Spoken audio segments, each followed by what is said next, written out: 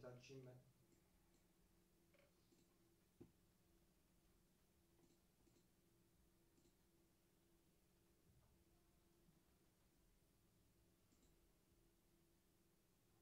Ben chat'e ayrı bir sekmeyi almam lazım.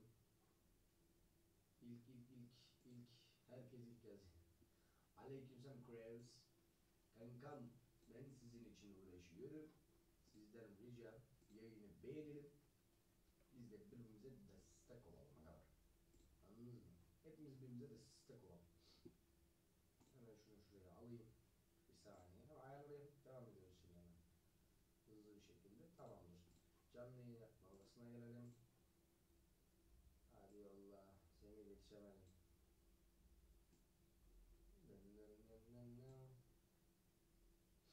Arkadaşlar yayını beğenelim. Doruk Kurubaş. Hoş geldin agalar.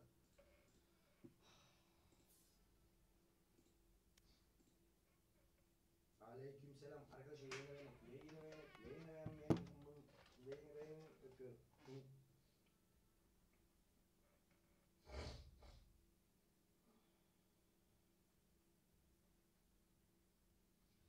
Şimdi kamerayı da açacağım ben.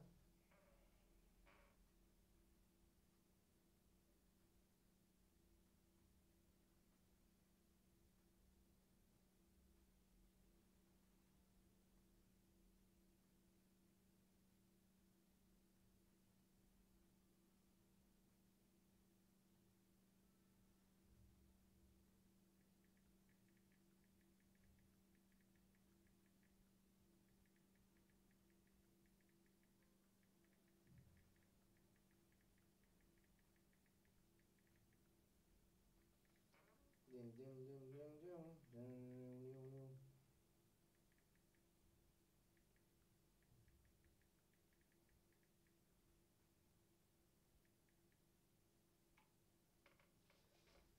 Hemen ayrı gösterene sayılar olacak olması. Kanka ben göstermiştim. Benim böyle yazıyor. Böyle yazmış. Daha yani. Kafayı izleyiciler. Daha şimdi açtım Ebru Duran'ı sikim ya.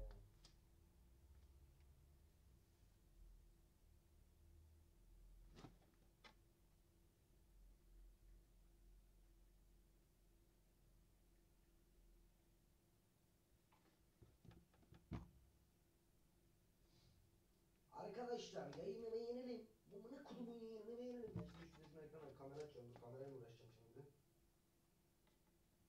Ya anlıyorum oynarım çok istiyorsunuz. Evet ben de sizi çok seviyorum.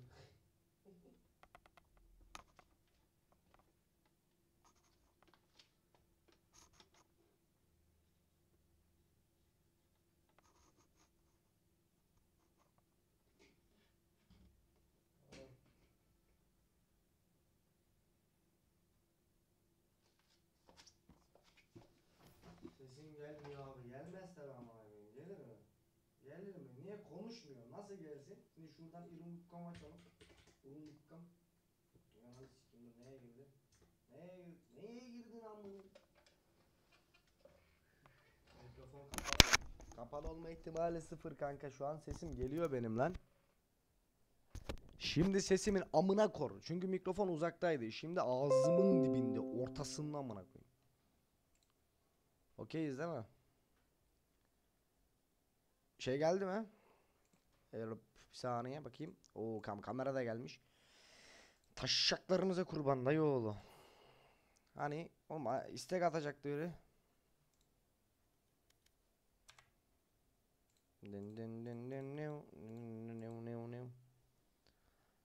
Cravens kanka tanıyorum tabii lan niye tanımayayım seni? Cravens. Sen önceden de yayınlara geldin bir kere benim. Call of Duty indir oyunu. Ya sikeceğim şimdi sen Call of Duty'ni amana koydum yeter lan. Ne Call of Duty'ymiş amana koyayım buna.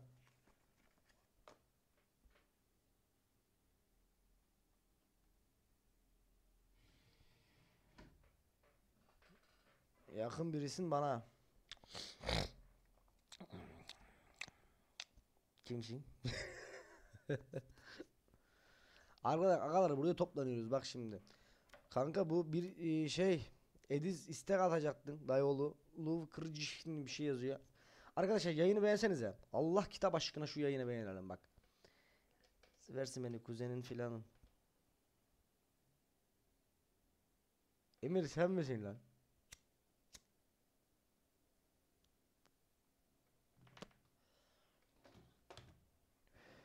Aleykümselam reis.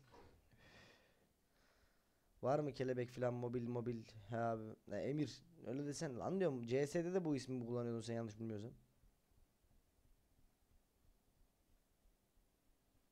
Ne güzel abi bizde sıfır ama.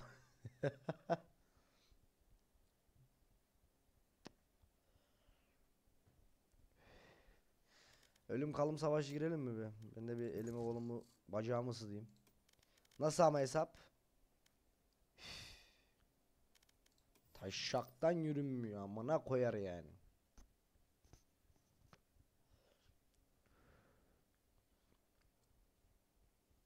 Karşılaşma bulundu. Elim bacağım taşıyam ayaklarım her yerim ısınsın. Şu yayını bir beğensenize. Şu yayını bir beğenin. Şu yayını beğenin. Bak 4 beğeniliyor orada görüyorum ben. Yayını beğenin. Bak görüyorsun. Ölüm kalım savaşı. Isınma zamanı. Kanka ben yaladayım valla. Bir el ısınayım diye şey girdim. Ölüm kalım aşağı girdim. Ölüm kalım aşağındayız arkadaşlar. Bu arada ben Valorant'ı iyi oynayamam Ediz.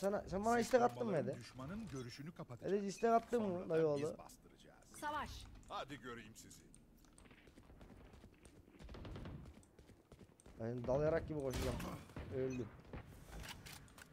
Ediz istek var Ediz. Ya işte ben bir de çıkıyorum. Tek ese. Abi bir sağ. Bir sol geliyor. Şu yayını beğenseniz arkadaşlar. Yayını beğenenin aşağıları sağ olsun. Yine öldüm. Benim eli biraz çöp. Abi bu oyunda niye sprey yaptım? Kafayı yiyeceğim şimdi. Öldüm. 0'a 5. Mükemmel oynamıyor muyum sizce? Bence çok güzel oynuyorum. Aa, vallahi bir kişi öldü.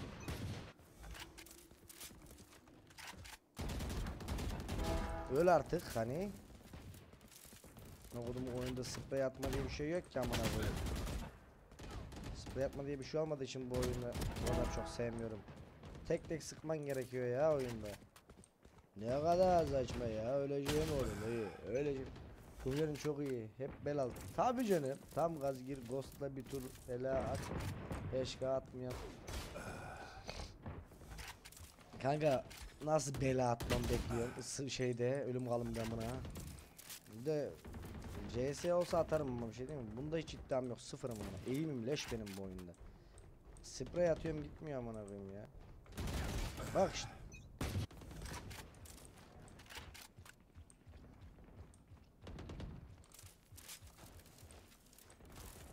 CS'ye alıştım ya, CS'yi sildim ben. Bilgisayar formatlanacak yarın. Formatlansın da ondan sonra Allah'ın izniyle CS'ye devam. Okay. Şurada biri vardı öldü. İddia var. Ya ben ondan silmedim. Benim bilgisayarda sorun var kanka. Kapanıyor biliyor musun diye. O yüzden sildim. CS ile iddiaya girme derim dostum, kaybedersin. Aynen öyle. CS çok farklı bir evren. Baba sprey atıyorum adama gitmiyor amına koyayım. Ta aylar yıllar sonra gidiyor. Burada biri. Nereden öldüm ben? Abi. Hani niye gitmiyor benim? Böyle inersin. Bak işte ya. Amına kodum. Artık gelin kurban olduklarım lütfen rekabet detaylı girelim. Diya ne oluyor amına kodum, biz seninle nasıl oynayacağız lan, bronz 3'üm lan bunda. He. Yere bak yere. Yere bak yere. 10 öldürme kaldı. Ezip geçiyor. Abi onu öldürme diye bir şey olması çok saçma değil mi ya abi? Böyle olur.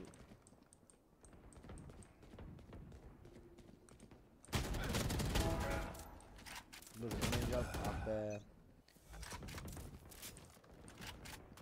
Sen neredesin oğlum? Pazartesi eve geçeceğim diyorum. Neredesin sen? Elim bir kendine gelsin. Rekabetçide yine iyi kötü oynarım da. Şeyde zor ya biraz. Burada zor. Rekabetçi de iyi kötü oynarım da kanki. Burada bir tıkım var ya.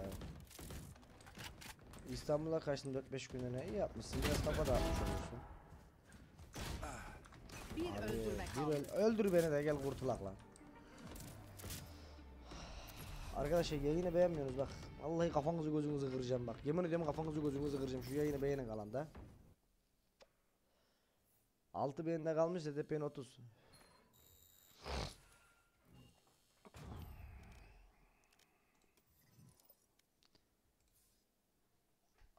Abi yine mi oyun ya? Oyuna girdim Melek. Ne yapayım? Yengin uyudu. Ben de oyun oynayayım dedim. Ne yapayım? Şimdi arkadaşlar. Sizden bir ricam var. Eee Ne diyecektim ya? Şu yayını beğenin ya.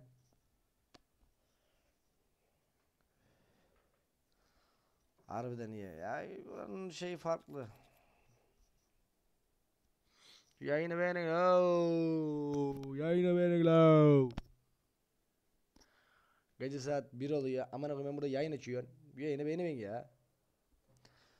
Ediz nereye gittin? Ediz.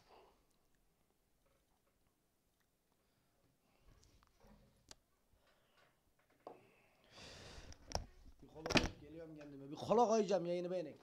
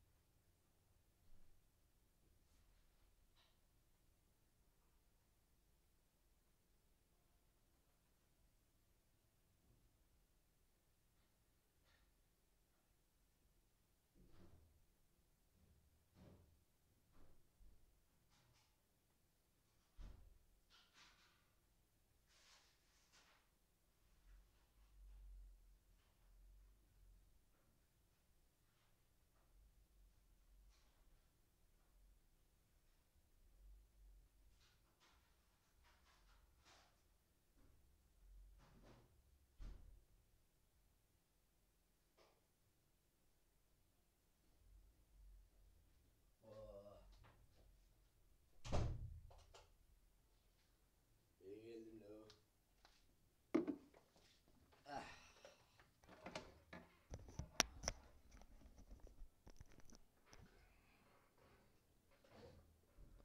Yeni oda tabi fena oğlum. Işık açık mı ışık kapalı mı? Işığı açayım mı ona göre? Öyle iyi mi? Işık açayım mı? Ediz'in geleceği yok sanırsam. Işığı açayım mı böyle iyi mi?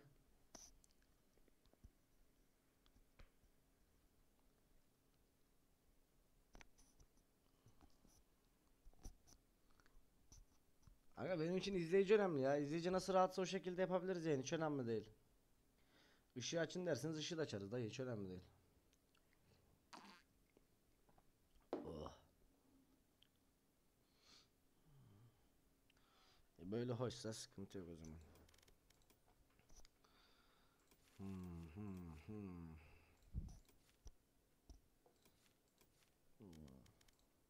Karşılaşma bulundu. Böyle inse okey dayıoğlu. O zaman ısırıyorum herkesi ya, oyunda. Of Bink geldi. Bink neydi? O bunda yoru oynarım ben aslında ama.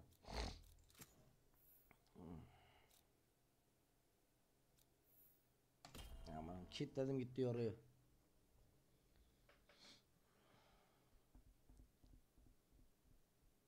Kim olsa savaşır. Yok Herkes. lan hiçbir şey basmadım. Hesabı birinden aldım.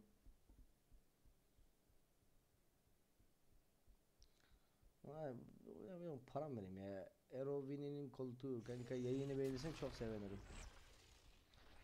Valorant. Oyun ismi Valorant.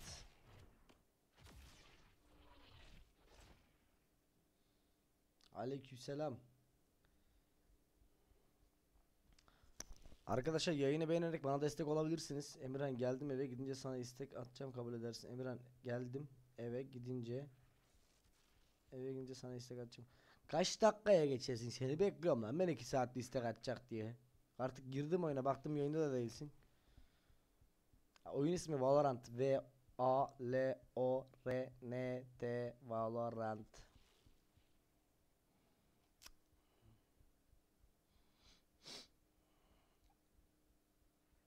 Fazladan hesabım yok ya. Yok Ediz'im sen eve ne zaman geçersin? Oynarız, sıkıntı değil dayı. Oyunun gerçek ismi mi? Valorant oğlum, Valorant. Bana kodum, Valorant'ın nasıl bir gerçek ismi olabilir? Valorant bitti.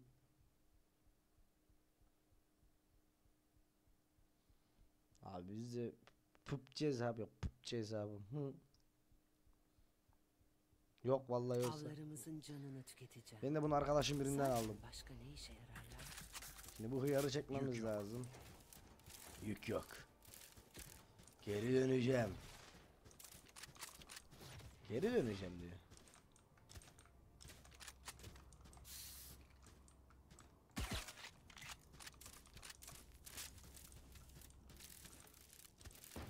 Vanilyalı pastamam, Allah'a emanet, görüşürük de yola. Ben bunu oyun adı girdim. Bu hıyar niye oyun adını kabul etmemiş? Kabul etmiş de yenilememişiz ki buraya ama. Spike Bey'di, Spike.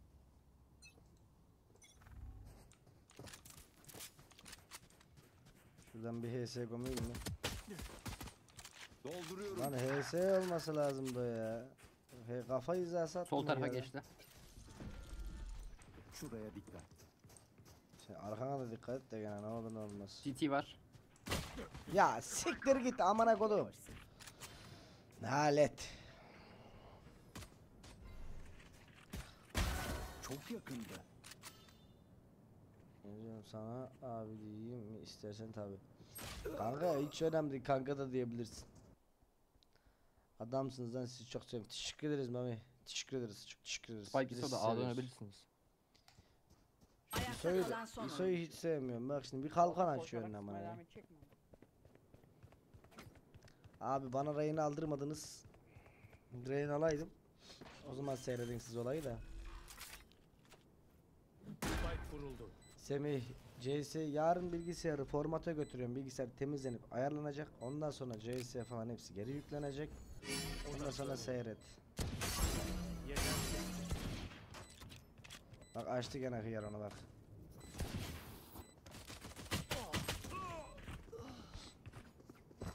Ondan sonra CS yayınımız. Daha çok CS oynarım zaten gene de. PC bir gelse. Adam lan. Adam lan abi.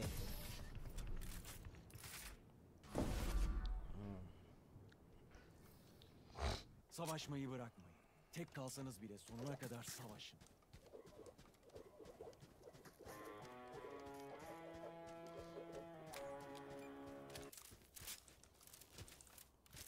Oynarız kanka ilerleyen saatlerde, niye oynamayalım?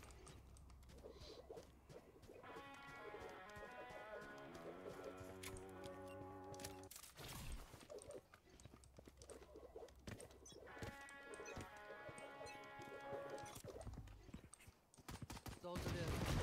Dolduruyorum. Dolduruyorum. Hedefim bu. B'de düşman görüldü. La kendimi koruttum. Bunun flash'ı bizim CS'deki gibi sekmeli değilmiş ki aga. Lan siktir git. Spike B'de düştü. Ayakta kalan son oyuncu. He.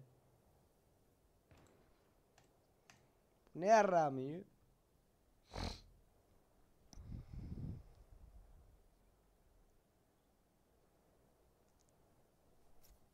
Tertemiz. Yok kardeşim, niye sıkıntı olsun ya? Seyircilerine odaklanın. İyileşmelerini engelleyelim.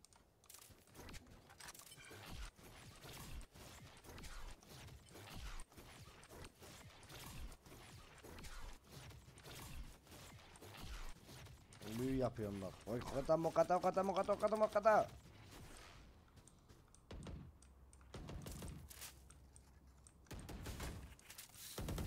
Dolduruyorum.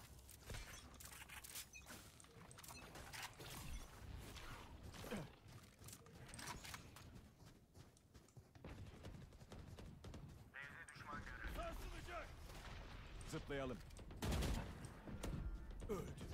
İyi amına koyayım.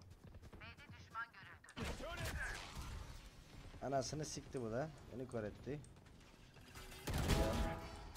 Bir düşman kaldı. Neredesin sen?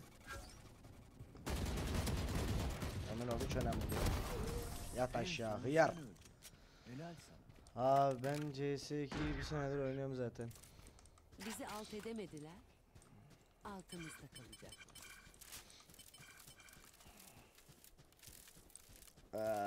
Nasıldı ama? Oynayabiliyorum, sıkıntı yok kanka. Ya da bir kendimi toparlamam lazım. Abi küfür etmeye yanımda annem var. O kanka o sıkıntı. Ne yapıyorsun? İyi at abi, sen ne yapıyorsun? Hayat nasıl gidiyor? İyidir inşallah. Teşekkür ederim. Spike düştü.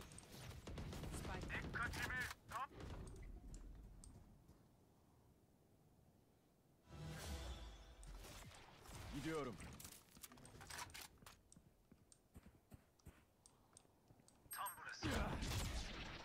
Av başladı.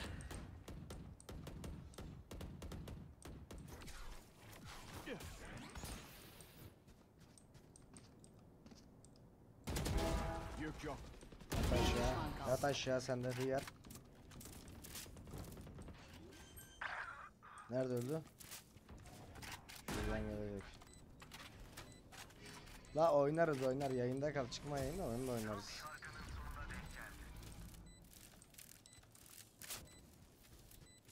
İzninizle önden gitmek istiyorum. Birkaçını haklı. Pardon beyler. Bilgisayar mavi ekranla da geri geldim. Normal.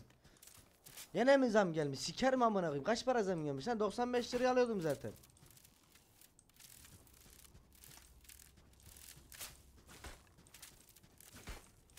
Öyle iş yok ya. Çok yakın. Hız kesmeyin. Elektronik de pahalı. Gelir. Kay abi, kay abi. Ne görecekler?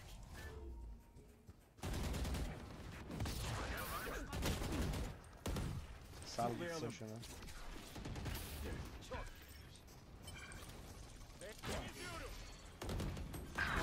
Bana bulaşma. Bir Bıçak düşman atardım kaldı. o yere de. Spike yerinde. Ah be. Üzgün. Keşke konuşarak anlaşabilseydik. Vurardım da onda. Teçhizat lazım. Şunu alacağım dur. M4 A1S kardeşim bu. Bu M4 A1S Pro daha pahalı sigara çeşidi ama normalden pahalı tabi canım. Daha pahalı abi. Tak tak. Her şey pahalı ki bu hayatta amına koyayım. Ne pahalı değil ki. Bak ben B'ye giriyorum kanka, ultiyi açıp hemen info vereceğim size. Tamamdır. Ölmemeye çalış.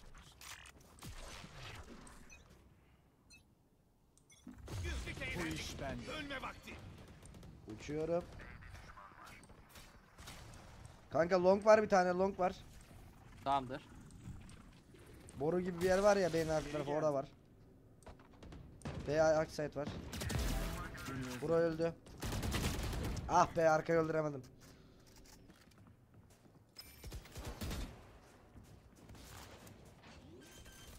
Çekin şu. Şimdi eğlenme sırası bende. Spike yerinde. Ultim hazır. Bir düşman kaldı. Nice. Yine kazandım. Phoenix o arka tarafta bir yerde ya. Biliyorum. CT gidiyor, CT'de.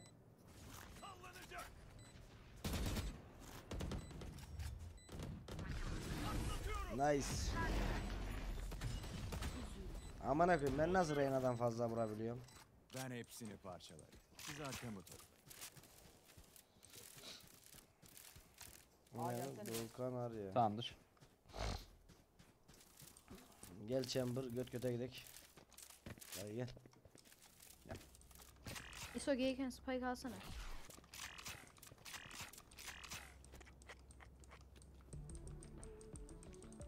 Afyon çocuğum ben... Oğlum... Kastamonu'ya geri gelin lan, İstanbul'da ne bakacaksınız? Dolduruyorum. Bekle abi, üstten flash attım. Gözlerini kapatalım. Gözlerini kapatalım. Biri low kanka. Arka var. Öldü. Utanç verici. Lamba. Gidiyorum. Yok lamba yok ayak lamba. Site var. Kara mamba. Bura Long gelecek. geçeceğim. Bura gelecek. TP'den geldi. Ah ses vermesen bendeydi ya. Oğlum çok sekiyor bu. Niye bu kadar çok sekiyorlar?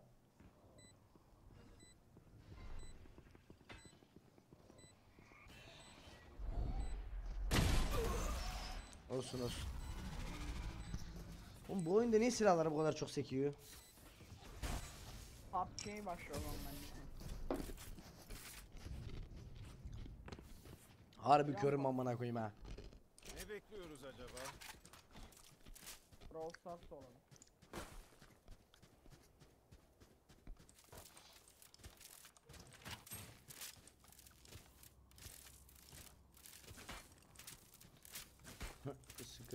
Sıkıntı yok. Yukarıdaki. Ne yukarıdaki? Teşekkür ederim kankam. Yayını beğenip kanala abone olursa çok mutlu olurum Tamamdır. biraderim. Hemen atma ama.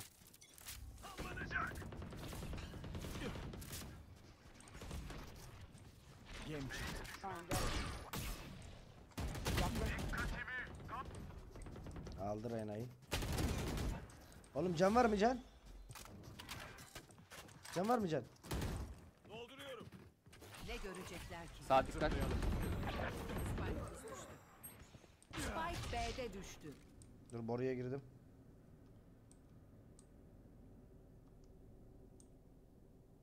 Arkalayabilirim belki.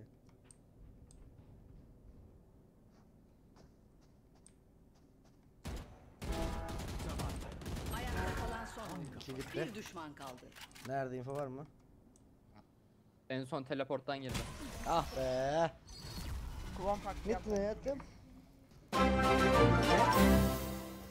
İşler iyi Sen gitmese utanma bile ama, pes yayındayım. etmek yok. Karizmamız çizilmesin. Ne oldu? Uyu sen. Ne sen? Yerim seni. Diye önceden deseydin ya yayına başlamadan gelsin öt böyle yayın açardım. Niye demedin? Ha? Nasıl uçacağız seninle? Onu diyorum şimdi. Sen mi? 11'de uyanırım ben. 4'e kadar yayın ben 4'te yaparım. Yük yok. Sen uyu diyorum ya sana. Av başladı. Ağzına tükürüm Reyna azdı. Bak buraya. Yük yok. Ay ay. Aynen kavisli Kamera yine var kanka. ya orada. Kavisli monitör var. Burası iş görür. Tuzağım yok edildi.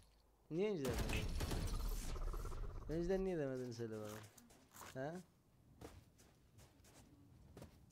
Önceden niye demedin bana onu söyle çabuk.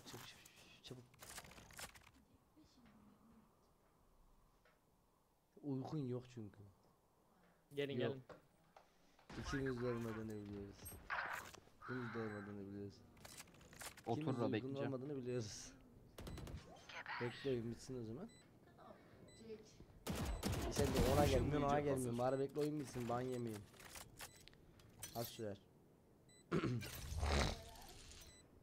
4'e 4 şu an. Ayakta kalan son oyuncu. 13'e 4. Hızlı bitir. Çözer. Sen uykun yok ben biliyorum amına koyayım uykusu olmadığını ya. Çözdü. Şehrimin bana ihtiyacı var. Zaten Ben koydum. fazla uzak kaldım. Bu işi çabuk bitirelim. Kanka biz niye zorluyoruz ya? Gel abi. Sıçtım. Hayatım sence nerede vardı? Kanka gene gidiyorum ben ulti açıp be. Oraya gireceğim. Yarın sigara yemek. Hayatım evde yemek yemeyiz ya. Öyle değil salak sabah. Dışarı diyeceğim ben. Aha. Bu iş bende. Ölme vakti. Onda gelirsen götürürüm hiç sıkıntı yok. Hiç. Burada lan long'tan geliyor Phoenix.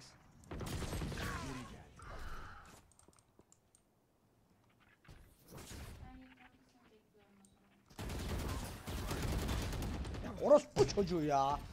TP'den dönelim mi? Ha hayatım. Ayakta kalan son oyuncu. Kanka niye beni blokluyorsun? Spike Bekle geliyorum ben B'de yeter. Hadi düştü. yürü koş. Hadi. Tertemiz. Hadi. Bir saat sonra. Oyun bitince geleceğim dedim. Çok Tuba önden hadi gidersem canım. kusuruma Öpüyorum. bakmayın. Eski Hadi. alışkanlık.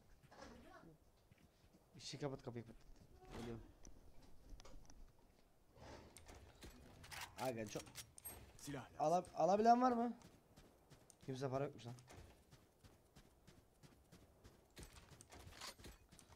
Aga şimdi size Kenny'e soracağım, seyredin abi. Kenny'esi nasıl olmuş? Gafil avlayın.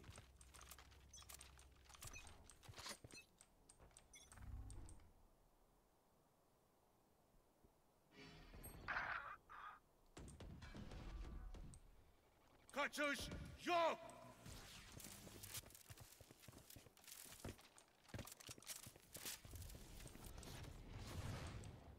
Gidiyorum.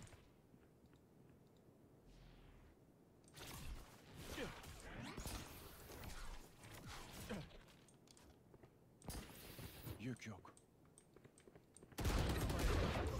Ne amına koyayım. Spike A'da düştü.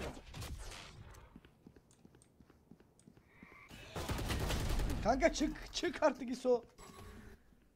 Ayakta kalan son oyuncu. Amatör. Ya ISO sattı amına. Giren çarptı ISO sattı. ISO satmadı Soros bu evladım. ISO sattı. Bu yarının son turu. Hinti olma. Yok ki para yok para. Şunu da vururum da. Spektir alayım aman akım başka hayır çıkmayacak.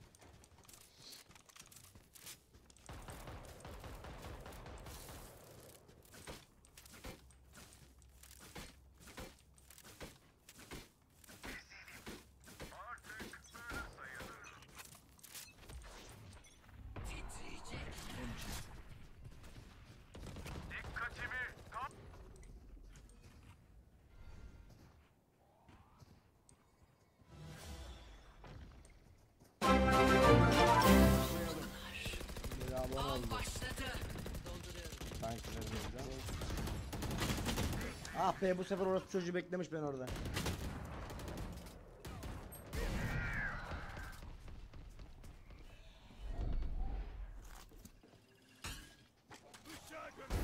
Iskalama. Şimdi Yalan eğlenme dedim bu sırası arada. bende. Ayakta kalan son oyuncu. Hileyi kapat. Spike B'de düştü. Bir düşman kaldı.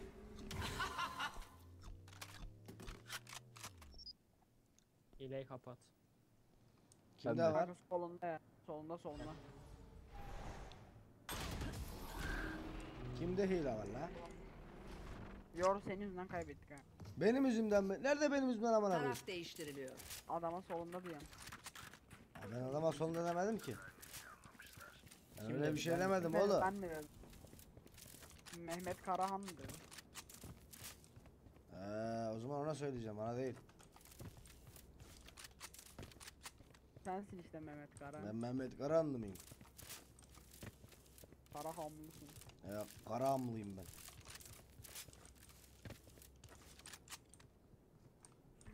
Sergen Yansın geldi ha Beşiktaş haberin var mı yorum? O kim la? Denizli. Oğlum ben ömrü hayatımda futbol oynamamışım bana futbol İşte soruyor. şimdi tepem attı. Ne iş yapıyorsun? Oyun oynuyorum. Dikkat et ya o da can tehliken var. Yapma. A'dalar. A'dalar mı? Oğlum siz niye yanlış yapıyorsunuz? Oğlum hepsi burada. Ha B'deler pardon. Hey yedim ayarımı. GG. Hey amına koyayım. GG. 1 kill alın. Dolduruyorum. Var ya bir kill alıp Evet. Gözüküyor Arda. Ayakta kalan son oyuncu. bir kill alsaydınız var ya. İster 5 tane ister 50 tane olsun. Bana fark etmez.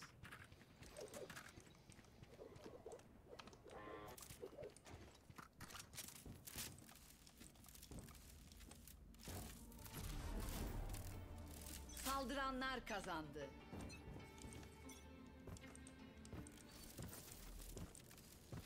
Ya ben Valorant'tan sıkıldım ya. Hiç sarmıyor bana bu oyun. Maç izleyelim mi?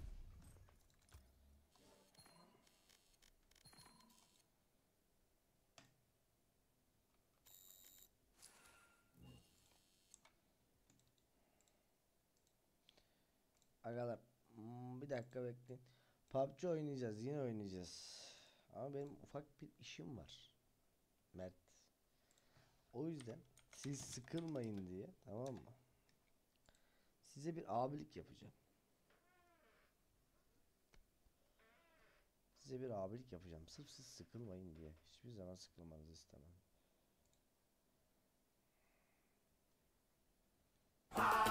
Nescafe Express modunu aç. Kazan. Oh, az daha ban yiyorduk ha.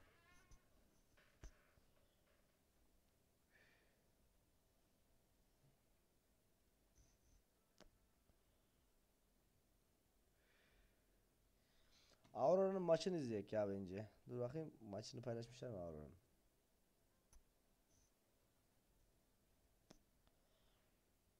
Semifinal. Quarter final.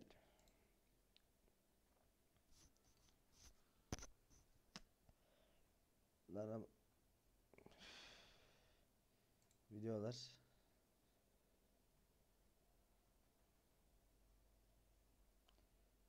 EM Colt. Finallerin mi başlıyor sadece bu hıyar?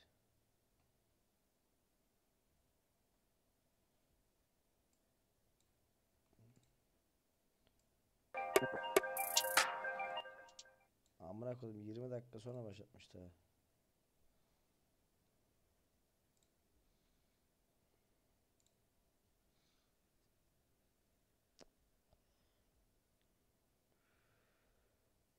...40 dakika diyor amına. Heh. 4-0 Aurora. İlk başta yeniyormuş lan gerçi. Oyuncular pislerini kuruyor.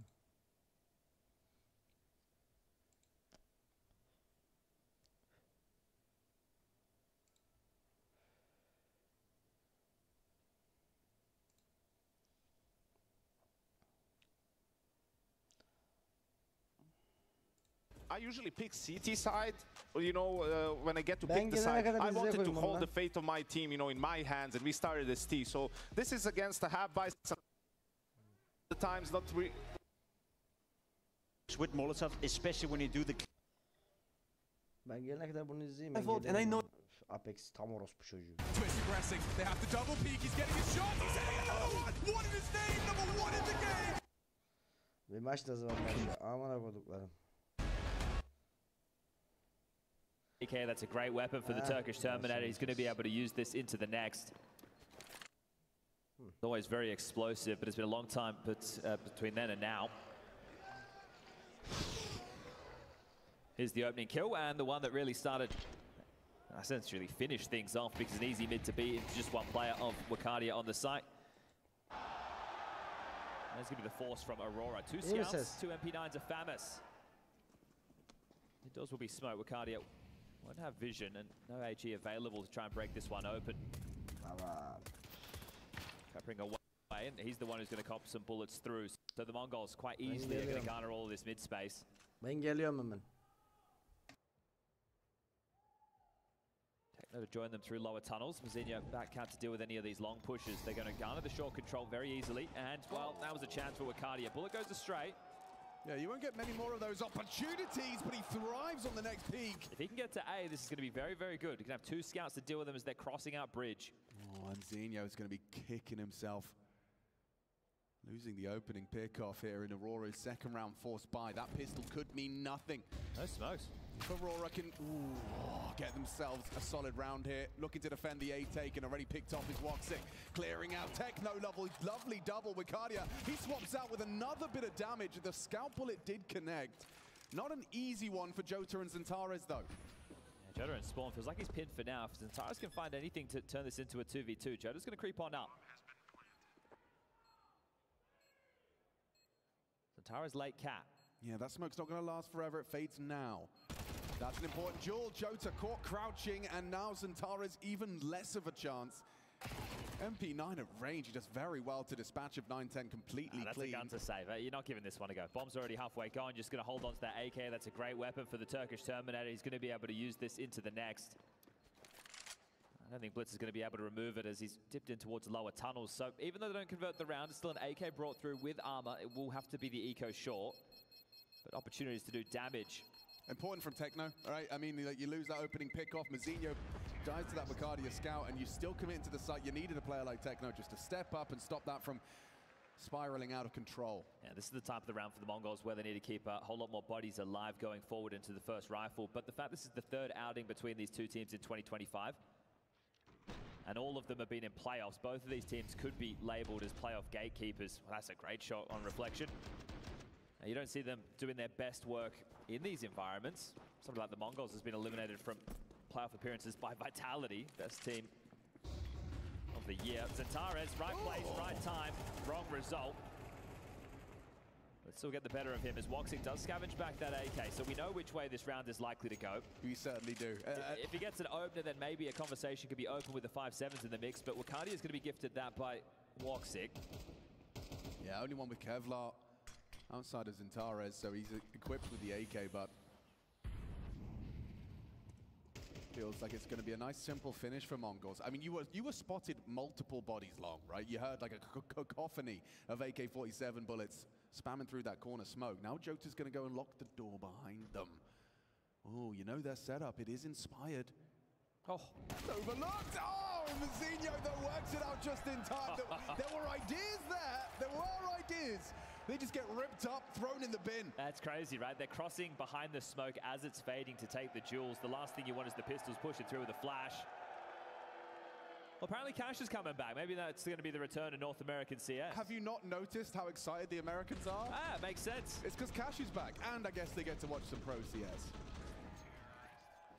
Well, next month, the Counter-Strike to round out the year is going to be all going down in Texas. Next up, Austin.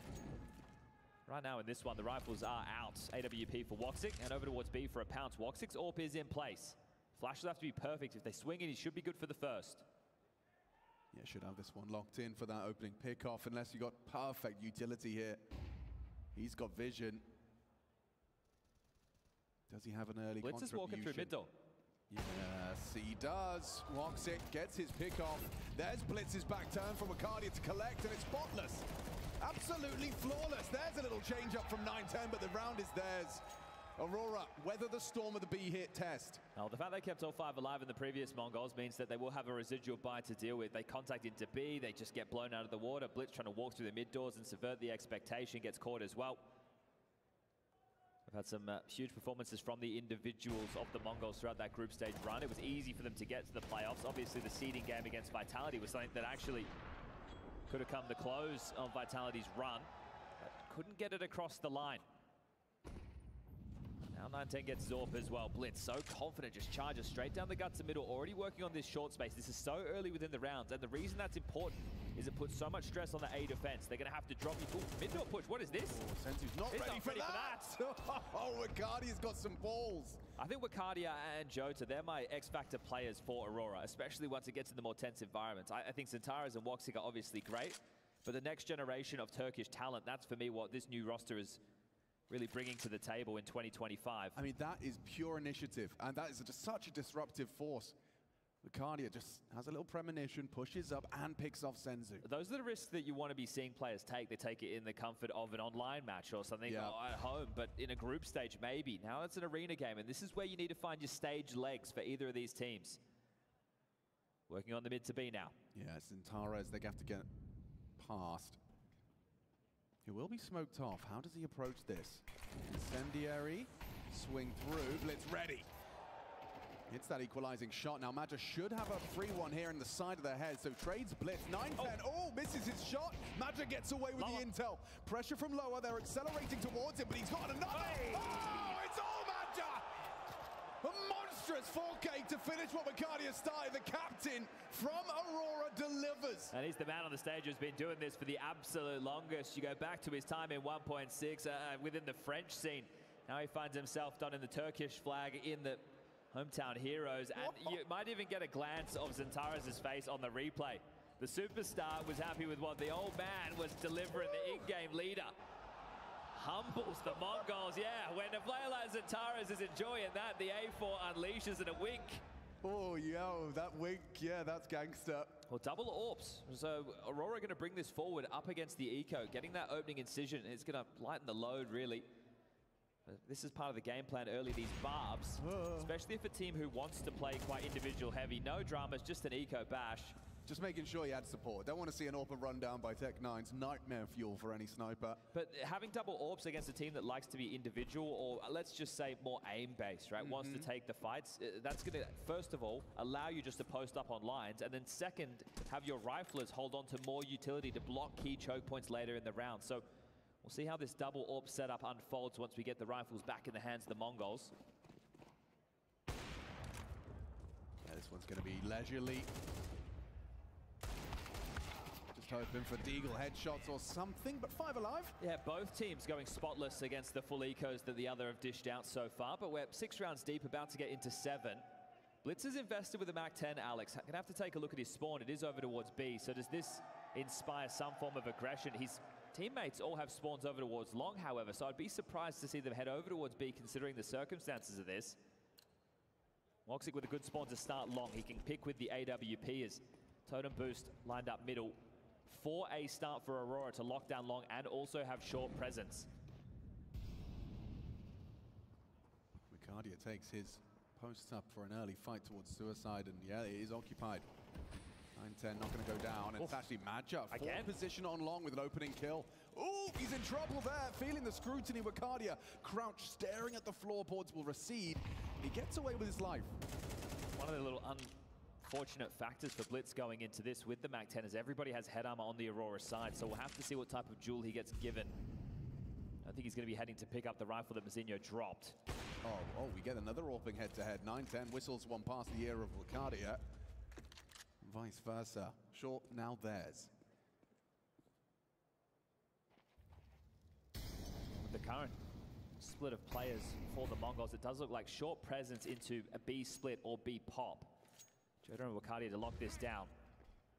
Perfect time on the block, 50 seconds. Lurk smoke lands, Jodo's going to play close to this. Stuff him in the choke point. Yeah, this is exactly what he's waiting for. Techno walks out. Oh, Jota! Unable to deliver a single frag. It's up to Ricardia to keep this going and flowing for Aurora. And flow it shall. Ricardia still alive as Senzu's getting run down. Zentares puts a cherry on it. Solid start from Ricardia's Dust 2 here. This is a good sign of things to come for Aurora. There's a clear difference between these two teams in round wins, and it's going to be the energy that you see expelled. Aurora, if you go back to the match that they played against Heroic, damn, it got loud, right? I'm talking the second affair, the revenge, the rematch after the jet lag once they've been able to settle into the Dallas time zone from Astana. And Astana's where they're able to pick up their first arena wins of the year. 8 from 8 playoffs, but as far as the arena events went, they had been blanked in that department. Is that the first step, and has it come at the right time? You head over to Dallas, this is where you're going to be for the remainder of the season. You've got Austin coming up next. Certainly sounds like you're starting to, reach your power level at the optimal moment. A tournament like this, you start picking up playoff wins. It's going to feel like hard work is paying off, and at the right time in the season. Yeah, Madge's always very leveled in his interviews. You heard from him post-game saying, yes, step by step with Freya. It's going to be an AK brought forward by Blitz. Now, he was such a factor when you look at that Vitality game. The leader was having massive moments.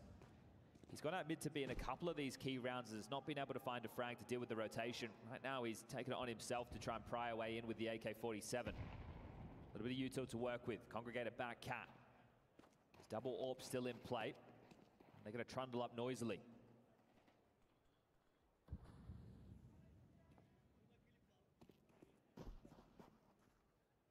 They've done a good job dealing with the mid to B so far, other than the pistol round is going to force Mongols to look elsewhere. Just look how many nades they've got, Chad. Exactly, right? This is what the double AWPs is going to facilitate, and the fact that you know you're up against a lighter investment, you don't want to get popped upon. So you want to lock down the extremities first. You're going to give them this space because you're not expecting a full buy.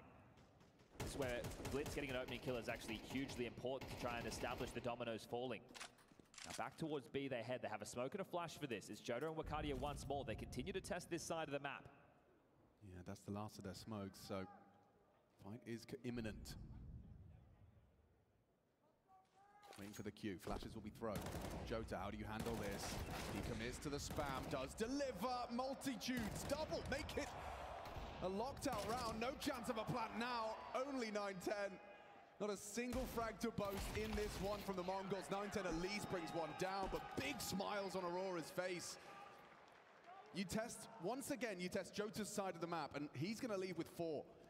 It's been a nice spree of opening kills for Aurora in the sprint to get themselves up to this 5-3 scoreline now. That's 5 on the trot. And that's something that the Mongols will need to change. Now, are you going to be able to change that with pace? Are you going to be able to use some of these long spawns that you're able to get to tussle towards long? And is that going to be red?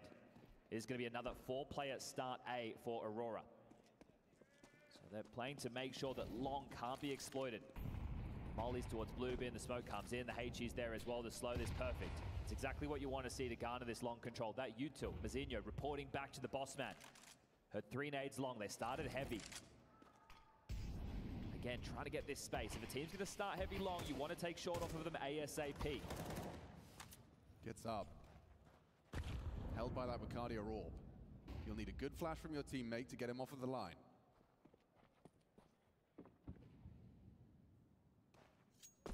They're looking to harass the short control. You can tell with the bait and switch setup for Wicardia and Centaurus. Yeah, he's going to be mollied off there. Wicardia will be forced away.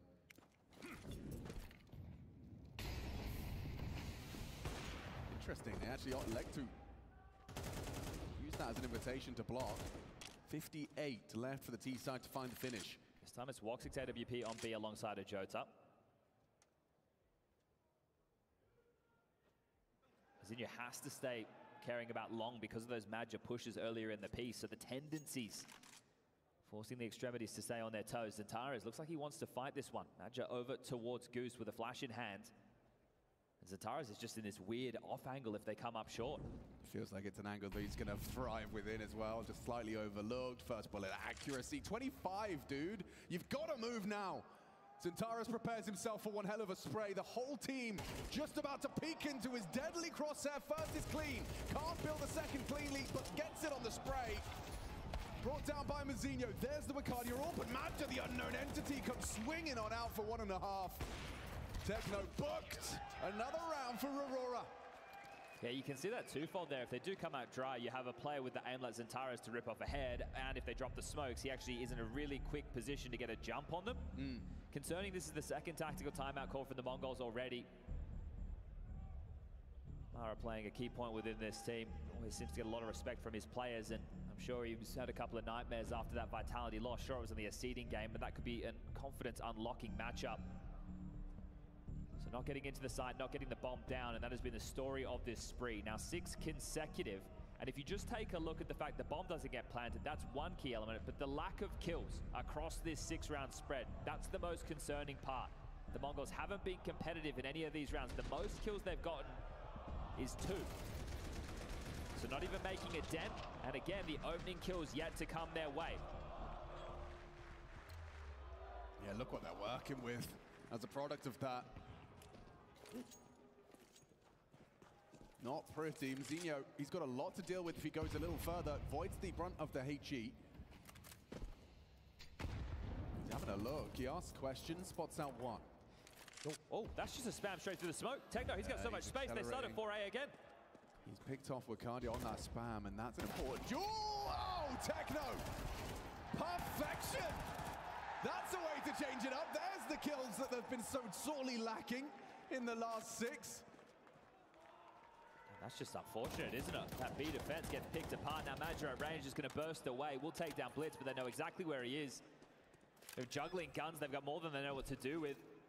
Madja tucked in towards Pip. They're just going to lock him in. Techno make sure he can't get out along. The other two now noted. And well, Madja, saw some nice aim from you earlier in the piece, but this one's going to be tough. Oh, and the scout very well suited to the task. They'll be bringing through a couple of upgrades. I'm not sure why 9-10 wasn't able to get his hands on anything better than a scout there, but it's all good in the hood.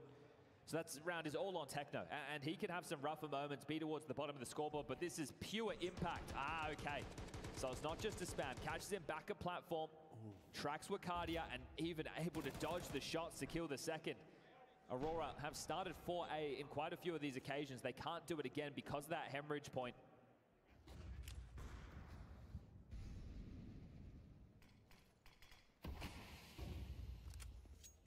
Cardia's close middle again. Does he just try and walk through the mid door smoke on a timing and catch Senzu off guard once more? So that's one of those moves you're probably not going for all too often. They want to clamp down on middle. They want to fight for this. There's 2 players on shore. Yeah, Woxic's going to be forced back by the flame, but Zentaris is ahead of that, and he gets completely overlooked. That was the bomb carrier, now burns away, all the way down to 20, but with his life. Walking through smokes, yeah, looks like Techno's going to punish on the reload. He does take that space, runs him down, commits to the spray. It's a good move. It's a great aim's move. not there. Would have liked that one, felt like that was compulsory. Might see Magic get cheeky with a bit of a long push. Jota's taking up a tunnel, so might not feel too necessary because information will be flowing. Now blocking towards short when the threat feels like it's coming through, and towards lower. If Senzu goes down, that'll be the bomb. If Jota overpushes though, that will be the B site. If they get him, they have got access to the B site. This could really turn the round around. Senzu, great awareness. 9-10 has rotations. And Zentaris has to get past this orb scope. He's having absolutely none of it. From behind, Magic will not elect to strike. He's going all the way around because 9-10's having a field day. Rotations held. Senzu, he forces the hand of Aurora to rotate. Now Madra arriving, perhaps undetected. Yeah, 9-10. He might get a bit of a jump scare here. Hello. Oh, no. 9-10's finished it as well. I think he did get the jump scare there with that reaction. He's hard. Hits the no-scope. Oh, well, now we find ourselves final round, first half. Still money there for Aurora thanks to that spree, but the Mongols looking to bookend this thing. 3 out the gates with the pistol and the conversions. Now 3 hard fought-for rifle rounds. Senzu with the bailout kill gets them back in. 9-10 patrolling the rotations, and this one right here, jump scare. It's a horror movie. But they're back in it now. Yes, I mean, and backed by individuals there. Double AWPs to be equipped once more from Aurora. Faber on the mic for the final rounds of the first half before they head into the break. They would love to flow with that confidence of 7. This is their map choice. Mirage up next. Nuke is the third and decider if we need to get there for the first quarterfinal of the day. And some Aurora fans in the house.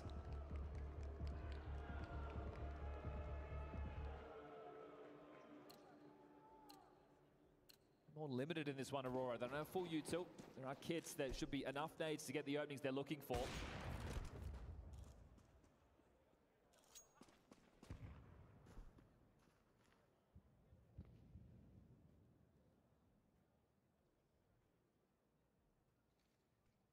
Nineten's going to be walking into this. And Macardia very prepared for that. Perfect opening.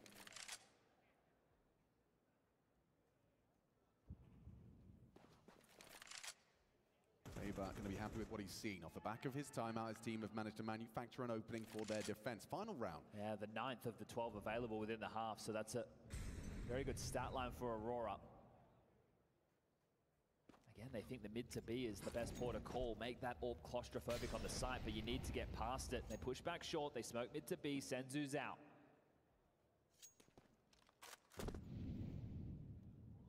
Waiting for some form of an investigation, but Aurora have the man advantage. They don't have to move. A replenish of the CT smoke. Will that be their go sign? They're running light on time now. We will have to see a commitment soon. And a barrage of flashbangs going to imply it's coming his way. Jota and Macardi to be tested. How do they lend a hand from CT? Okay, Senzu and Techno have hit their shots. 2 kills Jota on 8. Do you still go B? sticking around. They are committing into the site. Helped by Macardi's orb. He started this round off with a pick. Now can contribute to second. 20 seconds, bomb on the back of Senzu outside of B, but Blitz can't lend a hand. Jota chips in from window, and they're just kept at bay. Aurora, that's their half. They'll be proud of that one. 7 after going 3-0 down to start. Mongols trailing by 2.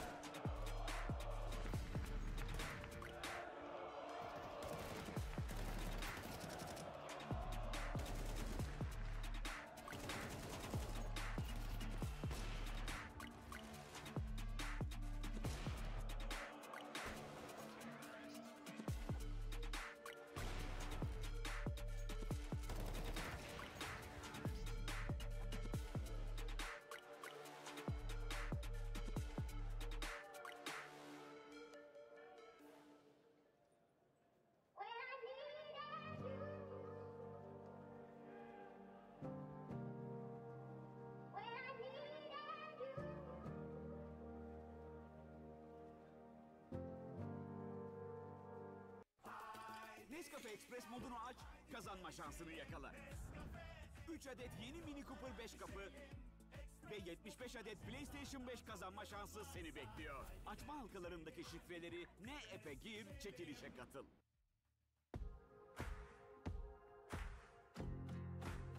Kolay değil. Dersler, sınavlar, denemeler. Bir de hayat var tabii. Bu hikaye masasında saatlerce dirsek çürüten, herkesin başarı beklediği, bir birey olma mücadelesi veren gençlerin hikayesidir. Başarı sadece doğru şıkkı işaretlemek ya da sana gösterilen o noktaya ulaşmak değildir. Başarı, o mücadeleyi verirken hayata dair öğrendiklerin, o yolculukta kendini keşfetmendir. Bazen de yolun kendisidir. İşte o yolda doping hafıza olarak 15 yıldır yanındayız. Türkiye'nin her yerinde aynı kaliteyle.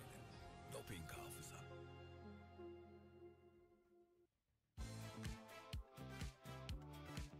Abi ne iyi yaptık ya. Oyunu ara vermeden açlığa iyi gelir dedik. Enerjisi iyi geldi. İyi yendik. 100 kaloriden az corny. Yerken iyi, yedikten sonra iyi.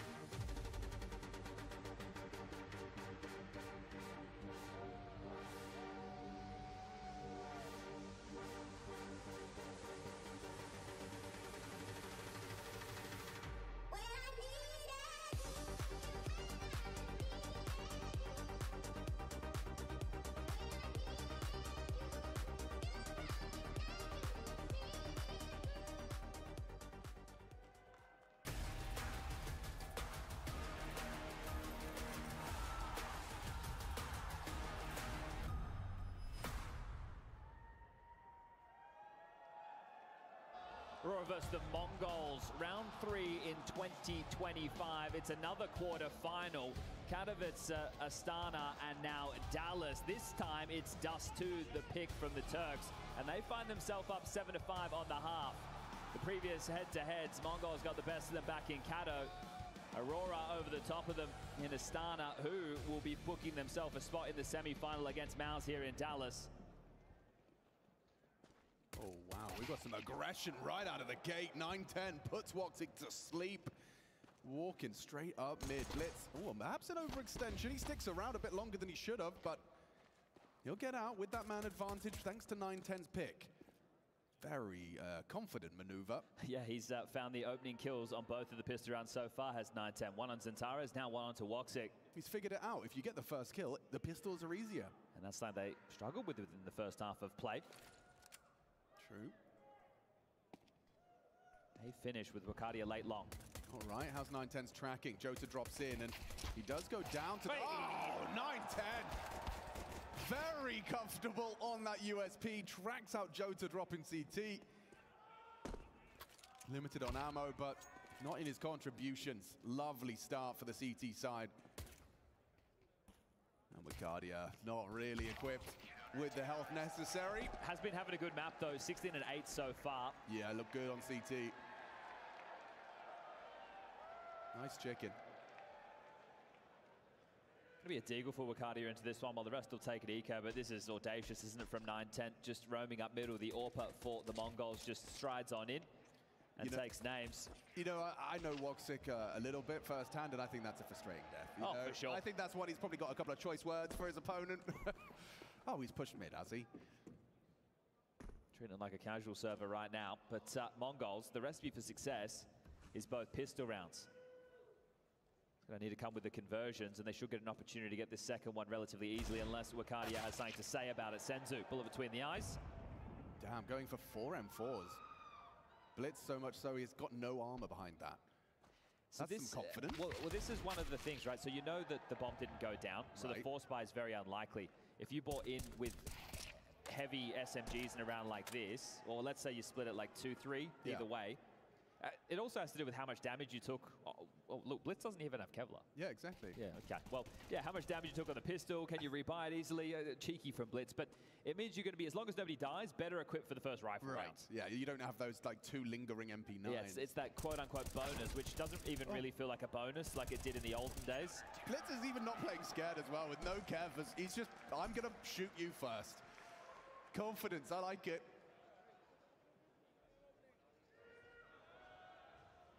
Okay, well, into the rifle rounds now, all tied up 7 apiece. It's the strong starts in the halves that have gotten Mongols to this point. Okay. Someone needs to tell Blitz he hasn't got Kevlar. I think he forgot. He has not bought Kevlar. Okay. Let's see how long he can last, shall we? I thought it was all They're going long for a brawl, Alex. Chess. Yeah, okay. Well, Blitz is here. Let's see how it goes. His teammate should be dead. 910's alive. Somehow gets away. 18 points of health on him. Mazinho just peppering through the smoke. It's chaos on long.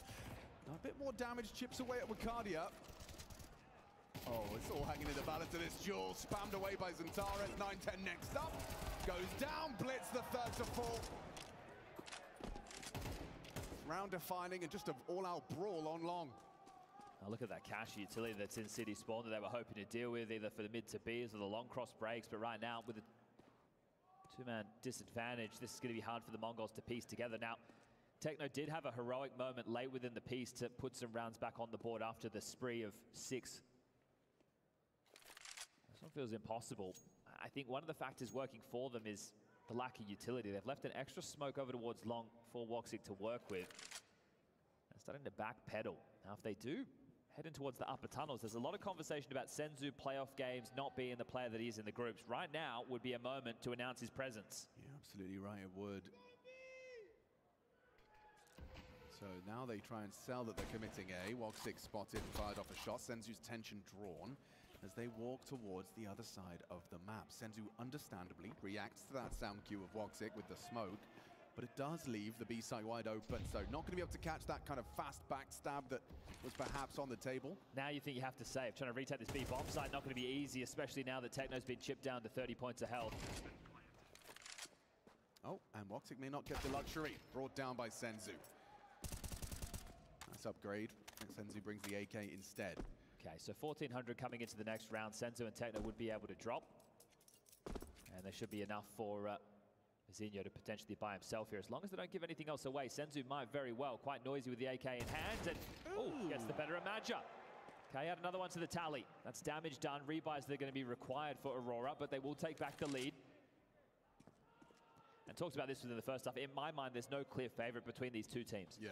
They both exist in the exact same point in Counter-Strike at the moment. National squads, very talented individuals. Sure, maybe different approaches to the game, but high output. And we're used to seeing their faces in playoffs in 2025, especially that of Aurora. Can't be understated. 8 from 8.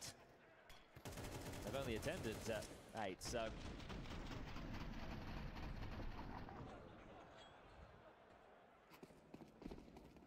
910 gets his AWP. That one's going to be dropped across. Long again. Really want to pressure this. So many bodies. Zentara's first man out. Nearly escorts Techno down. Madge the one to finish the job. Blitz and Mazinho, are you backing away? Looks like that's the response. Upon losing an early casualty, you concede long. It kind of feels like you need to have that fourth man there or that first kill to go your way. So Mongols on the back foot, and they haven't actually taken any space off the rest of the map. Haven't pushed tunnels. They're not up middle. Oh, for the tag onto the AWPer as well. He's done very well there, Woxig. Just a scout, and he's making it work.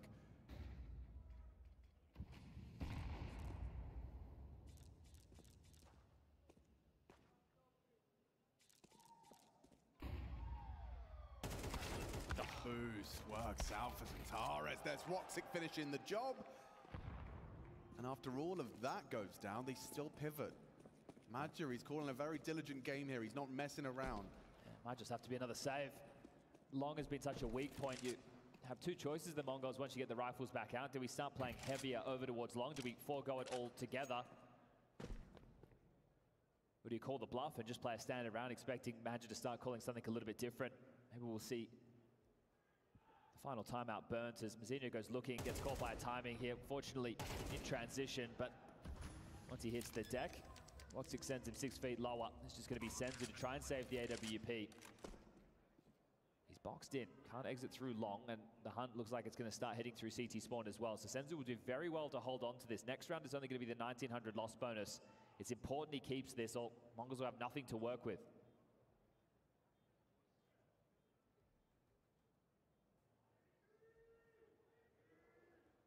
Trying to stay active, and a missed shot. Can't afford to miss another. So takes away one. He wins this fight, he's out. Yeah, Woxig kind of locking the door here. Back turn, Woxig clearing, too much pressure, and there it goes, the AWP denied. Aurora 9, Mongols 7, first map of this quarterfinal. Okay, chance to put it up to double digits now for the Turkish side. Again, the pistol's not going in their favor, but looking better in the rifle rounds, that has not been a question. You get this kill as Zentares, very well done, and then you love the fact that Woxig finds the immediate trade. That's a feel-good moment if you're Zentares. That's how you want that situation to unfold. One spotted crossing. Well, there'd be more. Oh, wow. Zinho has actually maintained long control with just a USB. Rung his bell there. Joda put on notice. It's hard to see this one go wrong for Aurora when it is really just the investment of the Deagle for Blitz. He's trying to make good on that earlier dink. Searching out that of Joda tucked behind the car. Send the Lemmings in first to find the trade.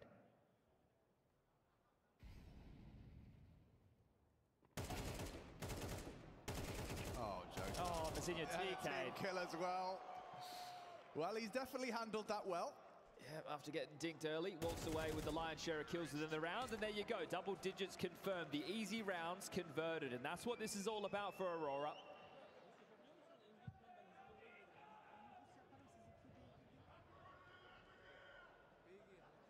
There's that third tactical timeout that was discussed. Mara, last opportunity to take this. Faber can still help him out down the stretch if this gets close. The coach on the other side will be very content with how this is unfolding. And like I said, maybe they're getting a bit jaded with Anubis. That was their crown jewel to start the year. Hard to keep that at the top of the map, but when you're playing it so often and teams are working out how to counter. Mara with a lot to say in this one. Directly to Mazinho. He's taken over the mantle of sitting in the middle. Again, he's having to operate with a poor MP9. 910 with the AWP, rifles for everybody else. Kit in play. But remember, all the long abuse. Do the Mongols play heavy long? Do they call the bluff? Do they not expect another long spawn? Well, we can see it won't be a long play, at least not out the gates. Oh, a leg shot sends Hu down to just 19 points of health. And look at Blitz cooking. Straight into lower, throwing nades, making no secret of his presence. And they're pushing through upper as well. This is a lot for Makadia to handle. He'll go down to Blitz, but Zentares keeps Aurora in it to win it. Blitz swung on. You bring down Zentares, but the numbers still favor the Turkish side. Into B, perhaps. Yeah, 910 to be quick on the flank, and Woxig's meant to be covering that. He's going to be late to the party if the likes of 910 keeps moving. Mazinho, it's not going to be a good fight. It's MP9. Oh, the HE could be good. Oh, chunky. Woxic saw him. Yeah, awkward now. 9-10. Keeping Woxic busy. Keeping him very busy as he closes the gap onto Woxic. Good hold from the Turkish sniper. Hang on. Bomb down. Moutinho presented a 1v3 he could actually do something with. They've lost the bomb. They can molly him out of position. This is going to be tough for the kid. He's only got an MP9. It's just not the weapon. He's trying to reposition. Madge's jiggles do not rumble him. And this gap close, isolating Jules. Moutinho, just an MP9. Steps up when his team needed him. That is such a tough situation to be in. The fight doesn't come immediately. He gets the opportunity to reposition, and he shows you the power of that MP9. That's the long anchor, rotating over to B, making the most of the chaos that 9-10 causes. Magnificent play. The comms are going to be wild in this moment because Woxic spots 9-10. Madge turns around to sandwich him. Moutinho gets a 1v1 on B, then clutches things out as they're stuck in tunnels. Is that enough to get the Mongols going in this second half? It's gotta be. How can you watch that play from your teammate and not want to give him something similar? Interesting, rather direct call from Madge out of the gates. He's got the bomb and the entire squad towards upper B. Oh, Techno's already low as well. His support network is going to be that Senzu with a secondary AWP. If this is a good execute, that B side's going to get rumbled. Yeah, Senzu needs to really step up to deliver. And he has already started well, removing Jota. Techno overlooked, despite the low HP. He's gonna find a contribution. Woxic should have Techno booked. He does, but at what cost? Senzu another from the AWP. Okay, double AWP. Clean as a whistle, just the one casualty. Double kills for both of the snipers. Okay, now the money's going to be in question for Aurora. Jota at the high end with 5.8. I'm curious, is there a conversation, a timeout required to talk this one through? There's the ability for Madge to drop an AK or even buy one for himself, and we know the body language sometimes with these Aurora players can start looking flat. Sure, the high energy can be there when it needs to be, but you do get the polar opposite as well. Whereas the Mongols, occasionally it's a blitz head tilt. Now going to force into this. This is where they could be letting the game go with this type of an investment. You two are going to be very, very light on to maneuver. Minute 38 left on the clock. 3 smokes, a couple of flashes, and a HE. Sure, the rifles are there. Oh, but the opening kill goes against them again. That's a real stunning start. And what a scalp as well. You remove Centaurus. They've just fully invested. At least the rifle is recovered. Cardia now equipped. But they really want to try and test them again.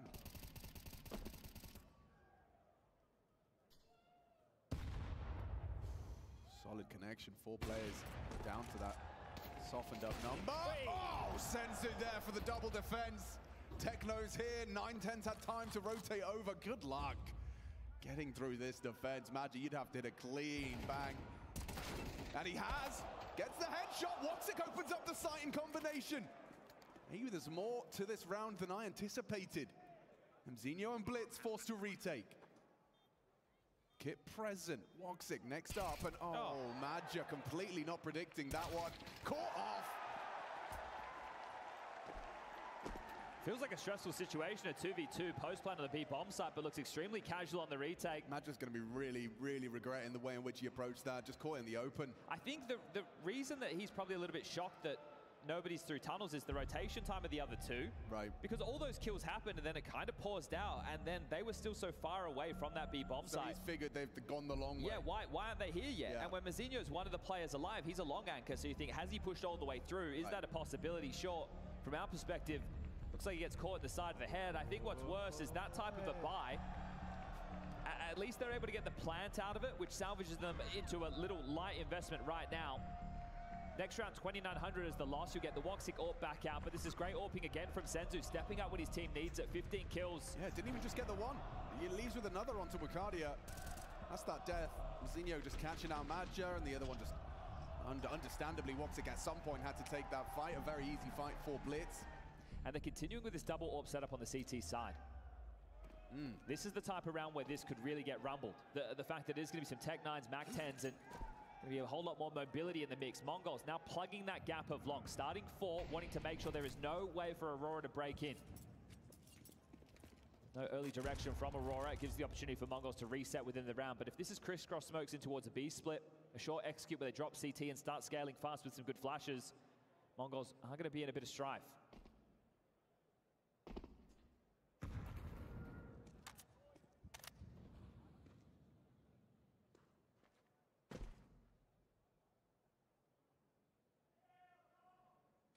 Like smoke from Zantares. That negates the AWP back at Plat. They need to shuffle positions now, Senzo and Techno.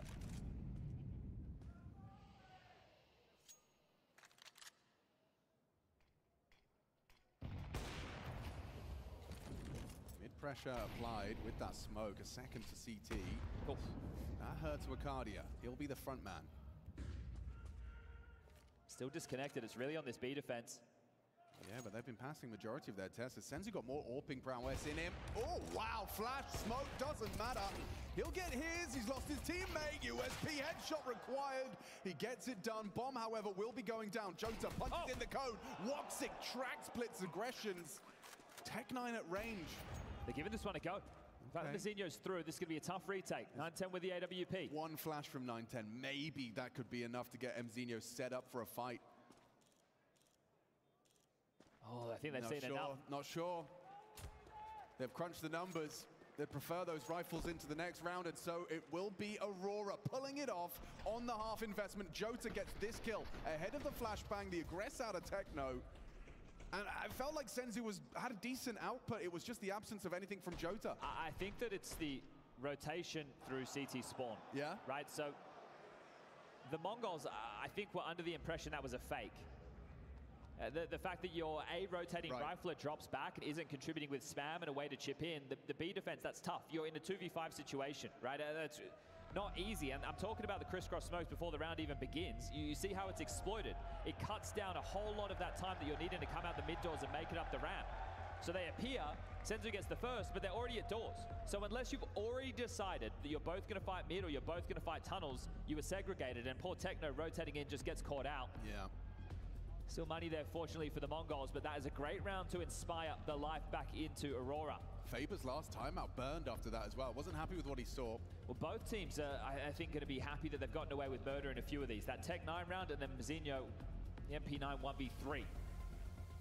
Find themselves in a one-round difference. Both teams, 1,900 loss going into the next. This right now could decide the map. I will say Woxic's got the spawn and the AWP. Is he going to be able to get a head-to-head pick-off to start off proceedings in round 22? Does he even try? Looks like he will. Smoke to extinguish the insta-molly. And a shot just whistles past. Zinho goes wide. Oh, he nearly had him there.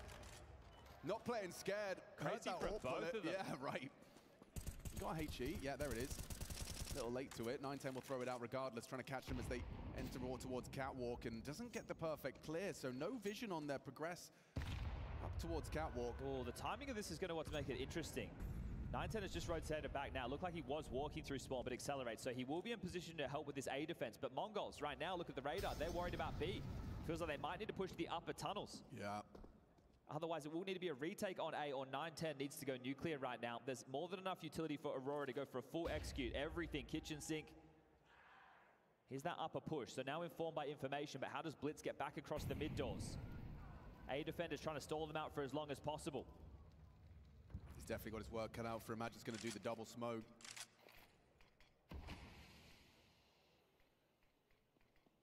910's really got to do a lot here. Blitz will cheat over. It looks like he's going to be there just in time to contribute. Molly ramp and go. 910 flashed off of the line. This time he has to hit the first, and he has, but it's not lethal. Lucky to be alive. The second does connect. Onto Zantares. Now bomb will go down. An advantage for the CTs, and no one's expecting Blitz! Wow! That's what you came here to see. A multi-kill out of Blitz, just walks through the whole way. CT to ramp, no one's looking. It could have actually gone really wrong right there for the Mongols. Off screen, there was the tunnels push. Fortunately, the spacing, as we just relive the moments of this one, through the walls, so Woxic, again, what he was looking for to open up the account. But Techno went first in lower, and he was ahead of the pack. He actually didn't clear Wakadia close doors, got shot in the side. Senzu is baiting and got the trade. It's all in for Aurora now. Yeah, long centric. Here we go. Jota strafes on out. Mzinho is going to have questions to answer. Great and he's flash. got it. Headshot's good. Set up by Blitz. An important trade back from Zentares. Blitz and 9-10. Yeah, maybe you're not expecting the AWPer here. Trying to jump, trying to bait, trying to get that intel safely. Looks like he's succeeded in doing so. The car molly is being cooked out. Blitz is stubborn, isn't he? He's going to play right next to this. They just want pit control. Need to break and trying to get into pit. Shaw removes Woxic. Blitz hits his. Quickly retrieving the AWP though. Maybe they're not expecting it to have so quickly been back in play. Smokes just come out from long to land mid doors. And think about all the rounds Aurora took long and then rotated back towards B. Well, they're going to use it this time to slink up catwalk. Techno here to greet them. Oof. Techno's got his work cut out for him. Big round. Playoff game. Can he hold this side of the map? He holds his nerve for one. Wakadia, bomb spotted on short. Blitz is going to be overlooked completely. His patience rewarded and a clean headshot. Takes Zentares out of the equation. Molly awkward. Wakadia is going to be allowed to get the bomb down, given given complete space. Wakadia a 1v2. Has he got it in him? 20 kills to his name. Best player so far on the server for Aurora. He's definitely been looking himself. They've partnered up. Senzu joins Blitz.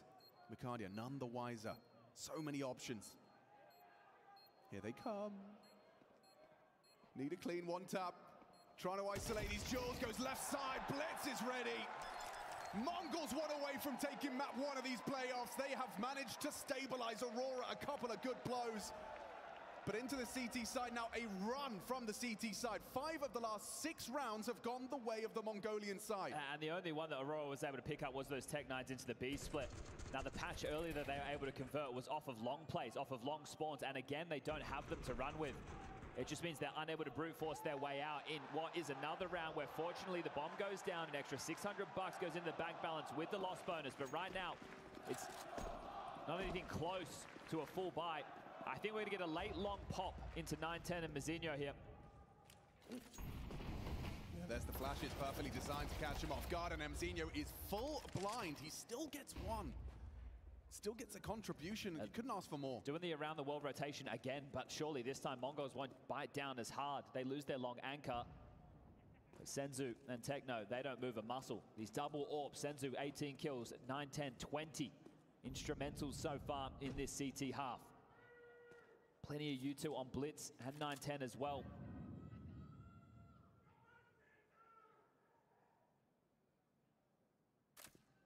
Ooh, Techno, he's taken a very aggressive position. This is lovely.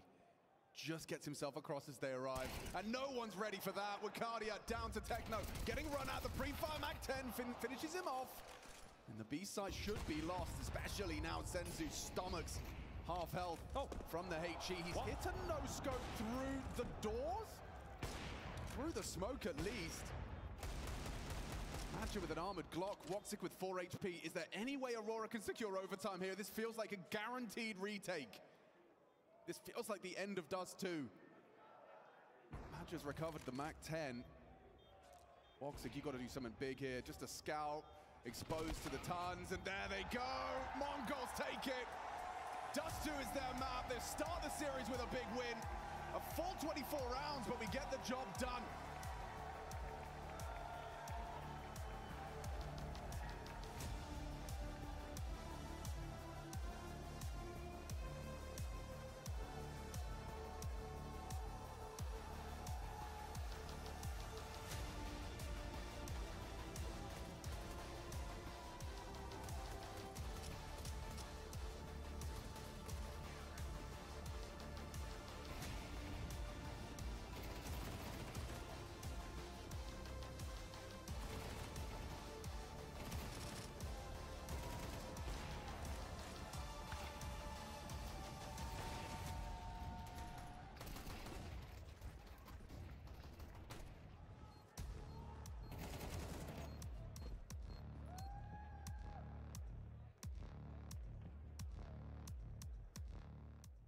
Yo, Sasha, do you okay?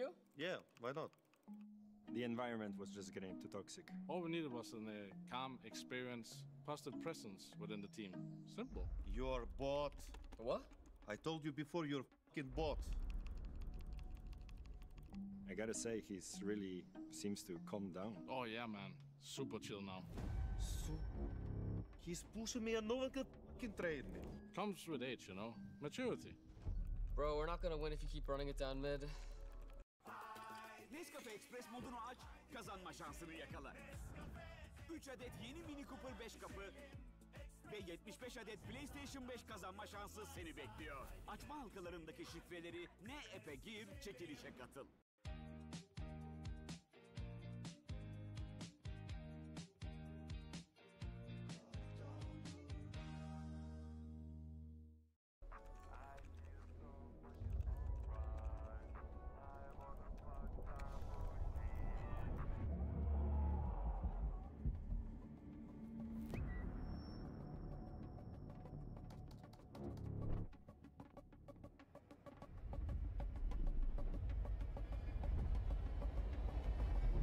Bro, you're actually terrible. I thought you said you've been playing a lot. I have, but I'm so bad.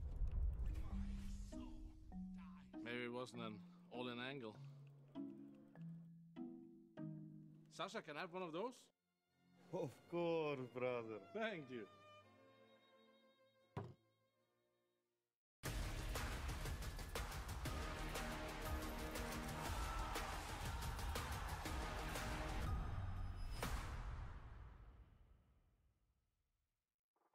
All the rounds, all the fix-ins, and what was that first map of this quarterfinal? Mongols hold on, outlast, and then outshine at the very end of the road for Aurora. So first map done, dust-tooed, and now we can look on to Mirage. But first, let me go ahead and welcome you back properly to the Intel Extreme Masters quarterfinal day here on the ground.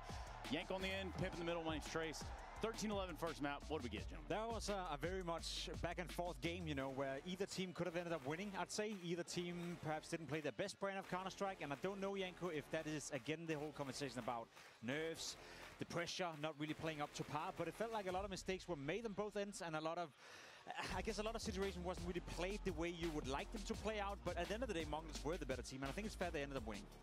They were the less bad team, maybe. There we go. And I think they were blessed by the fact that they won both pistols. Yep. If they lost at least one of the pistols, Aurora would have won this game 13-6. But the fact that they won both pistols gave them enough of breathing room, right, to be able to come back into the game after that Mzinho huge MP9 round in the B bomb side that we'll get into, that Aurora messed up royally. But that just bought them enough time to get rolling finally in the end and come back and close out the game. Yeah, which was exactly where we should start. Let's start round 10. Let's talk about openers. Let's see what Techno's doing. Yeah, it was so poor for the Mongols in the first half. Like, nothing was going for them in the gun rounds. And then what happens? They were 3-0 up. They lose 6 rounds in a row. They take a timeout. They sort of forced by Techno, sees Vacadia, manages to somehow track him through the smoke, finds that kill, finds another one. Blitz is up Cat at 130. Senzo's out mid through the smoke at 130. And out of nowhere, they, you know, in a 5v1 situation, and this is the way they win their first round ever since the pistol, and the conversion, just pure madness, you know, something that couldn't necessarily be replicated, and this is what it took for them to win a gun round on the T side. That's what I felt in the first half as well. There was no rhythm to it. There was no, like, blueprint of, okay, we approached the round in this way and that gives us a better chance of winning the round, or we got close, so let's try to do it again, but with a better variation. It felt like they were scrambling for ways to win rounds. As you said, Yanko, there was no rhythm, there was no flow, there was no overall general idea of how to approach the T side in order to apply pressure to Aurora. So, as Yanko said, without the pistol rounds, it could have been very dire in the first half, and it probably could have ended way, way sooner than it did. Rhythm, rhyme, it's Counter-Strike time. I think there's like a Cool Runnings reference in there somewhere. But all things considered, if I look towards that trade game that we're talking about later on in the second half of this, let's talk about that next round coming up, round 18. Yeah, I mean, the training game and when the game really didn't pan out the way you were supposed to. Round 18, great example. Aggression coming in from lower dark. We spoke about that from the beginning of the game. We see the Mongols really trying to apply an awful lot of pressure right here. The trading goes the way of Aurora in it, and they now have a 3v2 scenario where it looks very, very good. Now, 9-10 comes in as well, gets killed, and then Mzinho with the MP9. Look at the time left here, Yanko. I know the bomb is down, but they're stressing. They're walking in one by one. You could have approached this round in so many different ways, yet you walk in through tunnels, the most compact area on the map, against an MP9. I think that was just choke That was choke right there that round. You know, that's a guy like Jota, for whatever reason, you know, the miscommunication in the team, I guess they were torn between, are we going to try and kill 9-10 in tunnels? Do we want to go B? They knew Mzinho was outside B because he threw a nade earlier, right? So Jota thinks they're going to, you know, leave Woxic to try and deal with 9-10 and go take the bomb site and kill Mzinho, but his teammate is helping Woxic. All of a sudden, he dies to Mzinho, the bomb is down. Now the remaining two players sort of have to go there, but Mzinho just hits two great shots, and this is where you need to just do better, right? Like, as you pointed out, Jacob, like, there's so much time. You don't need to do either. You can just chill. The pressure is on them. Clearly, they wanted to crunch B tunnels. You punish them, right? You have the man advantage. Time is a resource, just like utility is, just like a weapon, you know, advantages in the guns and whatnot. So they did a very, very poor job in that round. And you could see that the money for the Mongols was tapped out. If they won that round, they probably win the game right then and there. You said it right there. You know, time is what we're looking for. Time that we don't necessarily have right here. Let's go ahead and flip this conversation over to the next map of the series. So Aurora, T-side to start a Mirage. Jacob, tell me something. I mean, we need to see a more clear and clean game plan coming out for them. I think it's unacceptable in a sense that they end up losing Dust 2, you know, given some of the rounds that we just spoke about. Now for Aurora, they can definitely make it happen on Mirage. They're not a bad team on the map. Major likes to do a bit of out of spawn calling as well. He likes to change up the pace. So if I'm Aurora, I would be talking about right now that we need to get the communication clear. We need to not stress out certain rounds. If we apply pressure, if we get into a scenario like Janko just described, where you have the weaponry advantage, you have the time as a resource, you have utility as a resource, calm down, cool down. The Mongols is a team that always will react. They will always come at you. Sometimes sit back, wait for a move, punish it, and then move on. If they can do that on the T side, I think they're in a decent position to maybe extend the series to a third map. Absolutely, and it shows you how much in MR12 and on the stage things can go south.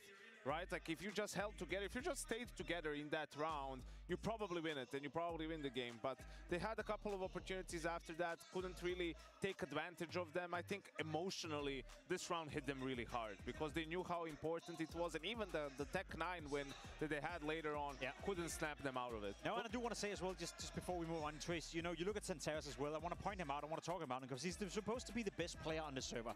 He is a guy that we praised in the beginning of the year for maybe having this breakthrough scenario where we put him in the category of world-class riflers. Santeras is not a bad player, but he hasn't been up to the same level as of late. He's still playing decent Counter-Strike, still have certain pop-up games, but he's no longer a player that I would put into the category that is flirting with being world-class. I don't know what happened. I don't know why he's not necessarily struggling, but why he's not that big difference maker that he used to consistently be. But right now, he's needed with Aurora. But mainly, if you look at what Zantaras isn't doing, at least what they've got is Wakadia in a saddle today, riding on into the battle. I mean, for a CT side, he's doing what he has to do, at least there. Yeah, we're talking about offers before the game, and they did deliver, just not the primary ones. It was the secondary ones on both sides, and both guys playing the same spot. Wakadia, B player, Senzu, B player as well. Both got the most impact with the AWP, right? And Senzu, hey, for all the criticism, he was the highest rated player in this map, and he did manage to find a lot of impact on that op towards B, right? So hopefully this gives him sort of confidence going into Mirage so he can finally have a really strong series on the stage. Sensu's CT side rating, Trace, 2.16. You know, he was owning it up over there. He had an awful lot of impact, and he kept the Mongols alive in this game to a point where they ended up winning it. Yeah, it was Senzu v Wakadia, if you're looking at the stats page, no doubt. Jacob, let me kick this one in your wheelhouse for Aurora starting on the T side of Mirage. Do they get a chance to then now dictate some pace going into what could be the last map of the series? Do they have a chance here off the rip? Mirage always offers a chance, and regardless of winning the pistol or not, you can always buy, you know, into this third round or the fourth round for that matter as well, and have a chance to set the pace or dictate the game. Now for Aurora, Janko, it would be nice for them to win a pistol, get off to a good start, maybe make sure that the Mongols are a little bit limited on utility, a little bit limited on the AWP in towards Sensu's hands as well. I mean, in terms of pacing, in terms of what you want to do, I don't really care if you play it out in a way where you default to begin with and you try to feel out the Mongols, but my point still stands. The Mongols will always react on the server. They're constantly moving around, so if you can get into a scenario where you can position yourself in middle, position yourself in B, position yourself in A, then there will be a Mongols player walking into a cross at some point, and then from that point onwards, you need to close out the rounds. Yeah, unfortunately, that's not Aurora style. They're just execute heavy, sort of brute forcing their way in. Last time they had the benefit of winning the pistol and prey playing from ahead, I think this time around Mongols will find more success. Yeah, and this is one of those trying times for the Mongols. We know they love playing on a stage. We know that they have a chance to lose on a stage as well. So we'll just have to sit back, relax, and watch that. Thank you very much, gentlemen. We do go to a quick break. On the other side of it, we look at Mirage. We see the Mongols. We see Aurora. We see Mongols up 1 in the series after a tight, contested first map. We're going to go to a quick break. Guess what? You're watching the Intel Extreme Masters, y'all. BRB.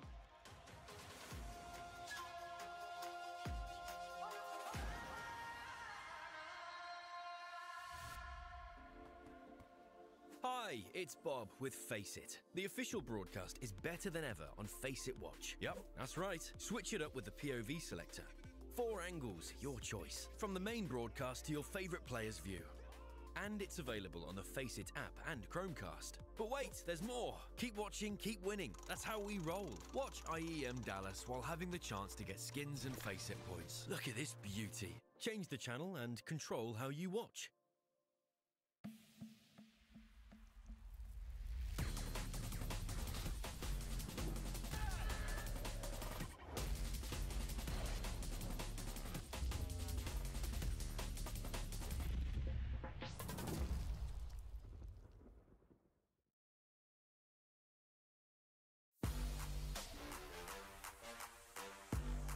All right, we're Dallas ready, and we're here now with twists, and we're gonna do first to 100.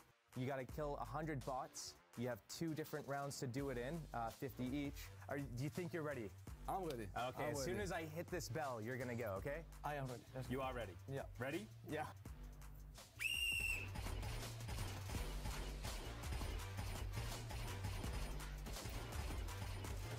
Ooh, straight to it, snappy.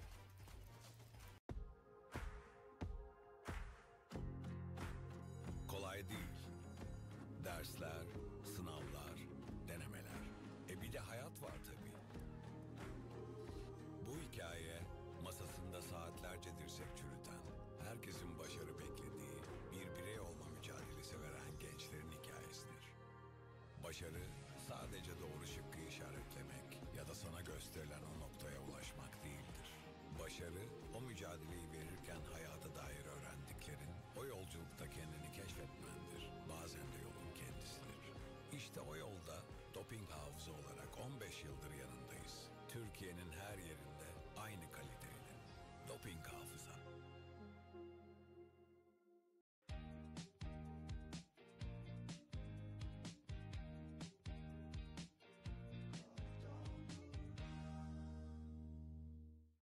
It's like you wake up and you're just like ready to go at all times. Is that true? Yeah, I think so. You gotta do a little bit better than that. I think a little bit slow on the side. Oh, sorry. Oh, man. Oh, man. I'm missing so many. It's not my mouse, guys. It's not my mouse. It's not your mouse. What is this excuse? Oh, my God. You can give this guy no sleep at all. He is fired up. Wow, this is the quickest one I've seen so far. Oh, there you go. What did you get there? 25.70? 25 seconds. Oof. 24.06 for the first run. Actually, that's not too bad, you know? 22 seconds. 22.1. Yeah. 22.1 on the first. All right. 21.89. I think that's the record for the day. You must feel pretty good about this run, right? Yeah. You think you could go faster than that? Yeah, I think so. Yeah, I think I will do better on the second Okay, because that was kind okay, but could be better. That was okay. That was garbage. You need to do way better than that, okay? How do you feel about that? Not really good. Not great? What can I say? I'm trying my best with the resolution. Yeah, no, this is the thing. You're representing AWPers. You're representing Europe right now. All right, ready, set. You know, wired mouse is like... It's not as easy as it once was. A good worker never blames his tools. That's actually true. Does the ear ring still with this whistle in your ear? No, I'm not old like you. Oh, what the hell? Okay. Sorry, coach. Sorry, coach. I am not fast. It's about the accuracy here. But you're slowing down a little bit. Oh, no, the time. No! Ah, you can't let your foot off the gas. 23.27. I can do it definitely 27. That is not good. 0.04. Unhappy with your performance today, or what are we feeling? I'm not happy. What can I do? I need to play better. 24.5. See? You do better when you shit talk. Yeah. 24.5. Gonna bounce back from this? Yeah, I think so. I just need to be prepared. Be prepared, okay? That's what Scar always said in The Lion King, be prepared.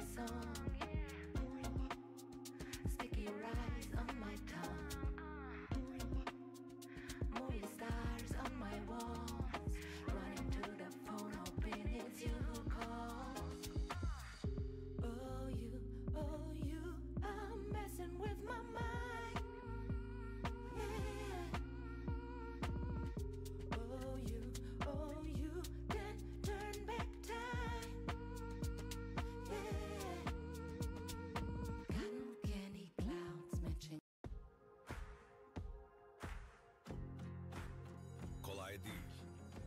Dersler, sınavlar, denemeler. Bir de hayat var tabii. Bu hikaye masasında saatlerce dirsek çürüten, herkesin başarı beklediği, bir birey olma mücadelesi veren gençlerin hikayesidir. Başarı sadece doğru şıkkı işaretlemek ya da sana gösterilen o noktaya ulaşmak değildir.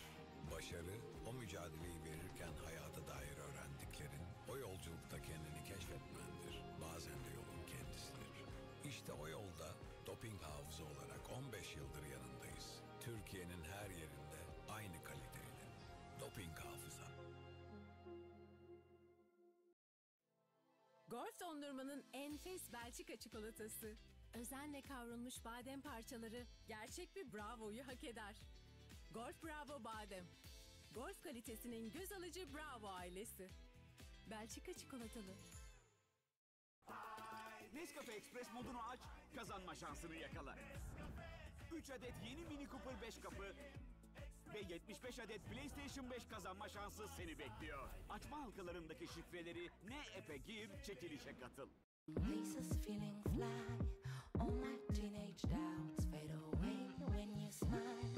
Cotton candy clouds matching laces feeling fly, all my teenage doubts fade away when you smile at me. Oh you are messing with my mind. Yeah. Oh you can turn back time. Yeah.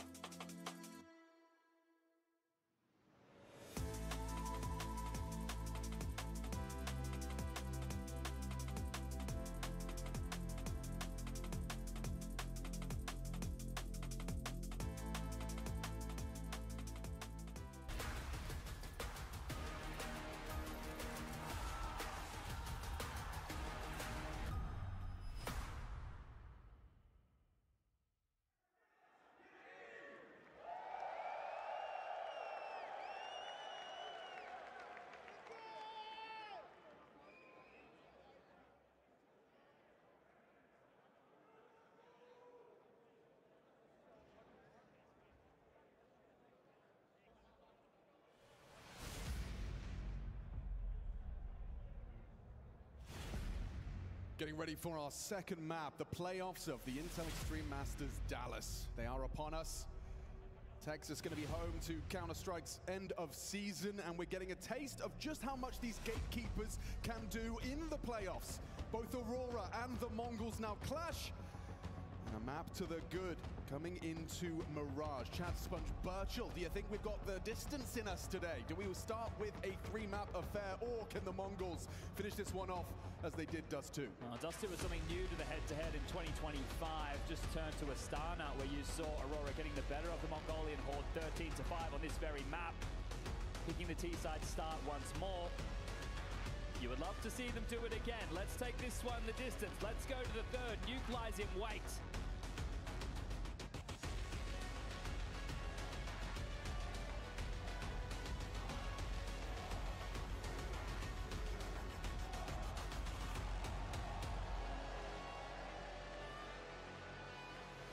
Mirage, the battleground, the stats certainly pointing towards a potential third. It's going to be a CT start for the Mongols. Aurora on the attack. An immediate window smoke lined up by Woxic. What is the plan from Madja? Okay, well, vent's not broken. See, leaving spawn for the Mongols. So there is a window boost in play. The sound cube will help inform the Mongols of what could be coming. Util now dotted across for connector and window. To take this is going to be 9-10 on short.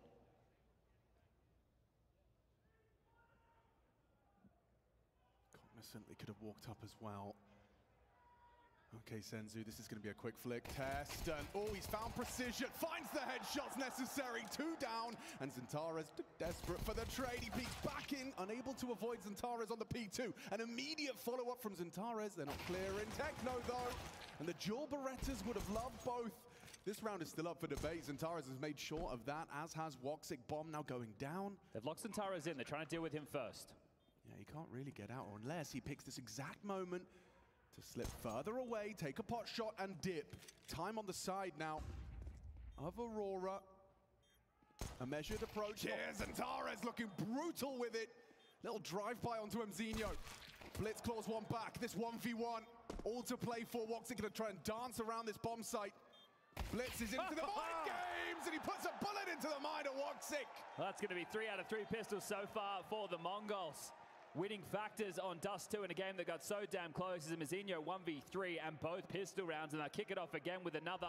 Oh, I thought Zintares had done it enough. Like, Senzu already made it awkward, right? He gets 2 at the start of things. That's the follow-up we missed. 3 in total means he can go into an AK with Kevlar, and Zintares has opted to do that, and the rest of his team are going to force buy around him. But a big clutch from the in-game leader of the Mongols. This time not so rifle heavy on their CT side buy. A few more SMGs in the mix. Because that bomb goes down, they know they're going to be dealing with an investment.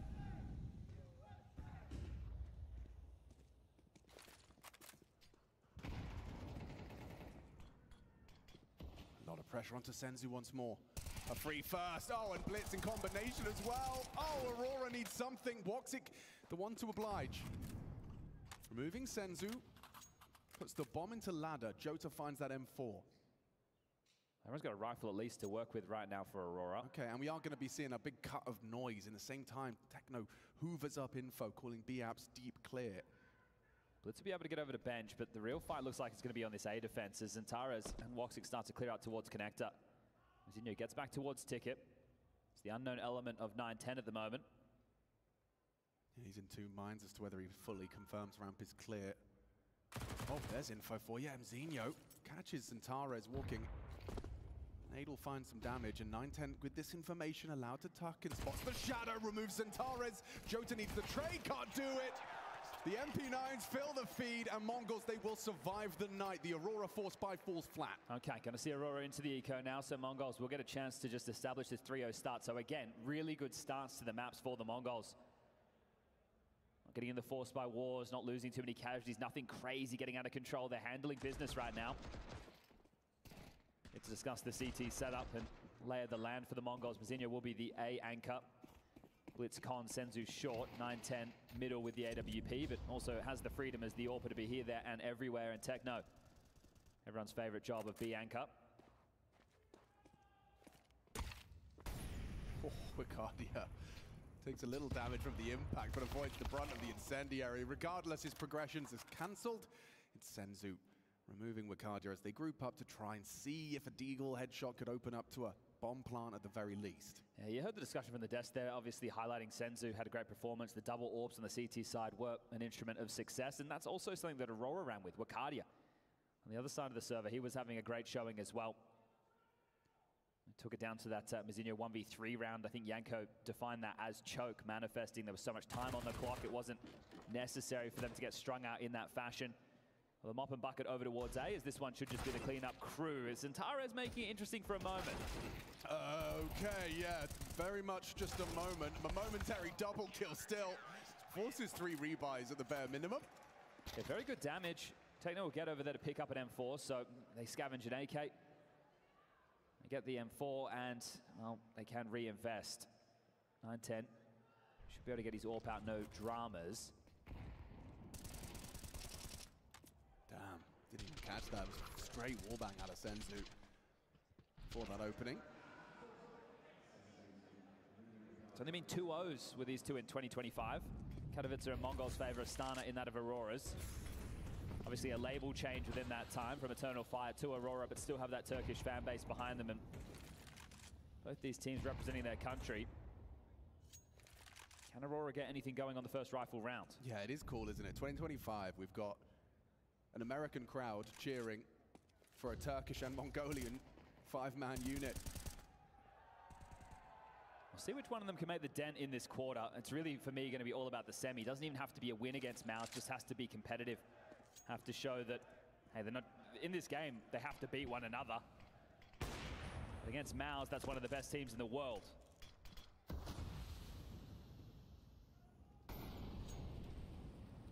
Seems like the game plan will finish at A.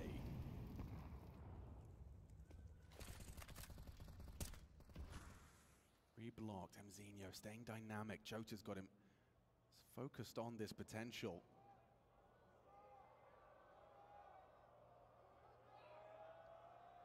Seconds, that smoke will start to fade. Mzinho strafes out, gets information. Jota, it goes both ways, but he doesn't want to present his back to the potential for Ticket. He's a player on default. Maja starts to maneuver forward. Oh, and Mzinho still gets his. Will Senzu be overlooked? Not chosen to announce his presence. Let's Blitz take the next bit of contact. Man advantage. Aurora still need to turn this one on his head, or it will be the first gun going the way of the Mongols. There's Wakadia. Something. Now Senzu's overlooked and the trigger discipline's perfect. No one looking. Perfect execution from Senzu. And that's why during the eco round, I laid out the CT side setup, and you can see it profit right there. The short player in A is the unknown entity, not expecting an extra man. I feel like we see that so much, especially on Mirage. It is all about that like extra joker. Where are you going to put him? And that's about reading the play, because when you're in such a committed position like Senzu is, he can't just evacuate the site and rotate easily. Mizinho is also committed on the balcony.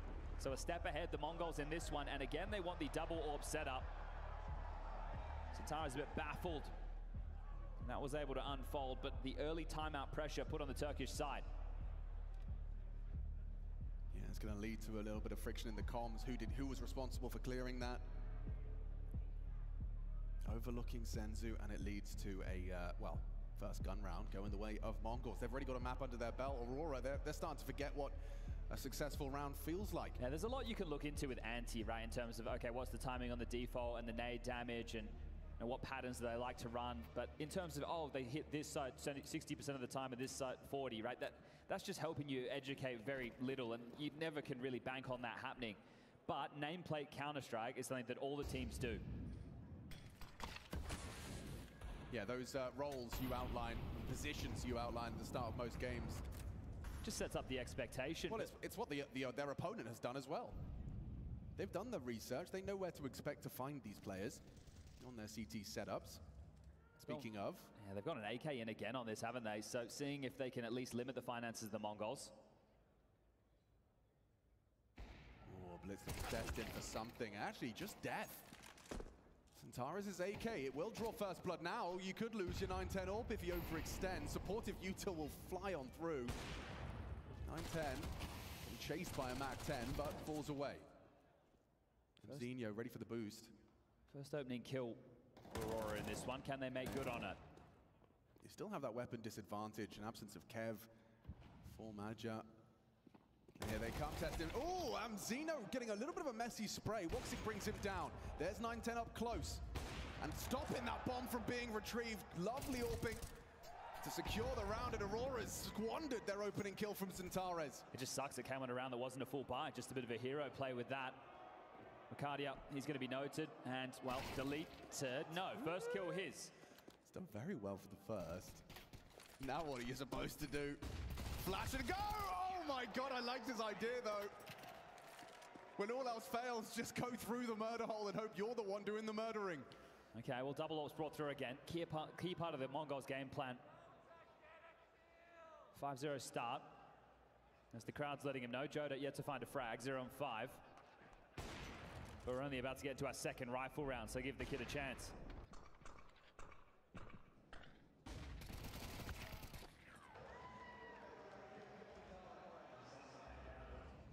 You're hoping Aurora haven't been broken from that 1v3 they lost on B back at Dust 2. Stage Demons, still a bit of a problem. Wins in Astana short. You're equally squared up against a team like the Mongols, you'd be hoping you can show something a little bit more than this. First map, very, very close. We're set up right now with what appears to be a late A play. Joda Palace, Wakadia and Zentaris ramp. Woxic throwing out the util late. Madja in through the underpass. Looks like 9-10 should be destined for this one. His whole team hanging on his every word. What is the go signal? Well, his death might be as they accelerate into A. Very hot and bothered from Zinho. Still gets his. Burns down by Wakadia into the A site. 9-10 and Blitz. How do they handle this?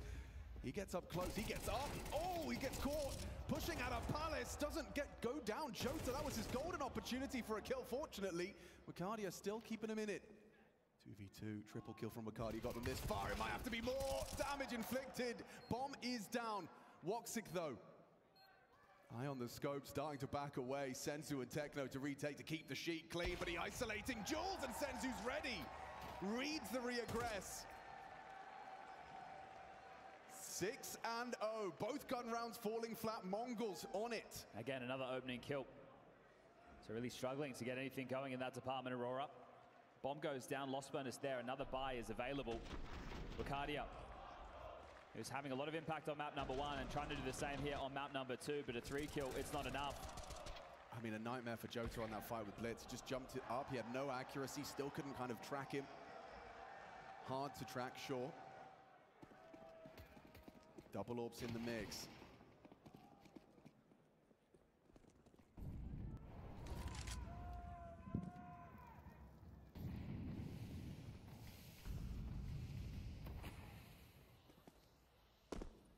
Fighting for mid once more. Madja spotted out by Blitz. He had a lovely angle over the smoke there. We'll keep counting. Another opening kill. Ooh, a nice attempt to claw back there. Jota takes and engages with the AWP on CT. Forces 9-10 back at 38.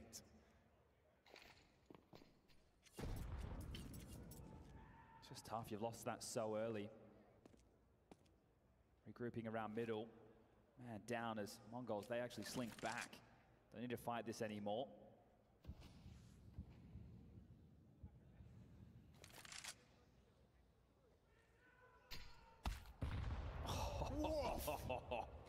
They've got a great read on the situation right now, don't they? Yeah, that's 100 damage unconfirmed, but they know something hit someone. Can they claw this back? Blitz is thinking about pushing through. The flash is brilliant, but they don't clear him. They didn't clear him. Wakadia will go down. And it's going to be another Mongols round. 5 alive, no less. They're running away with this one. 7-0. Has to be another tactical timeout. Faber needs to get on the mic. Wake him up, slap him. Let him know, boys, this could be done and dusted already. It's flying. It's flying. It's one of those games where I'm sure it feels like it's only just started, but at 7-0, you are in the bin. Yeah, blink and you miss it, and you really just have to recount the last week for this team. It was literally a week ago these two teams were facing in the quarterfinal in Astana. You have to make it all the way to the Sunday. You play a third-place decider if you're that of Aurora. You get on a plane. You fly all the way to Dallas, Texas. You land. You take on Heroic. It's a loss. It's tough. You haven't slept. It's been 20-plus hours. You deal with NRG. You deal with Liquid. You send home some hometown heroes, and then you get a revenge match against Heroic. It's always been a conversation in the community. Oh, that is madness, isn't it? Probably wondering, why aren't I all the way in that corner? What's going on here?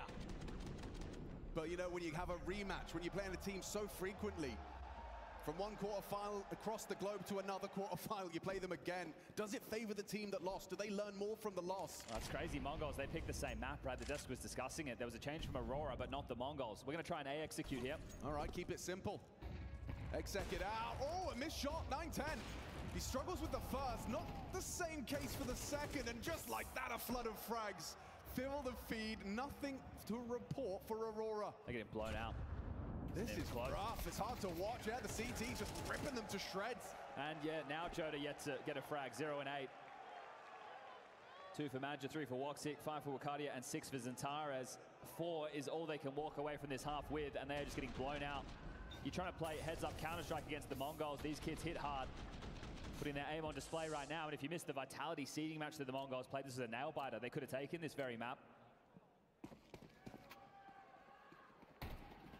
Well, when everything else fails, you try the AX. That doesn't work off the back of a timeout. Is there anything to cling on to? A little bit of hope for Aurora. Blitz is going to try and take anything away he can. Starts with an aggressive stance, supported by his team. Flashed off. Zentares, have you got it in ya? Provide an opening. Blitz down. That's what you wanted from Zentares. Now you've got the opening. You need to make it your first round. Woxic needed down. Oh! Hekno goes aggressive. Nasty for Madja there. Wasn't ready. Senzu catches Zentares looking for an equalizer. They're playing with confidence right now, the Mongols. Just happy to take fights. Oh, and there's another. Still nothing for Joda. Oh, this waking nightmare for Jota just continues, and everywhere they go, there's a bullet in their head. AKs deadly in the hands of Mzinho. This is no fun. Absolutely zero fun allowed for Aurora. Yeah, looks like Woxic's going to do his best to hold on to this, but with so much time on the clock, I'm sure they're able to triangulate his position. 9-10's pushing T-Spawn, Mzinho's top middle. Senzu, in case there's a Palace leak, and Techno over towards B. But the pistol's out and the hunt is on. And they could remove this. Worst case would be after time. Well, they found the bomb, so know that there's no chance in winning this round. Confirming that he will be saving, and now they confirmed his position. Oh, you'd really like that AWP, wouldn't you, Woxic? Okay, 9-10's got you dead. 5-7 runs him down. Nasty.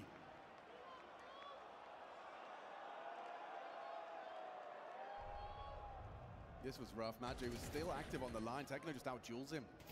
Yeah, and after losing the opening kill, Techno takes it upon himself. He doesn't have any support on that B bomb side, just knowing he needs to equal this up. Mzinho as well, definitely not feeling phased by the stage. They're getting ragdolled at the moment, Aurora. I'm sure this is going to be very formative for Mongols as well as individuals. A stomping, like this is, you know, convincing. Yeah, they dealt with them earlier in the year in I don't want to say similar fashion. I think they've found a little bit more confidence since then. But they were able to swat them away. It's the game tomorrow against Mouse that I wanted to see either of these two teams showing their best foot forward. Yeah. I mean, that's the big test, isn't it? It's not even about the win. It's just about the quality of the counter as, well, there we see a missed smoke. And speaking of smokes, Aurora don't have many to work with. 1 minute and 15 seconds left on the clock. A HE, a flash, a smoke. Rifle short.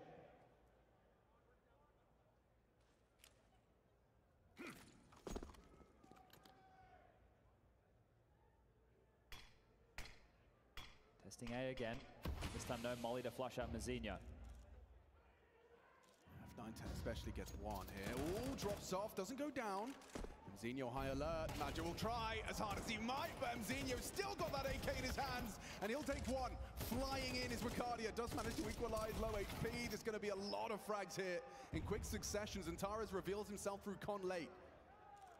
They need that bomb planted. Wakadia tasked with doing so, but look at Techno, the audacity to just go walking out. Already found a gap. Orbs on the retake. Not easy for 9-10. It does have Senzu though, and a nice shot tracks Wakadia through the box.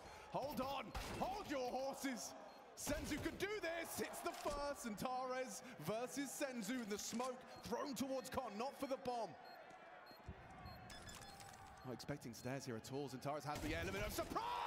but Senzu's got the round. He keeps it going. 10-0.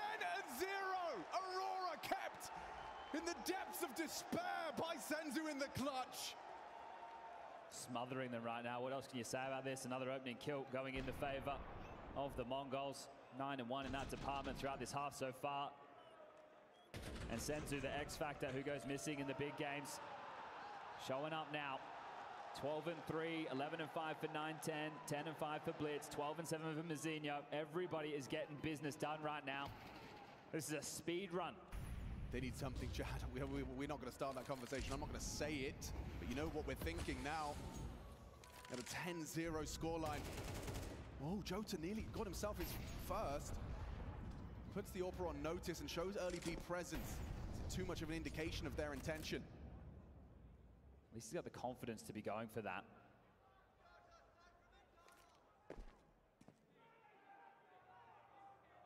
It's like they're reading this play yet again. Open market, good weapon for the job. When they're so light on you two, Alex, how are they meant to push any of these players out of position? Yeah, it's just going to come down to brute force, isn't it? Mad's just going to throw out smoke to the end of apps to guise that cross. Forces Senzu's AWP to do something else. 9-10's actually used his to catch Zantara's lurking mid. Oh no! Here comes Aurora. Committing into Senzu's AWP. He still gets his. And Techno, the unknown entity, looking to finish the job. Only one. Important from Jota. 2 kills. His first 2 contributions. Is it going to convert into a round? Jota steps up and delivers a third. Blitz, though. Oh, has he been spotted out? Yeah, steps ahead. Ricardia swings to collect. Mzinho, 1v2. In that blind spot. Ricardia, ooh, gets spotted out, gets that info, can't chase him around the corner. It's a no-scope to close. And there you have it. Between the two of them, Ricardia and Jota, Aurora will get off of the goose egg just in the penultimate round of their attacking half. Yeah, better late than never. So can they walk away with 2? That's the best they're going to be able to muster before the halftime break. It's going to feel like a mountain to climb. Dallas is the pit stop before the summit, being Austin right around the corner. This is the time to really reflect on the season that's been. You've had the successes, 8 out of 8 playoffs for the Turkish side. You don't want this one to stop here. This certainly would sour the mood. A quick trip to the playoffs here in Dallas. Unless they can miraculously find a footing on Mirage. 9-10 paid quite the heavy price for his early aggressions. They've sent Woxic and Zantares to go and take space.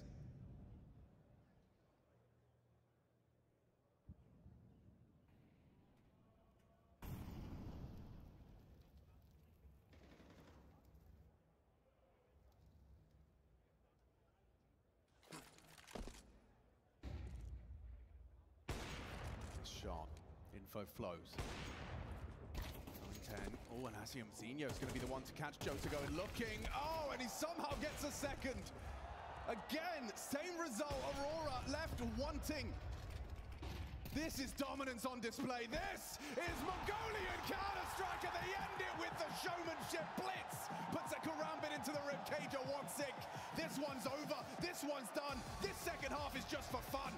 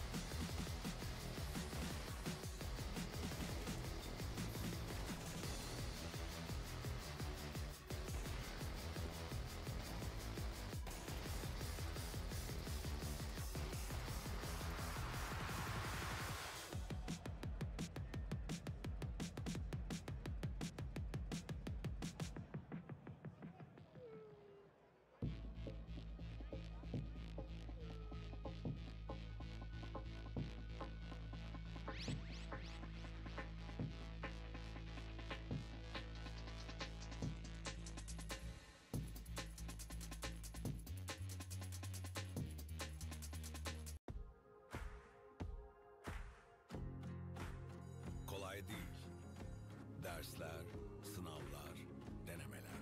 Bir de hayat var tabii. Bu hikaye masasında saatlerce dirsek çürüten, herkesin başarı beklediği, bir birey olma mücadelesi veren gençlerin hikayesidir. Başarı sadece doğru şıkkı işaretlemek ya da sana gösterilen o noktaya ulaşmak değildir. Başarı, o mücadeleyi verirken hayata dair öğrendiklerin, o yolculukta kendini keşfetmendir. Bazen de yolun kendisidir. İşte o yolda doping hafıza olarak 15 yıldır yanındayız. Türkiye'nin her yerinde aynı kaliteyle. Doping hafıza. Golf dondurmanın kalite ve lezzetini bilen bilir. Bizim dondurmamız sonuçta. O da 7'den 70'e bizi bilir. Dondurmanın hasını bazıları iyi bilir.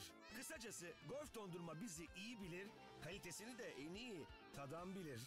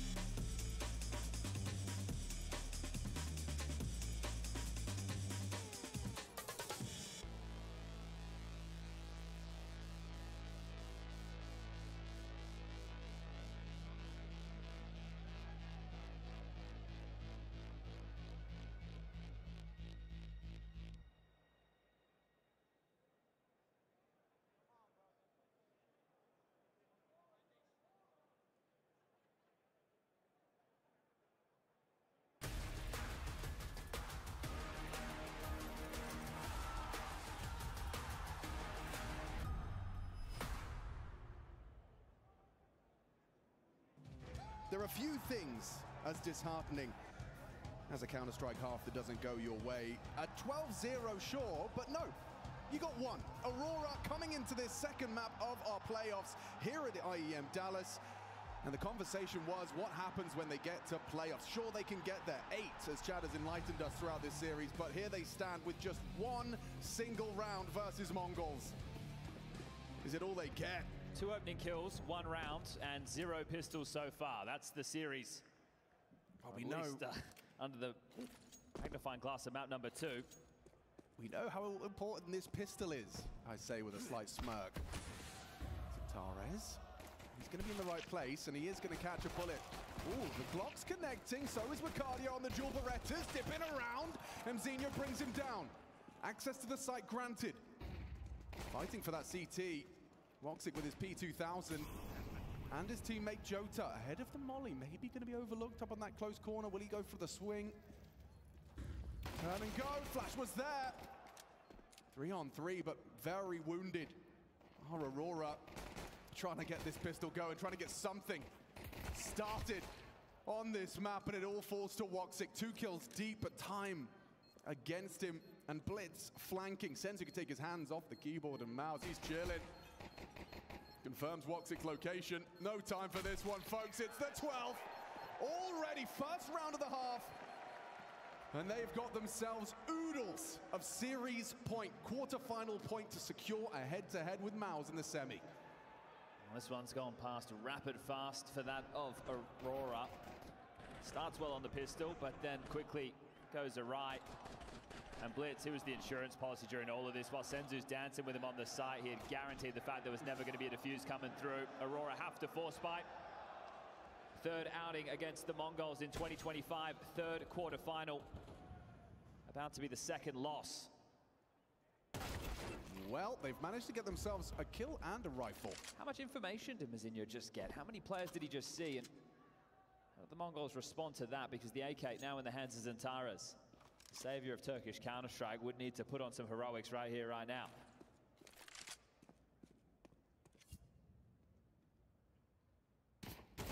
Oh, Maja, when looking, caught in an awkward exchange with Blitz, and so they are going to lose that man advantage as the captains meet. Techno coming out super late if they get in the side. Is he keeping the options open? There's still a minute on the clock. You can see the positioning of Jodo and Zantaras, the two closest individuals towards A, but it's a two-player palace walk with 9-10 up the ramp. Information lacking at the moment for the Turkish side. Zantaras in a strong position, however. Just in time. He arrives in that dark position. Jota's going to be hoping to catch a little bit of info ahead of the play. Techno's been caught, but now the penny drops, and so does Senzu. Into the Kalashnikov of Zantaras, flying up the ladder, brought down.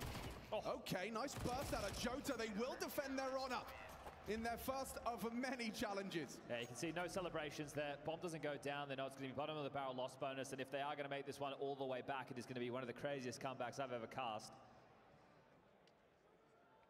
You have to force. Well, you don't have to force. You have so many rounds to work with if you're the Mongols, but convention would say you will force. Well done on the opener. AK in the hands of Zantaras, and they make good of that as Zinho can't quite believe it. Laid out a spawn from the Mongols, but again, shouldn't cost them too much. Aurora win this. Get themselves over to 12-3. Get a chance to get to Nico. That'll be 12-4 before the guns come out again. But if you really want to break a team's spirit, you beat them on the force fire with sidearms and Kevlar.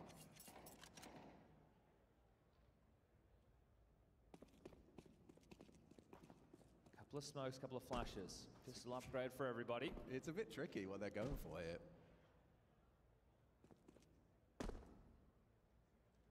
They're trying to show the bomb A and then lurk out B and deal with Maja. I think that's the plan. He just wants the bomb to be spotted. Did he achieve his goal? Keeping your eyes on those rotations. Block smoke thrown B. Majora seems like he's on high alert. No over-rotation as of yet.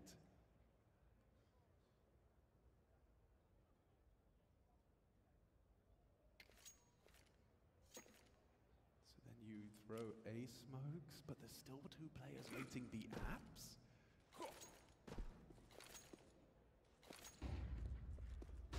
Pulls Wicardia away. Blitz commits into the site. 4 players pulled to the A site, and Maja's alone. He goes down. The bomb is miles away, though. They have to hit some good shots with their pistols, and already Senzu been spotted on the cross. Tucks in bench. They have a bit of a setup here. They could actually make this one work. Zantaras has been brought low. A P250 drive-by. Wicardia on high alert. Needed that. Gets the kill. Bomb goes down. Senzu making a meal of the spray, and they will fall. Threatening nonetheless. Trying to get tricky there, the Mongols. Misdirection. Right now, will be the eco. It's even tough for the excitement to build for Aurora as well, right? You want to see them putting their best foot forward, but it's going to take probably winning the next 2 rifle rounds for them to start to believe this comeback is even possible. Remember, they opted on Mongols' map to start on the T side. That's what they did in Astana. Worked out for them there. We're able to topple them 13-5 on this very map. Far off the mark. Senzu's Deagle goes looking. And all he finds is trouble. They want to try B again, understandably so, trying to pressure the in-game lead up. Sport Network's pretty far away right now. Could throw a monster HE if he knew. Oh, or a nice tap. Staying composed is Madja under scrutiny. Oh, he's handled the first two with poise, but does go down, giving Blitz something. Bomb won't be picked up. Blitz won't be getting too much more with this. Maybe a kill. And that should be it. 3 bullets left. Zantares from the B-Apps will close the account.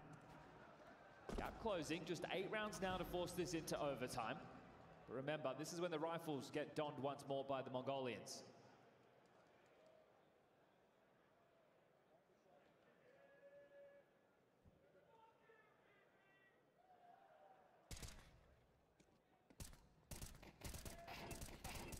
Difference into this first rifle round is going to be the AWP for Woxic. 9-10 can't say he has the same. The money's not there just yet.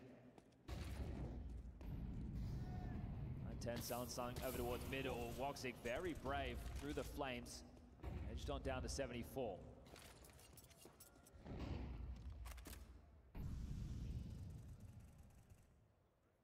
Woxic could be set to succeed here. Spots them, gets the info and the frag. Techno removed early. It's exactly what you want from your CT Orpa. Puts himself up to his 10th kill. Nice reroute from Woxic. Gets the kill stairs, rotates ticket. Joda can now tuck in a little bit tighter if it is going to be an A finish, but Mongols look like they have other plans. This is where we can return to the conversation that we haven't actually needed too much within this series so far, but it's the pressure of the environment. We had Freya checking in with the players of Mongols. What's the difference? They address the fact that the people in the arena, the nerves, it'd be tough to squander a scoreline like this. What, 12-1?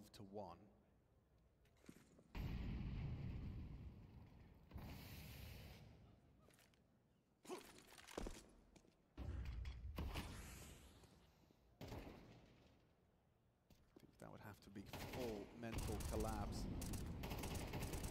Oh, and he's done well there. Has Zantares combines with Madja to extend a 2-man discrepancy. Mongols in mid, losing heads. Zantares taps another. Blitz trying to claw it back, but Madja landed their headshot, so that's a convincing one. A couple of comfortable ones now. Sure, it was a force buy into a force buy back on the other foot, but the bomb hasn't gone down in any of these. That was the rifle round where they only get 1 kill. So the story is starting, and this is how it kicked off. Sent through the gap, the AWP. And the crossfire on middle as Zantares just chipping away at the tippy top of that smoke there to line up a couple of key frags. Again, Mongols gonna have to just take something a little bit lighter. Loss bonus for them going into the next is gonna be maxed out, so it will be the full buy.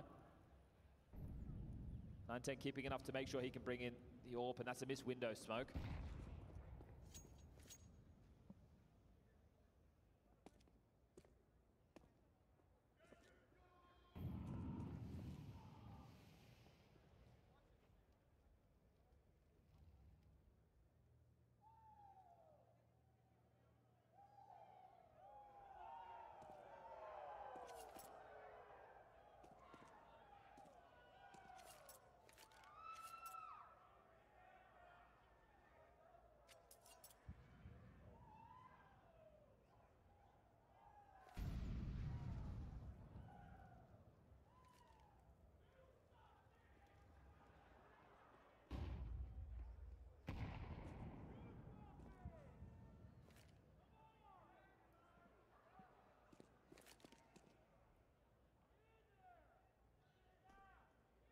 B split, 40 seconds, util deployed.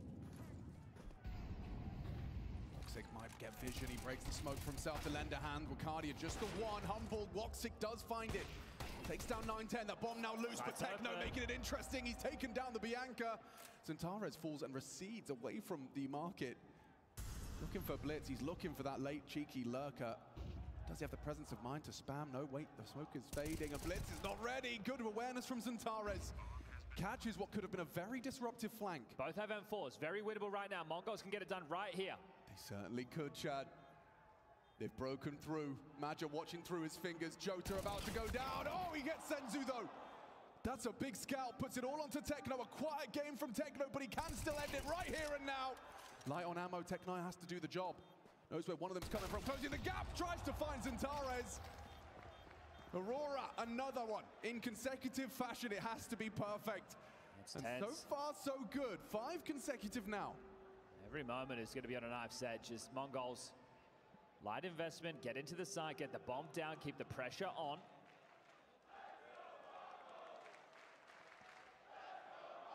Crowd still want to see the Mongols take this one. Just need one round, so isn't the threat there just yet. Double AWP, Wakadia back into that alongside of Woxic, returning to won them some rounds over there on Dust 2.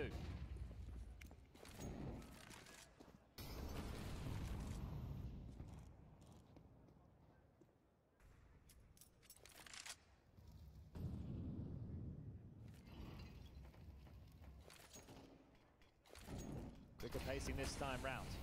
Tara's elects to play in front. Ready for that potential swing. What a banger from Blitz. He didn't see anything. Centaurus, that is. More impact. He's definitely individually sound, even when the pressure is amped up. Bomb back over towards A. Joda in sandwich. Woxic over towards triple box. Madra in float. Finish will be A. Centaurus no longer able to contribute, so it falls to the rest. Madja, what have you got here? Oh, he's done well. Clears out Blitz. Woxic primed and ready for the wrap, but there's a good flash. Gets Senzu into the site. Maybe Jota gets overlooked. Yes, he does, but one. Mzinho from the Palace will trade. Awkward Flame. A nice shot from 910. Plucks one from the pack. It seems certain now. Aurora's playoffs cancelled. Quickly, Mongols take it, securing the semi-final. Dominance on that second map. Sure, all the rounds of regulation to get to Mirage, but they still take it in two.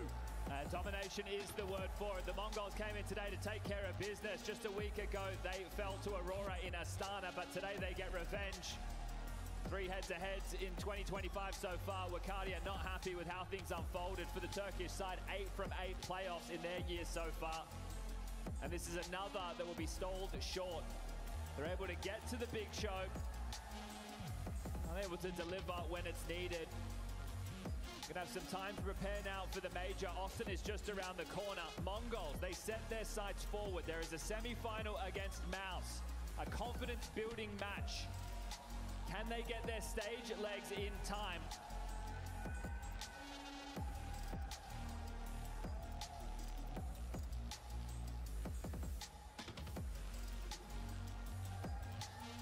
Dallas, I've got Techno for you. How we feel about him? Did you expect this crowd to be on your side? Yes. Yes. How do you like this crowd support? Sorry? How do you like the feeling of having this crowd support? Of course, it's feeling very amazing for us. Yes. Now, this matchup, domination on Mirage, revenge for Astana just a week ago. What's on your mind about this matchup right now? It feels amazing. Of course, we got crushed at Astana against them. Now we got our revenge. Yeah. Now a lot's been made about you guys and playoffs, you guys with crowds, the nerves, the emotions, the difference in the arena. Getting this win here, having the crowd behind you, do you think it's time to change that story? Of course, I think so. Do you think it's time to get Mongols a trophy? I hope so too. What do we think, Dallas? I think they agree. Thank you, man. Congratulations.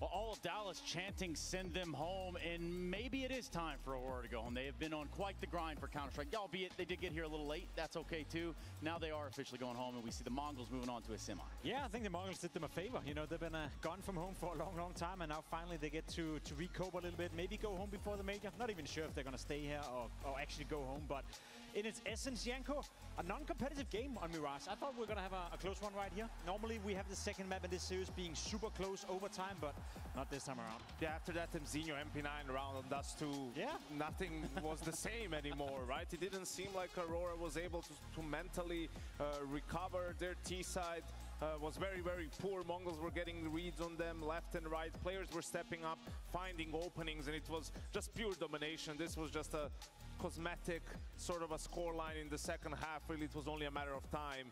before Mongols close it out. I love the willingness from Mongols to take charge of that game, you know, to constantly be proactive, constantly move around on the CT side, and at any point where they're not, you know, fearful of going for fights or basically giving it to Aurora. So yeah, I think the way the Mongols played right here, sort of like we saw against Vitality as well, they played with no fear, they played to their own strength, and as you've been saying throughout the entire tournament, Janko, the only way the Mongols win is if they play their own style of Counter-Strike. Don't try to change too much, don't try to be something you're not, and tonight they didn't.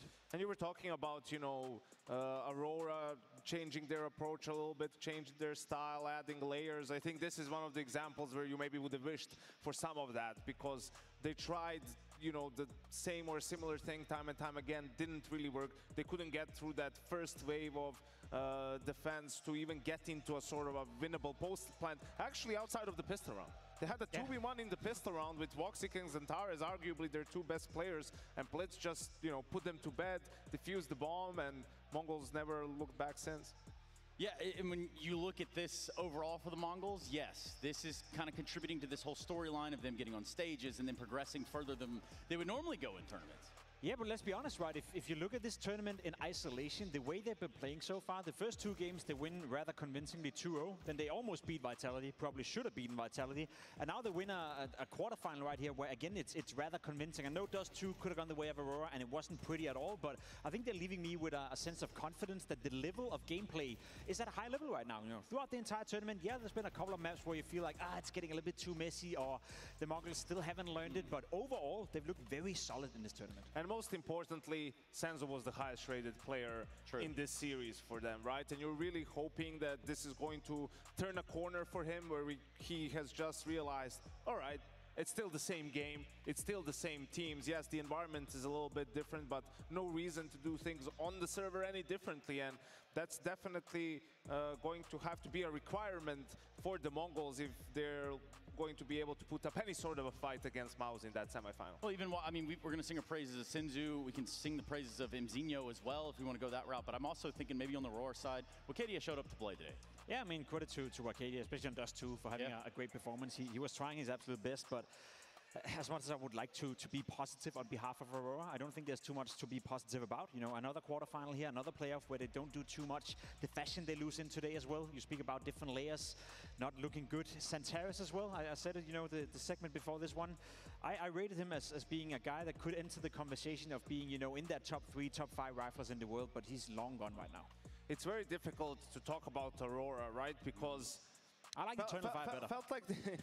Felt like they played pretty well on Dust 2, and that the map should have been theirs, but they lose both pistols and 1 or 2, you know, silly rounds. And if that were the case, we would see Nuke. I mean, Mirage is always an uphill battle when you go up against the Mongols. It's their best map, and then who knows what could happen. But that's the problem with Aurora this year, right? It's playoffs every single time, only one win really, and okay, 2 with the 3rd place decider in Astana to show for it, right?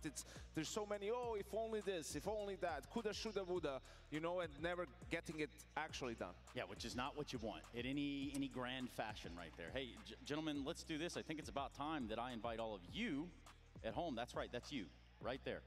DHL MVP time, roll that.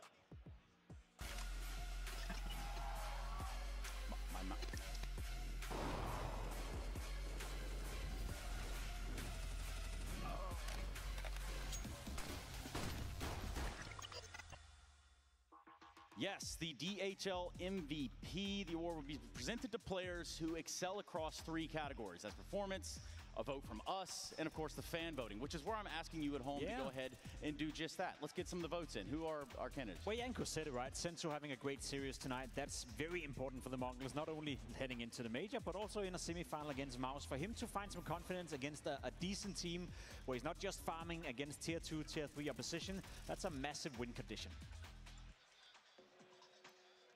Absolutely, and I think also 9-10 with the AWP on that CT side of Mirage was able to lock down the A bomb site alongside Mzinho, a guy that's, you know, sometimes struggling to find consistency, but when he's on, he can be very impactful, he can be dominant, and today he had a very good game against Aurora. He did have a very good game. He did play well, and he has been consistently delivering throughout this tournament. Blitz, another guy that we don't often speak about because there's so many different individuals to highlight from the Mongols, had a great series, especially on Dust 2, had a couple of very crucial rounds where he kept them alive and made sure that they could win this series 2-0.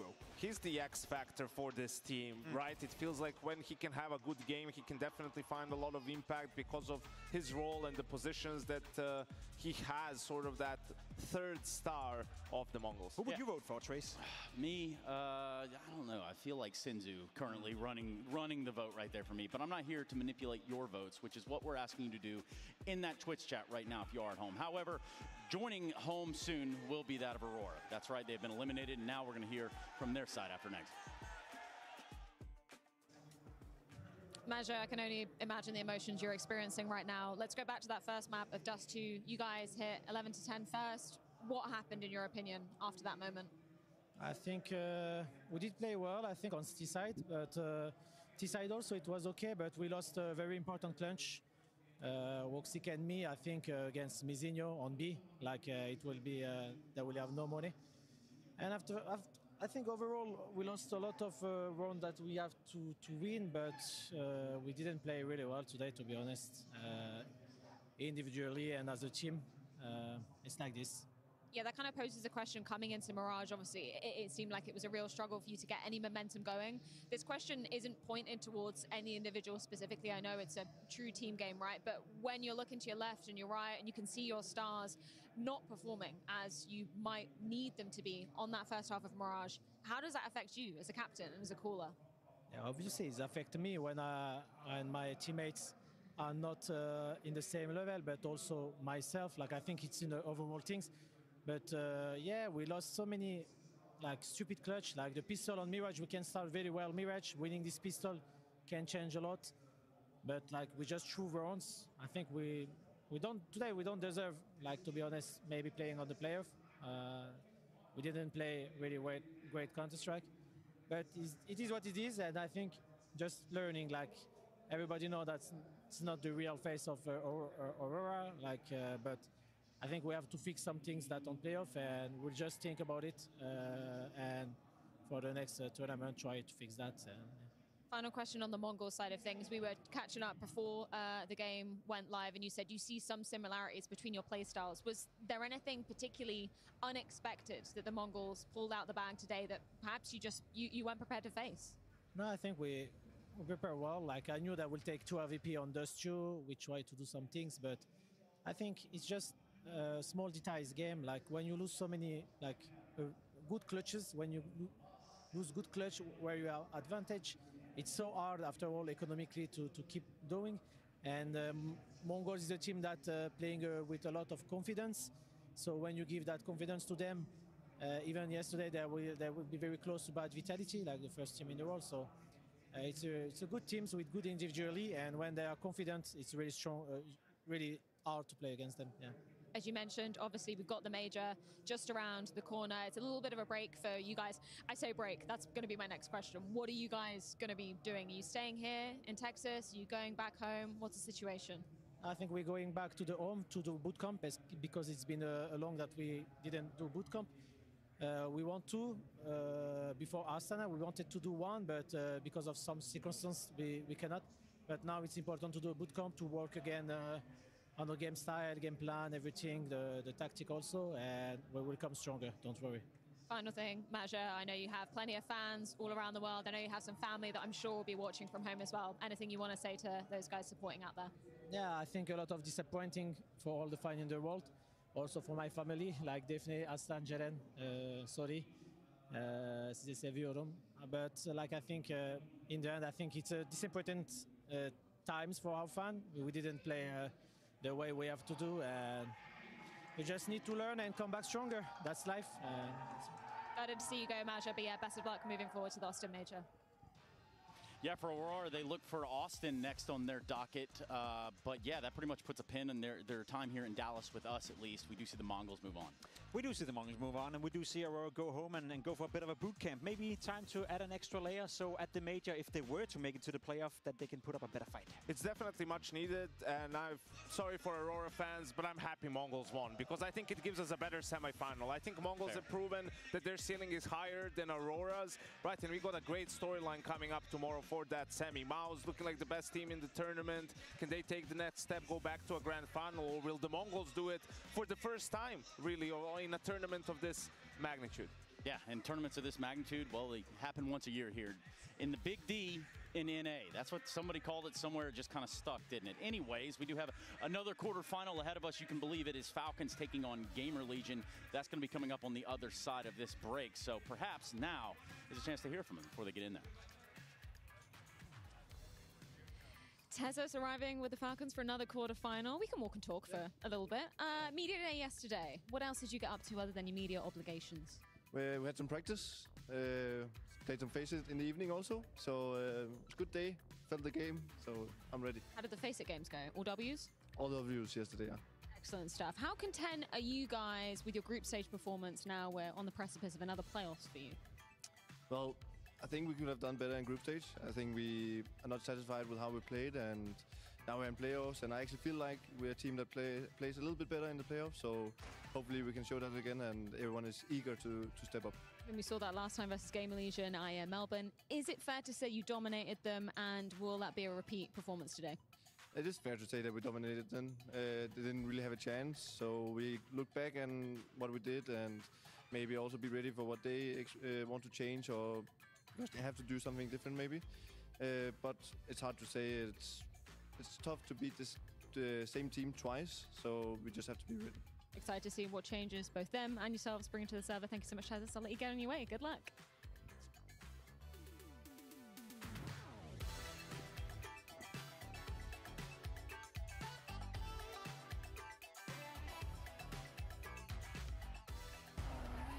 Stages don't get bigger than this.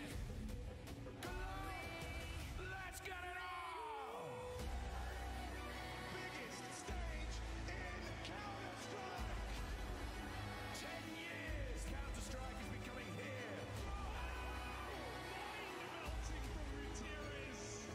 The cathedral of Counter-Strike. 10 years in the making. Conquering the cathedral.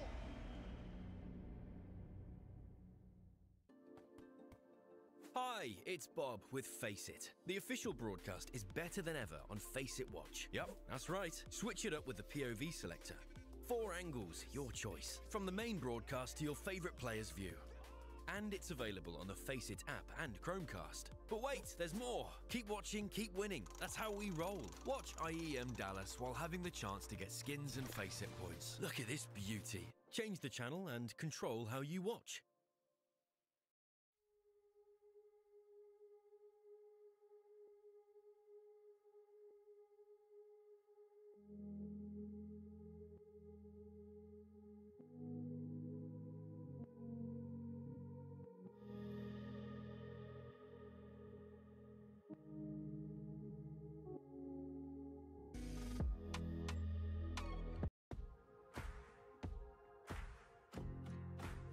Kolay değil.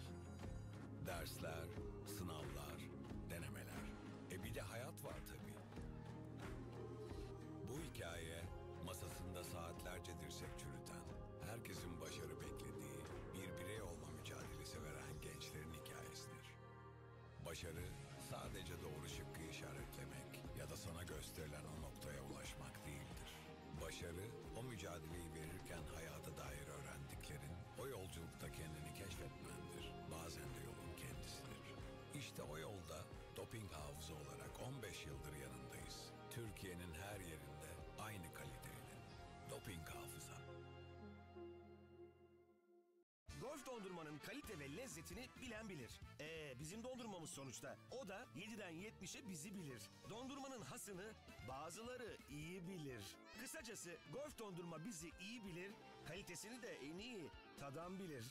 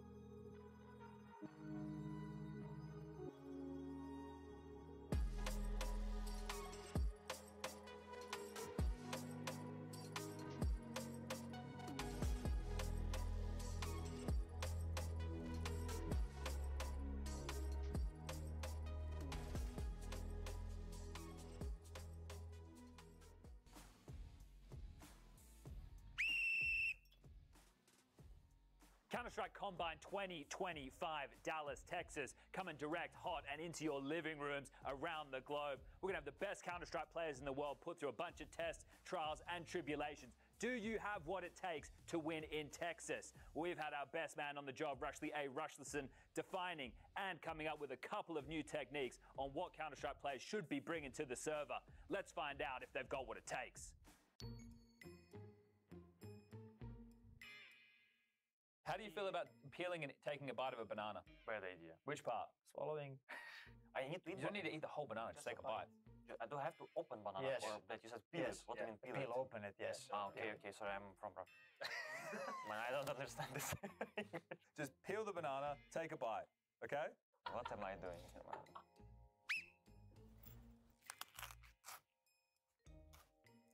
Strong peeling technique there, in the mouth, chewing now. He actually opened the mouth. 11 seconds. That's not a bad time. I'm taking this banana. I will not chew it, I'll just swallow it. Are you really? Nico, you're not doing it. You need to chew it. Why? Don't need to chew it. Bro, you're not going to Don't choke, all right? All right.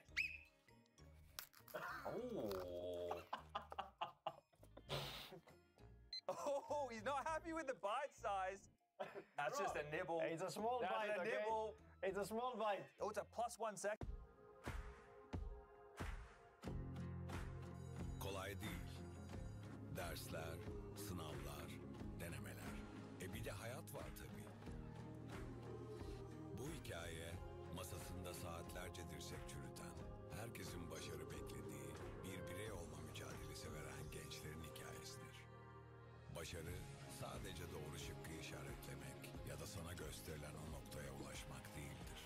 Başarı, o mücadeleyi verirken hayata dair öğrendiklerin, o yolculukta kendini keşfetmendir. Bazen de yolun kendisidir. İşte o yolda doping hafıza olarak 15 yıldır yanındayız. Türkiye'nin her yerinde aynı kaliteyle. Doping hafıza. Golf dondurmanın kalite ve lezzetini bilen bilir. Bizim dondurmamız sonuçta. O da 7'den 70'e bizi bilir. Dondurmanın hasını bazıları iyi bilir. Kısacası golf dondurma bizi iyi bilir, kalitesini de en iyi tadan bilir. Okay. +1? So we've What given is this him... referee? What +1? Look, you got to take it up with the tournament management. But look how much I bite. Yeah, look, it's not fair in life, Monasi. For the size of bite, he's taken 1 second off your time. Okay, and giving me 1 second extra. Let's bring in our next task. How are you with utility? Very good. All right, we get 3 shots. We're going to be measuring your own accuracy, not time. Whistle normal then. I just wanted, it's very sporty, isn't it? Oh, it's returned. Okay. Okay. Wait. He sped through the shots there. Nothing lands, but I would like to give 1 point for the return on deflection. Hey, that's not fair. Hit the board, came back. He's hit the net. Oh! No, that was a bad throw. Wait, 1-1, yeah? Well, I feel, turn this into a 0.5. If this is only worth 1, then the bounce back's only worth a 0.5. No way. Nico wins. Man, it's always like this, against me. Everyone against me. Are you happy with the results of today? Yes. Do you guys feel ready for Texas? Yes, insane ready. Yeah, let's defend the title. All right. We'll eat bananas, drink water, and play basketball. Perfect. That's exactly what we need to make Counter-Strike great. Thank you, gentlemen.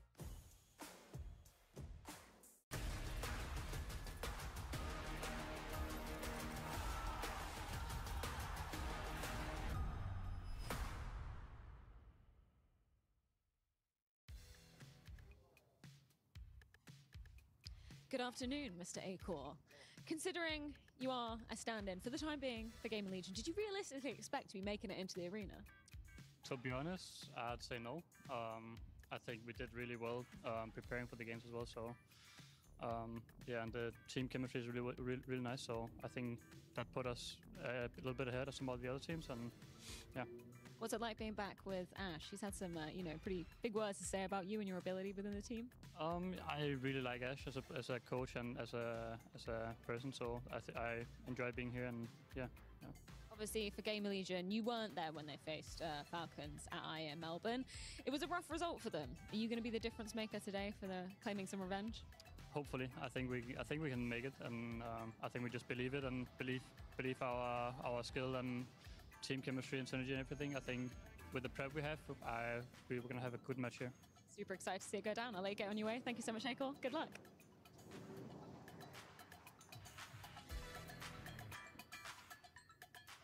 Well, Nico's last name is not Doncic. We know that for sure. After watching that, it's just I'm not saying. It's not meant to be, at least within the realms of basketball. Hey, Dallas, welcome back. We got another quarterfinal for you all. If you can imagine it, the Falcons are taking on Gamer Legion, and I've got some friends here with me on the desk, because the desk is eternal. Isn't that right? Steel? Yeah. You'll never be able to kill the desk. Not fully, not for real. It'll always come back. It's always here. Now, Josh, you've been in A before. I have. I think my entire life almost. Is there anything you want to say to these people? Yo, what up, NA? All right. You got a little something in there. We also got a little something in the pipeline for everyone else, which brings us into this quarterfinal right here. So let's talk about a rematch of sorts, Yanko. Yeah, a rematch of the last two quarterfinals for both of these teams, right? Like for the side of the Falcons in Melbourne, they had a great time. We can see there that was the one with Monesi, and in Bucharest they met 2 times when they had Dexter on the lineup. Got embarrassed in their first outing, the Falcons against Gamer Legion, but bounced back in that quarterfinal and had a really, really good run. I think also for the side of Gamer Legion, you know, this was their first arena playoffs in Melbourne, and you can tell they weren't quite themselves, and Falcons had no issues in that game. Yeah, we saw Gamer Legion. They got blown out 13-3 and 13-4 in that series, and on that nuke map as well, Gamer Legion actually won both the pistols, but lose that first gun round on their CT side and then lose to the force buy on that second round. So, you know, not being able to get any sort of footing into the game, Falcons just completely blew them out of the water, which is kind of funny because the first time we saw these guys play back in Bucharest, it was actually like 13-1 and 13-2 in favor of Falcons over the side of Gamer Legion. Oh, sorry, over Gamer Legion over Falcons, the other way. Yeah, and you look at what we got in front of us with regard to Gamer Legion at the very minimum. You know, this is a team that doesn't have a full lineup here. We are looking at where Slind is not playing. We do have Acor in here, and they made it this far. So is that a testament to what they're doing over there in that camp of Gamer Legion?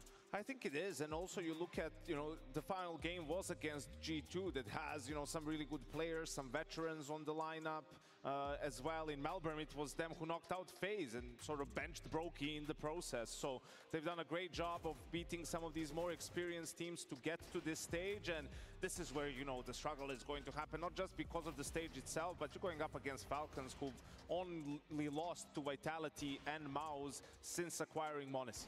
Yeah, and you look at a player like Acor, he's just plug and playing right now. It's not like they're going to build a system around him. He's basically a support player right now with an op, and he's coming into the system. And the thing about the Gamer Legion system is it's really just built for the team to play as a whole. It's not built around one player to kind of be a star or a couple of players that are kind of the duo. It's just, here's a farm team where we're going to take people that are effectively no-namers, we're going to build them up, and then someone's going to buy them eventually. And Acor is just like another, I guess, cog in the machine.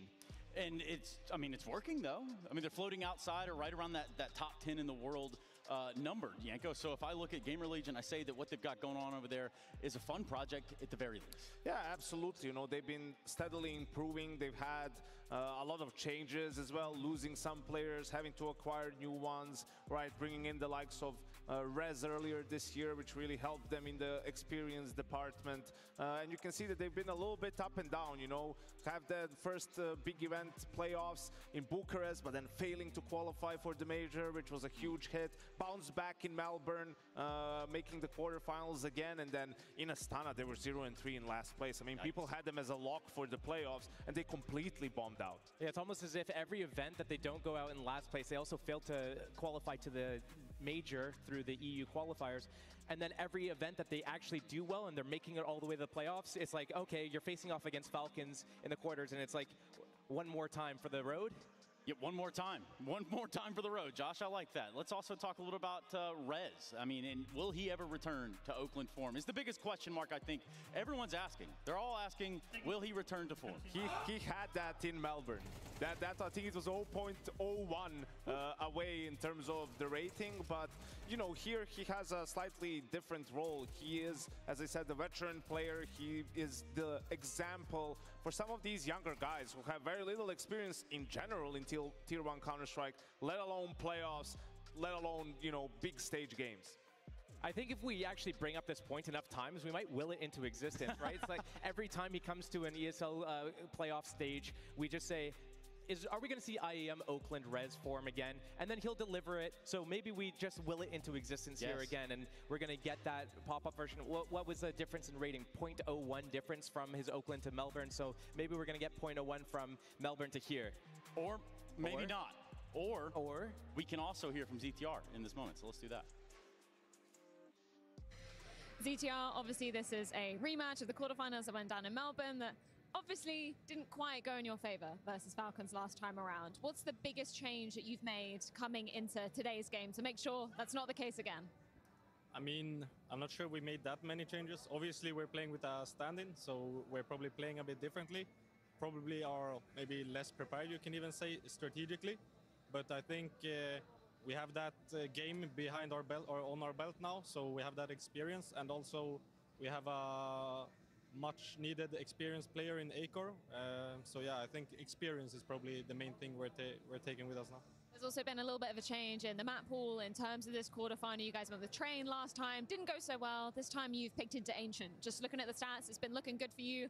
Why did you feel like this was kind of the key ground to be going to versus Falcons? Yeah, I mean, yeah, we picked Train last time.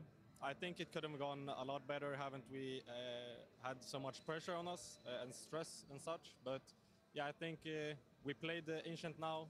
We feel like it's very comfortable. I think we grabbed 2 victories prior in this tournament together with Acor. So yeah, I think it's a comfort pick for us. You mentioned the word pressure. I'm just curious because unfortunately we keep on talking about it, but you guys aren't going to the Austin Major after this. Considering this is, you know, your last event, you've managed to make it to the playoffs. Does that add a little bit of extra pressure to make a deepest run as possible to end out your season on somewhat of a high? I wouldn't say so. Like, we still stick to our goal of making playoffs, and then whatever happens, happens. We are just trying, now we're probably just trying to gain as much experience as possible. But of course, we have that winner mentality, and we want to go as deep as possible. Looking forward to seeing the rematch go down, ZTR. Thank you so much for your time. Good luck. Yeah, so let's hear from, or what we've heard from ZTR rather, Yanko. What do you discern from what he's just given us? Yeah, I think he's, you know, spot on with having a stand-in, alleviate some of the pressure. They're going to play a little bit more loose. You know, Acor played in a major grand final 2 years ago, right? So it's a bit of a weird situation for Gamer Legion, but they've at least have that experience for Melbourne coming into this one, and, you know, hopefully they can put up a better fight this time around. Yeah, I mean, we just talked about, I guess, Ancient's going to be there. I figured that they were probably going to go for either that or Inferno over the side of Falcons, just because Ancient is their comfort pick. They talked about it. They played it a couple times at this event so far, but it's also one of those maps where maybe they could get a little bit of damage off over Falcons if they're not playing super coordinated down middle, especially Nico, not having a great game. Well, because they gave us those spoilers, we can also just jump right into a Vita. Do it. You know, and I think it goes without saying, we will get Ancient in this series. We did just hear that be said. Yeah, I think when you have a stand-in, you're trying to play the same maps all the time, right? I think they would have liked to pick Inferno. They generally like Inferno a lot, but they haven't played it with Acor and might still get it as the decider in this case, right? Ancient as the pick, I think, for Falcons. We see them play a lot of Nuke. Probably going to stick to that in this series as well. No reason to not go ahead with it. Yeah, I'm not sure we're going to see any surprises going into the veto. It makes absolute sense, and I think Gamer Legion needs to find some sort of footing going into this game. Obviously, they're going to start on that T side of Ancient, and as we saw from the previous matchups that they've had head-to-head, it's all on them getting a good start and being able to convert a lot of rounds, because the entire style of Gamer Legion is kind of play as a system, and the style of Falcons is play to your individual strengths. You have Nico and Monazi. Yeah, I don't think that the maps matter too much, and the problem for Falcons in this tournament is Monazi is the only one who's been playing, pretty much, right? The rest of the team is lagging behind. Nico has had a pretty slow tournament so far. The rest of the guys so-and-so. You know, these stats get hurt a little bit because of how dominantly they were beaten by Mouse, and, you know, they had a close series against Heroic and whatnot. But this is crazy that Monazi is the only player who has above 1 rating. Well, let me pose a question then, because some teams have those honeymoon periods, right? I mean, but what are we looking at with regard to where the Falcons are right now? I mean, we know they found some successes. We know that they might even continue down that trend, but where are they right now in sort of longevity speaking. I think almost they need to take a page out of the Gamer Legion book. They have so much reliance on kind of like the reads that Nico has and playing out these mid-round situations and playing to, I guess, the strengths of the individuals, but they could use a little bit more of the cohesion, the start of the game, like the opening phases, to make sure that they have just higher level tactics, not just like this kind of like Puggy, I see a little gap here, let's just do like this really basic, simple plan that they could put together and piece together. That's what makes them so good, is that they have that ability and Gamer Legion doesn't. But what makes, you know, where Falcons kind of like falls back a little bit is the fact that they don't have that to rely on a more consistent basis. They need to be able to have some more set plays and rely on just being like, hey, if the individuals aren't, you know, playing to all their cylinders, they need to be able to fall back on something. I think the problem is, Trace, they've had too much practice, right? That's usually it. That's usually the problem. They've had way too much practice. They go into Melbourne with like one day, they make the final. They probably should have won the final in there, go straight to another tournament, another final, losing to Vitality both times. And now you have a week of practice, and look what you did to yourself. Yeah. Right? You're overthinking everything, you're overdoing it. Just wing it, man. Well, that's an interesting point, though, because exactly. The way they lose to Vitality, though, is that they don't know how to close out a game from being up 12-6 because they don't have anything to fall back on. It's like what happens when you start missing your shots, even though you're in insane positions, or you do a bad read. Just do something that's simple, and everyone knows what their role is on those rounds. That's what Gamer Legion does well. They tried that one over at the Falcons already. They tried that one already. There's other things going on with Simple these days. We can hear from the Falcons. This guy Magisk, he's got a couple majors. Now, Magis, before we talk about the task at hand on stage today, just a quick recap of the group stage performance for you guys. For Mouse, obviously they managed to pull off the comeback against you to put you in this quarterfinal game. Looking back at that game, what was the biggest issue in allowing Mouse to get back into that one and take it 2-0? I think, first of all, I think we did manage to, you know, stay calm when we were supposed to stay calm and just play the CS that we know we can play. I think we took everything a little bit too light. And, you know, that punished us in the end, and you know, today we are going to play the quarterfinals because of that. In terms of your form at the moment, is the level that Falcons are playing at enough to make you contenders for this trophy in Dallas? I mean, obviously, I think the last 3 tournaments we've been in the finals, and we have managed to also win one, and also have a feeling that we should have won one in Melbourne. So, I mean, I'm not saying that, you know, we're not in the perfect state. I still think we have room for improvements. I still think we can play better Counter-Strike, and I think definitely also working a bit on the consistency, but I think overall we have the level, especially if the individuals are showing up as well, and that we play some good CS as a team. But, you know, we need to work for it, we need to fight for it, and obviously we also need to stay humble and understand that, you know, everything doesn't come for free. We need to keep working hard for it. You mentioned Melbourne. Obviously, you've got a rematch to be kickstarting the playoffs here in Dallas versus Gamer Legion. Difference, obviously, they now have a stand-in on their side. Last time, you absolutely dominated them, though, right? What do you expect they're going to be changing today to hopefully make it a bit more of a competitive affair for their side? Yeah, I think they're going to be playing a little bit more freely. I don't think they will be as scared as they were in Melbourne. I think that was the, you know, first time as a team they were playing on a stage together. So that can always be a little bit special. So I think today they're going to try and put those feelings aside and, you know, play the CS that they usually do, and, you know, maybe also try and go a little bit with the momentum, but we will see. When I was speaking to Nico yesterday on Media Day, he couldn't help but, you know, keep on focusing on the Vitality game that could potentially happen in the semifinals. So confidence level for this game, do you feel like it's in the bag for you guys? I don't think that's a thing in Counter-Strike right now. I think everyone is good, and I think everyone can beat each other on a good day. So I think we need to go out and focus on ourselves. I think we need to go, you know, play the Counter-Strike we know we are capable of playing. And if we manage to do that, then I definitely believe we are going to win today. But if we don't like have good mood, we don't fight for each other, and we, you know, we don't do these things that we usually do, then we might have a tough game today. Thank you so much for your time, Magis. Good luck. You know, when things go right for the Falcons, it's cool. Yes, that Astralis media training still burns strong in Magisk. But yeah, pretty straightforward from him. You know, don't underestimate anyone, respect everyone. Everyone's great these days. Everyone can beat you. I see you got a little bit under your skin there, and I get it. Like, I do understand that whole media training thing is so fun, but also not as fun as getting up to 12 and then losing, like, real hard over here. I'm talking about mega chokes. They did it versus Mouse the other day over on Mirage even. Yeah, I mean, they say they need to work on their consistency, but I mean, how consistent can you be when you get into these situations and you don't really have any idea? Like every situation they get into is a new situation just because they don't have anything set.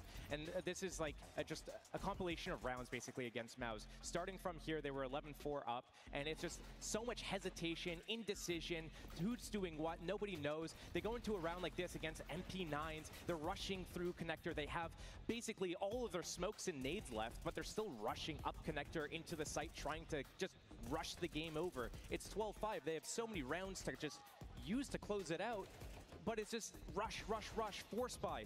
You guys can take a pause, like not even like a attack pause. You can just use Glocks for round, talk about the situation, get as many gun rounds as possible, and just give yourselves the biggest chance to actually win a round. But no, it's just like force buy, B-pop, force buy, rush up con to A, force buy, B-pop. It's like, guys, is that it? That's our playbook? That's the depth of it? And we're called the second best team in the world? Look, the sky's blue, the ocean is wet, and Nico malding. Three things that we can just see throughout the history of time. Yeah, I think for them in this game, that 12-5 round was the worst one. I mean, that was your best chance to close out the game, and after that, your money's in the bin, and you really have two proper gun rounds. Everything else is half buys and something connected in that way, and it just was a bad game from Falcons. You know, it wasn't their day. Magus alluded to it. Maybe they didn't take it as serious. You know, they lacked some of the intensity for that game, considering it was a seeding match. And, you know, they beat Mouse last 2 times in the semifinals. So Mouse was definitely more hungry in this one. But I wouldn't take too much away from this game. I think actually it's a great wake-up call for the Falcons, right, to come into this game with vengeance. I mean, one of the things I have, like, it's a theory, it's a working theory, we'll see how it goes, is that these guys would be better off on CT side to close out the games than on T side. It feels like something's missing on that T side, whereas the CT side calling, they might be able to just call, and Nico's great at this, just a gamble stack. Hey, let's just stick 4 people on this site, let's maybe do an opening so they don't really know what we're doing, and then hope that they walk into us and we can close out one of these 7 rounds that we have. We could just close it out. But no, they're on T side and they just try to rush it over with. But no. No. Yeah, we had to get that one over the PA at least one time while we were in here, might as well. What were some of the challenges, not challenges rather, but some of these learning blocks that the Falcons are having to take? I mean, you've hit an interesting point there, Yanko, in that maybe they practice too much. Maybe they're putting too much effort into the idea of structure and making something happen. No, I think it's just getting on the same page still with everyone, right? Playing at the same pace, not having guys wanting to speed up the round, you know, while the rest of the team likes to take a little bit more time, understanding how Monesi getting used to his teammates, like how do they want to play, what it is that they like to do, how do they like to react, and just working on your maps. Most of the time it comes down to that, right? Like you can have 1 or 2 maps that you're really good on, but it's just improving on more maps so you can abuse your opponent's map pool so you're not as easily punished when it comes to that, and raising your floor on all the maps. I think another thing that we can look at is just about the individuals having that discipline to make the right play, to not rush through the moments, to know when it's their turn to activate or not activate. And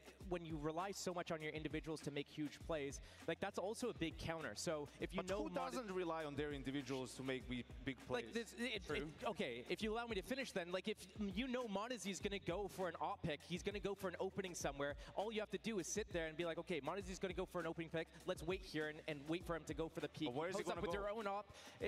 Where's he going to go? He can go you can do prep. to a lot of different places. You can go for a lot of different places, but if you can boil it down to like, okay, these are the probable like 2 most likely places, let's stick an op here, and if he decides to go for this peak, we punish him for that. Cool, there's our opening into the round. So it's yes, you can rely on Monesi to have these really good moments. He's the best performer for the team. He's one of the best players in the world, top 5 easily. He has 1.25 rating right now. But if you can shut him down because he needs to always go for those plays, because the rest of the team, you can't rely on them to close out on a consistent basis. You look at Magisk and Kixon in those regards, because they have like less than 1.0 average rating normally. And, you know, you could talk about Magisk on the stage and in the big playoff moments and everything like that, but you still rely on people like Monesi and people like Nico, and when they go to overcompensate because they have weaker parts of the team, and then they get shut down because it's obvious that they're going to go for some sort of heroic play, then what do you do at that point? No pun intended. I like what you did there at the very end. You kind of full circle on that one. Yenko, how far, and maybe this is a weird question to be asked, but like how far are we away from a Falcons to where there are none of these question marks about like consistency and or making the right moves within the team itself? I mean, they probably still had only total of 10 days of practice with Monacy, so I think they'll do their best. I think they are in good form in general, right? And they have the players, they have the experience to make some of these runs, right? It's only been Vitality and Mouse who've handed them losses since Monacy joined the roster. But it will have to be, you know, more time before they feel like they have it all. They know they can win a tournament, they can win this tournament, but everything has to align for them in order for that to happen. And why wouldn't they have faith? You have two guys on the team that managed to get Stewie 2K in 2024 to lift a trophy right in front of his home crowd. So if that was possible last year, who knows what can happen this year? Look, I think when we talk about Falcons, it's like they're probably going to beat Gamer Legion. They're probably going to go the distance. But, I mean, we could shift the thing to talking about what Gamer Legion could do to beat Falcons. Because right now, they need to rely on them having everything go perfectly according to plan. Because if one kind of piece of the dominoes falls over, everything just spirals out of control for these guys. And I think what Majest kind of alluded to is like... Gamer Legion, they have to play more freely. They can't just stick to, okay, we wrote this down before the game started, so we're going to go do this strat, and even though we've been spotted and Monazy shot us with a scout and everything, we're going to continue into this plan, run into the stack. They need to be able to call audibles. They need to be able to adjust in that mid-round situation, say, you know what, we're going to run into our depths. Let's cancel this plan and do something different. And I think if they're able to kind of focus on that and get themselves out of just doing whatever they wrote down, that might be a little bit more of a challenge for Falcons.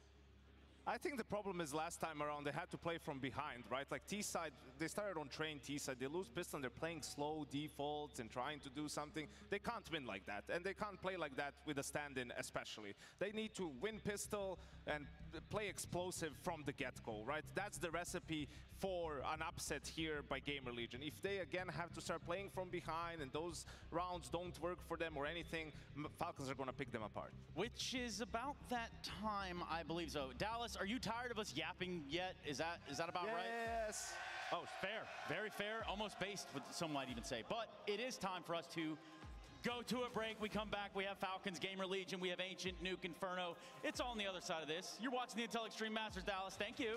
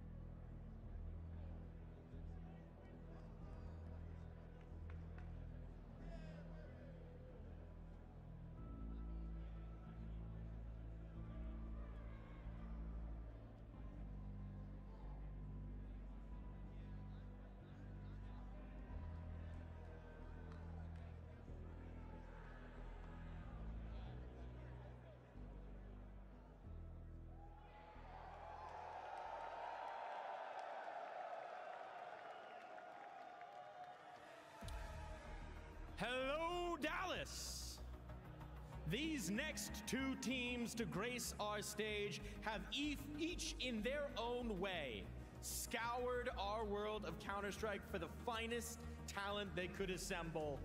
But all that talent, it doesn't matter a jot without the hard work to back it up. And so these teams have poured their blood, their sweat, and their tears into their game for this moment, for this stage, to make their way towards this trophy. So Dallas, the question is, today, here, now, whose hard work is going to pay off?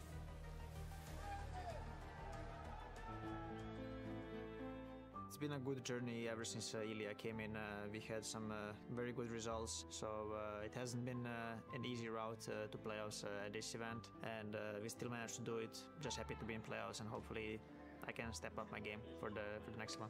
3 days of hard work for us to reach the playoffs. Right now it feels kind of good. I think everyone is energetic and ready. I think every game we played so far, we've been looking really strong. So hopefully we can do a deep run here in Dallas to show everyone that we deserve to be a top 10 team, and we should have deserved to be at the major as well. So yeah, hopefully we can prove everyone that. Really happy to be here. I think Dallas has become one of my favorite events of the year. It would be very cool to have a chance to defend the title and bring some hype in the arena.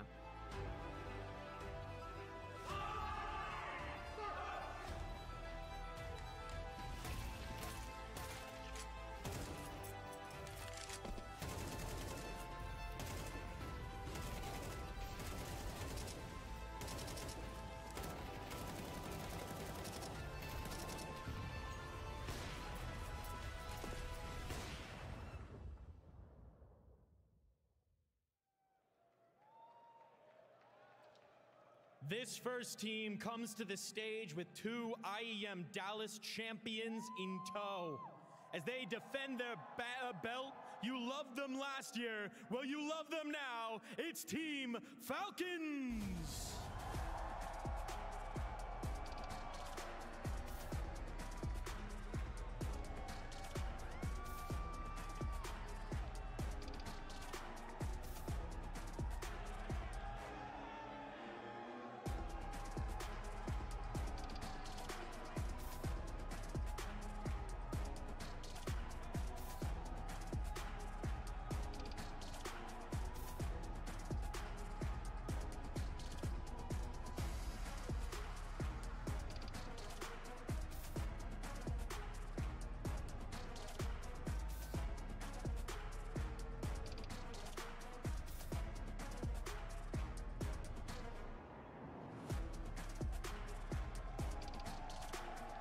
There ain't no Dallas story like a stand-in story, so let me hear you for Gamer Legion!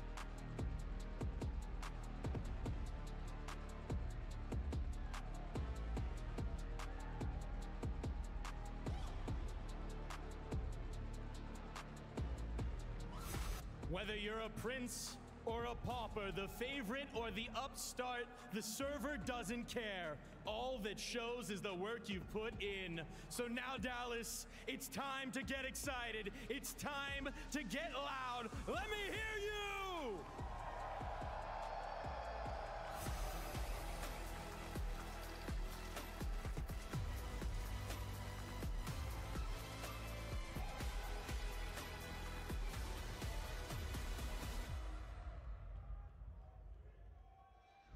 Well, all right, Dallas, Texas. It looks like another playoff match of Counter-Strike is ready to go down in the Big D. That's right, looking at Falcons versus Gamer Legion, Ancient Nuke Inferno.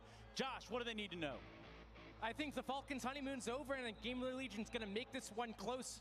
Still, Falcons should come out in the end, but Ash has been preparing for this game? Potentially the last game of the season for Gamer Legion, right? You want to leave everything out there on the server. I think compared to last time, they're going to play a little bit more, with a little bit more aggression. We see players like Rez, he's looking ice cold as he walks out onto the stage. He's going to be the one that we look at for another repeat I Am Oakland, I Am Melbourne now performance. And he's going to be leading the team by example. The rest of his 2 maps on arena stages are going to be looking up to him. And for Falcons, it's been a rough tournament so far. Despite making the playoffs, they haven't played up to the same level that we've seen the last 2 tournaments where they made the grand final. So this is definitely a bounce back game for them. They need to prove to us that it wasn't just a flash in the pan, that they are a legit contender to the likes of Vitality, to the likes of Mouse. Let's just add into there as well the legendary coaching staff over on the side of Falcons. All the accolades you could possibly ask for as a coach within Counter-Strike. You look at Ash, a young coach trying to vie and be in that same exact area with that same exact accolades on his profile. So you look at that, what do they bring to the table here? You wonder. Well, right now you're looking at the basically complete opposites. You've got Gamer Legion and Ash who are basically training these players to get to that next level, and then basically they get sold off to the better teams, the championship winning teams, but right now they're sitting here being that gatekeeper between all of the teams basically and the contenders, whereas on the other side they're a championship team. They're built to win champions. And they're the defending champions of IEM Dallas with Nico and Monacy in the lineup. We've heard how much it meant for them last year, how great of an atmosphere it was, what an experience. And I'm sure you'll see Nico step up compared to his group stage performance. Well, it's certainly that time. We are done yapping. I can assure you that. Twitch chat, you guys need to settle down too, because we are ready to blow the roof off this one. Falcons, Gamer Legion, Ancient, Nuke Inferno. Falcons CT side to start over on Ancient. So let's do the damn thing. Oh, what's up, Dallas? We're back. Another quarterfinal tonight. Falcons, Gamer Legions, more Counter-Strike coming at you. I want to get a temperature check. How many of you are sticking your neck out there rooting for the defending champs of Nico and Monacy? How many of you taking Falcons? All right, now we got the other side of the coin. How are we doing with Gamer Legion? Any Gamer Legion fans out there in the arena? Beautiful. Well, Dallas, we're happy to be back. This city has been fantastic for Counter-Strike, and this quarterfinal is set to begin. And what a great story we had last year. Nico and Monacy returned to the arena where they won just last year. New colors and new goals. The team they desire to beat more than any other awaits them in the semifinals. But to book that matchup versus Vitality, they must defeat Gamer Legion in the quarterfinals, just like they did in Melbourne. Yeah, you got to handle business. You got to get some confidence building beneath you as you head into that semifinal match. Piss around set to go live. Gamer Legion, Falcons beginning their title defense with Nico and Monacy at the helm. CT side start for Falcons. Gamer Legion going to be attacking into them on offense. And so we begin. And so we don't, Jason. There's a quick tech issue to run back to spawn with just a moment longer. We'll do this again. We're going to try it again. But for the game, this matchup, we've heard it before. You know, the fact that Gamer Legion are coming in, it was their biggest performance as a team back in Melbourne, making it into the quarterfinals, playing on the stage. There was no comparison in the stage experience between the individuals on Falcons versus the individuals on the Gamer Legion squad. Yeah, no, you're exactly right. There's no way you can. I mean, but that's also the world that Ash has basically been living in throughout his whole career. He is the guy who picks up these and puts together these crazy lineups of players you don't expect and pulls them into some kind of a cohesive unit that can cause some damage. This is a big ask as well, especially when you put the addition of A-Core into the roster standing in. Who had some, I don't know, I thought they were funny words about Monacy. I was like, yeah, Monacy is pretty good, so I guess this will be a pretty tough matchup tomorrow. Which is like, yeah, that's a good way to put it. It's definitely a fair point. Monacy was blowing our minds in the group stages.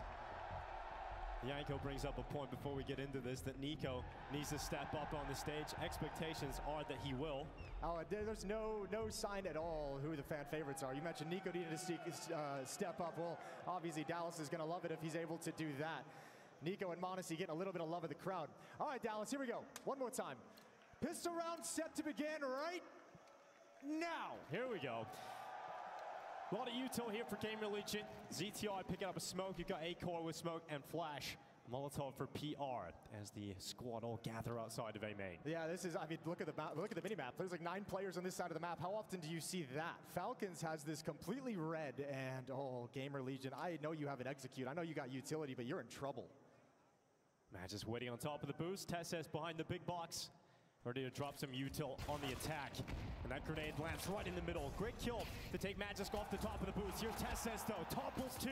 Going back out for a 3rd kill, and Nico's coming in to assist him. It's all slowed down here for Gamer Legion, not getting out of A main. Acor is going to continue to try and fight them into a competitive position, but Falcons put a stop on the A play. That's what I'm saying. They had no idea what was coming to them when they pulled the trigger on that execute. Way too many players there. Falcons just call for the stack and the pistol.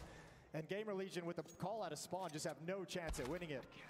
Great round from Tesses, tons of nade damage, a double kill on top of it with the USP. Been awesome to see Tesses in this lineup. He's been performing very well for the Falcons. I mean, when you obviously look at this team and you're like, well, Nico and m0NESY are going to pop off and do the heavy lifting. But Tesses has probably been the 2nd best player for this team over the past few events. Which is crazy to think about, because back in the Heroic squad, the one that was going to all the finals at the end of CSGO, Tesses was always the player that was talked about being cut, removed. Tesses and Shush always flew under the radar, didn't exactly, they? Yeah. And so even in that Heroic squad, we see some good performances with the newer edition. Before he went to the Falcons squad, and he's obviously elevated his performance even further in the green colors. Well, Gamer Legion decides to back off and save only Glocks for them, as without a bomb plant, without any kills, with the complete domination of Falcons in round 1, they have no desire to invest here, so they'll sit behind the smoke, and we'll see this round likely coming to a swift conclusion. We were talking about before this match too, like Falcons mentioned it, the semifinal against Vitality, you obviously cannot look over Gamer Legion in the quarterfinals. That's a recipe for death, and I think Zonic at this point in his career is like, we don't do that. Especially after the last couple of years. Yeah, well, and now you have to build up a little bit of confidence. Falcons is looking for a really strong win, not just in terms of the scoreline, but in terms of how they feel within the team. Is the communication on point? Is everyone on the same page? Are we all feeling better? We need a solid eye test out of Falcons here that makes it look like that cohesion is really clicking and really hitting a perfect situation. Well, Yanko brought up the point that they haven't lost anybody other than m0NESY and Vitality since the addition of m0NESY. Those are the 2 best performing squads we've had. I got spanked by m0NESY, though. That was no mere loss. That was definitely an embarrassing loss for them. You could see the disheveled nature on their faces after the matchup. But Gamer Legion coming in, getting the buyout here for the first time on the T side. AK-47s for all 5. Falcons a bit of a bonus. They'll keep 2 MP9s and a FAMAS into this. Yeah, but because they have some weaker weapons, they're already doing a little bit of trickery. An early round, in the 3rd round, push into A main. So Magisk is going to have that position with his FAMAS. m0NESY supporting him to get him into the position. And the timing of his next move is going to be everything. He can shrink this map, gather information, and wrap around Gamer Legion at will.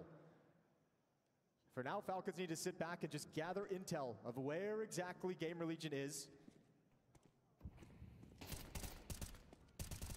A PR stepping into the open. m0NESY going to be doing plenty of damage to ZTR. Not so much with that grenade. He realizes the space that he's lost, so he deploys the utility to prevent him getting into the red room. And Gamer Legion really didn't do anything over at the B bomb site. 3 or 4 players there, but they didn't attack into a whole lot. Got stalled out by a smoke and Jaguar, so they're going to reconvene towards the A bomb site. Now, towson is in trouble. If he dies to this push, Magisk has a lot of safety and a lot of ability to be patient.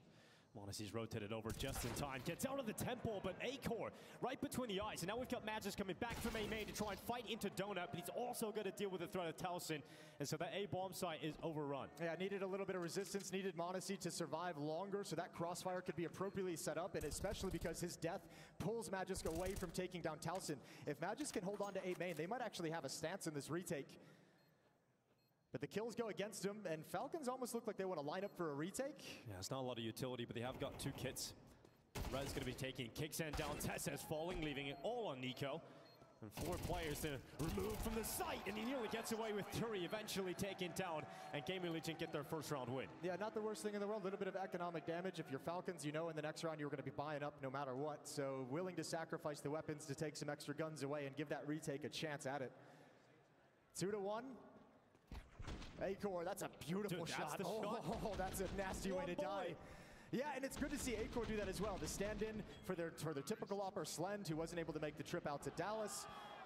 He's had a rough event as well, but in a tough situation of stepping in as the odd man out of a team that already knows what they're all doing. But that's a beautiful shot to get them their first round. Tesses forced into the fight by the Molotov. He's going to be cleared out by ZTR. Advantage siding here with Gamer Legion. And some space in mid being taken for PR as well. Cleaves away m0NESY. And that's the space for Gamer Legion. Looking pretty sharp in the first 2 rounds here as PR, confident to go through the red smoke, will fall at the hand of Nico. Oh, the nade peeks into the nade, and Towson's there for the cleanup. Man, Falcons in this round just getting battered. Magisk is going to shift back to CT spawn. Kicks in passive over at the B bomb site. A 2 versus 4, but no way for them to sync up to really work this round back into their favor. It's going to have to be individual heroics, likely from Kixon. It would take something special for him to defend this B-bomb site enough for a squad to get back into it. 58 seconds. They've got nothing to delay, no smoke, no Molotov. Yeah, so Kixon just backing off. They say, okay, well, Magisk took a deep angle in towards mid. They saw red room was clear. I'm going to move on over and we'll just save these weapons for the next round. I like the energy that Gamer Legion have brought into the game, though. You know, pushing into the red smokes, taking the mid fights. It looks confident from Gamer Legion. Back-to-back rounds that they've been able to just delete m0NESY out of the server. Acor's 1 tap, and now PR out in mid just swinging for that donut fight with m0NESY standing in front waiting. If they continue with that kind of an impact in middle, and especially that kind of an impact specifically against m0NESY, Falcons could be in some trouble. He's far and away their best player. No other player on the team is rated over 1.0 outside of m0NESY. It's actually insane. The drop-off of the supporting cast over on Falcons so far in Dallas. And he's significantly over that 1.0 rating as well. Incredible performance in the group stage from him, and it wasn't enough for a flawless run. Well, he mentioned ever since, he said in the interview coming into the match, how nice it's been ever since Ilya joined the team and how much he's appreciated and the good results they've had right out of the gate. Well, since Nico joined Falcons to start the year, then in 5 playoffs, including Dallas, they've made 4 finals. Yet to see if they can do that here. That's not a bad run just for Nico. Not bad at all. 1 title so far, and obviously the beast that has taken them down in those best of 5s is Vitality. Not going to be able to play them in the BO5 at this tournament, just with the group stage performance landing them in the same side of the bracket in the quarterfinals. Not a lot here for Falcons. They've only got 2 M4s, the rest on pistols. Should be Gamer Legion taking the lead early on here.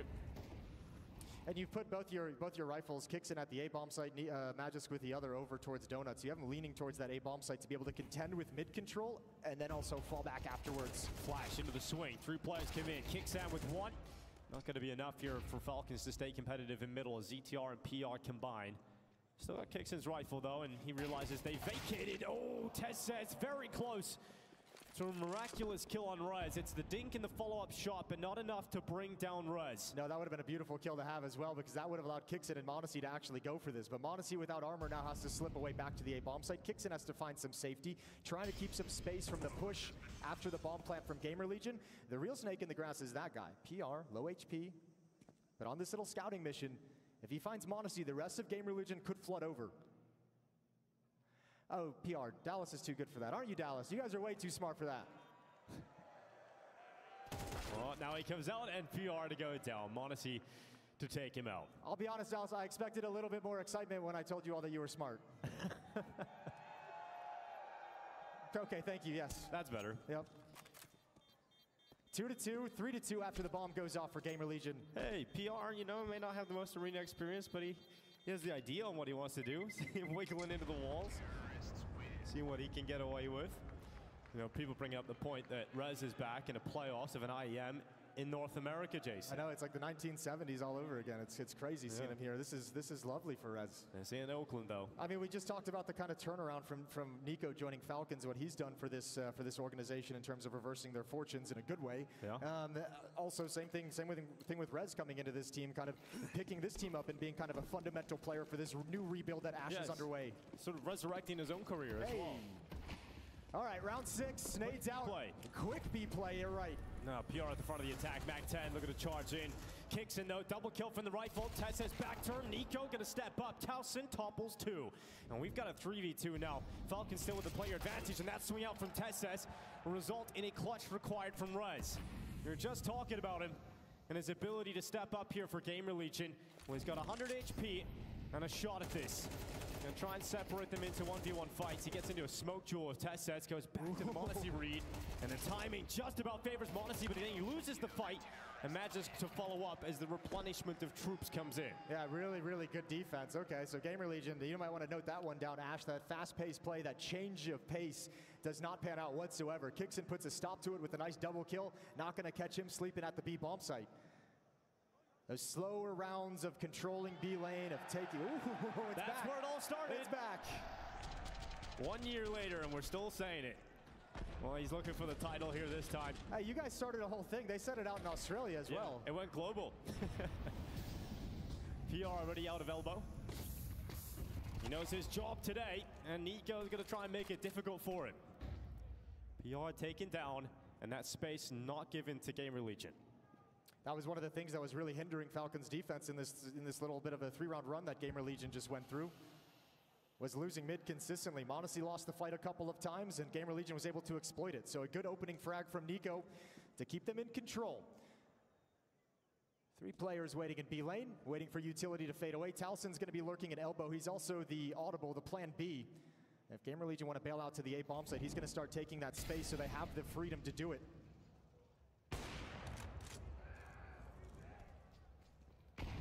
Acorn not going to connect his shot. Tesses burning and forced into the cave, and he's going to get caught in an awkward position that allows Rez to equalize. 55 seconds left in the round. Eventually Rez to fall as m0NESY from the long peak, but the bomb is bailing out. It's going back into mid. There's an opening on the A site. Yeah, pulled everyone away for just a moment, but now they're aware. The comms came in. Even m0NESY hustling to A now. This is going to be a really, really hard take, and now it's smoked off. 40 seconds. You still have options. Yeah, still got to fight your way out of donut, though. Orp running in. Orp going in, and Magic's going to be able to get a kill. How? How was Nico gone down as well? Falcons, it looked good for them, but suddenly it's all Gamer Legion into the final seconds of this round. It's Kixan coming back in alone. A disastrous moment on the A site here for Falcons. And Kixan looking to pick up the pieces. So many positions to think about here for Kixan, and he doesn't even get out of the donut. A huge yell for Ash because he knows that's a round that did not look good for Gamer Legion. I mean, let's just say it, they had no business winning it, and I always like to kind of try and help bail out of different situations, but that one is just a kill that has to come out in the way of Magis. That's a completely flubbed frag, probably even a double kill if he gets that first one clean, and it sells that entire defense down the river. But just look at how punishing just that miss can be. Like, they're still in a really strong position, but you miss one shot. You have a man advantage, you have everyone rotating over, you know what's coming, and it all comes crumbling down as soon as one death is taken. Falcons having a tough time getting themselves anchored into this first map.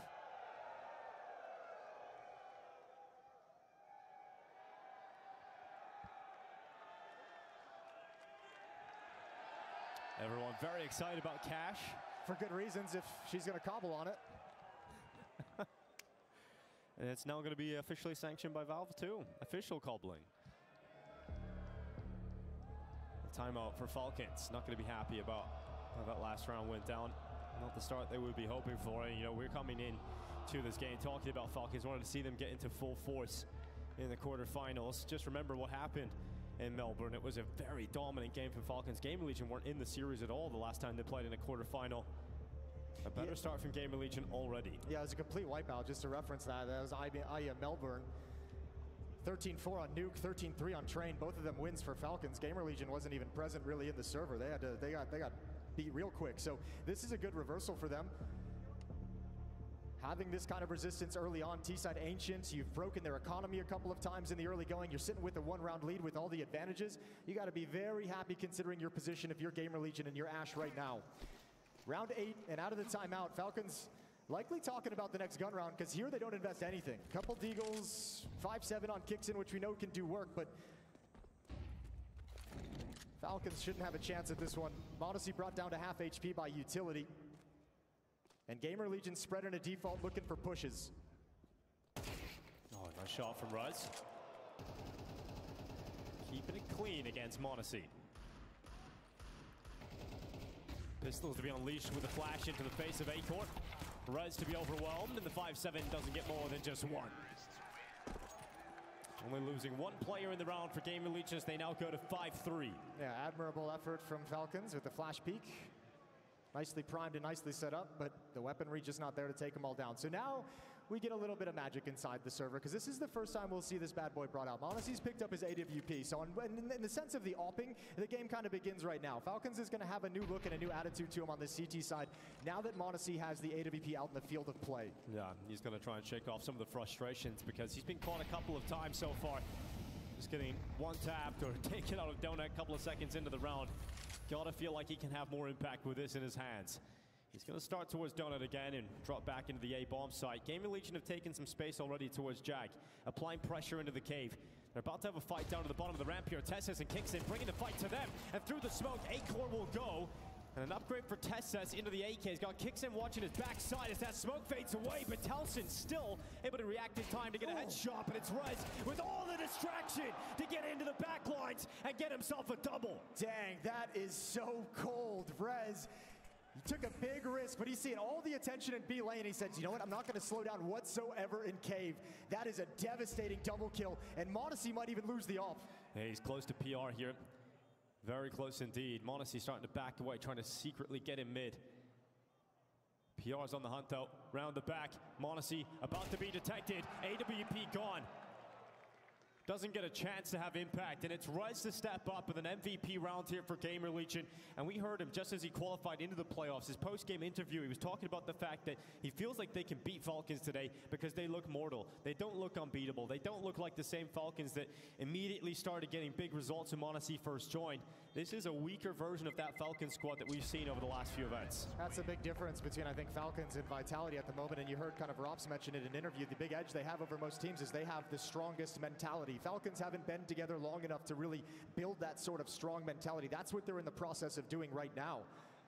So I think Rez is dead on, and that this team, like as strong as they are, as good as they've looked in those best-of-5 finals, they've lost to Vitality. Even with the names in the server, they're showing quite a weakness at the moment that can be exploited.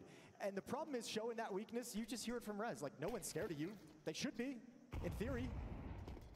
But not right now. You got to put that fear into them. And at the moment, Falcons have been unable to do that at the start of the CT half at least. 7-3, the most likely outcome for the next minute and 30 seconds. It's great to see Rez willing to make some plays, take some space. He's going to be such an important player today for Gamer Legion if they are to pull off this feat. Here's a peek in from ZTR. Spotted too. Yeah, but he wants nothing to do with that fight. He's happy with the stalemate. He's just saying, okay, I don't need anything. Good shot from Tesses. It gives a 5-on-4 over to Falcons. And now if they keep getting picked apart, they got to be really careful. So Gamer Legion has grouped up with 3 over towards the A-bomb site and going to start probing in and see what they can find. Well, Magisk does have the rifle here, and m0NESY's deagle will show its might on the first kill on Towson. Magisk has found a little bit of sanctuary at the back of the fire here as well. And the rest of the Falcons rotating over. ZTR applying pressure to Kickstand, keeping him pinned on the B-bomb site, but it's all about the fight today. PR's cleaning up. A double and yet another from m0NESY, and Falcons have a 3v2, and the 2 remaining Ts are completely separated by the distance of the entire map. It's all on Kickstand. If ZTR gets this kill, it's opened up. Big frag for Kickstand. Now just A-Core remaining. And he'll come back through elbow, but m0NESY's deagle will close it. And there's a little bit of m0NESY magic. A 3K with the deagle. And Falcons present a difficult round to that of Gamer Legion, one that will cause a timeout. Yeah, those deagles were powerful for m0NESY, 1 deag headshots, but you know what? That's just a star player keeping you alive in this map. That is exactly the kind of performance you needed from m0NESY or NiKo. One of those 2 to step up and get you a round win you had no business having. And now you can try and turn the fortunes. Now you can try and use that to build some energy behind it. Because Falcons looking at this like we need the last 2 rounds of this half. 4-6 at the moment. You win a round like that, you get flush with cash. AWP is back out for m0NESY. So a lifeline provided by the newest member of Falcons. And Gamer Legion out of this timeout. Gonna try and respond immediately. AWP in the A-Core's hands, 4 AK-47s, plenty of utility. Round 11.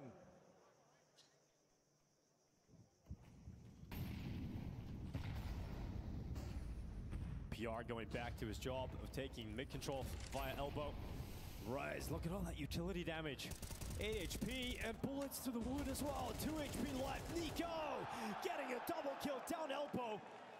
Lays down fire and gives okay, NiKo, what are you doing to them? Is there any more? It's just unfair. No one's even seen him. And he goes into the elbow smoke, knows that there can't be more than 3. So he's just going to start flanking around the back as well. That's the entertainment value out of Falcons we came here to see. We showed up to see. 1 round out of m0NESY, triple kill with the deagle. Now you got NiKo pushing down mid and controlling and winning everything.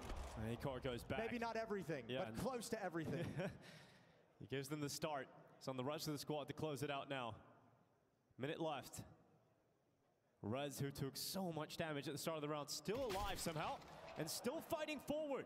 A 2v3, not completely unrecoverable, but the big issue is the bomb is down at elbow, and Falcons are watching it. I think we might just get an extended save here. If you look at Rez and Acor, there's no money. I think Rez might just try and find some safety. So you're going to want these AK-47s because PR can buy himself, ZTR can get something. You might need to drop for Towson, but if you lose these two AKs, this last round buy is going to be real scut for Gamer Legion. So saving is quite important. And Falcons 20 seconds, they still can make the call to go for a hunt, but I think at this stage of the game, they're just like, we have the bomb, let's just secure it. Let's not worry about getting too fancy. They have the money to go for it. But we'll sit at 5-6 going into round 12 to end the opening half of the IEM Dallas quarterfinals, the second one being played. Nice win from Mongols earlier today. A very nice win from Mongols. Starting to build up some momentum here in Dallas. Another frustrating event exit for Aurora. Been to so many playoffs and yet to really break through to the next level. But that Deagle round from Monacy just a couple prior has opened up a fantastic opportunity now for Falcons to make this a 6-6 half. And they've got to be very happy with that because it hasn't been the best defensive effort. No, it hasn't been, but also I think when you see Nico build upon it with a triple kill of his own in the next round, that's what gets you excited that maybe Falcons starting to get a little bit of momentum, starting to build into this. Tons of nades down mid. PR brought low, but coming out. It doesn't matter if Nico's blind. He's able to get away safely. Yeah, Rez now pushing up. Oh, Tessa is taking a dink on board. Rez going to keep the pressure up. The smoke comes down, and that will cancel out his play. A stalemate, and Gamer Legion used the call. Currently, the A bomb site is open. You've got Magis playing in Donut as the quickest responder. They only have one smoke on the hands of ZTR. Magis has backed into the bomb site, which means the rotation of Monacy and Kixin, they'll likely have to go through Temple. It feels like Falcons think this might end at B. Everyone's kind of backing off of A. Everyone's here, but playing very deep. Now pushing back into things, and the hit is coming in now. Magis looking out of the Temple into the site. It's going to be one kill for him and some damage laid down. Gamer Legion trying to leap into the bomb site. Magis gets so clean from him. The only defender for a long time, and then from the Temple, it's 3. Kixin stopping ZTR from making any magic happen, and Rez is on the other side. So Falcons will tie it up. It's going to be a strong finish to the half. 5 players up at the moment. Rez going to try and prevent that clean sheet, and he will do so by taking Tesses out. But now they know exactly where he is, and Falcons won't let this one slide. Nice thing for them is you have 2 big rounds out of Monacy and Nico to close out this half. You get to go into halftime with a positive attitude, a positive feeling. 3 in a row to tie things up. Falcons, Gamer Legion, second half coming up.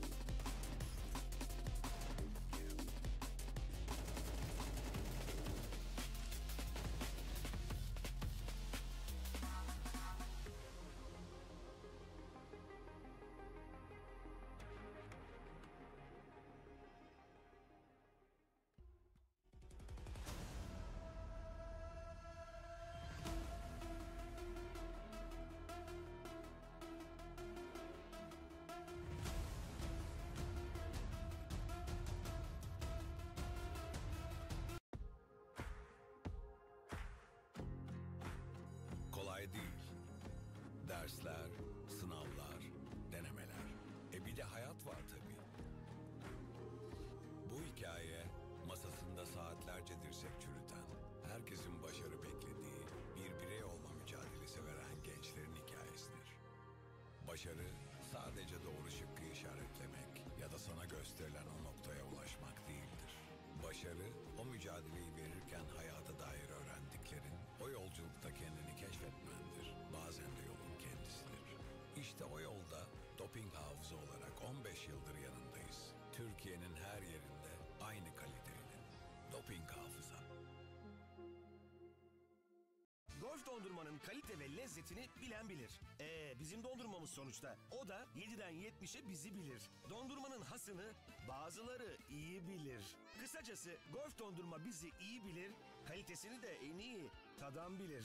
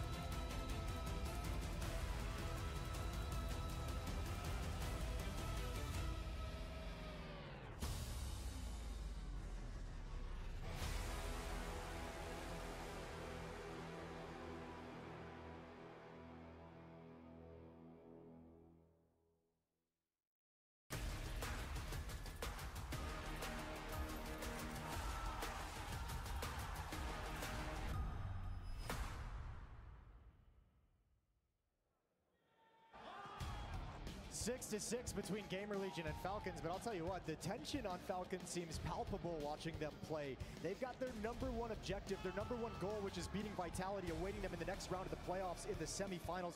First, they have to get through Gamer Legion, but it feels like they're so scared of getting upset, so worried about the possibility of losing this one and being eliminated early, that they're playing a little bit within themselves. We'll see if this second half can open up. Gamer Legion on the CT side, Falcons going to be attacking into it, and it looks like Falcons going to be running towards the A bomb site. And Magisk has the smoke ready to pop towards CT with the rest of the team. Gather in A main. Red starting to get the read on it. He's coming back over to Donut. ZTR is going to hopefully try and grab a headshot through the smoke, just spamming away as they enter in. Well, that smoke comes up, does detect m0NESY jumping around the corner, and it's going to be Rez taking the first. m0NESY going down. Tess says to trade it. He'll put the bomb down on default spot. Not going to be denied by A-Core. We've got a 4v4 post plan for Falcons to try and work in their favor. All right, 3 going to be retaking from Donut, A-Core, PR, and Talson. ZTR coming from spawn. There's no kits and there's no utility. This has got to be fast and it's got to be convincing. Yeah, once Magisk gets this info as well, they're heavy. Donut, he can accelerate that flank around the back. Nico spots out players. Kicks in going back in towards CT. Now Magisk can start to come in. Coming in through Donut soon. The fighter going down inside of the site though, so he needs to speed up. And PR's got doubles. Nico stepping up with one. And finally Magisk's flank is the insurance policy that Falcons need. So well managed by Falcons. That's actually such beautiful protocols that were set up in that moment of calm as their retake got lined up. I mean, they spot the play out in Donut. They swing all 3 of them in Pen Temple immediately to kill the CT spawn player. And then it's like, all right, we got to play together now. We all got to kind of go out, trade each other out of Temple. This is a beautiful kill. Come right on back. Kixon's got a flashbang, sets up the swing. And Gamer Legion just had no chance. Had nothing in return, no strength on the retake. 7 to 6 for Falcons. A second round bye, though, for Gamer Legions. MP9s and 5.7s picked up. This will be contested.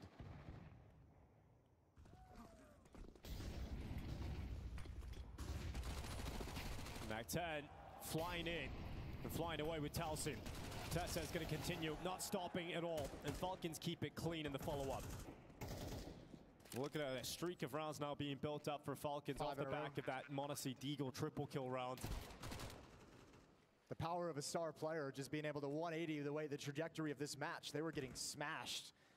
That Deagle round reignited Falcons, so yeah, quite a run for them to get this advantage, and nice enough for them. This second round from Gamer Legion, all this investment, it does nothing. Gets nothing, yeah. It's a waste. It's going to be frustrating because now you have to go into the next round, and you have nothing to play with either. So we're now looking at 9-6 being stepped up here for Falcons. Yeah, most likely. Yeah, most likely. Tess's and Nico going to get away from the bomb. Gamer Legion still has some timeouts to burn, so I wonder, I mean, it might be worth calling one early in this half, in the first gun round if you're Ash. And just say, all right, guys, we got to start quick. We can't dig ourselves in a hole in this CT side. It's got to be right now. We'll see if he calls that in the next one. MP9 and 5-7 brought forward by Gamer Legion. But Falcons in a position where they could kind of blow this game wide open as soon as that first gun round comes in.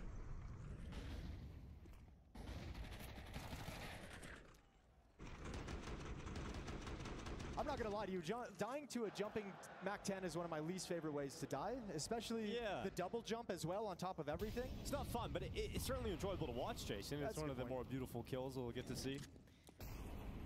And there's plenty of more opportunities for them in this round as well, as Kixin and Tessa still have MAC-10s against weaker weapons. This time not together, so not ready to pull the trigger on a hit into the B bomb site quite yet. It looks like Kixin is going to lead the way with an AK in support of Nico. Thought maybe go into cave, but not yet. So it might just be a rinse and repeat at a different timing, but this time Gamer Legion is prepared. They've got two smokes. Acor and Towson can block the ramp or block cave. And then you've got 4 defenders here.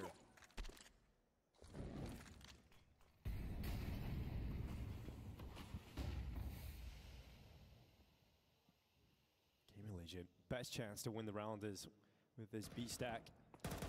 I mean, this is a nice piece of utility to delay this, but Falcons isn't going to be scared. They're just going to say, wait for it, and we'll go after the fact, and look at what happens. Yeah. MAC-10's making money. 4 kills in quick succession. And the B-bomb site topples in favor of Falcons. It's always just a matter of time. Well managed from Kixin and Falcons. So with 3-round lead now. And the second half truly begins for Gamer Legion in the next. They've got to put an end to this streak that is starting to build and build for Falcons. They're going to have money. They're going to get the buyout. Acor is going to have enough for the AWP. Last time they played this map was back at PGL Bucharest. A 13-7 win for Falcons. Acor going to try and recover a weapon, but caught in the open. There's that 9th round, so guns come in next. Nico will be able to grab another AK-47. There's a MAC-10 and MP9 still on the side of Falcons. We'll see if they decide to keep those and put them into any kind of a use.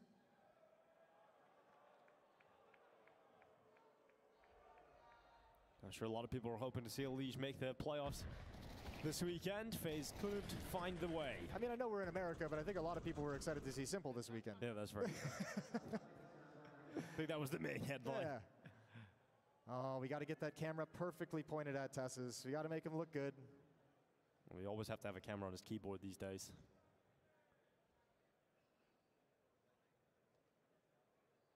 Slight tech issue fixed. Oh, the camera fell. Oh. All right, yeah, we'll take a moment for that. I like it, action cam. Yeah, it's good.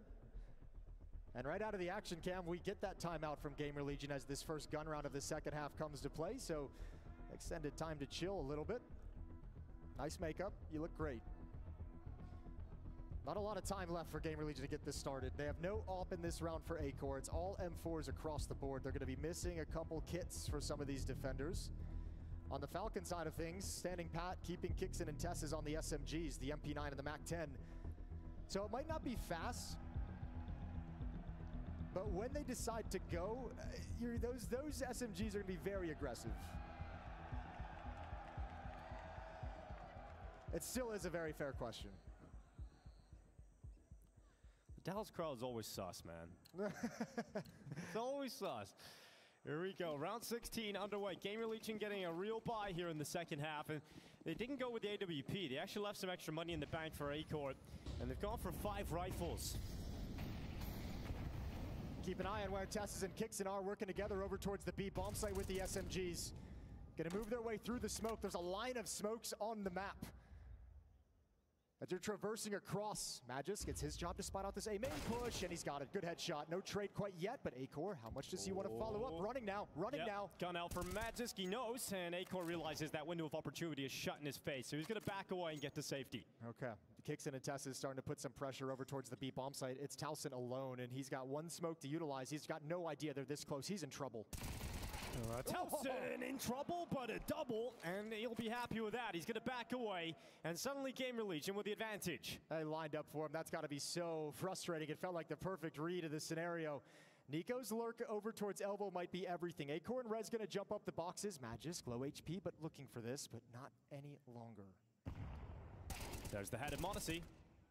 Peeking up into the open, low HP. Molotov gonna force them off the ledge peak. Nico coming out, gets caught. Acor looks back at the right time. And Gamer Legion have 2 low HP Falcons on the other side with no real shot at this. Yeah, I don't even know if it matters if you go for it or not. You're not gonna win this round with low HP. Neither of them can take a bullet. Monacy stepping forward. Off angle into the corner, and yeah, it's tough. Towson's got another. Magisk gonna back away. Gotta be happy if you're Gamer Legion here, because this is a round where they lose the opening kill. Acor tries rapidly to try and get it back on that A main push, unable to do so. And you see Falcons get to play 5v4 as they get ready to go into the B bomb site. I still think they made a very good call. I think unfortunately the lineup was there, and obviously the fights are a little bit different when you're using the SMGs as well. So, you know, that's Gamer Legion with a nice strong win to get things started. Even Acor can pass his M4 over to PR, pick up an AWP. Oh heck yeah! Get him in here early. Having the time of his life. A nice Friday afternoon of Counter-Strike. Fun for all the family. Right now, Gamer Legion looking to have a better time in the second half. Towson earns the high five from ZTR and Ash. But now you got 5 AK-47s and you got the AWP on Monacy. Got the AWP out for Acor as well. We know Tess loves to be a nuisance on the B ramp. We know he loves to try and catch timings. Well, so does Tess's apparently. That's what I'm saying. Here he comes, right up to the front of the attack. Nico to follow up, and Towson gone. So space in the B bomb site taken, and in fact, it looks like it might just have to be a safe call here for Gamer Legion. Yeah. There's no one nearby, and they're going to start retreating. But the problem is, Magisk is here on the other side of the map, and Acor might just barrel into him. Magisk actually, like, no joke, has the most important role right now. That's a big kill. AWP taken down. And does Gamer Legion want to have a mission to go try and recover it? Rez moving into A main now, so he might get frisky. Yeah, Magisk has a chance for extra. Oh, what? What a rat. ZTR gets wallbound by Kixan. Rez now stepping up. Oh, the shadow. The shadow makes him shoot, and Magisk comes in and secures the headshot. It is brutal for Gamer Legion. They lose the opening B call, and they go for a straight 4-man save, and then they lose everything bar PR. Oh, it's a disastrous round for Gamer Legion, just as they were starting to try and build the second half up. Falcons, a super important round at this stage of the game. What a wild sequence of unfortunate events for Gamer Legion. This is a cool call from Falcons. I mean, I have to imagine that's game plan for that first gun round. They probably saw something in the tape. Gamer Legion like to take a lot of mid-control, exactly what they did. They heard all the utility, they heard the footsteps over in middle, and call is just like, yeah, go challenge at B. Likely only going to be one person there you can find in a heads-up duel with an AK.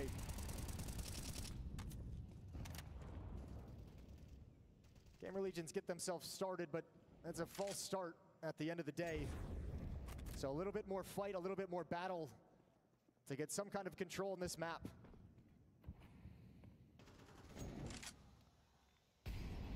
Rez burned out into the open. He's going to cross over to the left side. They know they've got him pinned in that. I think Kixan probably realizes there's 2 players as well. Oh. Taps away, looking for the second, but he gets back. It's Nico to take that one. Out from heaven, both kills go the way of Falcons. And Gamer Legion a 3v5 hole to try and dig themselves out of. Could Acor start? Kixan's waiting.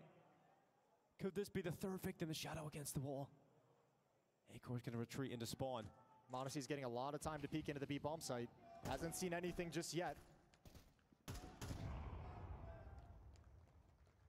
So much time to sit with a 2-man advantage.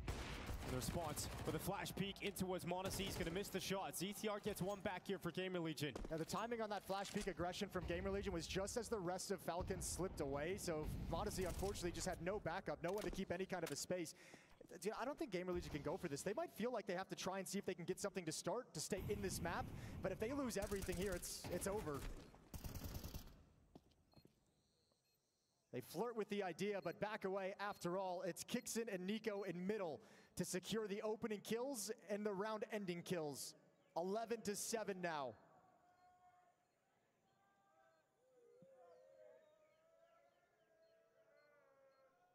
You'd imagine Ash thinking about a timeout soon. Getting into the late stages of this game, and Falcons have control of it. I mean, his first time out in this half got them around. It's just they couldn't string them together. Now you have to. Towson, Acor, and ZTR survive with weapons, but what else? Couple dropped guns, and Gamer Legion will have another strong buy going into round 19, but that's not the most exciting thing when you realize they've only won a single round. It's a 5-1 run in this second half, and Ash calls that third and final timeout. One last chance for him to relay the game plans that can get them back into it. The save in the previous round gives them one last shot. You keep the AWP, you give it back to Acor. Gonna have PR and Towson on rifles, and MP9 to come out in the mix. But for Gamer Legion, this is their last chance on the opening map. It's their last chance on the map, and I'll tell you what, this map means a lot. I mean, this series means a lot to them. Falcons have been the team that have eliminated them from the quarterfinals back at PGL Bucharest and over at IEM Melbourne just recently. So, I mean, you're looking, if you're Gamer Legion, you're like, yeah, we're really going to let them eliminate us 3 times in the quarterfinals? And Gamer Legion also not going to be in attendance at the major in Austin. Yeah, their final hurrah of the season. Here comes Nico, out of elbow, right into Rez. Towson to follow up, and a great start here for Gamer Legion. They bring the fight to elbow, and out of the Ash timeout into a really solid start. Look at the difference, though. They do all that mid-pressure, but this time they add a smoke at the top of B ramp. So Testis is looking for the same fight he had in the first gun round, and it ain't there, because Gamer Legion's just like, we're not going to let you beat us with that. We don't want to deal with that protocol. And that allows them to get back from mid and then stack up this B bomb site defense towards the end of the round as well. So tough to see a world in which Falcons can even fight into a competitive position from this point.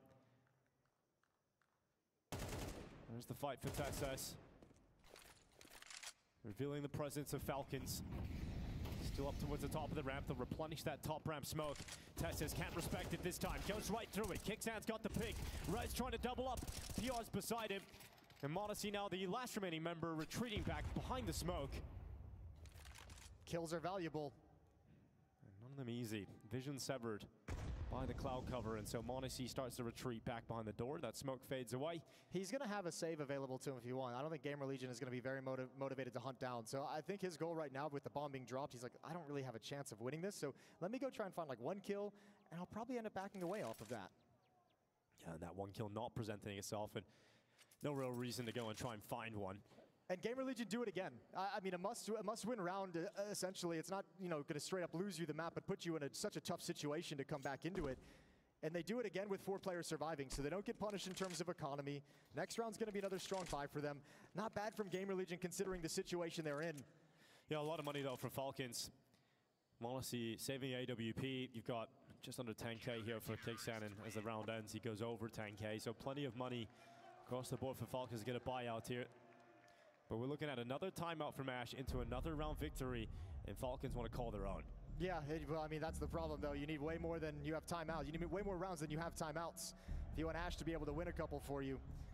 Falcons burn this one, so Zonic on the mic with his team, talking things over, listening in.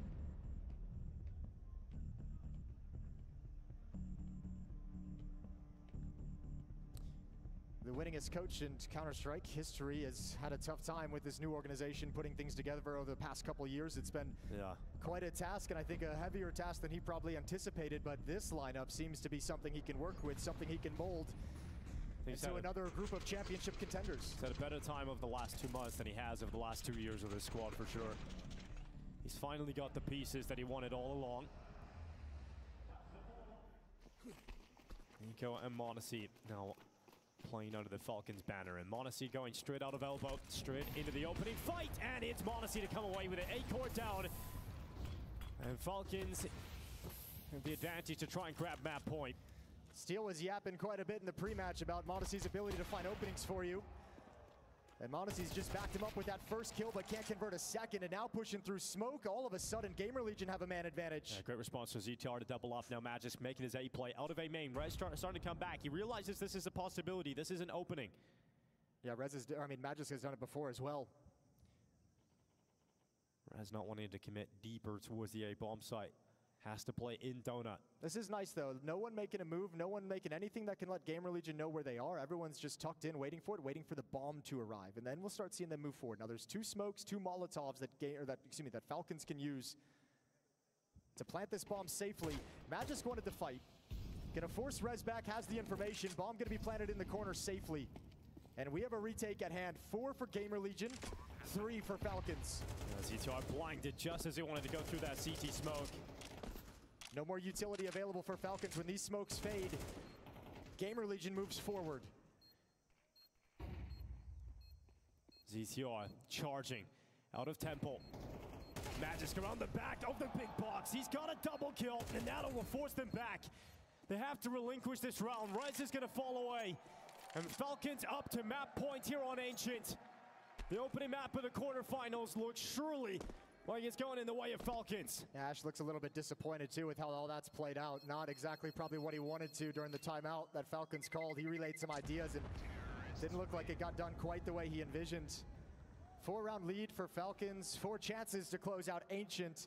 And look at the teamwork from Falcons as well. The kills across the team are wild. 12 for Monacy, Tesses, Magisk, 13 on Nico. It's Kixon at 16 and 9 to lead the way. But a very good team affair going deep down the roster.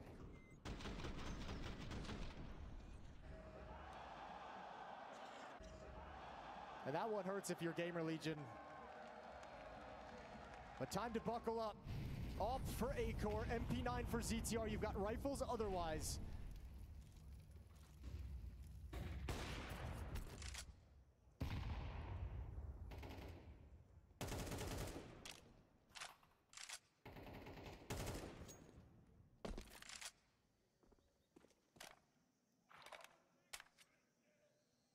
The bomb starting to drift back over towards A. A-Core is going to have his scope positioned, looking deep into A main. Hoping that he can peel away a kill. Quickest rotating player available is Rez. So pressure certainly on A-Core's shoulders here.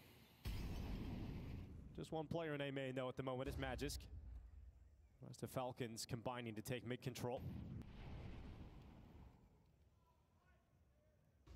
Well, they've got it quietly.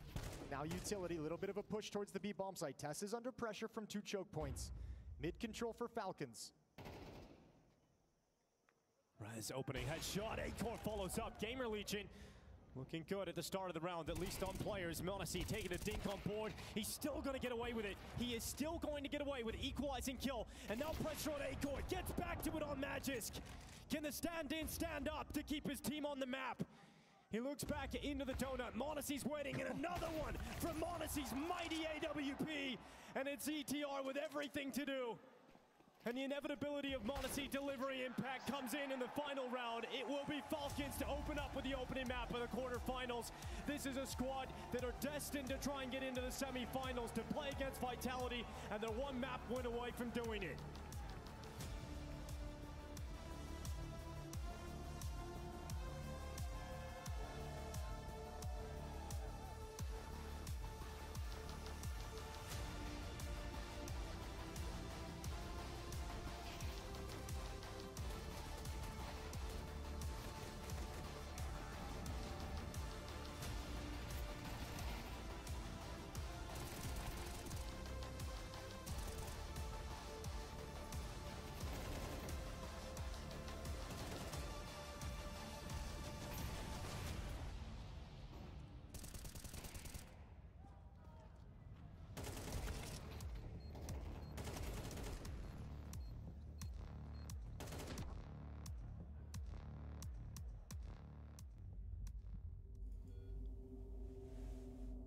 was.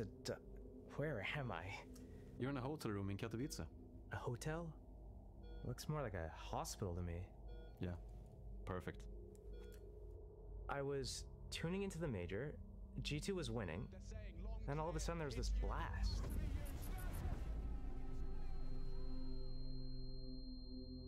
Was this before or after they lost their phase in the semis? FaZe? In the semis? Give me that. Spirit defeat FaZe 2-1 to win Shanghai Major. Don't worry, we go through it all slowly. Magic's popped off. I must be dreaming. This are gonna take a little adjusting to, okay? No, it's all wrong. That's so right. Never mind, it's cooked. The world's different now. Wait, what is that? Oh, this whole thing? What do you think? It's so weird. The young prodigy is yet to peak. They're both of us. Huh? Click over the pitch, Josh. Should I say, steal?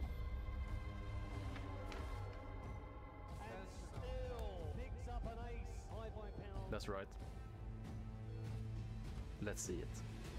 Show us the black and red. Wait, what? It ain't 2014, Ankh. Your options are limited.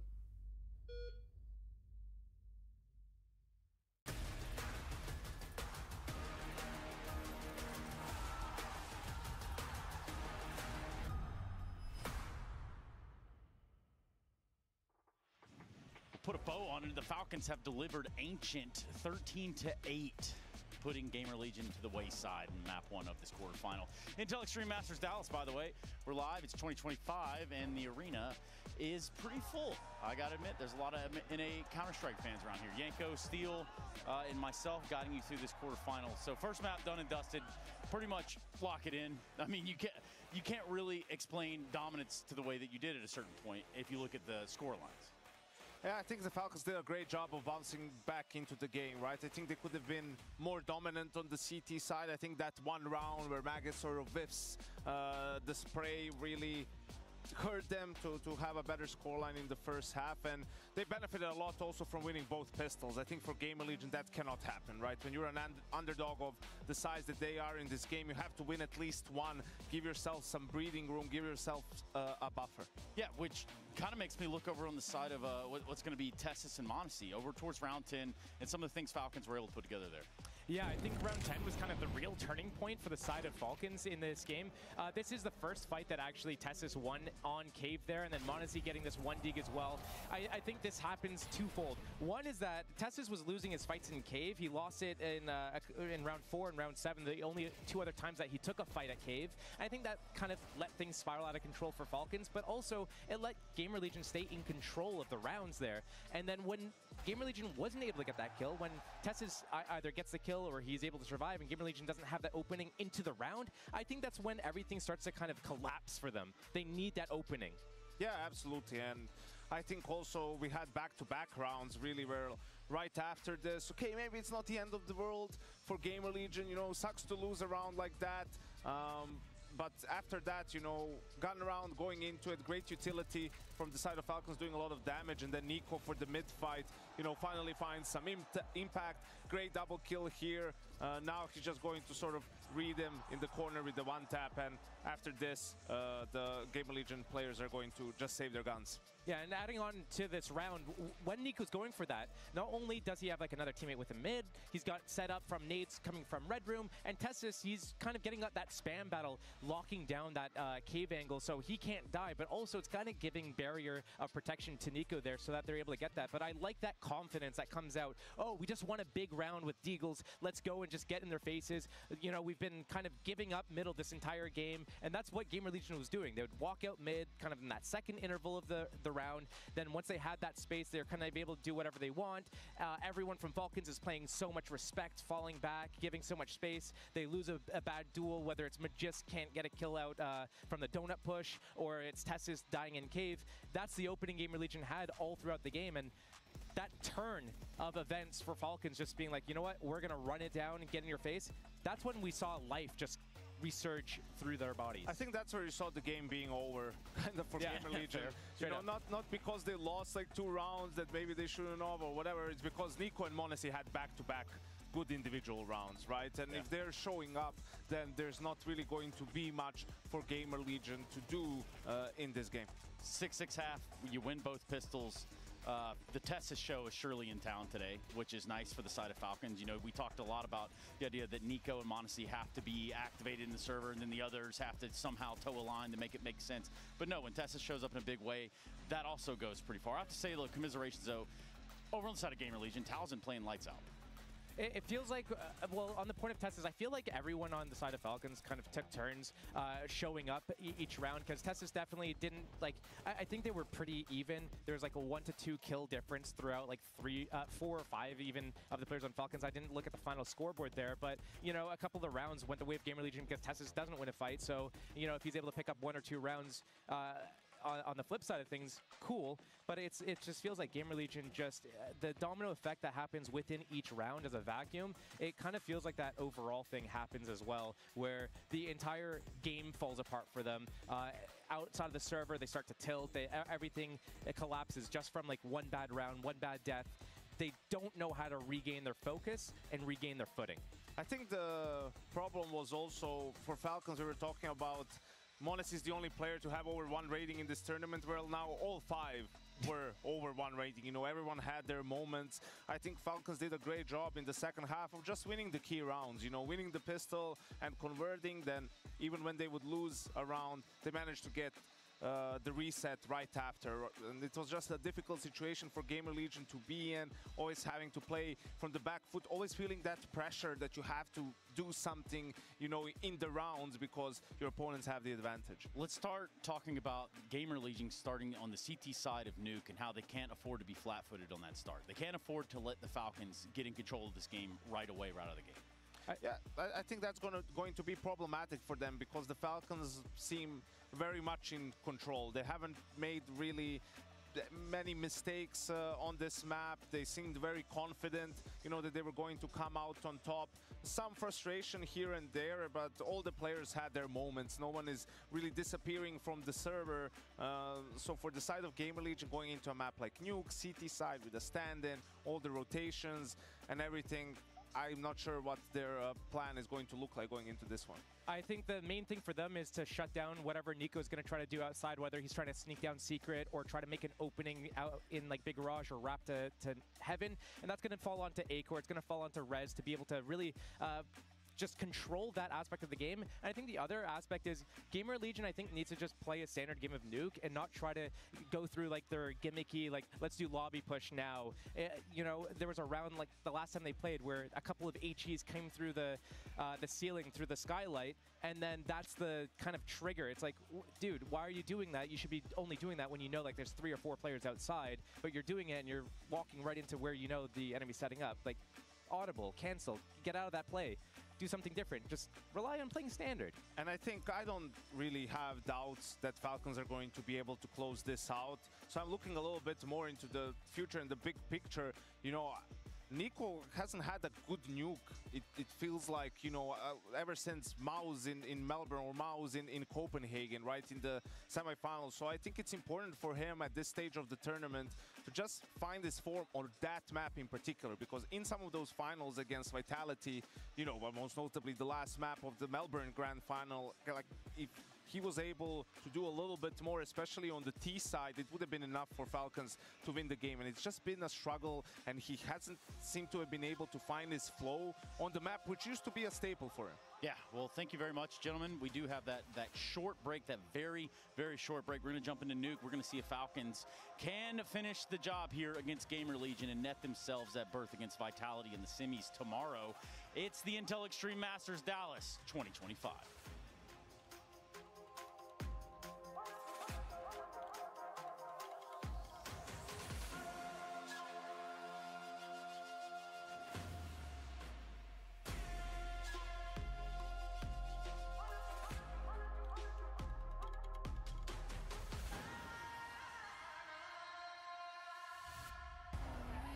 Stages don't get bigger than this.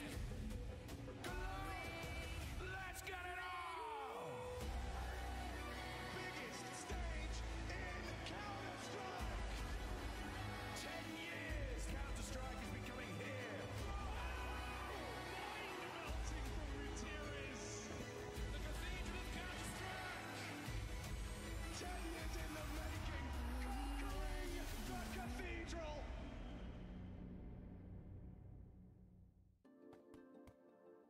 Hey, it's Bob with Face It. The official broadcast is better than ever on Face It Watch. Yep, that's right. Switch it up with the POV selector.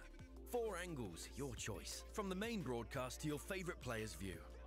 And it's available on the Face It app and Chromecast. But wait, there's more. Keep watching, keep winning. That's how we roll. Watch IEM Dallas while having the chance to get skins and Face It points. Look at this beauty. Change the channel and control how you watch.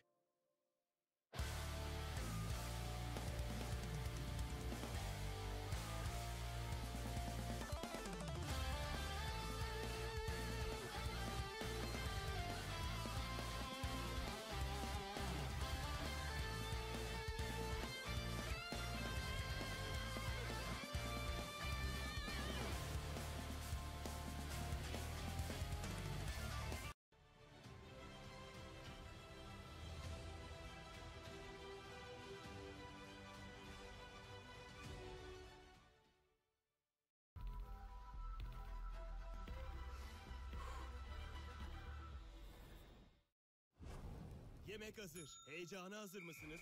Şefin taktiği, iyi takım, iyi yemek.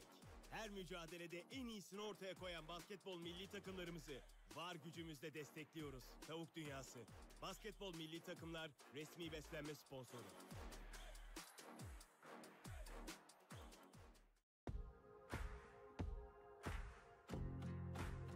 Kolay değil. Dersler, sınavlar, denemeler. Bir de hayat var tabii. Bu hikaye masasında saatlerce dirsek çürüten, herkesin başarı beklediği, bir birey olma mücadelesi veren gençlerin hikayesidir. Başarı sadece doğru şıkkı işaretlemek ya da sana gösterilen o noktaya ulaşmak değildir. Başarı o mücadeleyi verirken hayata dair öğrendiklerin, o yolculukta kendini keşfetmendir. Bazen de yolun kendisidir. İşte o yolda doping hafıza olarak 15 yıldır yanındayız. Türkiye'nin her yerinde aynı kaliteyle. Doping hafıza. Golf dondurmanın kalite ve lezzetini bilen bilir. Bizim dondurmamız sonuçta. O da 7'den 70'e bizi bilir. Dondurmanın hasını bazıları iyi bilir. Kısacası golf dondurma bizi iyi bilir, kalitesini de en iyi tadan bilir.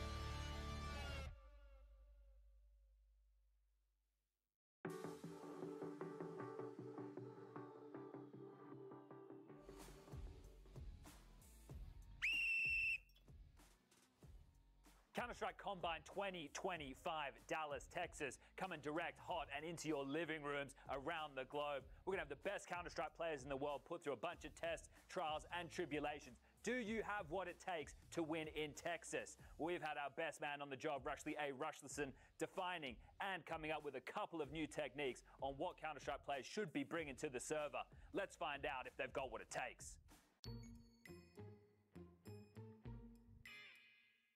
How do you feel about peeling and taking a bite of a banana? Bad idea. Which part? Swallowing.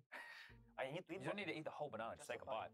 I do have to open banana, Yes. or that you said peel it. What do you mean peel it? Peel, open it, yes. Okay, sorry, I'm from Russia.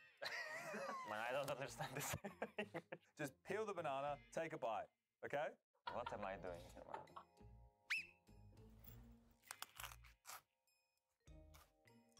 Strong peeling technique there, in the mouth, chewing now. He actually opened the mouth. 11 seconds.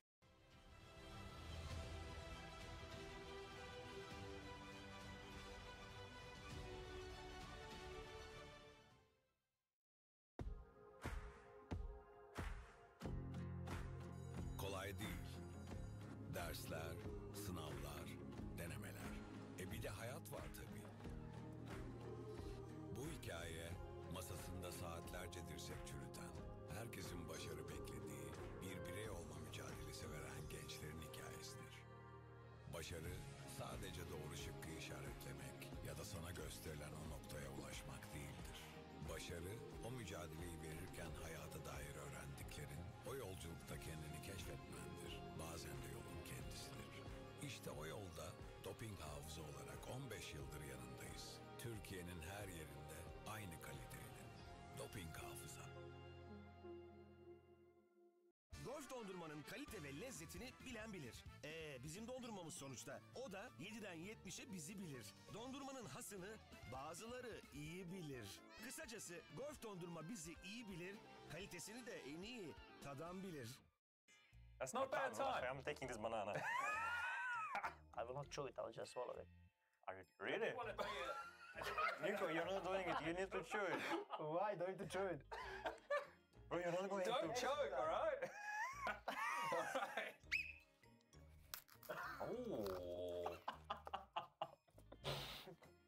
Oh, he's not happy with the bite size.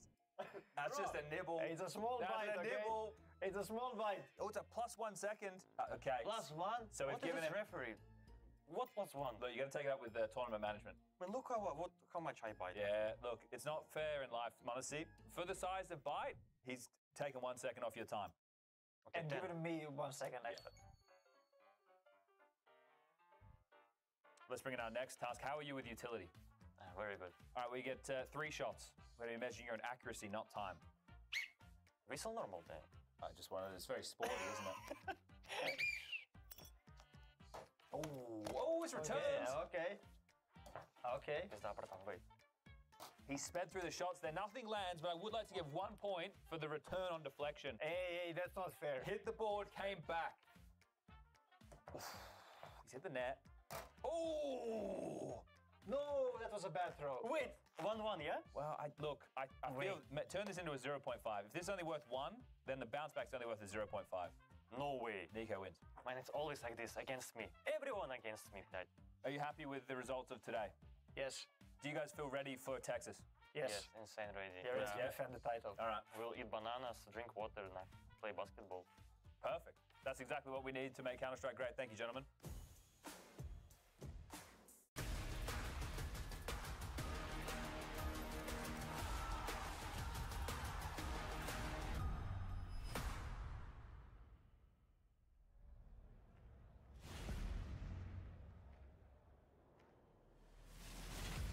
Gamer Legion got smoked on their own map pick of Ancient, so now they move on to the pick of Falcons, the battleground they have selected. It's Nuke as the second map in this quarterfinal series. Vitality waiting in the wings, waiting in those semifinals for who they'll face off against. Falcons, not the cleanest game on map 1, but they still breeze right through Gamer Legion. They do indeed, and you can see why they wanted to bring this fight to Nuke. The last time they played in the quarterfinals out of Melbourne, it was a 13-4 win in favor of Falcons. This is the Falcons, the form has dropped coming into Dallas. The Falcons, they look weaker than we've seen them over the last couple of weeks. And as we build into the pinnacle of Counter-Strike in Austin just around the corner, Falcons want to book a semifinal spot against Vitality and see how high the ceiling truly goes. It's the last chance to build a little bit of confidence, a little bit of energy within the team, feeling like you're on the right page, like you're set to take on the best teams in the world. Dallas, quarterfinals set to complete. Gamer Legion need this map where they are eliminated and Falcons will move on. It's Nuke. It's going to be Gamer Legion on the CT side defending against Falcons' attack.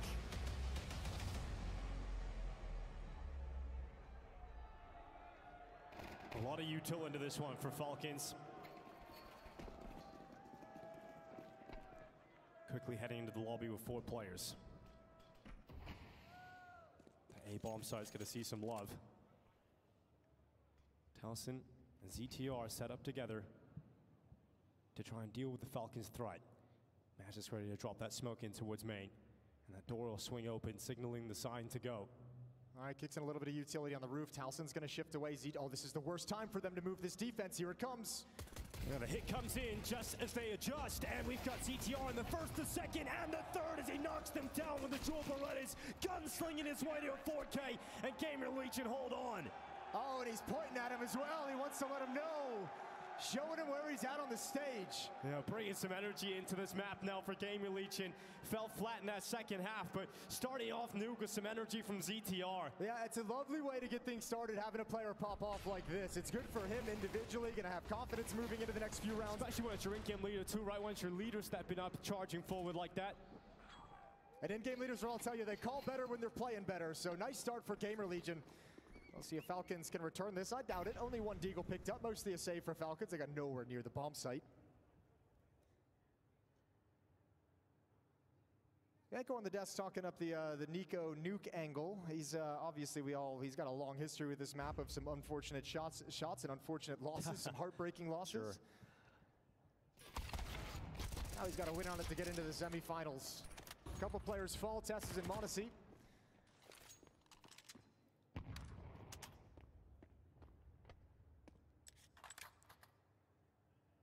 Gamer Legion had a decent start in the first half of Ancient. It wasn't enough to keep them going as Monacy 3K Deagle round turned out to be the catalyst to the comeback from Falcons. They gained control from that point in the game in the first half and able to round things out. Gamer Legion hoping they can get an even cleaner start here and build on it.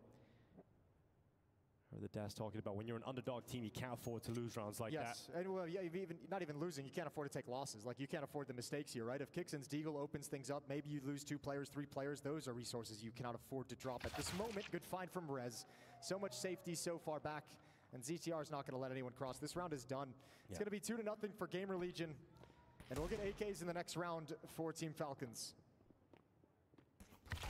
There's one nice shot from Nico. Couldn't follow up. ZTR to close him out.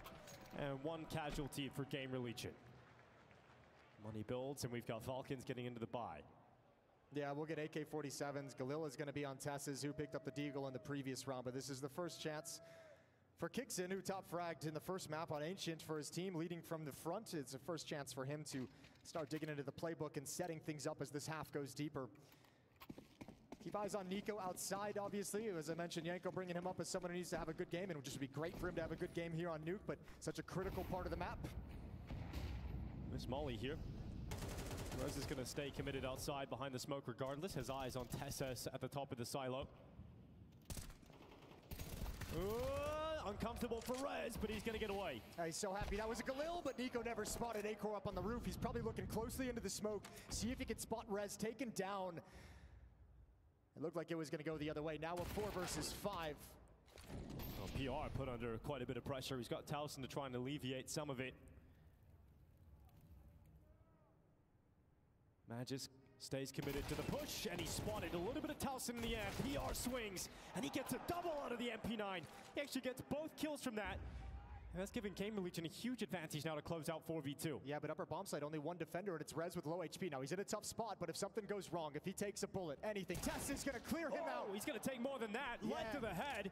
Rez falls off, and we got Falcons in the upper bomb site. Yeah, now we're in. Bomb being planted for Heaven, backside of the silos. PR, he doesn't want to flank because he's got no HP. Gamer Legion is getting funneled, I think, into some choices, some decisions that they really don't want to make, but have to because of the health.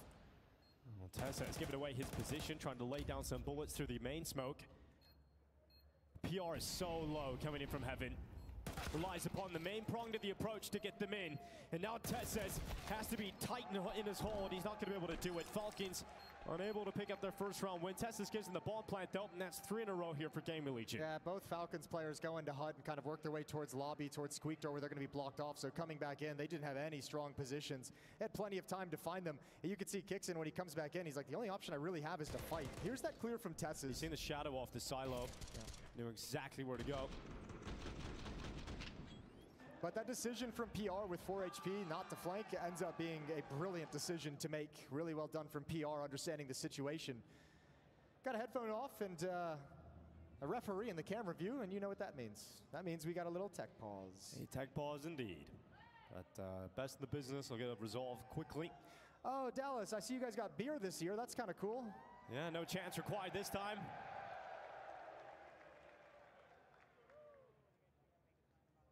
Keep bringing some great signs as well every single year. They just keep getting better and better as the day goes on. It seems to be something with more beer, better signs. Yeah. Something there, Jason? There's some magic. All right. 3-0 for Gamer Legion. Timeout coming to a close. Round 4 settling in. Acor with the AWP for Team Falcons after this 3-round loss to start the half. Their T side is going to be a tough affair. They're going to have to grind the rounds. They don't have the luxury of the buffer provided by a pistol. And this one they're playing with Tech 9s and Deagles. They got plenty of utility.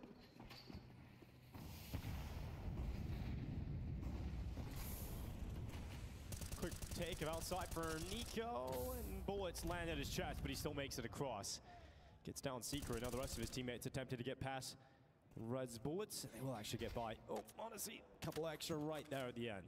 Only one player's rotated downstairs, though. Magic's going to be the lurk. It's ZTR over in Vents, but he's not so much... Okay, 2 players over in Vents. So ZTR hops out with that smoke. Confident nobody encroaching, but when it fades, they will push in. And now Rez has come into the Vents as well. So doubled up on the defense in Secret.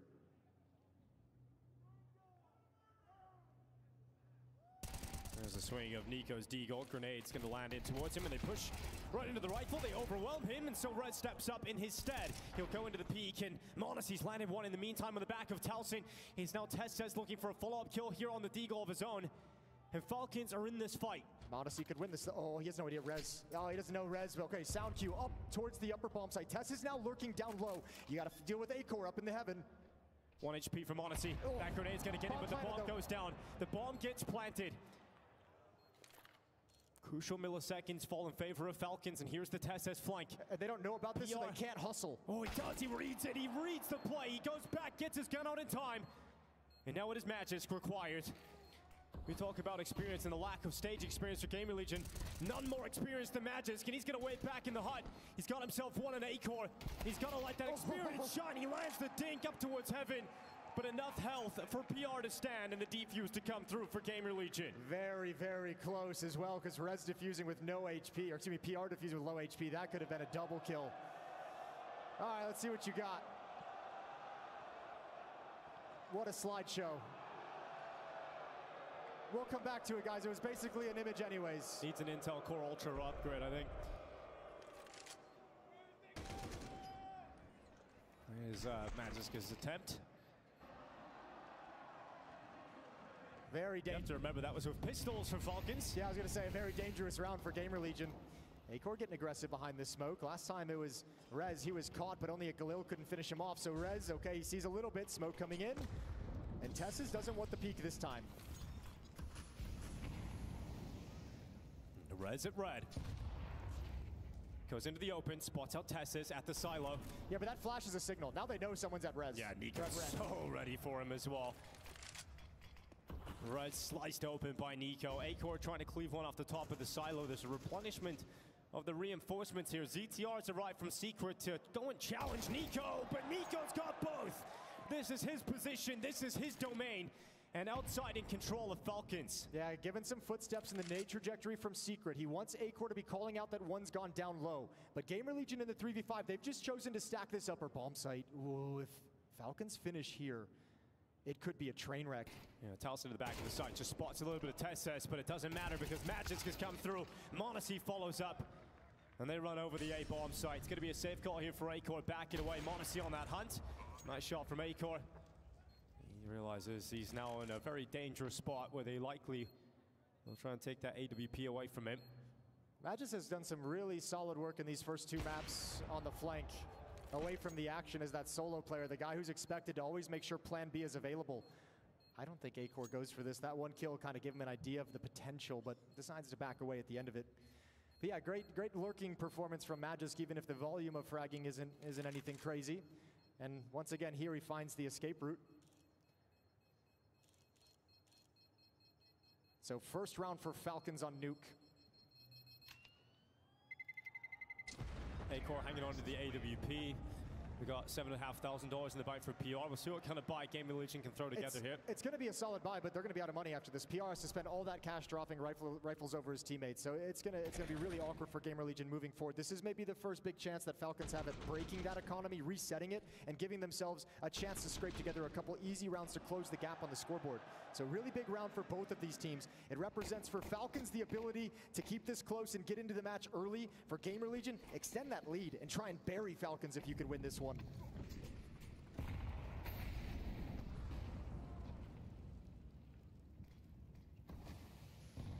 CTR and Towson boosted up on top of Hut. They're going to play there together. In the meantime, there's a bucket of flashbangs waiting on top of the roof. This has to be a double pump though, right? This has to be like a round of utility for an upper exec that forces out all the counter nades. It's too early in the round for this to be a commitment.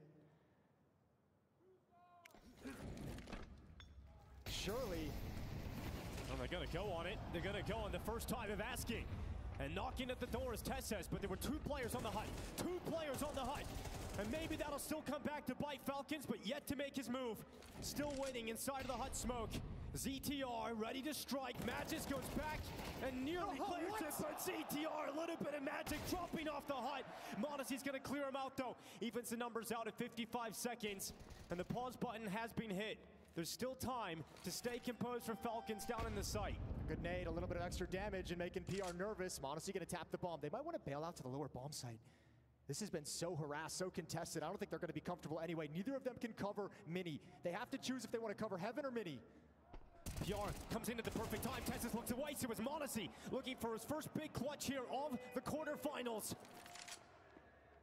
25 seconds left, and Monacy bails out. Yeah, but Rez has the read. He's actually kind of beat him a little bit with some pacing, although he's pauses over in ramp room, thinks maybe Monacy ran back out towards lobby, but now he's going to be here to pin Monacy behind Silo. When you've got Monacy, you've always got a chance in the clutch here, and it's a straight-up fight between Rez. Half HP, dropped a little further for Rez, now at 40. Oh, this reposition is brutal. I think Rez is just beat. There's no way you expect this. Look how quick and decisive Monacy is in these situations. The room fills with his name. And the kill feed! It is incredible for Monacy. He's so comfortable in the clutch. Look at that smirk as well. And Dallas celebrate a Monacy moment again. Man, I have to imagine he got a little bit scared when that smoke comes out. He just had to spam the angle when he thinks Rez is moving into it. It's a great reposition, but almost outpositions himself. If Rez is able to make it to the bomb, this round is basically over. Monacy just has to guess that he's going to walk in as the smoke blooms. A second round. And there's the economic break Monacy was looking for. USPs for Gamer Legion.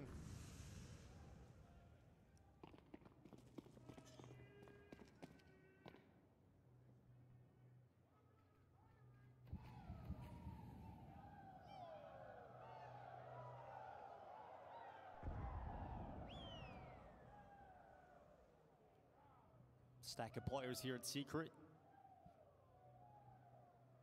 All on pistols as Nico has his crosshair pinned, ready to punish a peek. Temporarily throwing utility down and kicks in to clear out Rez. The A play is here for Falcons. They'll walk into an empty site. Nice and easy, 1 kill and it's over.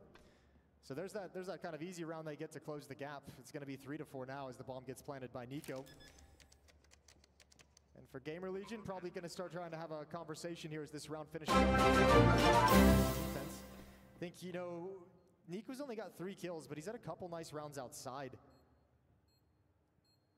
So Falcons, that might be something Gamer Legion is thinking. We've seen them be aggressive towards Red Box a couple of times.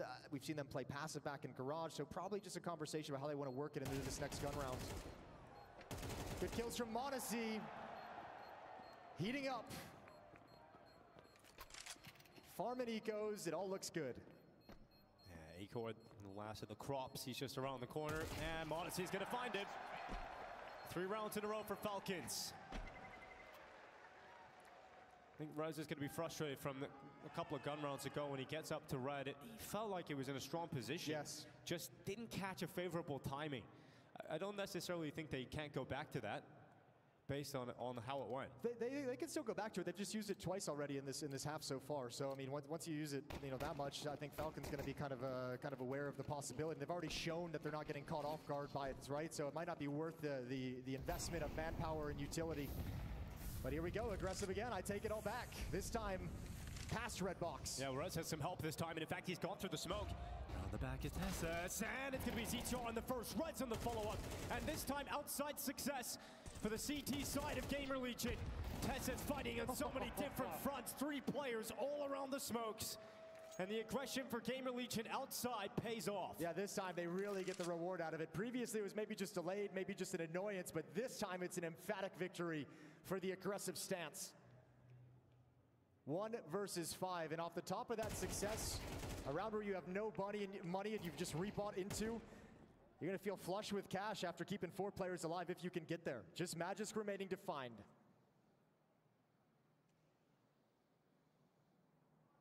And he should go for kills. Shouldn't be a save for Magisk in this scenario.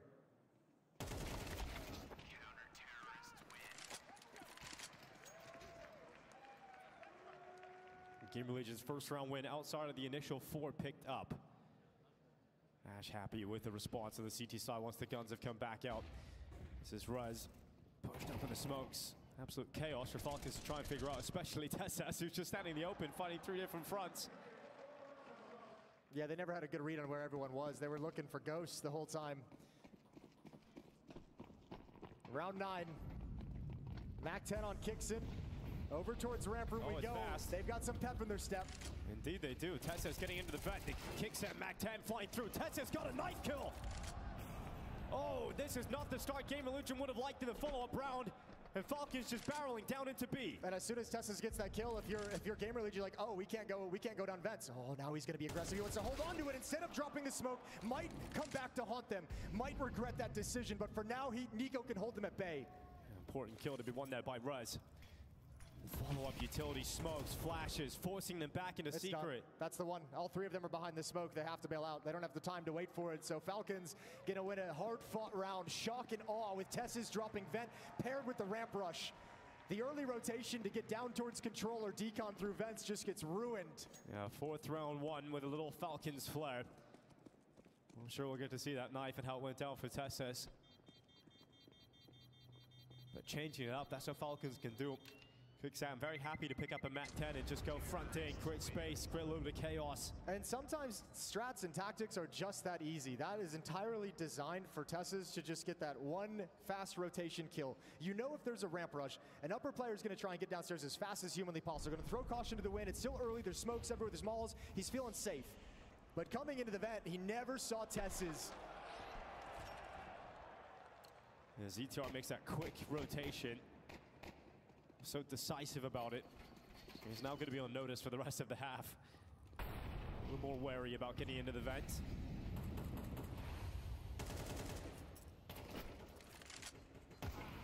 Oh, good push into the hut here from Acorn. Advanced setup with the AWP, and it peels away with a kill on Magisk. And it also opens up the chance for PR to take a risk and start pushing into the smoke over towards Trophy Room. Now he's going to be able to wrap around.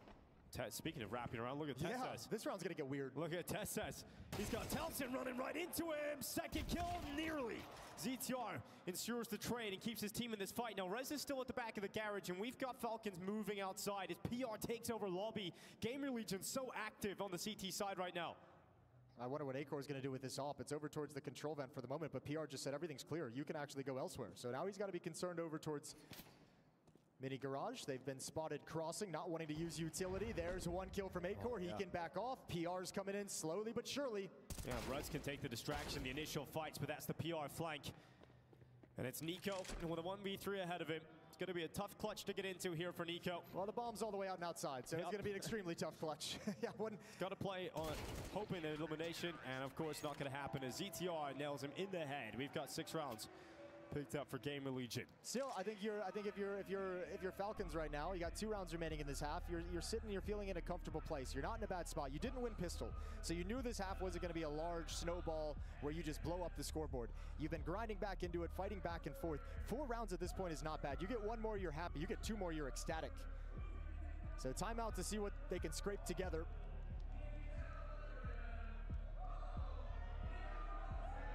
Op still in the hands of Acor. And what else does Kixon have in his bag of tricks? The cheese for the knife kill and vents has already been used.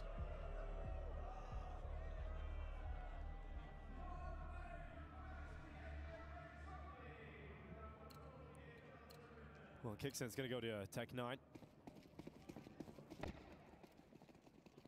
Khalil for Tessas, 3 AKs on the rest.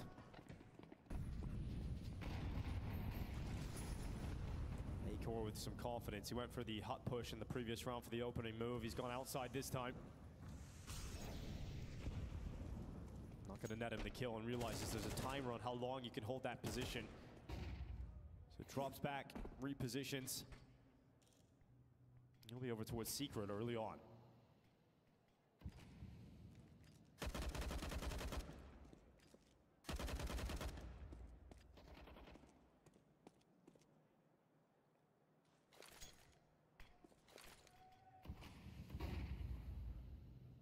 A lot of smokes outside right now for Falcons, and not a whole lot of players. No, but they've attacked down towards Secret a number of times throughout this half, very frequently. So even just the smokes outside is going to make Gamer Legion a little bit nervous. They have dropped Acor down there with the AWP.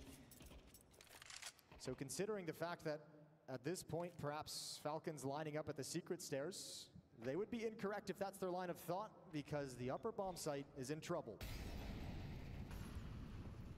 It's in a lot of trouble. And the player to get them out of it is ZTR in the back of the site, and Towson up on the rafters. It's only 1 from Towson. ZTR on the cleanup instead, and a single kill from the back of the site is not enough. Acor waits in the vent.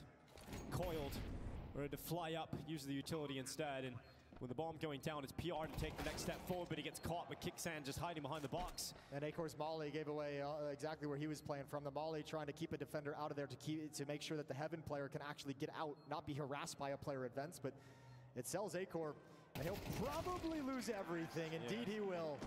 Nicely done from Monacy, leading the way with 12 kills for Falcons, the only one for Falcons in double digits. You know what? That's probably true. As a North American, you got to say that, yeah, Jason. It's probably true.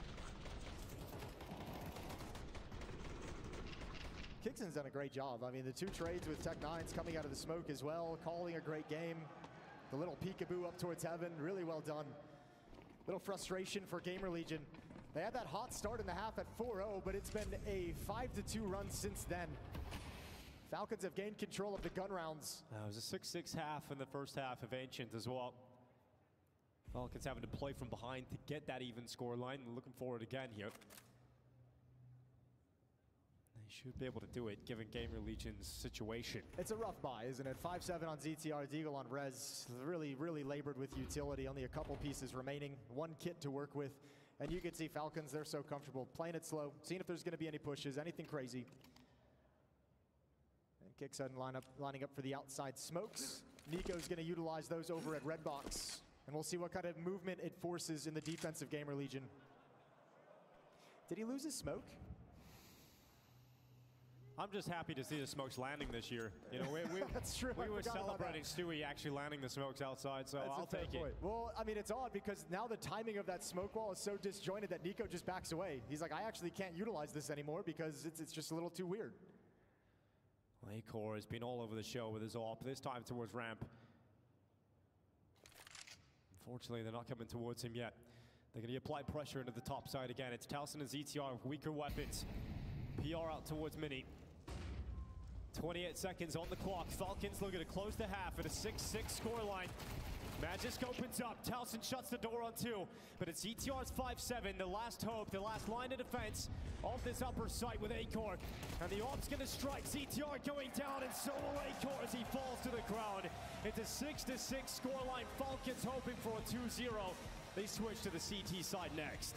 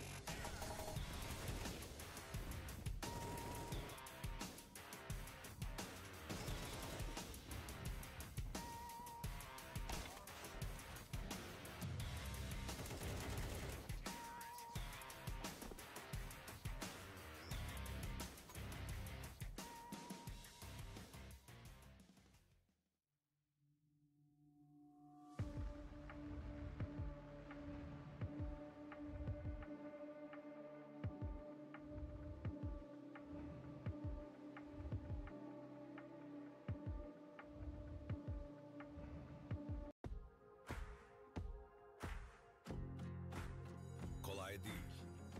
Dersler, sınavlar, denemeler. Bir de hayat var tabii. Bu hikaye masasında saatlerce dirsek çürüten, herkesin başarı beklediği, bir birey olma mücadelesi veren gençlerin hikayesidir.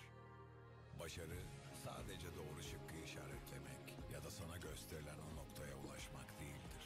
Başarı, o mücadeleyi verirken hayata dair öğrendiklerin, o yolculukta kendini keşfetmendir. Bazen de yolun kendisidir. İşte o yolda doping hafıza olarak 15 yıldır yanındayız. Türkiye'nin her yerinde aynı kaliteyle. Doping hafıza.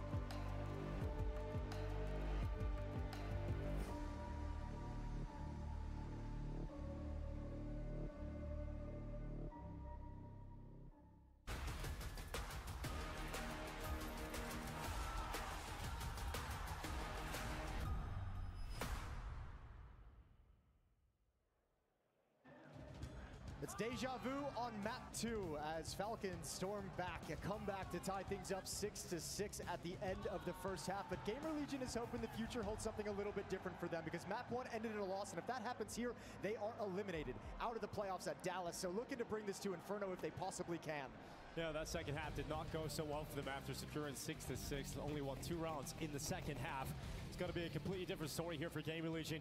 And let's see what ZTR can cook up here for the Gaming Legion T side. It's quite quick for Rise, charging into the ramp room. Tess waiting, and oh my goodness, blasted, but still landing 1 kill. And Kixon might have just slowed him down enough to get him downstairs, but they're coming right at him. Kixon tucks into the corner. Oh, he's done. How many can he take with him is the question. Answer is 0. Yeah, they're just keeping the train going here for Gaming Legion. Looking to keep the momentum no up. idea Nico where they are. just distracted, completely lost as to where Gaming Legion are. And they come through all the gaps. 4v3, remember the Tessus is so low, so you need something magic from Magisk, and it's not there. Towson will take him down on the Glock. And ZTR to respond, so it's a quick round here for Gaming Legion. Both and pistols. It's one that's strong and convincing. Yeah, both pistols is a really nice thing to have in a map that you need to close out to keep this battle going onto a third map. So nicely done from Gamer Legion. It's still going to be tough to convert the second if Falcons do decide to buy. But I mean, man, that's just, if you're Falcons starting the second half in this kind of a pistol round, that's probably a little bit disconcerting if you're one of the players. You had no idea what was happening on the map. You had no idea where Gamer Legion was moving. I just get beat all across the map, 7-6. There's going to be a forced buy response here from Team Falcons. Tessa's already buying up into the scout. MP9's coming out, Deagles. Now, we talked about how crucial it is. The Gaming Legion don't drop losses to these kind of buys coming up next. Could be devastating. Could be the end of their Dallas run. Or spell the start of it at least. If they lose a round like this. So, looking to try and keep it clean. He's going to have the scout out, and we've got Rez now getting into the ramp room. He's going to have to deal with a push. Ooh, okay, Rez. Tessus pauses and waits. They're waiting for, they want a shot from Monacy first. Here comes the flash. Here comes the beat. Tessus coming in. Cutting through one, but stopped by Magisk in response, and an upgrade as well for Magisk. He gets away with an AK-47. And there's no ability for Gamer Legion to take any space off the back of that kind of a play. Towson has barely moved down secret stairs, so Monacy's got plenty of time to get comfortable in this lower bomb site. Okay, things get a little bit strange now for Gamer Legion. Gonna work their way into secret, but A-Court, Red Box, ZTR still outside mini. They're not committed anywhere yet. Around towards heaven we go. Very few eyes on this location. Kixon and Nico are gonna clear out lobby. So Falcons are going to start piecing this together while Monacy is just parked at the lower bomb site.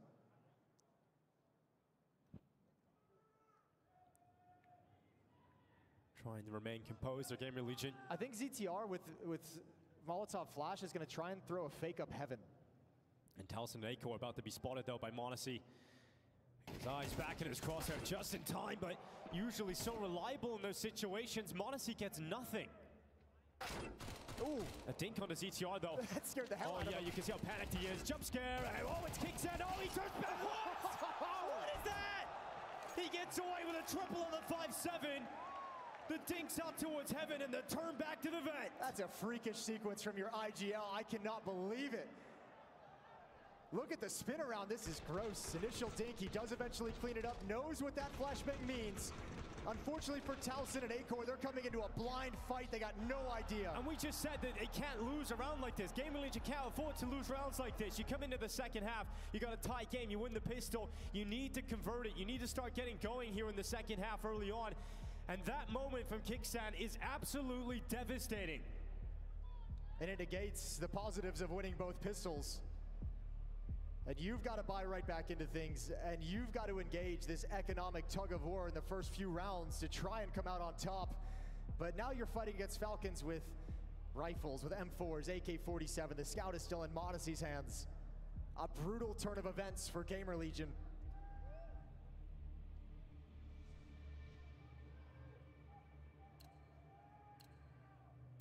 You've got to throw one right back at them.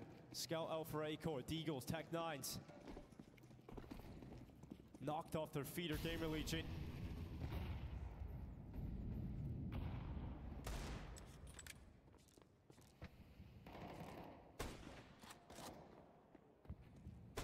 Just warming up for the off, you know? Getting a lot of chances, a lot of shots. There we go. Firing outside. And Acor will rattle back. That's a nice rebuttal at range. Nico slides over outside. Magisk is with him as well. Nico's actually down in secret, excuse me. Magisk sees nothing. So a very patient round from Gamer Legion, and it has to be. They've only got one smoke remaining, so that one smoke, I mean, you got to really pick where you want to place it. It's not, if you use it on the cross, you're not going to have it for the bomb site. If you use it on the bomb site, you're not going to have it for the cross. So they have a really tough decision to make.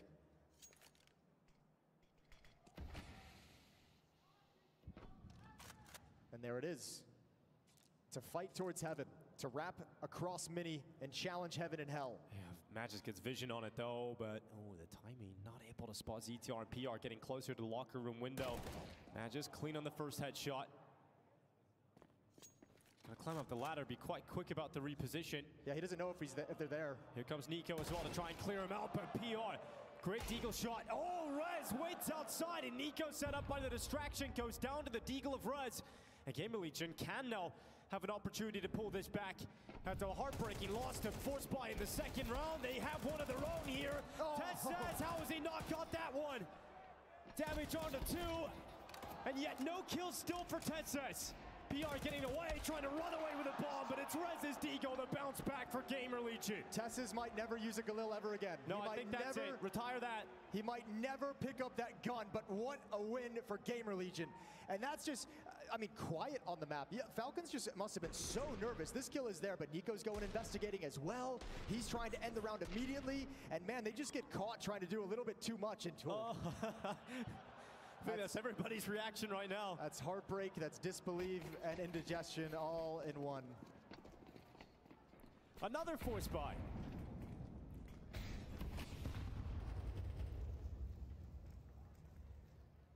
Well, I mentioned Gamer Legion needed to descend into the economic tug of war. Well, they have the advantage at the moment. It's now Falcons who have to fight dirty.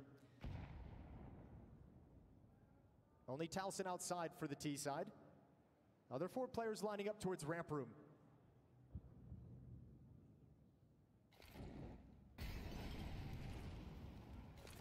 There's nobody home, they'll get it for free, but then they have to ask the question, do you want to go downstairs? Do you want to go heaven? Do you want to go back to lobby? Where exactly do you think Falcons is positioned?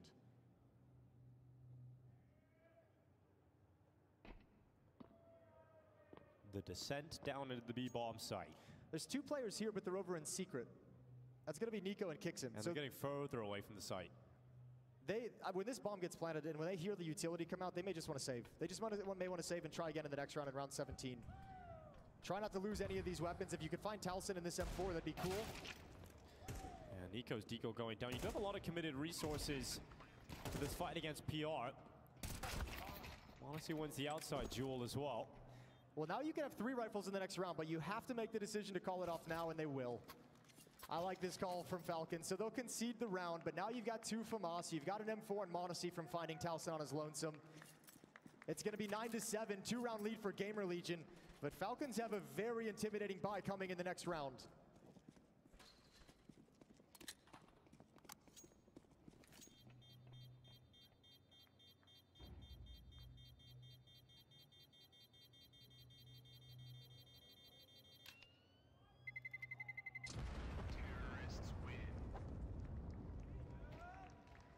Gamer Legion do a good job stabilizing after the Force Buy loss in the second round of the second half. We've got a timeout here for Falcons. They need it. They need to have a really big conversation here, heart to heart. Don't want to let this one slip away from them. Now this buy is kind of a luxury. It's kind of just a bonus that they get by nature of saving and finding the extra weapon. I don't think you'll want to invest a whole lot around it outside of what you have right at this moment, because next round you'll have everything for a full buy. So Zonic trying to get Falcons back into things. Monacy looking down the line at the play that's called. Gamer Legion marching forward in this second half, undeterred by a second round loss. 3 of the first 4 in their favor. They win this round 17, they've got all the momentum moving forward.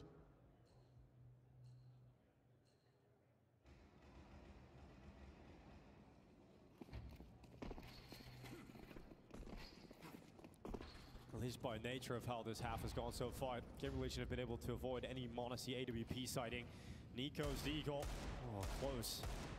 To a good timing there on Talson, but he sprints down Secret quite early on here, so space being taken for the side of Gamer Legion. It's because if you're Gamer Legion, you know they save 3 rifles, and you know they've maybe picked up a little bit of utility around it, but they're not going to sink everything they have, so that fast play forces the smoke from Kixon, which means you're going to have, what, like a minute and 15 seconds of free reign of Secret, so it just kind of pulls that smoke out early so it can't be a hindrance later.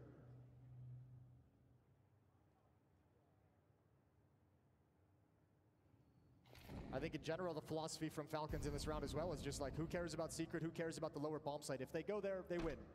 We still have guns we can save and buy up next and continue having cheap investments.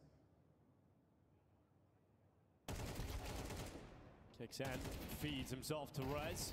PR coming in to help him out, but Magisk actually doubles up and keeps Falcons in the fight, but Acor there to respond. And he's going to be very, very nervous. He's going to be very aware of the possibility that Tessus is pushed up towards ramp room, which is exactly what's happened. AK-47 recovered. Tessus needs to try and slide in. That's the bomb. Oh, what a turn! And it's all down to just Towson. And Towson has to try and unravel all of the hard work from Tessus on that double kill. And Tess, yes, there he goes! That's more like it. Great recovery. And Falcons fight forward to 8 rounds. Absolutely insane. What a round from Magisk and Tessus. The double kill for Magisk to set him up, but Tessus picking up that AK-47. Those are 2 really hard fights. No armor as well. Drills Acor in the spin to shut down ZTR. That's a nasty sequence. And if the second round loss after the pistol was heartbreaking for Gamer Legion, I don't know if I have an adjective for what this one is. Just takes their legs out from beneath them. Second timeout called by Gamer Legion out of that devastating loss. And now that m0NESY Op has entered the server on the CT side. You've avoided it for the entire second half so far. And a shake of the head for Ash. A couple of incredibly frustrating rounds from his team today. But they're still in it, so you can't give up yet. 3 AK-47s, a Galil on Acor. Only a lowly P250 on Rez. Falcons looking to tie things up. And so light on utility for the Gamer Legion attack. They've got the smokes, but not a whole lot behind it. m0NESY's op could be instrumental.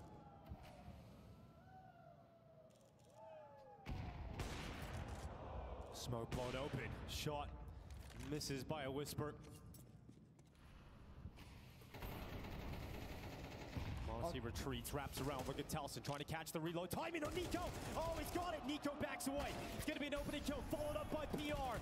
And the m0NESY Op coming up towards heaven, but it might not be enough because all of his teammates are gone, and ZTR. He's caught by m0NESY, but it's all about dropping back now. As Tess says, is rotating towards the vents.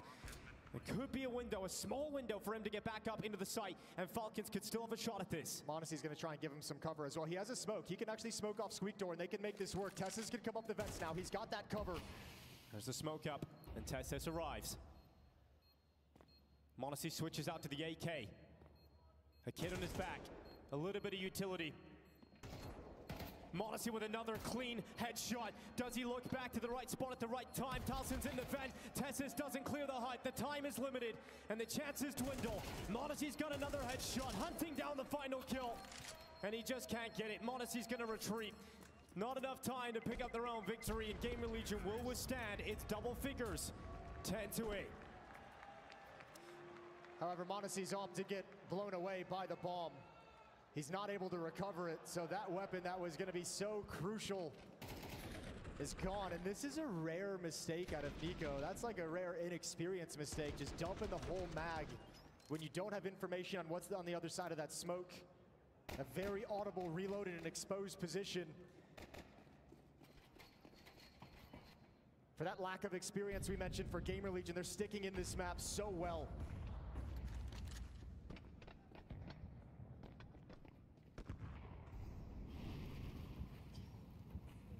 Towards the upper bomb site. All these smokes outside have pulled the attention of Falcons defense, but the hit is coming elsewhere.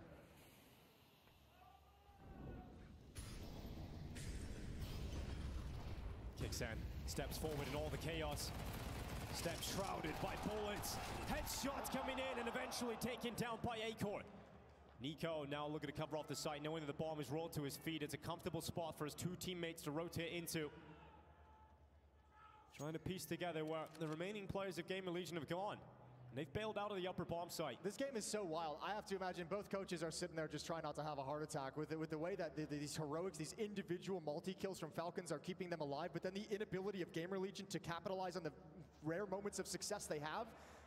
Yeah, you can see. Yeah, Zonic doesn't even know what to do with his fingers. He's going to break them pretty soon. Got to be careful. The things you don't realize you're doing when you're nervous. Well, let's see how he fares if Falcons fail to convert this one. Acor has gone on a long journey with ZTR. The two SMGs going to be caught in a crossfire. Tessis is going to step up first and not even required anybody else. Tessis takes the double kill. But it's got to be now. It's got to be here for Falcons. Like, you've had three of, this is your third. This is your third miraculous round. You had the kicks in the previous round behind the smoke during the upper X. You had the Tess's round when he picks up the AK-47. Now you've got you had the second round win already. Like, this is now the time where you have to capitalize on the fact you put yourself in this position. And if Falcons is the team that we think they are, if they're the team that is number 2 in the world, the second best team who can only be defeated by the best of the best, this round right here is where you have to put a stop to this. Tie the game back up and take the lead and close out this map. The conversation we started today was all about Team Falcons getting a convincing victory versus Gamer Legion to go into that semifinals versus Team Vitality. Just a couple of weeks ago in Australia, they beat them in the quarterfinals and made it look easy. It's a different story today. Gamer Legion making them sweat. Gonna be another tough round though, but they worked it out the last time. 2 Deagles, a Tech 9, a Scout, and an AK for the Gamer Legion attack. Nursing this one-round lead, hanging on to it for dear life. NiKo, 4 in 12. It's been an ugly game that he has not been able to get a feel for. It's been a very poor event from NiKo.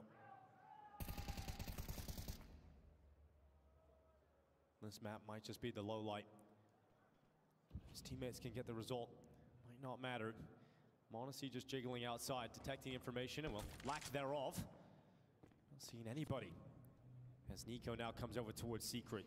It'll be a great round for him to find some impact. Usually so comfortable, usually so dominant in this position. NiKo is going to get the first, drop the utility, and back away. You can tell, though, he knows he's having a rough game because I think he would have gone for 2. The normal NiKo, I think, would have swung for that second one. This time, though, makes the smart decision. Says, don't do anything when I'm having a game like this that can give the advantage up.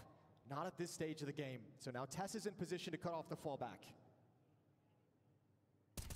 Oh, the PR able to land the shot required to keep Gamer Legion in this 4v4, but look at the response from Falcons. They pushed into the lobby. They've got the space here on the CT side. It's going to make it tough as m0NESY looking to block out Mini, looking to stop them from getting forward, and NiKo at Secret. Can he lock this one up? Oh my It's Lord. the worst kept secret, though. He's not able to do it. And m0NESY with the headshot, at least keeping numbers even, but NiKo needed something. I guarantee you his eyes flicked up to the kill feed to see who got that kill, to see how that exactly played out. But man, hard game for NiKo. And that kill right there is really tough to handle. Now a retake scenario for Falcons where they have no smoke. They've got 1 kit on m0NESY, and they got to risk everything for it.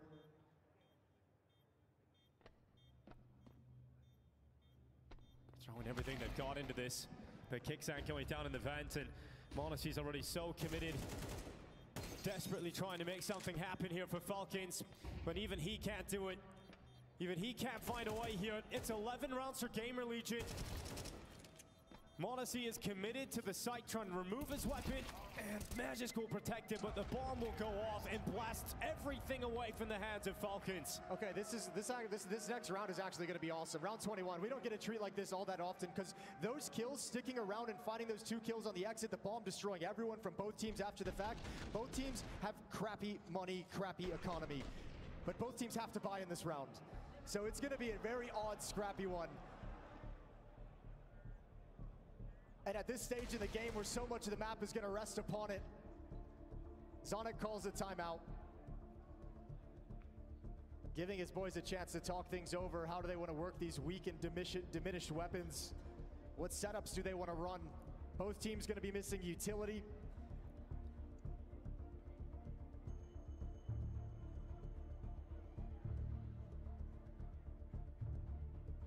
Round 21, it's 11-9. Falcons one map up in this series, but Gamer Legion tantalizingly close to forcing Inferno as a third and deciding map.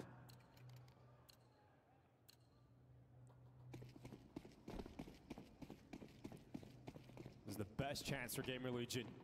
They've got to take it. m0NESY out at red.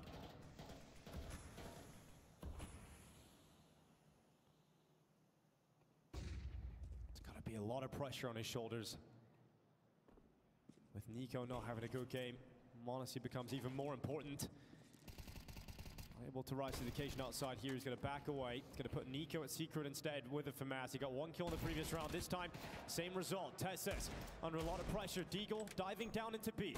Oh, good tag from Magisk. Oh, didn't need to go back for that, but m0NESY's here, so maybe you're just trying to set him up. m0NESY's got to back off now. With his teammate gone and Tesses having dropped, he's outside alone, looking for one more. And PR has just actually played that, or ZTR, excuse me, played it perfectly behind red box, but he's being flanked out. There's a timer on his life. Well, there's the fight for m0NESY outside, knowing that he has the flank. He doesn't want to commit to it, and so allows Kixen to clean up. Then m0NESY goes back, and he loses the jewel. Now with 50 seconds left, Acor rises up to heaven. His teammates following into the A play. No one's here. No one's here from Falcons. They've gotten in. Nico's in vents, and the other two over. And Mini kicks in. Drop before anyone else is involved. This map slipping away from Falcons. Nico and Tesses, the last two hopes to get back into this round. Molotov into the side. He's not going to force Acor into the open. Tesses is just going to jewel him. Comes out on top of it. There's no kit on the back of either of the two remaining players. It's a 10-second stick in this. And Gamer Legion not buying it, not going for the peak, not giving them the opportunities. Now they come. Not the favorable timing for Nico. Tesses has got to hold it. Nico's got to cover him. And Nico can't make it happen. Tesses alone in the world. And the time does not favor him. There's not enough of it left. And for Gamer Legion, that means it's map point. And a smile creeps back on the face of Ash. He's got to be proud of his boys the way they're playing today on Nuke. Plenty of chances they had to just collapse and give up when Falcons never let them go on any kind of a streak. That could have been so frustrating, but they fought back each and every time, and this is the reward. 3 chances to close the map. 3 chances to take us to Inferno. And this is Gamer Legion coming into this event with a stand-in, bringing Acor back into the team. And they're going up against Team Falcons. The only losses they've taken since adding m0NESY are against Vitality and Mouse, the 2 best performing teams in the world.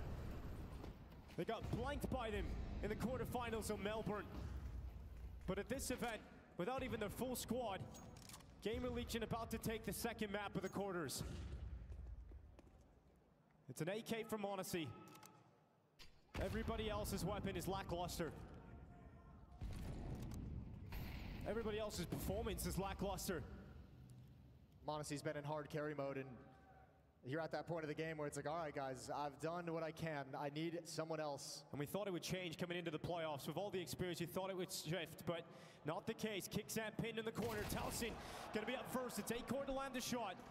And an opening for the Gamer Legion team to funnel into. m0NESY can't mount anything from the defense, and it's over here. Nuke goes the way of Gamer Legion. Oh, there's the flank, and there's the final kill. 13-9. A hard-fought, gutsy win out of Gamer Legion, sticking through all the difficulty that Falcons caused. And now you get your reward. A third map, one more chance in the semifinals. Gamer Legion Falcons. We'll be right back.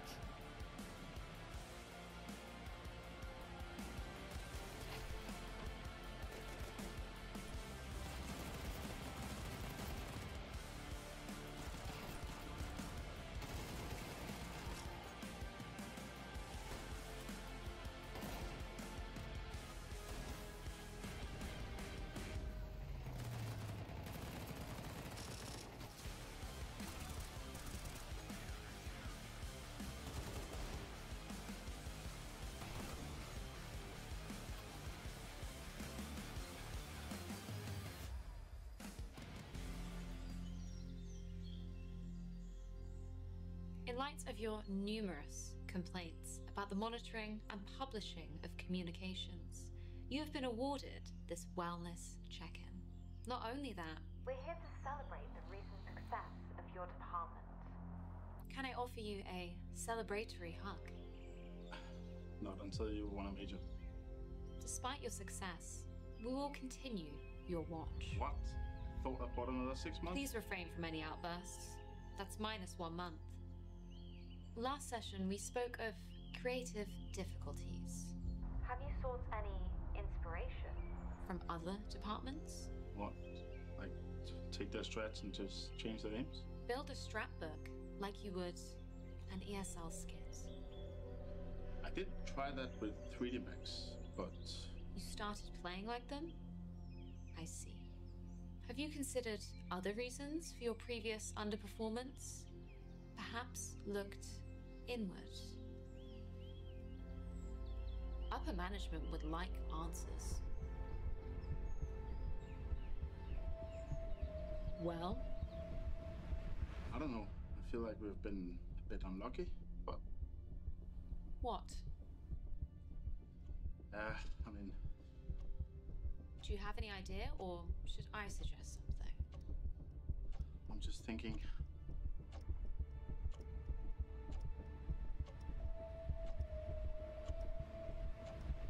Talk power revoked. Looks like time's up.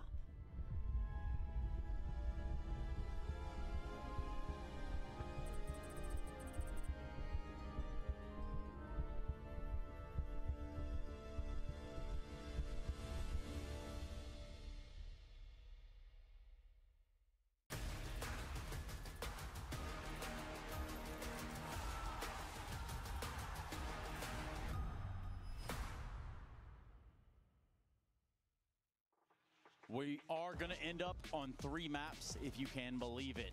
The Falcons and Nico looking for some resolve and some answers after that second map of the series. Nuke not necessarily going the way, albeit their pick. I've got Yanko here. I've got Steel in the middle. We've got more Counter-Strike ahead of us, gentlemen, so hold that. Yeah, Nico officially in crisis on Nuke. He just had his worst map in CS2 on this map, and actually the bottom 3 have all happened in the last month. Like, nothing was going his way. Sometimes it was timing, sometimes it was just him making questionable plays, having questionable positioning, and that was the problem for the Falcons on the entirety of that CT side. They did enough on the T side, considering they lost the pistol, lost the first gun round, managed to make it a good scoreline, but on the CT side they couldn't string rounds together, and it was because they couldn't hold yard. Yeah, I just felt like kind of everyone took turns on Falcons doing a play which was so questionable. It's just like, oh, why are you doing this? And we're just sitting there in our seats just like, why? No, we can see what's about to happen. We're seeing the most unnecessary like re-pushes or re-peeks, or we're seeing like Magisk with the scout or Nico coming up stairs. Like there's multiple instances of just super chaotic rounds. Rounds where like Gamer Legion should be losing, but somehow they win. Rounds that Falcons should be closing out, no problem at all. It's like... What is going on? I'll tell you what was going on. Monacy sitting at 115-80 halftime. That's what was absolutely going on. But where's his also, team? Yeah, where is everybody else? Like we saw that example of Nico down towards Secret and just getting caught blindsided almost on a peak. Yeah. Shout out to Jason. He read it perfectly. You could tell on the replay that he actually did just glance over right away, to the kill feed to see who it was. If it's the R player, then he can move potentially. And that's when he got picked. But also, he's holding an off angle in the middle of the map. Against Tech9s. Yeah, exactly. Instead of having a different angle. Yeah, and like this round 8, is one of the rounds where Gamer Legion got really aggressive outside. There's just a bunch of smokes around, a lot of chaos being just happening at the moment. You got Rez and ZTR both close outside, but then you also have death from above. You've got like Overwatch happening, and all 4 players from Falcons get like eliminated super quick early into the round here. And this type of like all-in type of play I love to see from a team like Gamer Legion, where it's not like they're pushing lobby, trying to do a lobby crunch for no reason. They know that the core game plan from the side of Falcons is getting Nico that yard stations, pulling people away from protecting just a couple of 2 different positions. Now they have to cover 3, 4, 5 positions, and once they are split all over the map, that's when Falcons can pick a moment to strike. And Gamer Legion's like, you know what, let's just all in, shut this down right here and now. And that was like the first time I saw kind of life in them, that they're willing to take fights at the right part of the map, at the right kind of interval. So if you're Falcons, you've won that first pistol, or that second pistol, you've lost the follow-up. Look at the buy for Gamer Legion. There's one smoke here, one scout, 3 deagles and a tech 9. This doesn't make sense. And m0NESY gets tagged by the pistol, dies to Acre. They're still in a 4v4, but now they've lost the ground and they're unaware of where the players this peak are. right here. And so Magisk dying, unlucky, like know how to aim, but then Nico coming up and getting caught by Rez as well. It's the end of this round though, right when it's like Tessis, like right here spraying, and then I'm looking at the clock and I'm looking, it's 15 seconds left, and they're trying to take the bomb and go down the vents, and there's 11 seconds right now. What is happening? And the bomb actually dies trying to go down the vents. These rounds are absurd. Like, this is the second best team in the world we're talking about, and these are the rounds that they're involved in. There were some yikes moments. And it's absolute madness, I mean, in some of these rounds, and it's really uncharacteristic how Nico dies there, because it's not like there was 15 seconds left and then he's going up. Like, usually he's very good at not getting caught by that last lurker, right, but not overextending. But for whatever reason, maybe it was chaos in the comms, right, that he felt he needed to move and try to make a play, and then Kixan is just stuck right in a bad position where he can't do too much.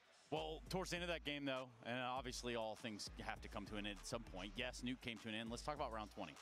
Yeah, they got another one, Falcons. I mean, they managed to get a reset one more time. Here it's slightly better. There's an AK on PR that you actually play a big role. Nico finds an opening kill.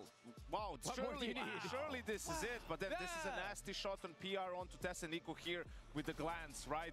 Boom, dies.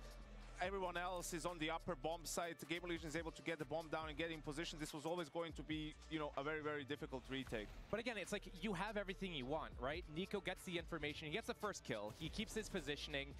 Why does Tessis need to get more info or go for another fight? And then another fight comes on top of that. Nico, he's playing close and off angle, sure, but he gets a tech 9. Yeah, you could do such safe jump spots. You already have the advantage, and you know that there was a potential play outside. And especially after Tessis dies, he gets more confirmed info. There's more players outside.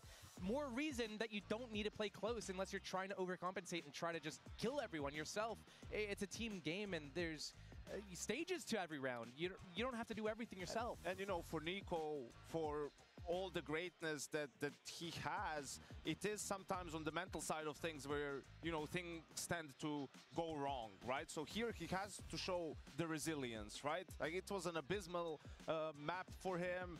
Cost his team the win probably in a way, but you're going to Inferno now, where you have a lot of responsibility in playing B, right? Both on the T side and on the CT side. You can't let this frustration transfer over to the decider. And think about some of the breaks that the Falcons got right there with Tessis pushing in the lobby towards round 16. You know, there's big eco crunch there. Those are rounds that you're not supposed to get away with. But if you can harness those, hell, a couple of those, maybe this looks another scoreline, looks different. There were a couple of rounds there, the Tessis where he ends up with that FAMIS, some weird buy there. Absolutely, it's crazy to see that the rounds that you would think are so easily one-sided, how chaotic the rounds get. I think another round, like round 21, I was trying to go back and like look at all the rounds which you would think go one way and went completely just, you didn't know until the last like second how it's going to end up. I was trying to go back and check those out. Round 21 was another one of those. We don't have it here, but it's just like, it's insane how many rounds this game ended up that way. Yeah. Unlucko, or I mean, it's not luck, I guess. It's not luck. It's the fact that Falcons doesn't really have any depth to what they have right now, and they rely on the individuals too much. It's what I said before. And you're like, yeah, but if you have a player like m0NESY, then you want to use him. What do you want? Like, when their best player disappears, like, what do you expect to happen? Was the strategy going to help them in that department? The problem for Gamer Legion is they're inexperienced, so they're going to make mistakes and lose 4v2s and 5v3s, whatnot. And Falcons are playing like they're the youngest team in the tournament. Like, they're somehow playing even worse in those rounds, right? And that's not characteristic for them. They played much better Counter-Strike at the previous 2 tournaments, and they're going to have to find a way to sort of get their ish together for Inferno. Yeah, Inferno on the other side. For Ash and company, a bit of a sigh of relief as they did pick up that second map. We're going to hear from them right now.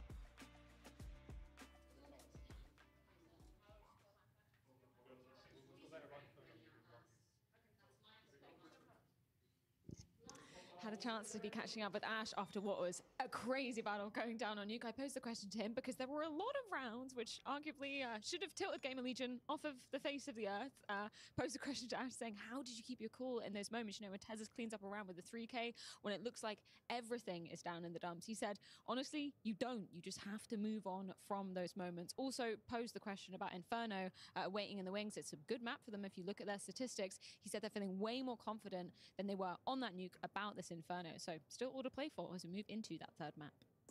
Yeah, a bit of confidence restored there, especially after Nuke, after you're able to flip this series and put it back to just one map of contention. That being Inferno, let's talk a little bit about that. Let's talk about how this plays out in this quarterfinal, Josh. I mean, Nico, I'm just going to point him out because he has such a big job and responsibility towards Banana on those, I guess, both sides of the coin, and he had what, like 6 kills and like 40 or less ADR that last map. He's probably not feeling well. He's probably tilting a little bit. He's probably going to make poor choices. Ancient wasn't even like a spectacular map for him. He just didn't even play middle for most of the time until he ran down mid after they won a big Deagle eco round where he got like a 2 kill through a smoke. But then it's like a lot's on him, and then you have the confidence from Gamer Legion, and you look at Nico, and that's kind of like all eyes are on him right now. Is Nico going to wake up? Are we going to see a Falcons win here? I just need a short, sweet. I think, yes, we saw in the Heroic series as well, them losing a close nuke, right? And then it went into a decider, Dust in that case, and they were able to reset and sort of dominate on that map and win. I think we're going to see something similar happen here against Gamer League. Yeah, well, not like us. That's what's going on down here. There's a party going on around here. It's called the Intel Extreme Masters. If you're in Dallas, come on down and check us out. We're at the Kay Bailey Convention Center. But first, let's go to that quick break. We can jump right back into the series of the Falcons taking on Gamer Legion, looking at Inferno to decide all of this, but that's going to be on the other side. You're watching the Intel Extreme Masters, y'all. We'll be right back.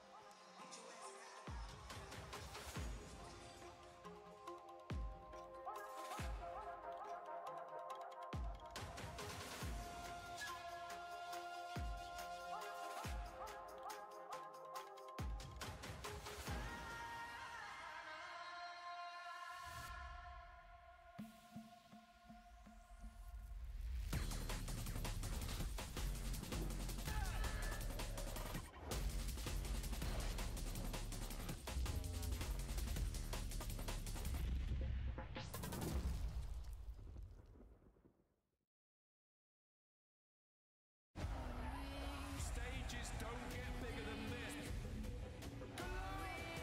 Let's get it on! Biggest stage in Counter-Strike!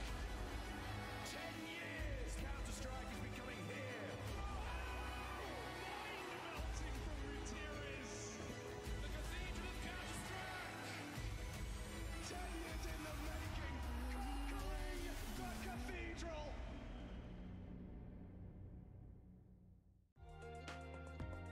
Yeah, I always played Cave on Anubis.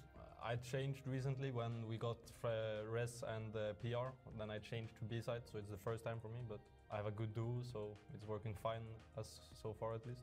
I mean, depending on which team you play, it's pretty difficult to do that because some people can be very cringe on how they play. Like they can abuse it, or some people just leave it and then it's kind of chill to hold it. But yeah, I'd say it's not the easiest thing to hold, at least so far.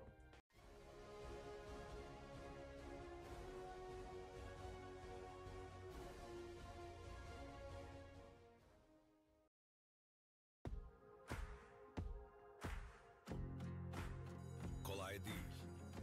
Dersler, sınavlar, denemeler. Bir de hayat var tabii. Bu hikaye masasında saatlerce dirsek çürüten, herkesin başarı beklediği, bir birey olma mücadelesi veren gençlerin hikayesidir. Başarı sadece doğru şıkkı işaretlemek ya da sana gösterilen o noktaya ulaşmak değildir. Başarı, o mücadeleyi verirken hayata dair öğrendiklerin, o yolculukta kendini keşfetmendir. Bazen de yolun kendisidir. İşte o yolda doping hafıza olarak 15 yıldır yanındayız. Türkiye'nin her yerinde aynı kaliteyle. Doping hafıza. They use a lot of util, they just harass you, they put a lot of effort into making you uncomfortable. I mean, you need to have Molo and Smoke, of course. Yeah, that's good to have. So you can block Cave. Yeah, just have some util to block Cave and have some decent flashbang lineups if you want to aggro out B main or something like that. Would be as well. I mean, that's just for us on B side, but we take into account as well a lot of information around the map, like middle and A, etc., etc. How much util we have left, I would say. If they can cross B lobby or not, like if we have the B main. I mean, if something is happening on the other side of the map, I just enjoy my time knowing that they're not coming B. So yeah, just not doing too much. Maybe I rotate, maybe I stay, depending on how many they are, and yeah. Yeah, probably I stay along B. You leave me. I mean, the most obvious one that everyone is, or most people are complaining about is make it a bit easier to play on CT. How you do that, I'm not sure, but yeah, obviously that's a concern. I think it's one of the few maps that are super heavily T-sided, so probably try to make it a bit more balanced. Agree. Yeah, it's hard on CT, but we have good CT side, so... Amazing CT side. Yeah, we have the best CT side. So. Watch mine or his dim and watch and learn. Yeah, exactly, bro.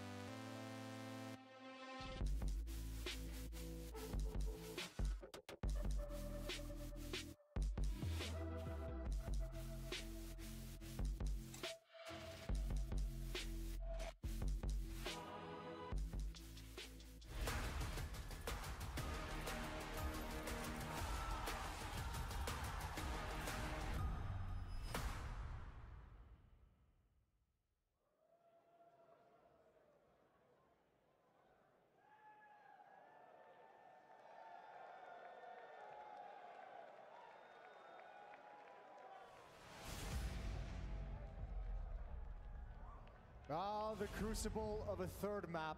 The crucible of Inferno to decide the fate of these two teams. Gamer Legion showing tenacity and grit that we did not expect from this squad. Falcons on Nuke was a shadow of themselves, a ghost. No one was there. Modesty in hard carry mode, but Nico stuck down low. The center point of this team not hitting hard today. And Falcons, they've got that date with Destiny in the semifinals against Vitality, but they might not even make it. Gamer Legion could end this way too early. That one map win might just be enough to galvanize Gamer Legion into the semifinals. A shot to bring down Falcons. Monacy, the only player performing right now for Falcons. If they are to make the semifinals, we may be in Texas, but one lone star is not going to be enough. Team Falcons heading into Inferno. Gamer Legion are going to be on the T side.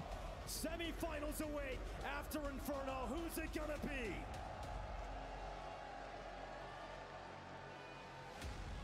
Falcons better be ready. This would be a crushing loss to take with the Austin Major right around the corner. This is supposed to be their build-up. This is supposed to be them gathering confidence, and they found themselves in a battle they did not expect. It's Nico after that tough nuke. Oh, no way! Okay, gets into Inferno and lights them up in Banana. Nico wants to get going quickly here. It doesn't make any sense. It works fine on this map. It's all good. What a statement from Nico to start this map. You got your one where he's absent, but he's here to play on Inferno. Silence on Nuke. An eruption in the pistol of Inferno. Sends them back to spawn instantly. And the second round's underway with Gamer Legion with nothing. That happened fast. That'll be a wake-up call for Gamer Legion. Yeah, I got to hear that from Freya, who was talking to Ash just in that break, saying that you don't really bounce back from those heartbreaking moments, or those frustrating rounds. You've just got to stay in the game and focus on the next one. Gamer Legion had a lot of them. They had a lot of moments they really shouldn't have let go, but they kept finding responses. They stayed in it. They showed tenacity. And that'll build map to map as well, right? That stress doesn't just go away once you step away from the PC. It's always there. You get a round like that, and it just keeps building upon itself. Gamer Legion parking themselves in the apartment, as we can see, having a good time, cooking a meal, talking things over. All the cool stuff happens in the kitchen. but basically just taking this round as a timeout for the next gun round. A chance to talk, a chance to get on the same page. Let that hype for Nico cool down a little bit after the pistol. Let the crowd relax. Yeah, everyone settle in your seats. Dallas, you guys gonna relax or what out there?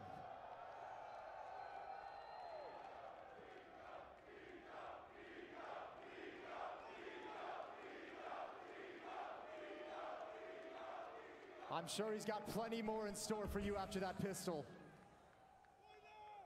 This round coming to its inevitable conclusion.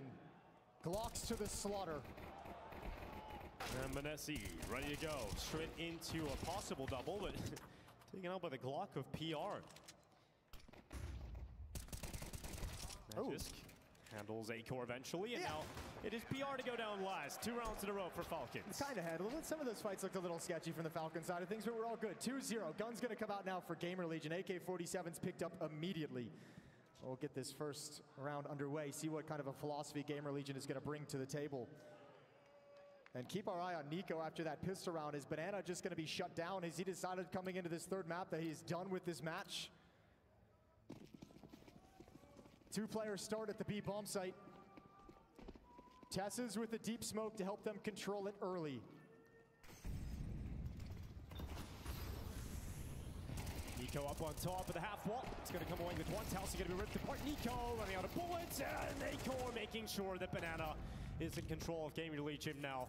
Adjustment required for Falcons defense. They're going to send Magisk over to try and plug that gap at B. I think Nico is just trying to make up for all the kills he didn't get on Nuke. That was a very unnecessary swing through that smoke after the first kill. It's caused that defense to come crumbling down over in Banana.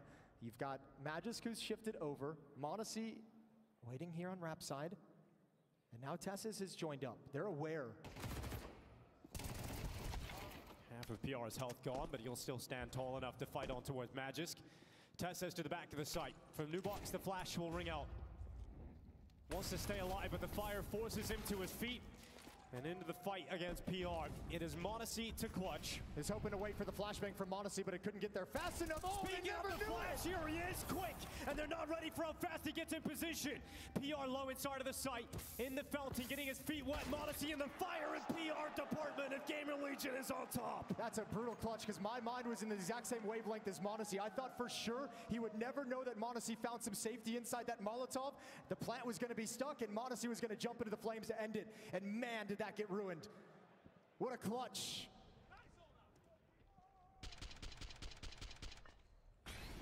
That little gap of safety, but PR, he's like, I still got safety of smoke. I don't have to worry about you wrapping around, so I'll just check this. And Monacy ends up feeling a little bit foolish in that clutch. What a great round from PR overall.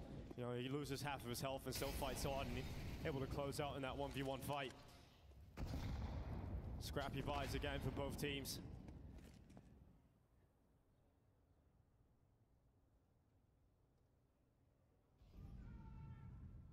Yeah, but if you're Falcons, this one means more. This means you get to hang on to CT side economy a little bit longer. Magisk has to ready himself. Steady his stance, but PR cuts right through him, not slowing down from his previous round success. It's Monacy to fall second, and PR back-to-back rounds picked up here for Gamer Legion. Yeah, Magisk just got spotted. They didn't realize it. PR saw his elbow just in that really slight gap and just was able to run down the kill and just says, you know what? I'm going ahead of the flash. I don't need your utility. I know exactly where he is. I'm going to catch him out in the open. A free entry and a free follow-up on a blind Monacy. And a very simple round for Gamer Legion. Now with the money and the confidence to go try and hunt down some of these weapons, you could see them spreading all across the map to clear out T-spawn.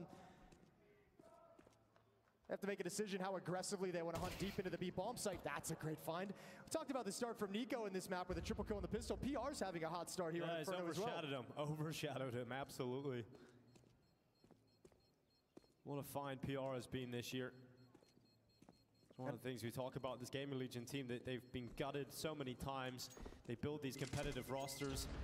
You find these great players that go off and get signed to bigger organizations, and then once again you have to hit the reset button.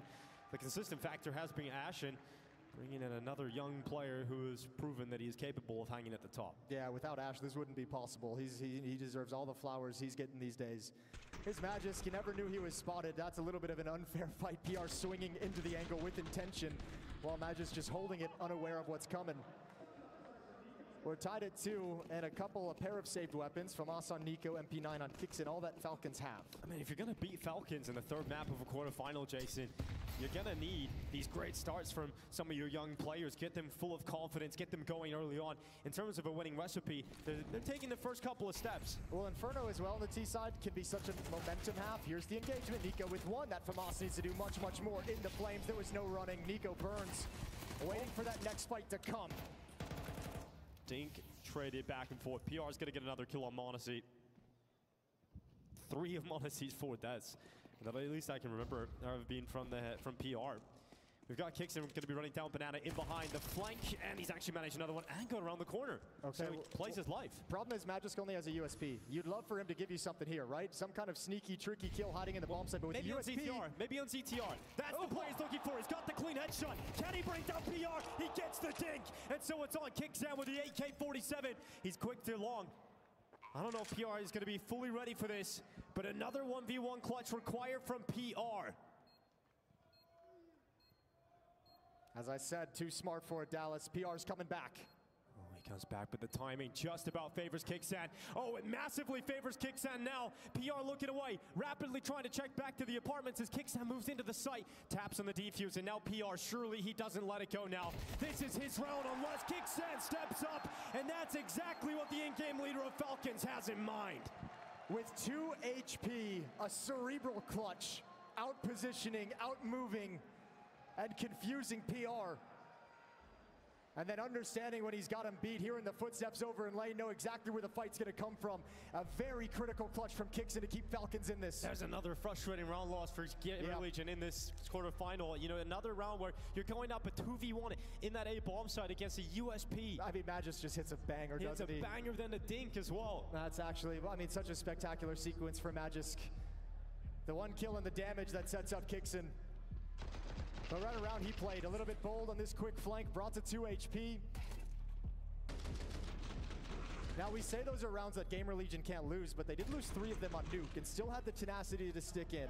And out of a victory like that, surely if you're Gamer Legion, your mental is so strong considering surely how proud you had to have been leaving Nuke. Monacy all about in round 6.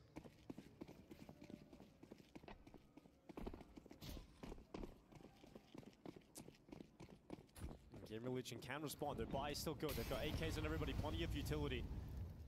Res in the banana. Kicks and swings, emboldened by his clutch in the previous round, and it's not worked out here for Falcons. It is a failure in the banana control as Gamer Legion come out on top. Really interesting seeing them wanted to like set a trap. I think they thought Gamer Legion was going to be a little bit more aggressive in their pathing and their spacing to the half wall. There's a peek down mid. Tesses does a little bit extra to bring this back into contention. You still have Monacy's op over at the B bomb site, and he's going to make sure everyone else is staying over at A. He wants this bomb site alone, the op allowing the rifles to work in tandem. If there's a round win to be had, Monacy has to build it. Can move to the site.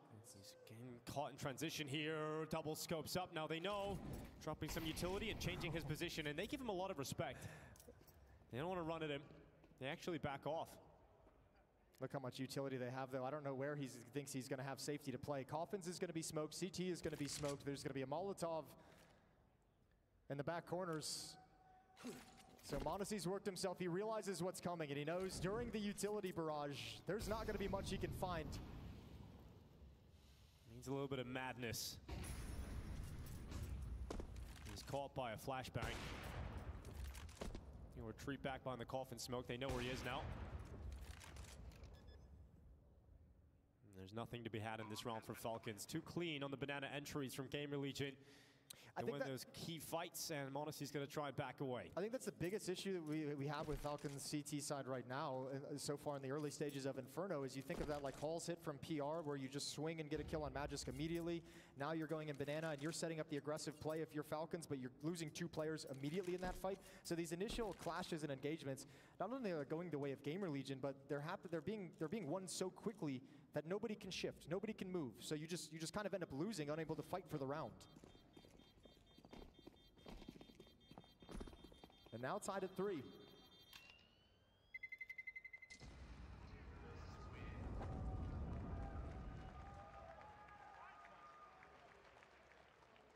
Monacy still has his op, but Gamer Legion starting to build into this third map. Well done from Taliesin. Reds aware of the possibility of the follow-up swing and also holding it in, because you know with an aggressive player like that in Banana, there's going to be a third defender. So Gamer Legion not getting caught in any trap of starting to pick up the pace after those 2 kills. First timeout called by Zonic and Falcons, and he's very vocal on the mic.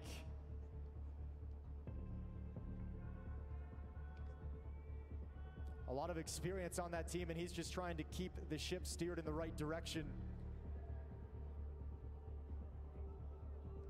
For Gamer Legion, it's keep doing what you're doing. We just won Nuke. We had an incredible performance there. This T side of Inferno, we've got 3 gun rounds already. Everything's looking good, so nobody be nervous, nobody be afraid. And we know coming into this, that was the talking point for Rez, is that looking at Falcons, he saw a very beatable team, and he's close to backing up his words. Round 7.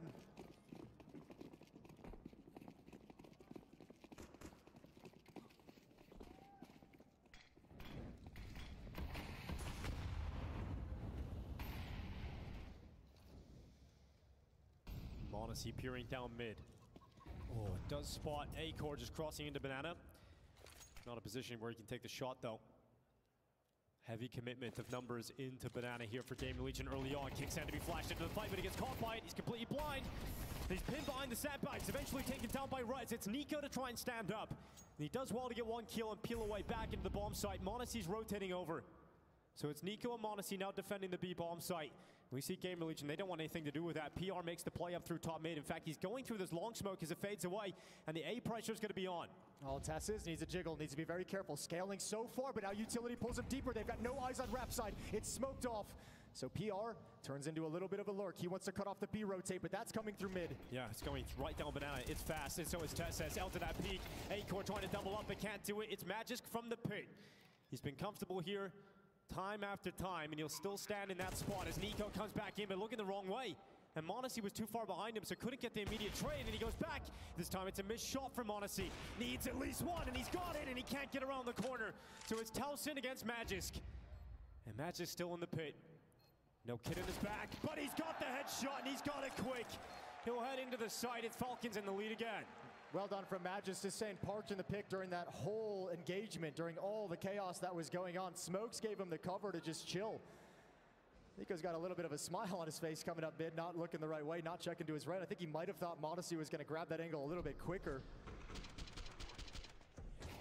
Nice job from Tessis, better job from Magisk, even winning out this one-on-one clutch.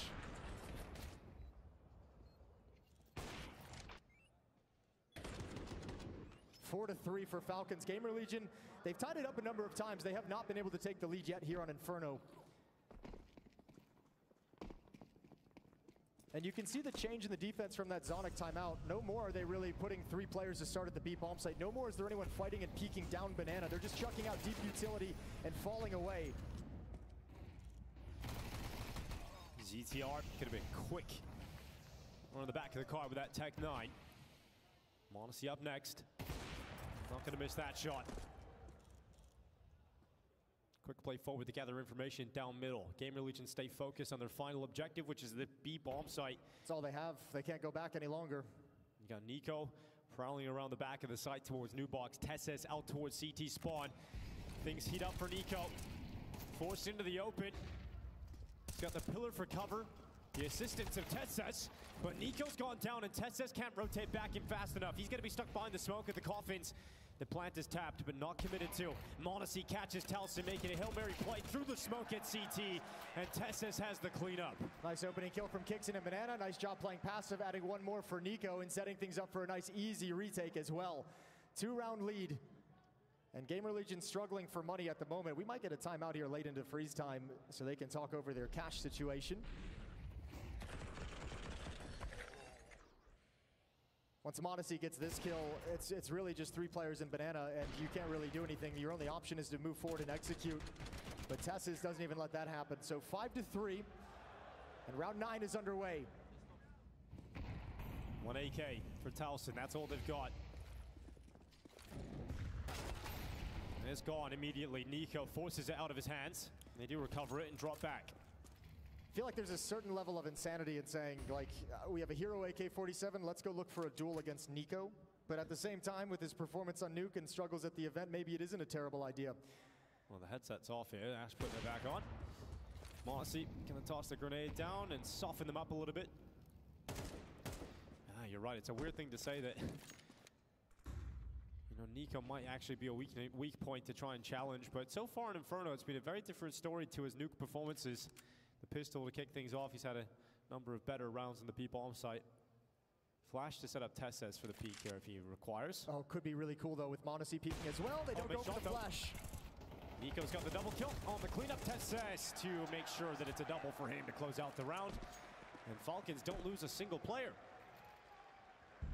And it's 6-3. And despite the fact that this hasn't felt like a clean half, Falcons is on the verge of just having a very, very big lead. So timeout, second one called by Gamer Legion. Ash getting on the mic. Gonna talk with them, and this is probably to address all that success they were having early in Banana, finding opening kills, finding control, executing late into the B-bomb site. It's not really an option in the same way ever since Falcons changed up that defense. No longer playing triple B, no longer being aggressive down. You're not finding as many engagements and opening kills. So Ash is likely coming up with a game plan and talking to the guys of what's the next way we want to find openings? What's the next way we want to start rounds? Where else can we put pressure in the first 30 seconds?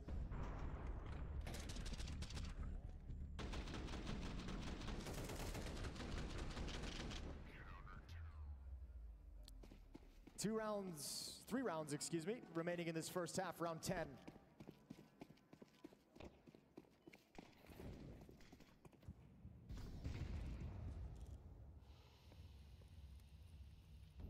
Kickstand's already halfway down Banana.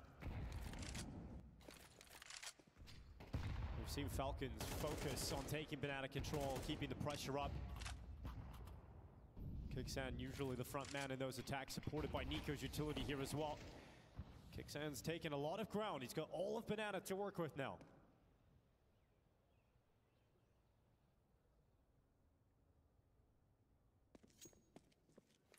Double play over in Halls for Gamer Legion. But still the bomb way far back. They haven't made a decision just yet. I think both teams feeling the intensity and the weight of this third map. It's a very cautious round. I mean, Falcons is like, you're not doing anything, so we're not going to throw utility. And Gamer Legions is making the statement, we're not really ready to do anything quite yet. Could be lining up a late Halls pop. Maybe a fake for late Banana control, come back and chuck the utility. So your teammates can attack into the pit position where Magisk is holding with Tesses. Well, Falcons starting to rotate a couple of players back to B. It's fine. You have double pit. Even if you rotate, the Halls play should still have issues. Magisk and Tesses. The Danes look to dominate from the pit, and no problem from all three kills in a blink of an eye. And the attack for Gamer Legion has 10 seconds left on the clock. Bombs down, and it's done. You only need the Danes. Double pit, such a strong defense, and you can see they were undeterred by the fake at the B-bomb site. Yeah, rotate a third player, who cares? Tesses and Magisk, you can't break them up in pit. That little bit of a fake does nothing. And all of a sudden, it felt so close for a while with Gamer Legion through this back and forth in the first 6 rounds. But Falcons have blown it wide open. It doesn't feel like they have complete control that cannot be taken away. But they certainly have all the advantages. It just keeps getting better for them too, because you look at Gamer Legion once again limping into a round. They've got Tech 9s, a little bit of utility behind it. They don't have the resources to fight for Banana, so they commit into second mid. Look to overwhelm the apartments, and Magisk is going to start in the apartments itself on the boiler stairs. He starts to retreat now just as the timing as Rise is about to peek into it. So Gamer Legion have the space to play with early on.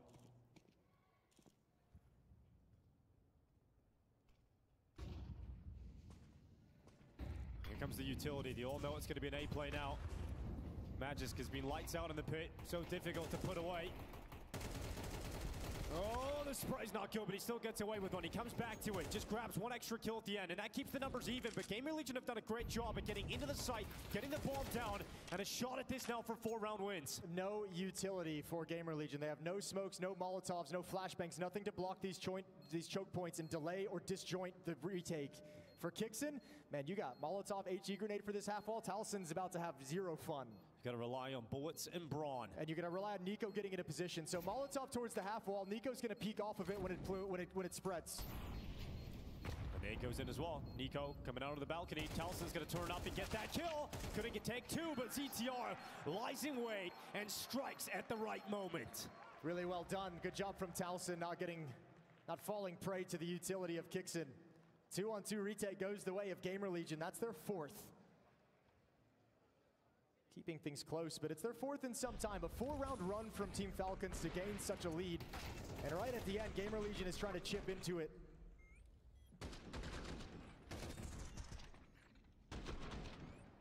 Well, that one actually almost got away from ZTR. If he'd fallen, there might have been a chance at a rebuttal. Final round of the first half.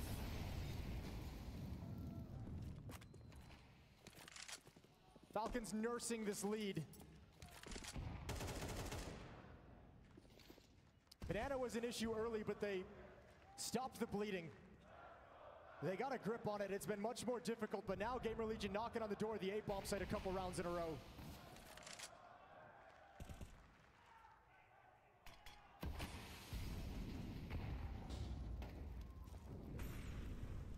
Monacy strikes, shot will connect, 99 damage.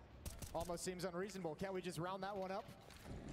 Molotov into the choke point. That's going to force Nico and Kixin back. So Banana control and Banana space now. Flashbang a little bit off, so Magus can't peek with it for information.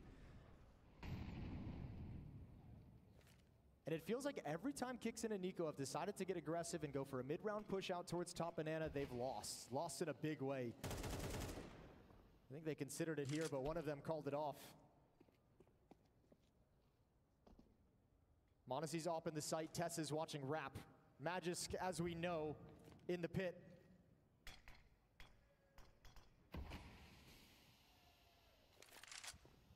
Such limited time. Magisk dropping down off the balcony into the pit. Monacy still in the site. He will strike straight through the chest. Flicking down, couldn't get to Rez in time, and Rez is back in the round here for Gamer Legion. Tess's backs up, but it's not enough. Kixin and Nico once again to come back on this 2v2. This time they're closer though. This time they're here already. Kixin is going to be walking through brackets right now, but Talson holding the angle off the bomb. And so it begins. Creeping ever closer. Talson in the graveyard, looking to be the Grim Reaper as Kixin takes steps right into his crosshair. It's going to be a 5th round. Gamer Legion still in it. This quarterfinal will soon come to a close.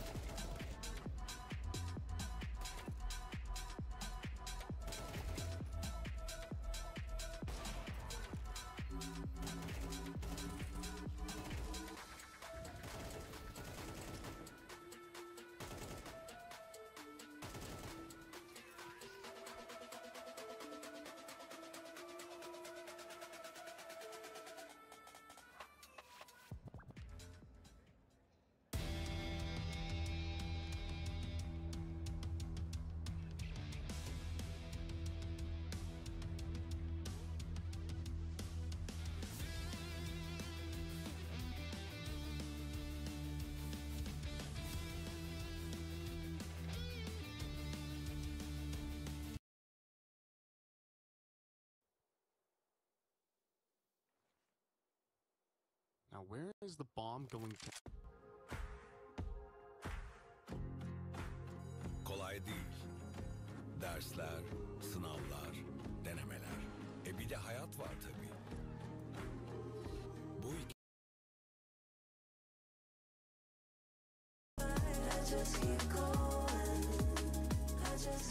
Insta.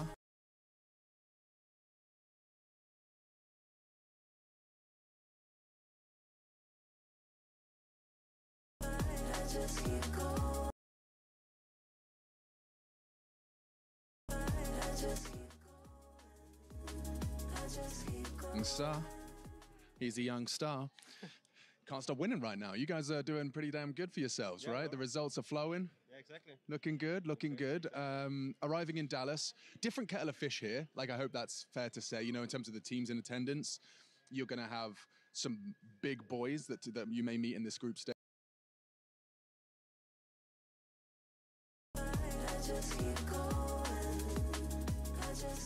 Young star.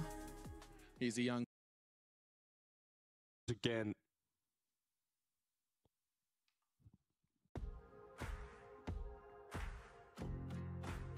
Kolay değil.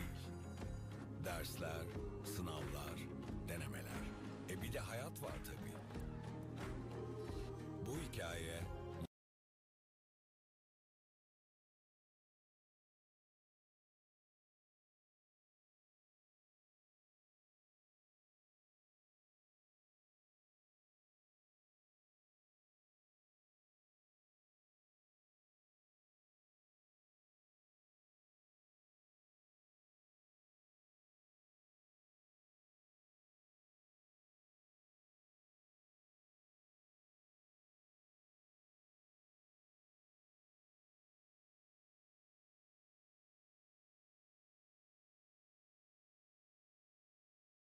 I suppose. We're very kneeling on just every single opportunity Swai has had.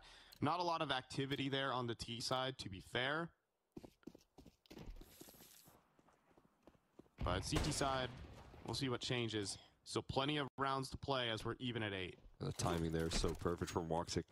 No connection on the damage here. Smokes are already in play. Utility lining up and a whole lot of players in tunnels right now with a bomb soon to join them. So multiple defenders ready to go on this B site proper. Donk and Zontix combining their efforts into what surely feels like a bit of an off-spawn call here. Brought to you by Aurora. They throw the flash to turn the corner, but no one peeks here. So there's still more counter utility that is held onto. None of that baited out. An HE that could do some early damage. Here comes the utility set. Donk turns the flashbangs though. It's an easy double spray down. Oh my god. And Zontix is gonna help out as Donk turns it to a quick 4K, composted into a highlight Aurora. Yeah, absolutely no chance to get through right there. The flashes dodged perfectly. Donk just deleting them on the inbound. No ground gain. They're stuck into an absolute bottleneck in tons. No chance to make it out. And that's a force by punish. Aurora's off-spawn call gets sidelined, and now they're left onto Deagles and Galaxier. And Spirit looking to take the reins on this game once again.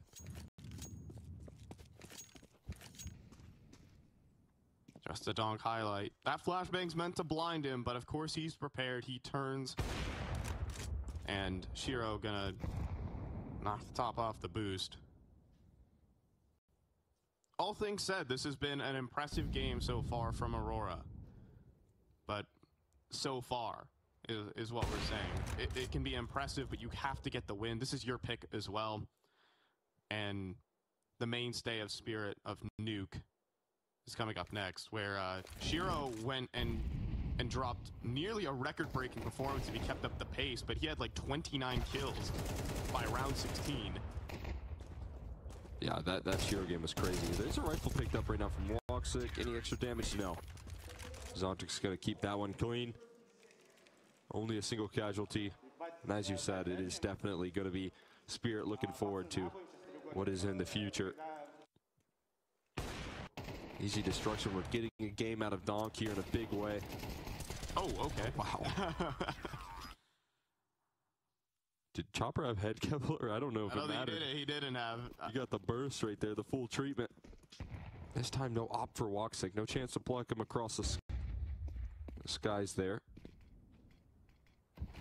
And long control maintained. Slowing this round down a little bit here from our last real buy attempt. We saw them go for an off-spawn call towards B. They're looking to manipulate the defense this time around.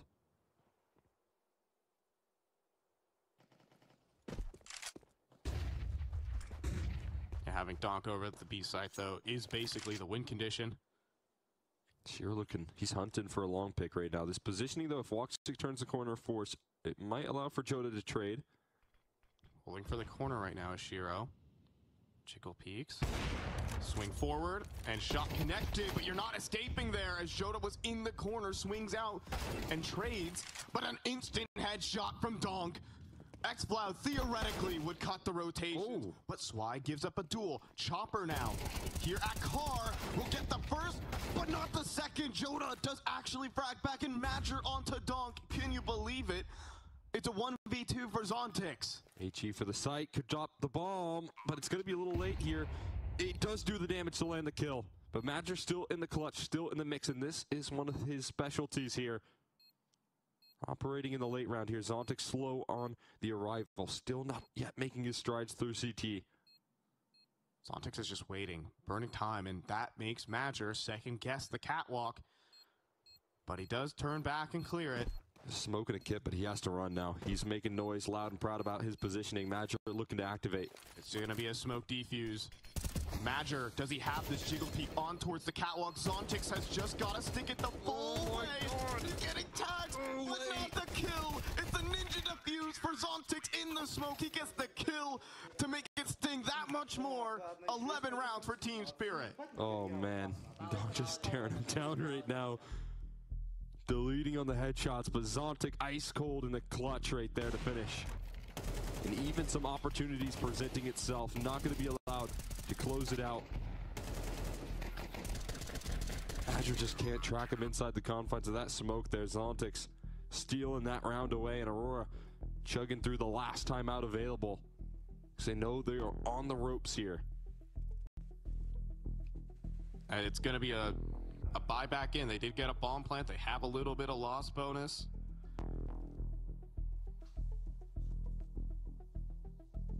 And even got a 1v2, even got a favorable position. But still, that round could have gone so much worse. Obviously, Chopper, he picked his targets perfectly. He took out the guy who was running to clear him and should have had the double. Aurora shouldn't have even been in that position. And I'm sure that's something to discuss, because they've only got 2 rounds left in this game. Yeah, they set themselves up nicely in that round there for a couple opening duels on Aurora, but as you said, also some panic there. They do take Donk down to half. That's a credit to Woxic, landing some early damage. Always nice to have him just a little bit lower. Shiro committed on the catwalk. They've been throwing so much utility to force his position, though. That's going to be included in this round. Ollie goes out to this exact spot. Forced a little bit further back. So that utility drawing in attention towards catwalk, but as he reposts, it's going to be now Chopper who's allowed to rotate through CT. I think he misses flashbang. There's a great flashbang back in. A lot of them. And there's 4 players in the smoke, and Chopper gets none of them, though.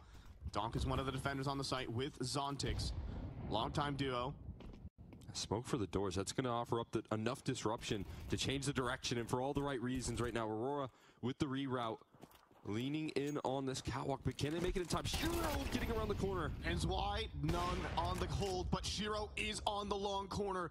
There's no flashbangs to stop him. But Matcher does have a scout headshot. Are you kidding? That gets him in. That's a bomb plant. This might be the round for Aurora. Oh, man. Fast, though. Quickly for Zontix, and he deletes Matcher on the cross. Is Donk also coming up the catwalk? Flying forward. And gets the headshot. It's just Woxic in the clutch. It was looking good for Aurora, but they met their maker. Of course, it's Donk on Dust 2, the devil. And Woxic needs to stop him, needs to purge them, but can't. It's Zontix who brings it back for Spirit and puts them on map point. Again, man, Zontix in the clutch, able to deliver, closing that one out. Donk offering up some assistance up the catwalk, but Zontix 3 kills in recovery of that round. Absolute chaos and coordination coming through from Aurora to try and get into this site. Some beautiful shots connected, but in the post, the aim, the accuracy coming through here from Spirit is just too much. Donk is delivering 131 ADR. I mean, it's nice to check out Xfloud's utility damage as well. Like, Xfloud has done some great work, but it's a Donk Donk wants to end it. He's in lower. He wants to close this one out quickly. Donk with an AK-47 is the bane of every T's existence. Donk said in an interview, I want the CTs to be able to buy the AKs for this reason. That's not fair. And here's Shiro top mid, knocking them down. It's another superstar Donk performance on Dust 2. Honestly, for him, it might just be average. Yeah, this is business as usual, it feels like, on this very map. That's the risk here that Aurora played out. And unfortunately for them, it is flaring its head again. Another monster map and a 5-on-3 to cling on to life here for Aurora. Donk and Shiro, this combo deal, powering through this round already. There's some utility left for an execute, but you're still having to charge forward into a pretty hefty setup on this B side. Catwalks is looking a bit off limits with Shiro's positioning. And Donk is playing that transition spot here through CT and middle. The aggression from Shiro's bold. Oh, it's off the back of this long flank. Swai has this one wrapped up. Yep, sees all the players. Easy first. And a 5-7 from Shiro and Zwei to end it. A Dust 2 pick from Aurora. It started okay, a 7-5 half, but then once Donk gets a CT side AK in his hand, it is all over. Yeah, not a chance right there. The CT side looking dominant, rolling through there. So many different ways to win. When you talk about Donk opening up Aurora, this game is not over yet, but it is Spirit's map of Nuke. They are one map win away from heading to the Lanxess Arena. Donk in front of another roaring crowd. Excitement that looms here. Spirit looking for a statement to make it through this group stage. Seeing if they can make it happen on their map pick of Nuke. Seeing if they can do it the quick way. A nice 2-0. Kadia looking to provide that resistance here. Early fights looking to come through here. A nice HE to start this one off. There's a smoke to allow Donk to drop. And Kadia, though, that's an instant hop of Chopper, even trying to trace Donk through the smoke, but Woxic from up top does bring home a kill. Madger now pressured at ramp, though, will have to cede extra control, and Wakadia chasing down Donk. Aurora looking good on this pistol round. It is the low sight, and it is Shiro and Zontix, but it is a 2 versus 5. Cool Berettas turning the corner, opening the door. But Shiro covers for the second. Oh my god! Spray transferring a Glock. Are you kidding? It's down to Zontix. Low HP as well into Woxic. He was gooshed up at the start of this round. Shadow seen. Zontix knows where both players are playing from. Sees the flashbang coming and delivers the headshot. A 2 versus 5, not quite meant to be. Woxic with 11 HP will stop that uprising, but boy, it gets close. I mean, Shiro and Zontix, the two players that we talked about that are so capable of winning these clutches in a 2v5, bringing it back with the quickness, but not enough in the tank. Woxic, who is low on HP, uses that P2000 to put that round to rest, able to save the day. That's not the start that Aurora were looking for if one more kill was provided, but they're able to survive it. The uprising coming through. But you know that pressure is going to be continued here. Force spy called back in return. Galil entrusted in Donk's hand in a lot of utility for this round. But it is actually Donk in Squeaky right now. In lobby trying to pressure for a fight. Oh, good lineup. Shot's not connecting here. It's going to be an upper pop here. It's upper pop with players reloading. It's just Madger here who really needs to deliver, but only the one. Wakadia caught next. Donk with the triple. No, it'll be Zontix to take it instead. A site has fallen, however. And I think Aurora have to consider a save unless Joda has something on the flank. But with Xcloud gone, Joda's going to try and save. Oh my god. Wait a minute. 1 versus 4. No kid available. Both players jumping up top hut, though, will make this so darn difficult. As a perfect double swing, and there's the Donk triple eventually. Force buy for Spirit. I mean, the perfect call right there, especially off the back of the spamming players early on. Get caught in a trap position in Tetris. And a single kill rolling through from Madger's good, but the timing and disruption of that aim coming through on the execute. You could see the amount of utility. The fact that they keep their Tech 9s instead of buying more Galils and AKs, hinting at where that play was going to go from the very start of the round. And Spirit are able to execute, and they still have that Donk opening factor in full effect here on Nuke. Yeah, it really was just a weak A site early because you had Woxic in heaven, but he was looking outside.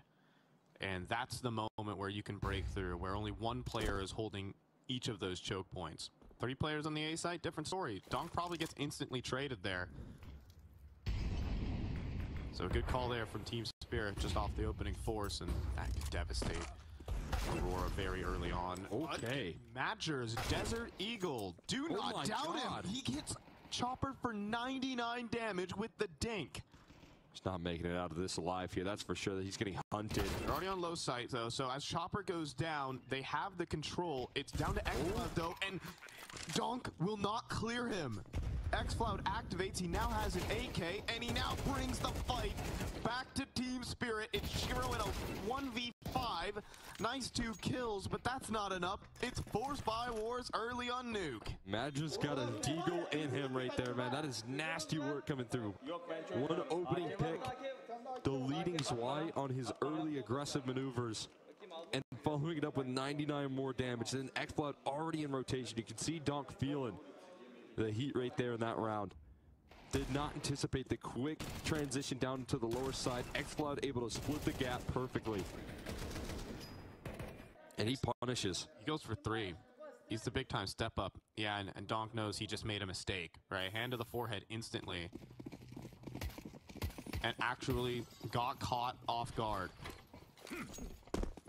Xcloud has been a real piece in this series so far, obviously, despite the Dust 2 loss, because Donk is Donk, but he still maintains some pace. Donk has been armed with an AK, though, again, because Spirit will do that in every single round.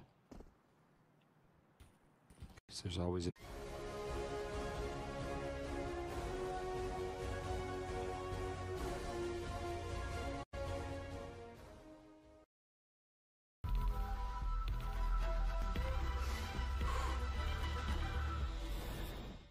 Artık her masada varız.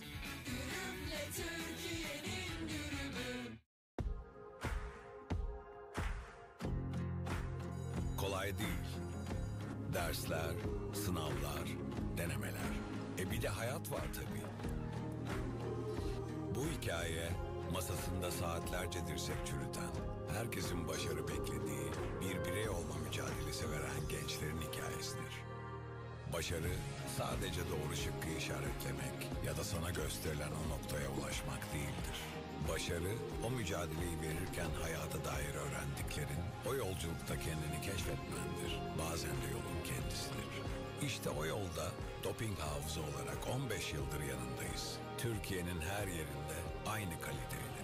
Doping hafıza. For the best rifler in the world right now.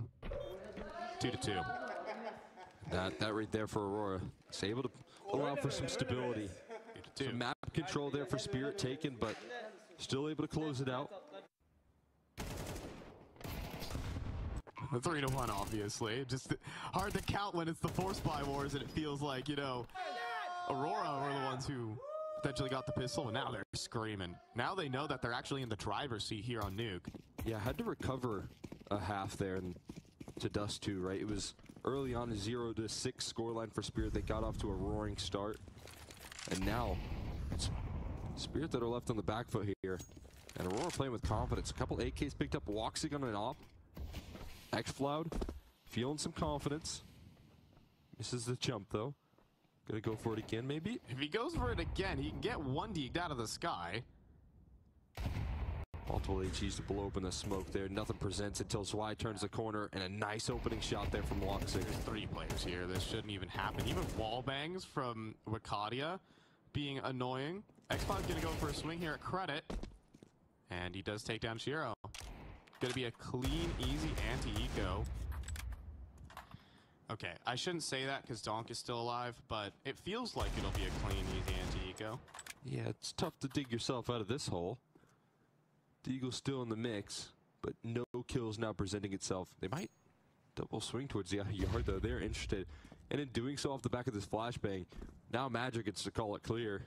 No one here whatsoever, so it's going to steady up your defense elsewhere on the map. I guess they did leave ramp vulnerable here for now, so the big weak side is on A. This flank is wrapping this round up for Madra, but there's no one presenting itself on the A side here. And they're going to end up watching the flank here because they're worried about a potential ramp push. So a free walkout onto the A site given, just held by Woxic's op. That's a good shot though. And a 2 versus 5 with just Deagle. Madra's speeding up. And Donk unable to connect. No bomb plant even. As Joda denies, and 5 stand for Aurora. Mean as can be right there. No bomb plant especially. A little late impact on that denial. And the vulnerabilities, the gaps in the defense shored up right there. They are prepared. Aurora not getting caught off guard early. But this is going to be another gun round coming through here from the side of Spirit. One thing about Nuke is that you always have to start T side when you do pick it. But Spirit have had great T sides on Nuke. Just yesterday had an 8-4. 8-round T side should be plenty enough to be able to pick up a map like this. Oh my god. And Donk, especially running outside, is the engine of that. Reached into X-Cloud's opening move there perfectly. A freebie on the opening duel straight to the smoke, and they still have those cross smokes open right now. HEs are tossed in, multiple of them. So this might force some recycled utility here. But there's only one smoke left, so they can't quite cross safely. Especially with Woxic's op on the scene and Madra joining up in secret. They're looking to collapse on this control that was lost early. All these flashbangs being lobbed out only makes Donk even more privy to a secret peek. I don't think Madra will really step up for the fight.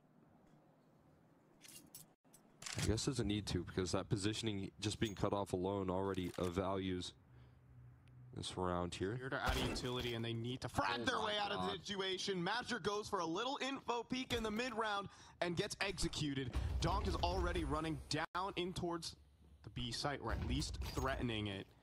And now it's go time. Full speed ahead here. Just got to group up and attack, especially with Zwei cutting off the vent rotates. He's going to be in a position of power to keep this success on this lower site. That one's on the low side, even for Aurora. They are just conceding this round. Obviously, losing X-Cloud in the round early removes all outside presence, and Madra just needs a little bit of information, and boy, does he get some. Zwei won't be able to complete his lurk. Wakadia still stands. It'll be pretty important to take these AKs out of CT side hands. But I don't even think Spirit want to do that. A little bit too worried about their own foundation right now. Got to build up their own bank here. We saw how quickly they ran out of utility in this round. And despite that fact, Donk's still able to deliver not just one opening duel, but reading into the re-aggression from Madra.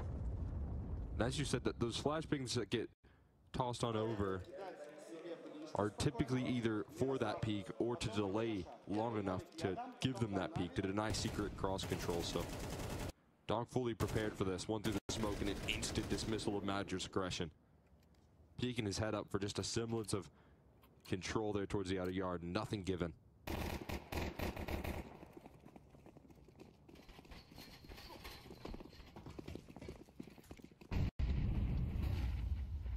Like it's going to be a speedy outside play. We've got Woxic going for the red peak, but anticipated right now from Spirit. Oh, they're just going to nade his position. Zwei has an HE as well. What about a Molly? Flashbang to go for the deeper peak, though, and everyone hides away perfectly. They are prepared, and he is dealt with. Woxic absolutely sidelined. He had no chance. Yeah, trying to facilitate some opening duels right there. Doesn't get a chance to catch anything. On this out yard play, through the smoke, Donk takes a little bit of damage. X-Cloud on the money for that spam here. And Donk gonna retreat. They threaten the lower side. This is gonna force some rotates that need to come through, or a gamble. Either one from this Aurora camp, and it looks like it will get one more player down in towards lower. Joda gonna commit in the defense, and it weakens up this A side now. Still multiple defenders ready to go. And they go towards the ramp side, interestingly enough. Madra here on the scene, ready to deal with that. This isn't a bad read from Aurora. The thing is, Madra needs to get one and go. But if he swings, okay, he still gets it. Mission accomplished here for Madra. He can back away 30 seconds, even drop a Molly. Molly over towards the ramp. What do Spirit want to do with such little time remaining? It's not just Magic here. There's still Joda behind him. And Magic still tucked away in the corner. He's looking for the big multi, and he does find one. Joda now, top of the silo, on the ramp, is seen and dealt with. He gets to fire one bullet at Donk. It's not a headshot, but Kadia is still in the picture. Double rotate is here. Molly will stop the single door, but leaves Ontix open, and it's Aurora who pull the round back magically. Magically through Magic right there, man. It's perfect hold coming through from him. The multi-kill, the timing on his swing towards ramp, able to provide enough disruption. Despite that 4v5, it is nullified. The man advantage ripped away, and Magic with the time-buying maneuvers. That is impact coming through from the IGL. And Spirit forced out to a timeout. They had their advantages. They had the donk opening. And it doesn't matter.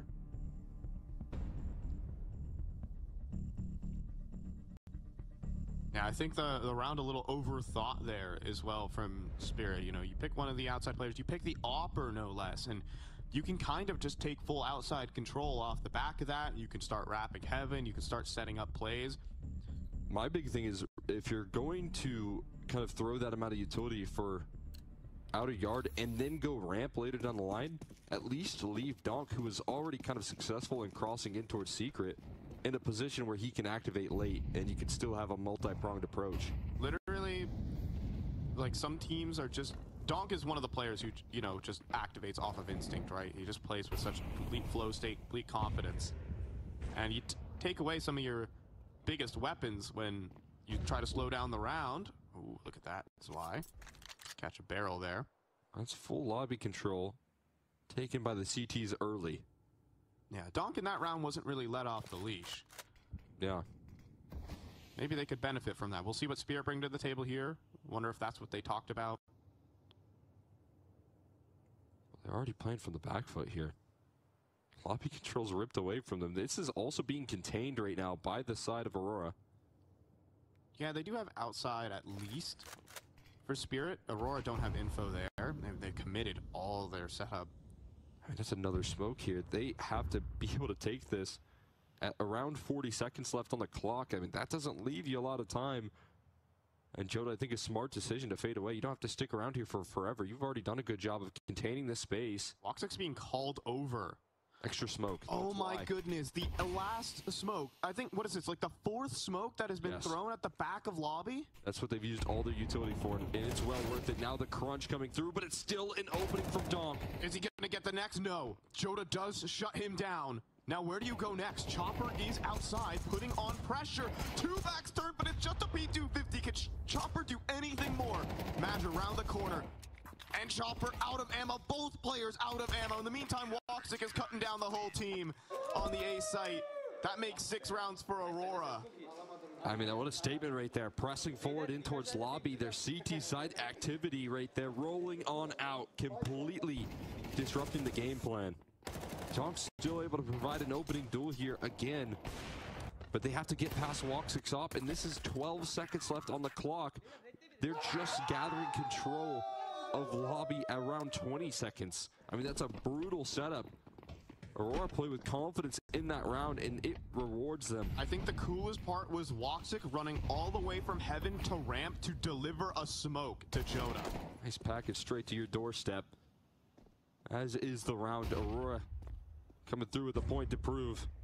They will not let Spirit get away with this game plan. Smoke spam timing looking good from Joda as well. No connections here, but they still have the X-Cloud rotate. Rolling down in towards the lower side. And now Joda going to recover ramp control as a secret cross is confirmed. They actually spend a lot of resources towards lower, and a timing for Chopper. Oh my gosh. But now he can take control of ramp. He knows he has a timing on ramp, and Woxic has no idea. Out in the open, it is just a P250, but it is the kill. Chopper gonna be able to pick up this op. They're gonna hunt him here through ramp though. They want to take him down. They know he can cut off all these positions, and misses the op shot. Joda with the ultimate, Kadia with the multi. And he does eventually go down. Molly damage. Donk trying to find the AK. He does get it eventually, but 2 players holding the cross. course, Donk is the player you want to deal with them, but not meant to be. X-Cloud's double kill. 7 rounds for Aurora's CT side on Nuke. And another timeout needing to be called from Spirit. It's starting to get a little bit desperate. Aurora offering up some domination here in the first half, keeping them at bay. They're able to fight through some adversity here. Donk still finding some opening duels, but that backup not provided. Even when timings are landed here, they're not able to capitalize. The rotations coming through from Aurora are so heavy. They are stacking up these quick rotates, and it's catching Spirit by surprise. And the one big thing is that they're also shooting incredibly well. I mean, Wakadia, in the chaos of the vents, still spray transfers too. Yeah, you can say, oh, they're half bought up pistols, but that's necessary. If he only goes for one, round is game. If Joda doesn't hit that instant kill on the chopper, that round is game. It's smart decision making there from Aurora entirely as well. They've got to quickly recover that ramp control that they know they've lost early. They're able to do so in time. Fast crossing in. A chance on the back of Red right now. He wants to go on the timing. Try and catches X-Cloud off guard. Big time pickup there. And sending it into Secret, nearly goes down for it. Wakadia hunting now. Again, they always try and fight when the space is lost, and now Wakadia wants to play around the smoke there. Donk can't sneak.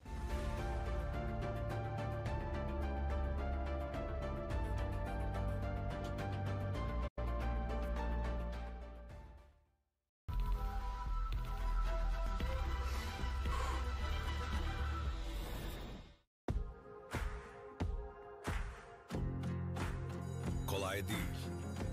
Dersler, sınavlar, denemeler. Bir de hayat var tabii. Bu hikaye masasında saatlerce dirsek çürüten, herkesin başarı beklediği, bir birey olma mücadelesi veren gençlerin hikayesidir. Başarı sadece doğru şıkkı işaretlemek ya da sana gösterilen o noktaya ulaşmak değildir. Başarı, o mücadeleyi verirken hayata dair öğrendiklerin, o yolculukta kendini keşfetmendir. Bazen de yolun kendisidir. İşte o yolda doping hafıza olarak 15 yıldır yanındayız. Türkiye'nin her yerinde aynı kaliteyle. Doping hafıza. Another big round from Chopper. He had one back on Dust too. He keeps it up here as Woxic will lose his AWP. And Shiro, of course, to win a 1v1. That's a big-time recovery right there. You see Donk go down, and as oftentimes the case, Donk can be solo on his out-of-yard play. And so Wakadia, while he finds that equalizing kill, he doesn't see anyone else crossing towards Secret, so there's no rotates. And a lot of that factor comes down to Zontics providing a single kill in such a challenging position, but really it's just the element of surprise that Spirit had onto the reposition from Joda, making sure that he couldn't get that multi-kill. Chopper able to slide into the action in time. And a lot of activity coming through from Chopper here, getting them their third round. Yeah, from the 3v4 and basically winning a round without Donk. Trying to change a narrative here, our team Spirit. Obviously, Donk show on Dust 2, that's a given. Where's the rest? Obviously, you can point out Zwei not having the greatest time here on T side. Just taking a lot of the Magic's roles and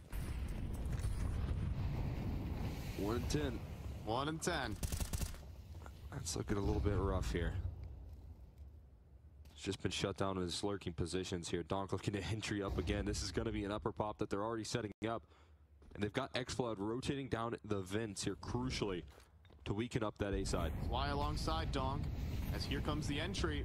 But an incendiary back will keep them at the door. Madger still wants to fight him, and Zontics will punish. Just Wakadia, top of the site, helped out there by X-Cloud, rolling it back. It's got to be Chopper and Shiro again. Ooh, picks up a gun there. Free reload for X-Cloud, and he's going to go down the vents. Shiro's quick transition from Shiro as well in towards the ramp room, but now there's an option. All of a sudden, the A side's opened up there. The loud drop being read in by Chopper and calling this one back towards A. Yeah, and they know the other player is that ramp player, so he's either the Heaven rotate, which is perfectly mollied, and now you have a stable 2v2 for Spirit. Another Shiro and Chopper 2v2 here to work off of. Molotov. What about another Molly to force Joda into the fight? But he wins it. Shiro, 1v2 with the Glock out, though. He's not going to win that, and Joda gets chirping across the halls of Cologne right now. As now 8 rounds for Aurora. Man, wild move right there. Shiro not using his op in that clutch. Maybe he thought he was a little lower to the Molotov, but either way.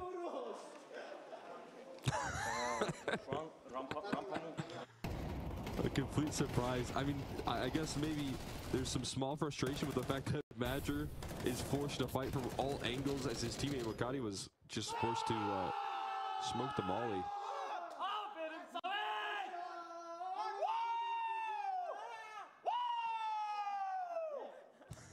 Holy. The hall's getting loud. I hope the mainstream can hear some of that. It is a B-stream bash between Aurora and Spirit. Oh. Donk, well, he opens up outside. Well, it's like 3 bullets, instant headshot. That's a bit of a statement here. This is a recovery, though. Joda times it. Actually, Woxic to back him up, firing over his shoulder. To pick back. Now there's a chase here from Why here's a fall off. That's crucial information right there, but it's also still being covered. He's gonna walk forward right past it. Joda on the off angle, instant headshot, and Zwei, 1 kill and 12 deaths in this first half. He has died every single round. And what's looking like a 9-3 for Aurora. As I think just a whole team effort from this squad. Madger again mentioned in this post-match interview, everyone's got to step up 20% to make up for that one player, and they certainly have. Even Madger able to step up in his own right. Right.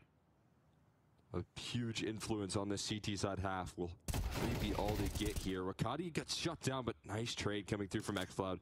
Security found, and Zontic's left last man standing. Held by an off, and that's not going to happen. It's Woxic to bring home a 9-3 half right now, as Team Spirit just look flat on this T side, only powered by Donk and a couple chopper triples. We'll see if they can actually bounce back.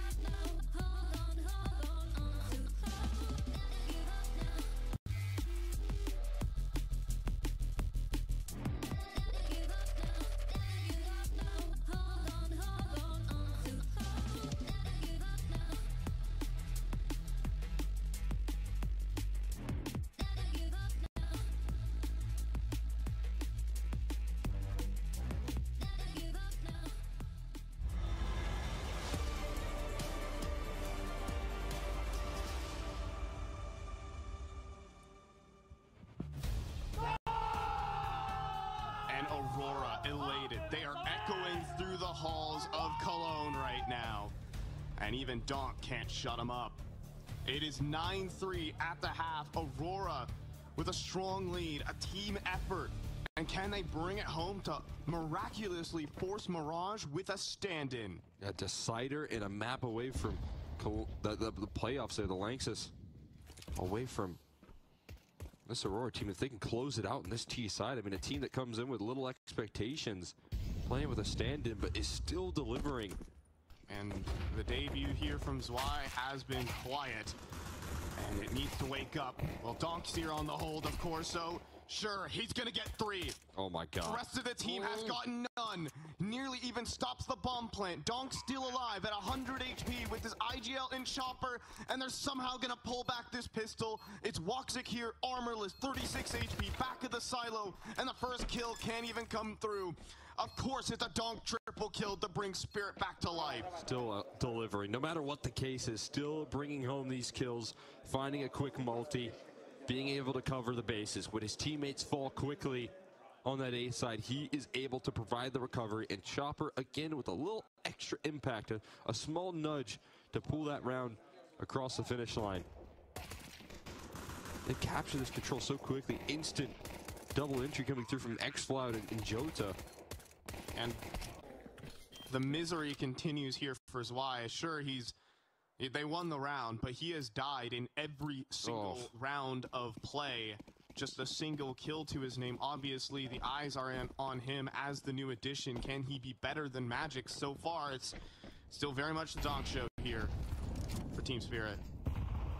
Still that same win condition that Spirit have faced so far. The one-man show here. Op in play for Shiro. Missed shot. Forces a difficulty on the escape, and Zontix is feeling the pressure on the ramp side now. Let's turn the flash. Turns a second flash, too. Already down the ramp. There's Ops here as well. But Zontix struggling. Doesn't quite get the first kill, and Shiro won't stop them. Yeah, they know there's a little bit too much space already captured here on the side of Aurora. Do they want to re-aggress in unison? It still seems like Zontix trusting in his aim. He's coming back up, actually, to re-clear this side of the map. Wow. He could get quickly punished. Still on it. Man. Outside of his screen. Still. Oh, my God. Somehow Zontix should be dead. Instead, he has a double. Oh, that's a miracle right there that he's still kicking, somehow surviving, and still Wakati on low HP, trying to find the entry. He's going to fall over quickly. Zontix doing it all. Eventually, Woxic will trade, but enough damage done from the Soul Ramp Anchor. Yeah, with 40 seconds left, this probably is the save. If anything. Looks like it. Zwei, a real chance here. Close Don't range. Want to hand over an AK to Donk. He's got it. Zwei in the bag. Right there. Second kill for Zwei. It's also 100 ADR on the kill. What about one more? Zwei with a multi-kill. First of the game. No, not meant to be. Woxic will deliver an AK to Donk on the CT side. And this is the brewings of surely something. There's some potential. There's a huge missed opportunity. That deagle that was, crab walking into the angle. Zontix was sidelined. He was dead to rights. I just think a small whiff right there cost him everything in that round. A huge path into the lower bomb site. They're looking to revive themselves in this map. A little more influence coming through from some of the other supporting cast here on Spirit. Zontix with a big 3K. Donk with an AK. He had a 2.6 CT side rating on Dust 2 because he had handed an AK by round 3. Well, all you have to do is land a deagle shot on him now.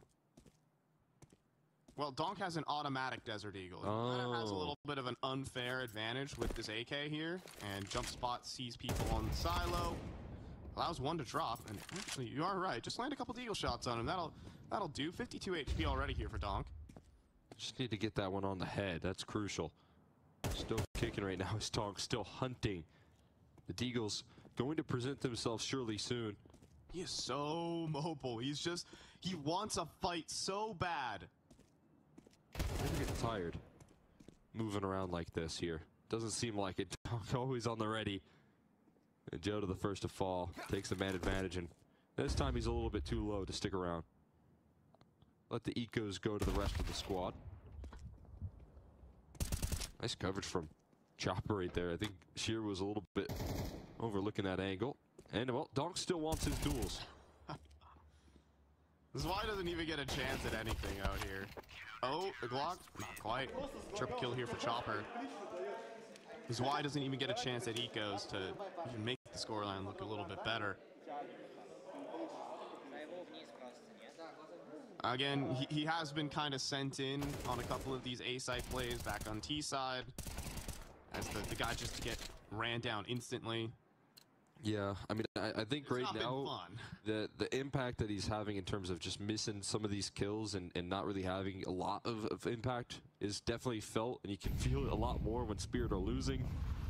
You know, and Shiro and Donk are hitting their stride, and there's no problems in the server. You can look at that Zwei performance and not be too concerned, but there is a chance at redemption in the second half as the comeback is already formulating here. 3 rounds to close the distance, and the guns are looking deadly. And best thing, Cole, he survived a round. Everybody, round of applause here for Zwei. He lived. He kept his equipment. He only has 14 deaths, and there have been 15 rounds played so far. Well, there you go. That's a bit of a milestone there for him. See, I mean, he might get a chance on this pop that's leading in towards the A side right now. Gearing up with more utility. Woxic going up the ladder to get on T-roof to toss in some of that extra belt that he brings to the table. So, under the microscope and around like this. He's going to be that top hut player. He doesn't even have a smoke to extinguish the molly, so he could be in a bad spot. Good counter util, though. This could block out this execute. Okay, one to hut. Chopper needed. Zwei does fall, however, and nothing given by the A-side defenders. It's all Donk, but he gets headshotted. And he's done. And the round, same for Spirit.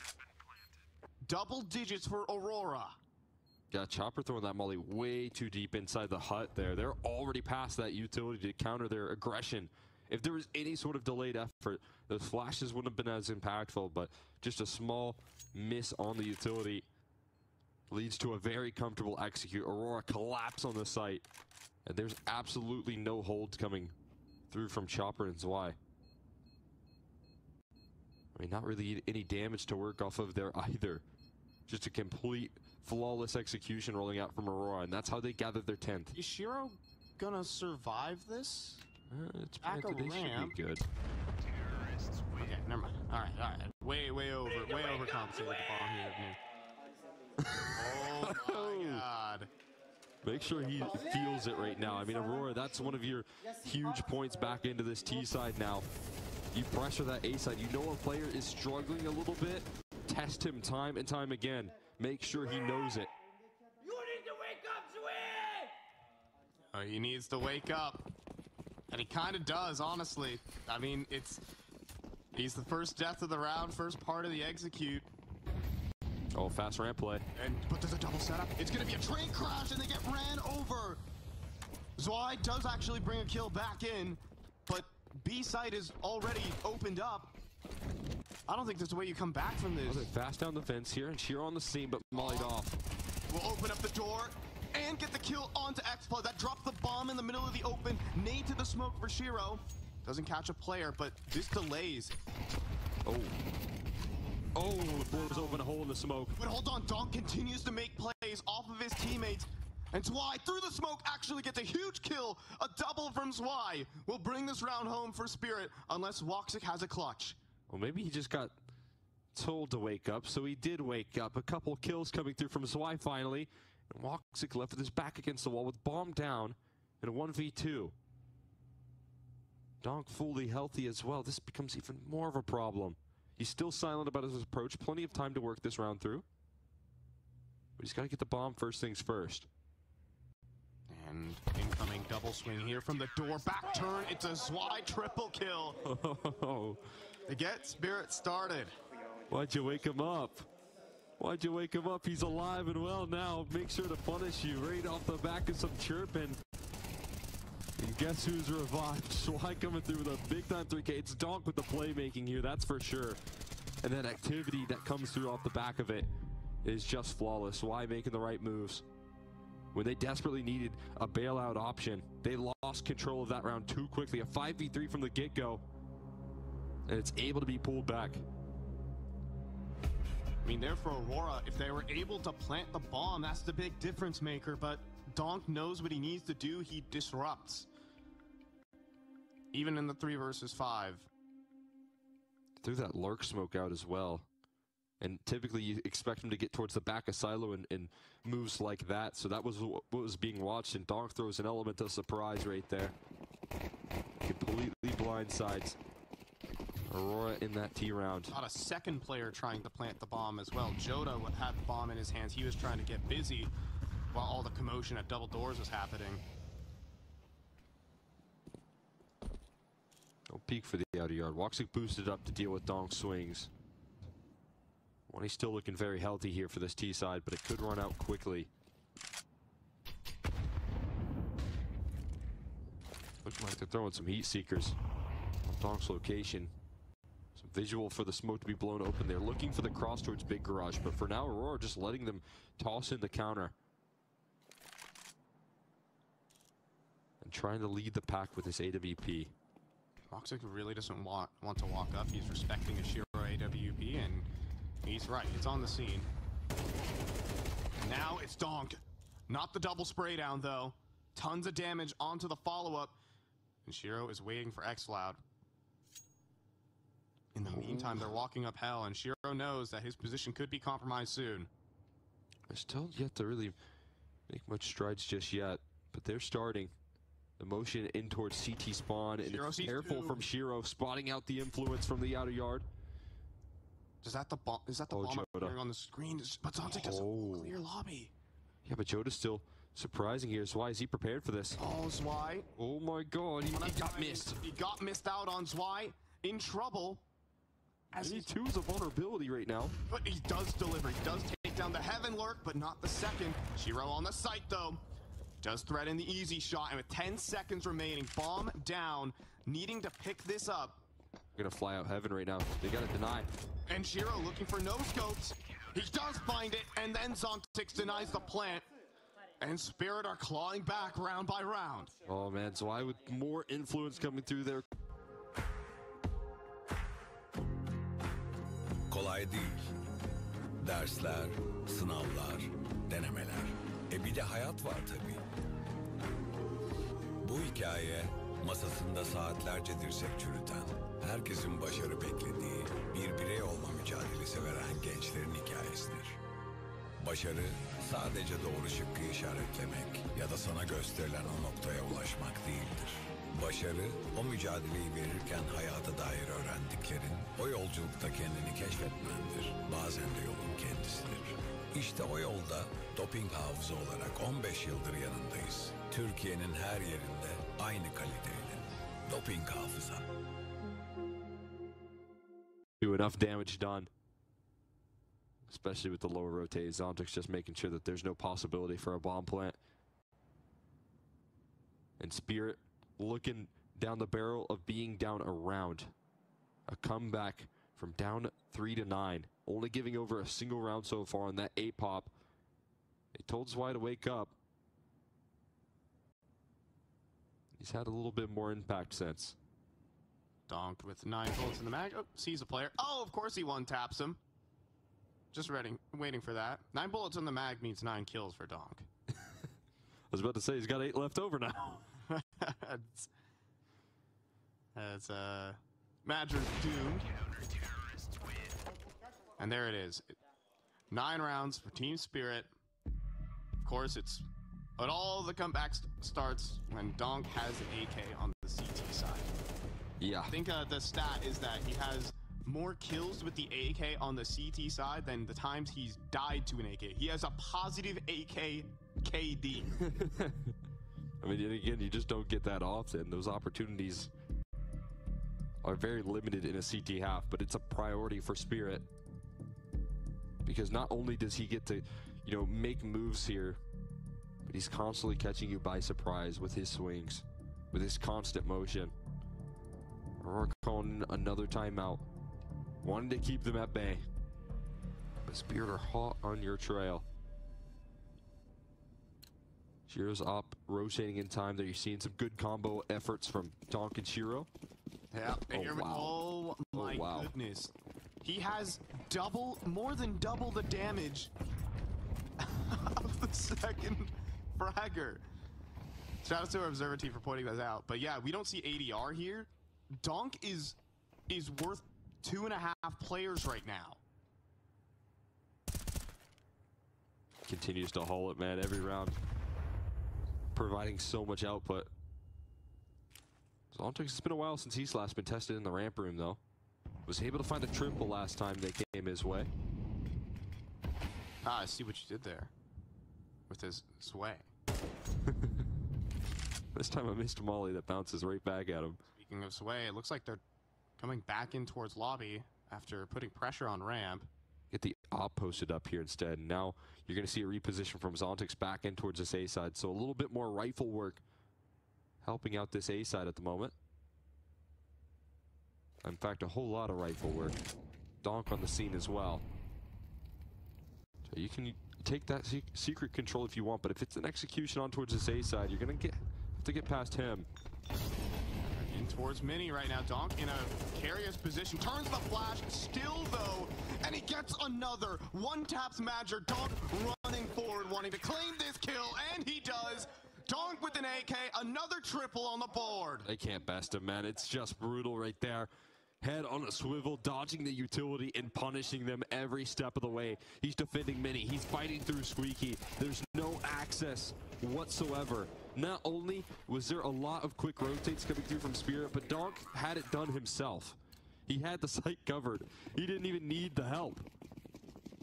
Sometimes it's scary when you're standing in the open and they're throwing flashbangs for everything, but Donk is able to move between 3 different angles and dodge everything. I mean, this is the best rifle in the world, and obviously Zaiwu competing for best player. But this guy is ridiculous. Shiro does miss, and Zwei does bring home a double to stop this Tech-9 rush of the A site. And believe it or not, even though they were down 9-3 at the half, this is Team Spirit who will be taking the lead as the bomb is lost towards ramp. Solid hold right there. Zwei able to bring the multi. I like the molly that he throws right there. That's a good piece of utility that's actually going to do some damage. A little bit shallow. Choda having this round ripped away from them. Spirit to claim a lead now. And doing so in comfortable fashion on the CG side. Only a single hiccup. They got away with a good A execute one time. Now Donk on the scene for your A pops. The multi-kills coming through. Zwei a little bit alive here.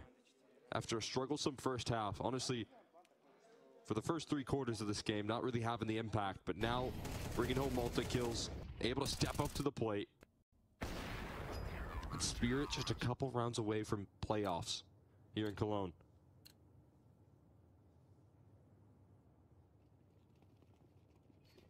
I mean, this is why Team Spirit is elite. It's Donk. He's actually just one-man army is used so often, but he truly is. He's a one-man team. The win condition has come to play here. It is impacting the server just time and time again. So you were talking, obviously, we're referencing this B-Tram's Twitter post so often, but you were talking about Xantares. Yeah. Win percentage when it was about 13.4, I think, if I'm remembering. Xantares goes negative. You want to know Team Spirit's win rate when Donk goes negative? Doesn't happen often. Literally 0. Team Spirit have not won a single map this entire season when Donk goes negative. I got good news for Spirit. He's 26. Donk is definitely positive right now. I think he's approaching a 2.0 rating, Cole. He's definitely positive, and it's looking likely that they can claim this one. Yeah, it's Donk again on the A site once more. Here's another headshot for him. Standing in front of the smoke, being such a nuisance. Okay. And ripping this round away from them with another triple kill, because Donk just keeps doing it. He's running through. Oh my god. Oh, there's no way. 4th kill. He almost gets it as well. He nearly gets 30 kills in this one. Zwei will take the kill away anyways. But Donk is Counter-Strike. I mean, he is just destroying these setups, man. There's no chance. He's on the A side now. It's off limits. You can't test him. It's instant dismissal. Finally, the flash catches him, but they can't. They're too scared of making any strides into that site. Dude. He's around the corner. You just don't want to fight. He's just invincible. He's just unkillable. I mean, yeah, he was found there, but it took the whole team to take him out. And now, fast outside run. Shiro gets to shoot as well. The Lanxess right around the corner, just 4 kills away, and Donk knows it. Donk wants it, and there's another. Donk, 31 kills. This is insane performances from Donk. He'll be playing in front of the Lanxess arena. With these kind of performances, the crowd surely wants him. Donk just wills it into reality. The comeback rolling through there in the second half, only giving over a single round. And that was when Donk wasn't on the A side, but when he is, he's ready to shut these rounds down because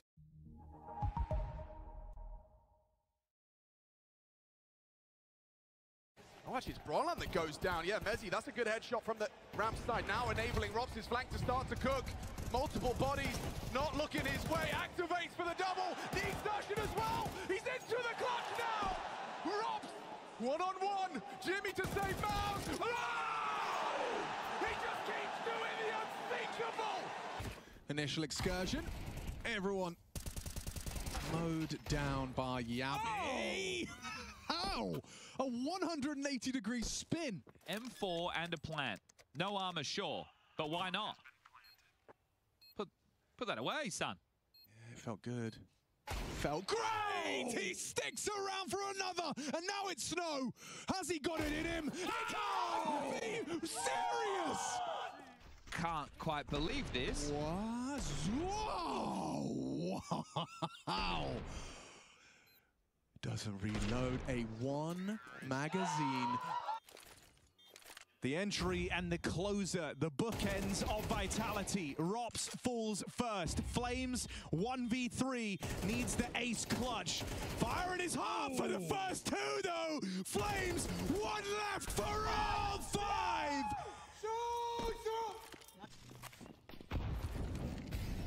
Certainly asking an awful lot. And Hooksy at least manages to find the trade onto Stown and get the bomb down for Astralis. That's nice. Extra cash will be nice. A clutch, obviously, certainly not impossible. Hooksy! Tags him up! Takes the heads! Body bag zipped up, just one more! That is ridiculous! That's supposed to be impossible, but not for Hooksy, not today! It's awesome. What have you got for us? Called into a 1 versus 2, make that a 1 versus 1, catches 60, trying to set up some level of a flank, and it's now down to Nyx. MP9 in hand, sub 40 HP. 1 versus 1, he's going to dance around, he's playing an open angle, and it might be checked. Torsen quick reaction, and they find. And a big 1v2, but the narrative of that round is... And despite a low HP bar on Gravity, Mazinho might be giving up this round. We might go every round of regulation, unless there's a Mazinho clutch. Oh my God. Maka's missed. Molly onto the bomb planter. Gravity forced off of it. Maka holding. Gravity getting chased down. Oh my God! Mazinho up for the 1v4. Raka, his position's known. He's smoked out now. Mazinho with the chance to absolutely gut 3D Max. He's holding the smoke. He's waiting for the play. The timing is unreal. He's seen him. He's seen him around the smoke. He's looking for a gun. He'll get an AK now. Swings forward and gets the clutch. Mazinho 1v4 absolutely robs 3D Max. Aid in their pursuit of this retake. Flash the pole position. Dual Berettas. Messy tracking. Electronic gets away with murder. No chance. And now Mercury, yeah, no chance. You hear from Birchill, who'd had to have immediately pivoted into Perfecto. And I don't know if he's got the 10 seconds. Hold up a second. He looks confident on this. No chance, I said. I think so. Okay, the low HP.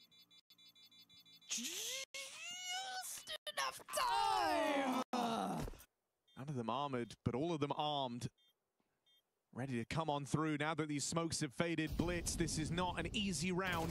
2 in at the doorway. Blitz lines them up. Even more where that came from. Blitz isn't stopping. 1v4. All the eyeballs, all the attention on Kaisuke. Well, it should be on Blitz for that clutch right there.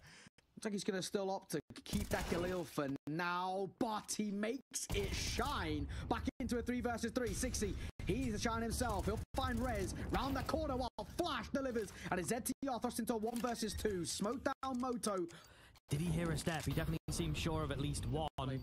It's a quick move here into the apartments. He's got to be careful. Grim charging him down with that AUG. Will fall. And it's low HP JT with no kit available. 10-second timer gone. And ZTR to finish it off 13-3.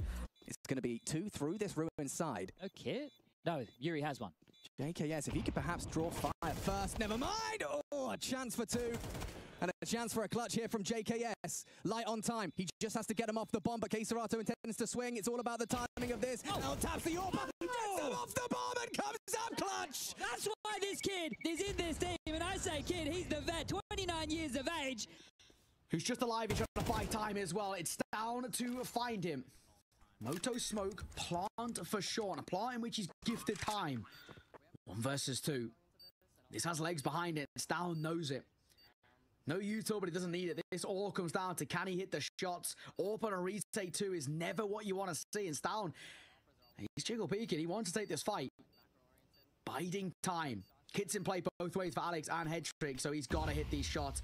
Smoke and a flash that comes over. That'll block off Stown. He has to play through this, but he knows his lineups. He knows where to be posted up. Tap on towards the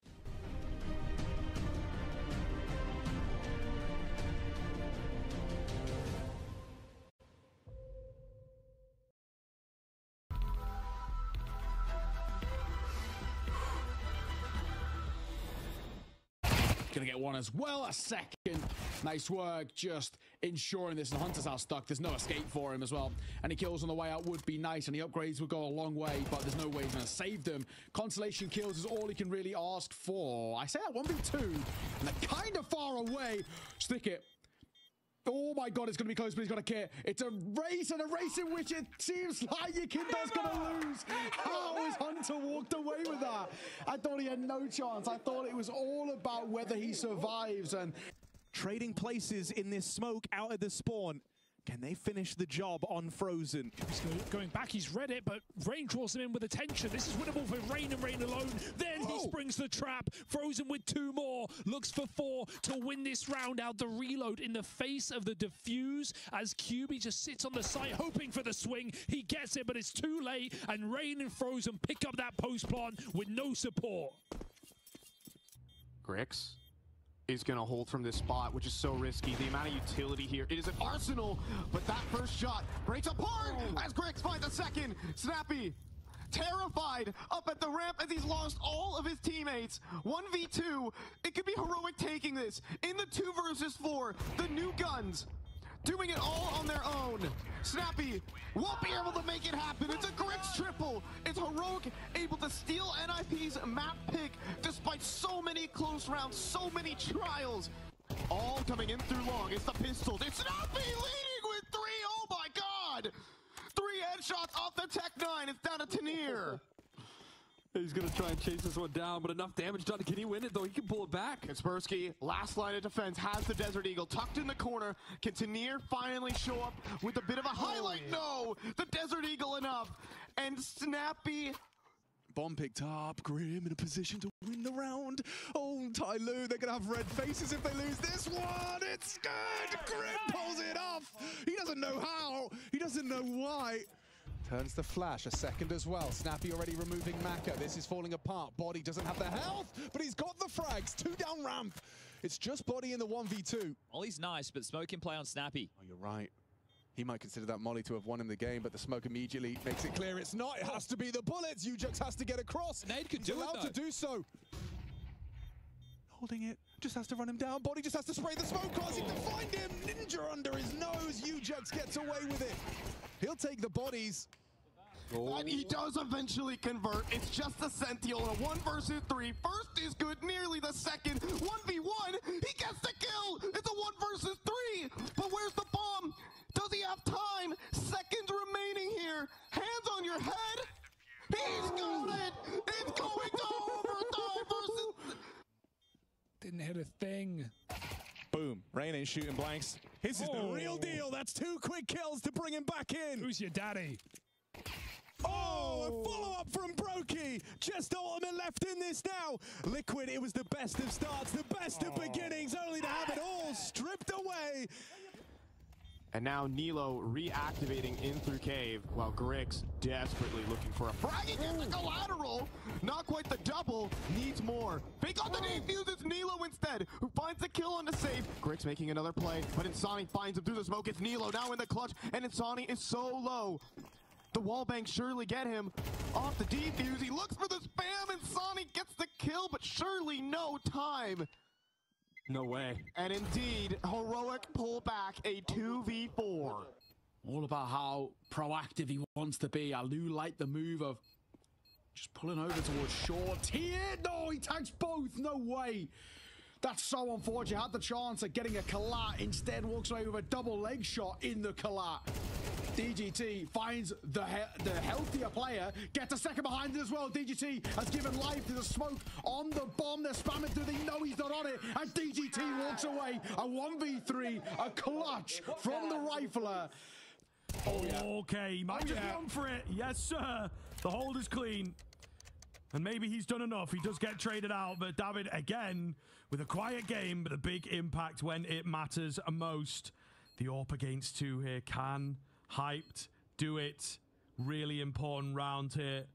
It would be a break of the econ over on that CT side in particular, but both sides looking worse for wear. Lots of time gone on this bomb. Lots of noise being made. Hyped has everything that he needs. He just needs to get the shots. First one lands cleanly. It's going to be a hold on to the bomb. He's got the Tech 9 out. He's got the Tech 9 out. Can he find the head? Yes, he can. And Hyped will 1v3 for big.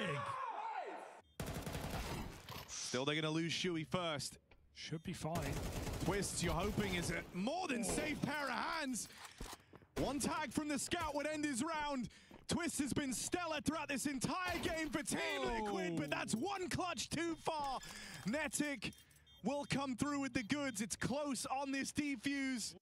Space getting taken, still scared of long for good reason, but it's all CT here for FlyQuest as Team Liquid rely on Ultimate to win this round. He's up close, and all of them are about to come around this corner into Ultimate's rifle. He gets out with a double. Wally for the bomb. They don't have a smoke. Naf's got the lineups. He's been cooking. Lineup Larry. After a weak season, Naf went away and looked to improve. Now he's got lineups. And he's had them in every one of these series. More tricks from Naf's bag. Wally comes in and denies that defuse. And he must be feeling good. They found a smoke. Lost it. They're getting back on this. Lost it. Naf falls, but there simply isn't time for this defuse. Regali, try as he might, it's so close, but Naf. No way. Oh, Fame somehow finding that. Electronic also gets a kill of his own. Tanir not ready for the next man. Oh, but he still gets it anyway. I mean, yeah, just pure chaos once again. The A-bomb site has fallen. The bomb itself pretty late. It's just pure chaos again. Youngster spotted at CT. Tanir moving forwards. I mean, he could deny the cross hit. He's got a good position. Smoke comes in towards Firebox. Well read. Easy find there. His teammate will go down. He maybe just needed one. A little bit of assistance. Eight's going to be required. Can he get it? Yes, he can. Yes, he can. And Tanir turns the heads and gets number 10 for Heroic. Consecutive still yet to be donned for the Danes, but it's not done yet. There's still a few rounds left within this half. Don't you worry about that. I would say Device was having an off day yesterday. I don't know how you feel. Like, he was still having impact, but not quite like this. All right, Devitt. Off angle. Oh! He clears it. Perfect read of the situation. Device. He's heading for the vents. Robs reveals his position. Device now knows emboldened. He can get down the vents. Announces it. Robs in the 1v1. It's exactly who Vitality would want to close this one out.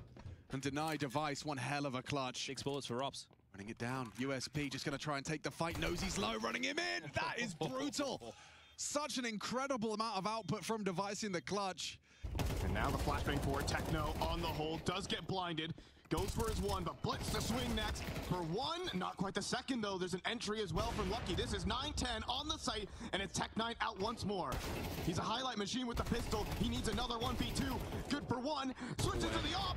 No way! Scope again! Another 1v2 for 910! Oh my god, he can't lose. Waiting for the hot play. He does miss, though. That comes down to 910. Both players descend into the site. And he knows. Both are on the site. Tech9 is out. For 910! And he gets them both! Just a few bullets of the pistol. He sneaks up with them.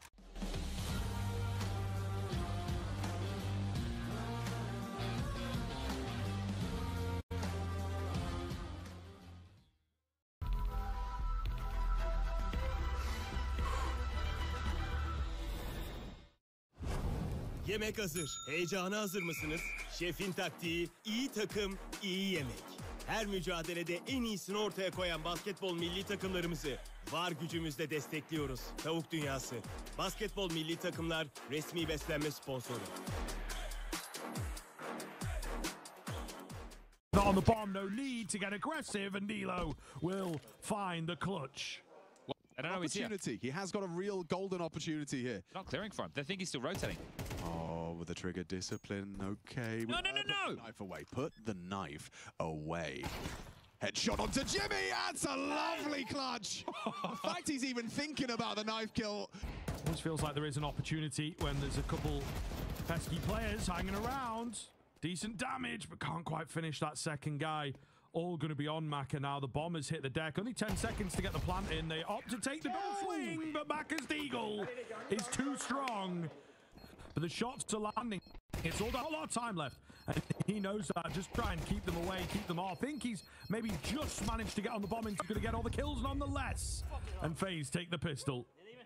Here it comes. Shush has vision. Double kill, they line up for him now. Kaspersky just has to get one. Bit puts him down. Bomb going down. Bit hits the headshots. How is he still alive? Triple kill. Alexi B's deagle hits him on as well. And now it falls into 1v1. Of course it's Wrinkle. Of course it is. He even has the molly. He could be forcing this fight anytime he wants, but he's just going to walk into him. Alexi B gets a chance up close, slips past. Back turned, not considered it. And a tap to the skull. Important clutch. It's Spinks who gets one before the Flames sees him off. It's Zwei who'll find one in the back lines. But he's now all alone. 1 versus 2 for the new boy in this side. Spirit Savior to rekindle the flame of a top-level side. Can Zwei do it? Oh! Yes, he can! New boy, he's had a slow tournament, but what a time! The entry and the closer, the bookends of Vitality. Rops falls first. Flames 1v3 needs the ace clutch. Fire in his heart for the first 2 though. Flames 1 left for all 5. It isn't being watched. Yakindar's holding the doors. There's multiple players in the open, and Mauled is up for a clutch. 1v3. Does he know where Yuri is the question. It seems like he does. Locking into the car here from Mauled to pull off a 1 versus 3 to get G2 on this board, and he brings it. That was wonderful, trying to lend Makazi a bit of a helping hand, put him in positions to succeed, and so quickly it's building to a round where Bit and Makaze have to go huge. Now 910 is wounded. This is far from impossible. With Bit hitting that transfer, it's given them some runway. Senzu tapping around this smoke. Doesn't want to risk giving away this 2v1, but the nades will find him, bring him down low. Going through together. They leave Makaze to plant, and they trust Bit to cover from a range. Only Techno left. Concealed for now. Does he want to give this 1v2 a try? It's been a flawless game thus far from the Mongols. Can Techno keep it that way? Or is Bit's activation going to arrive just in time for Na'Vi? Swing from the pit. Makaze and Bit. Defuse tap. Both players knowing about. They try and clothesline the Tech9 and he'll find them. But this stick, he's holding it. Bros don't fake. Daylight robbery from Ema. And Na'Vi don't relent. Still flawless. Good find from Fallen Zen 4. Bottom couldn't turn tail in time. Coming in from DD. Torji quick to it. Out snipes his rival. I can't believe Yakinda's flanking Spinks. It feels late, but they have got time. Torji 1v2. Oh, easy. Heard the sound cue. A leaping Fallen plucked from the skies as Torji makes this one look comfortable. 3 so far. The 4th feels like a guarantee with Torji in that server. He frags D. Now we see that plant come in. It's Yakinda up against 2. And he's nimble, he's quick, and he's found the first! Torji, have you got it in ya? Can the talisman of Maus come up clutch once more? Smoke and Kit, sure, but you've got the AWP. 11 bullets for Yakinda. That spray could get awkward quickly. Torji on towards that bomb now, across his triple side. That's the sound Yakinda was hoping not to hear. A smoke pluming on the site. That reload calls the bluff involuntarily. Worried about that 10-seconder. Torji does actually have to stick it now. Yakinda, this is your chance. Needs to find them in the smoke. Oh! With one magazine of his M4. Oh! Ouch! Apex goes down. Xerxin, one hell of a D. Yeah, gotta hold your horses. I understand that Apex probably a little bit frustrated with the performance from his teammates right now, trying to get the job done, showing some aggression, just like that pistol round. Spinks, information, Saiwu holding, headshot provided, that is gnarly.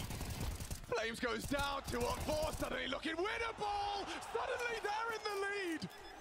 Bomb to be planted, smoke break, won't deny it, Xerxin exposed a little, getting away from the spray, Robson hunts him down.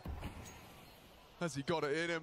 Mr. Cool in the clutch, Spinks holding, spotted, information flows, Robson ready, quicker on the draw!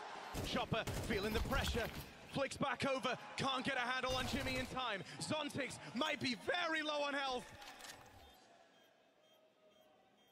But he's got the bomb to play around. He hears the footsteps, he's letting Jimmy misplay this.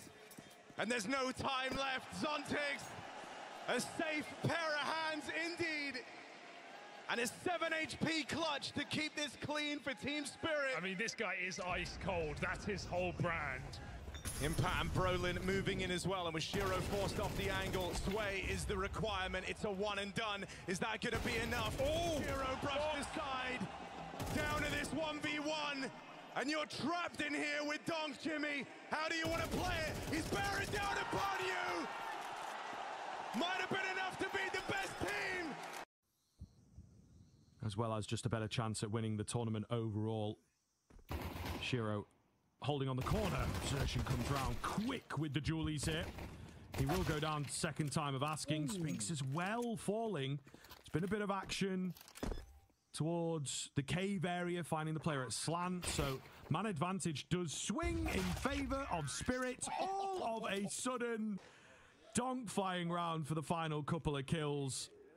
So not quite panic rotating just yet. They will start to move a few more in. There's a boost up onto the tree here. This is a pretty dangerous spot to be in, and man alive, Spirit are just keeping it quiet. One smoke, full contact for the most part. Gonna start slowly making more noise and making themselves known. They will try their best to keep that player at bay. Chopper trusts in his teammates as he gets that bomb down. It's Brolin with the triple kill. Swapped onto an A1S now, maybe trying to get the ace with two different weapons. Zontix gonna have to do most of the work. Zwei is just nowhere to be seen. I think they know about him as well, given the fact that he has taken damage already. Zontix trying to hold for the clutch, not gonna happen. And they know Zwei too far away, get on that bomb.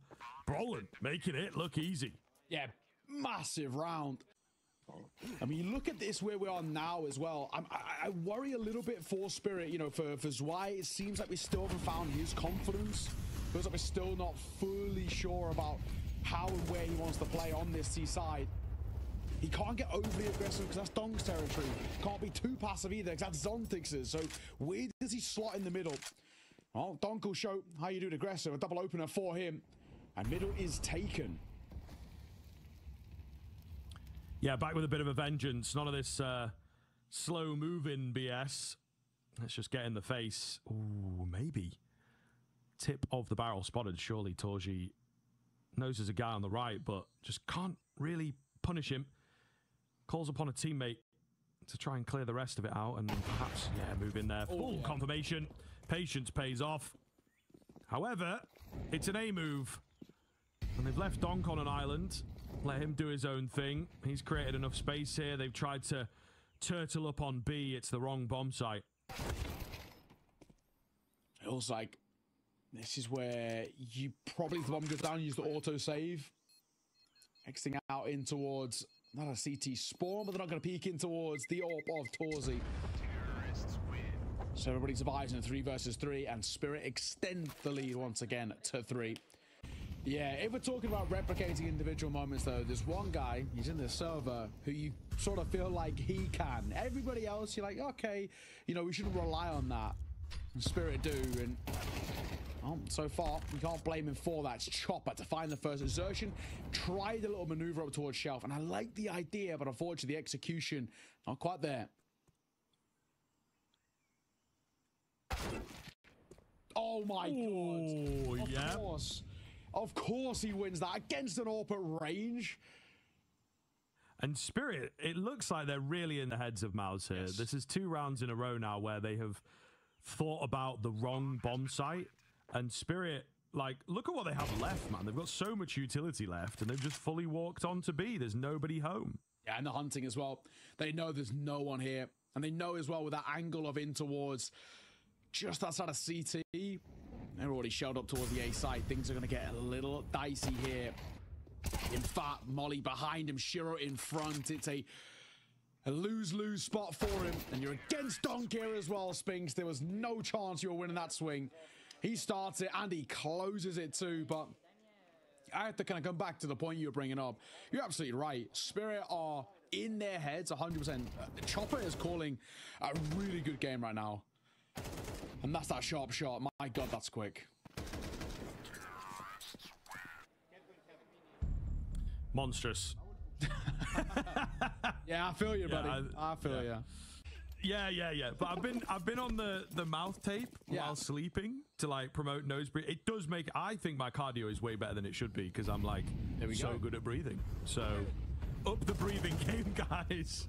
You never know what it might unlock. Well, you know. Donk back in towards mid, a nade that'll bound round, but it's Torzi on the break of the smoke that finds one. Damage dealt as it just taps him down enough to make him shy away from sticking around for the fight and the spam. Spinks, he'll chunk a grenade. The util so far has been excellent. So it's kind of one of the fangs taken out of the attack here. Torji picks up Donk as well. They left him again to lurk around. Over on the B side of things, does not go well. He's not going to take the head clean off this time around. So looks pretty good. Conventional execute coming in for the rest of the team as they will burst forwards.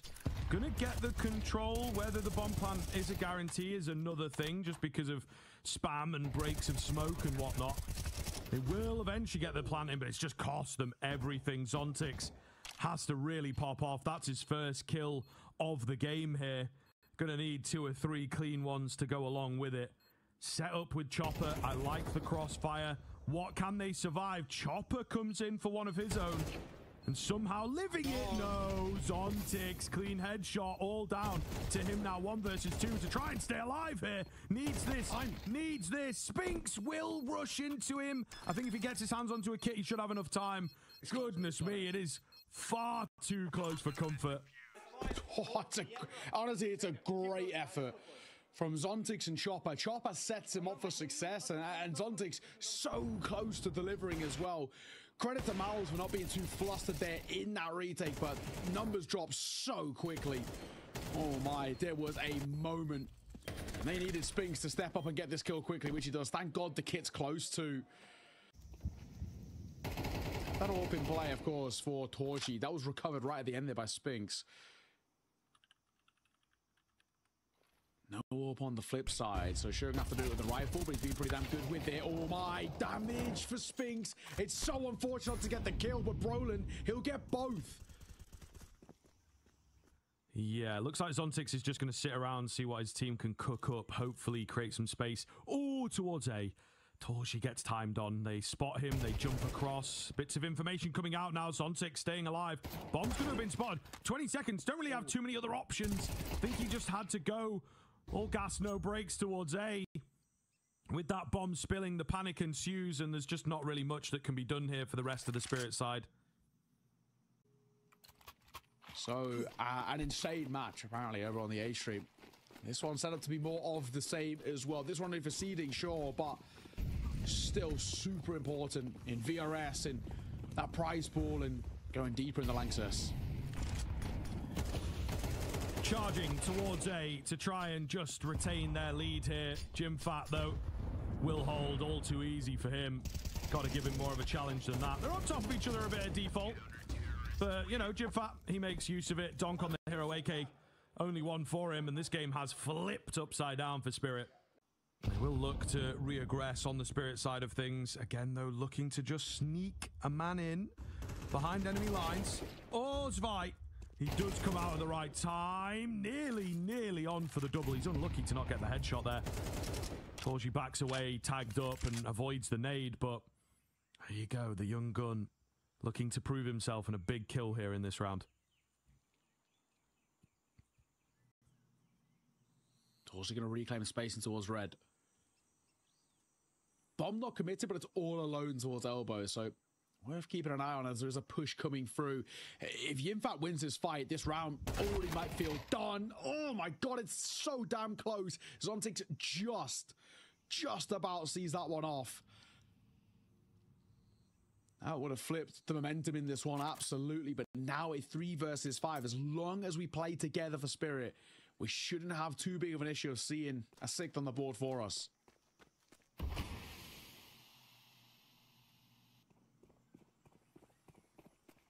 Bomb rotating round. Couple players teetering here. See Shiro pushing out on A, and the bomb will move back. So, yeah, they've got deep control over there. Big killer in towards middle, but I think that kind of just locks them in a little bit. 10 seconds? Hold on. Wait a minute. Oh, it's close, man.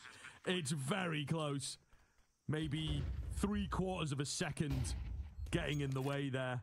So if he'd been slowed down or if he just misses the pathing slightly, Zershan doesn't check his angles. Oh, they're a little disjointed because of how panicked the bomb plant is. Maybe had an opportunity to isolate a fight. Shiro further forward than they expect as well.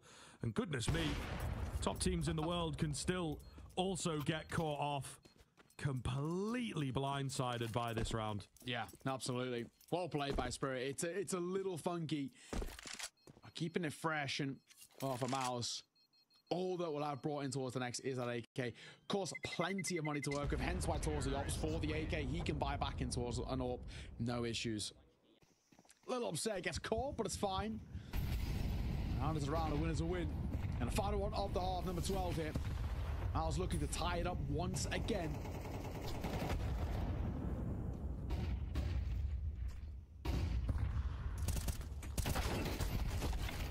Ooh, Donk on the entries will be traded out. A mess here in towards middle. Jimfat, while blind, keeps it cool, but what's happened here? Zwei and Shiro chiming in.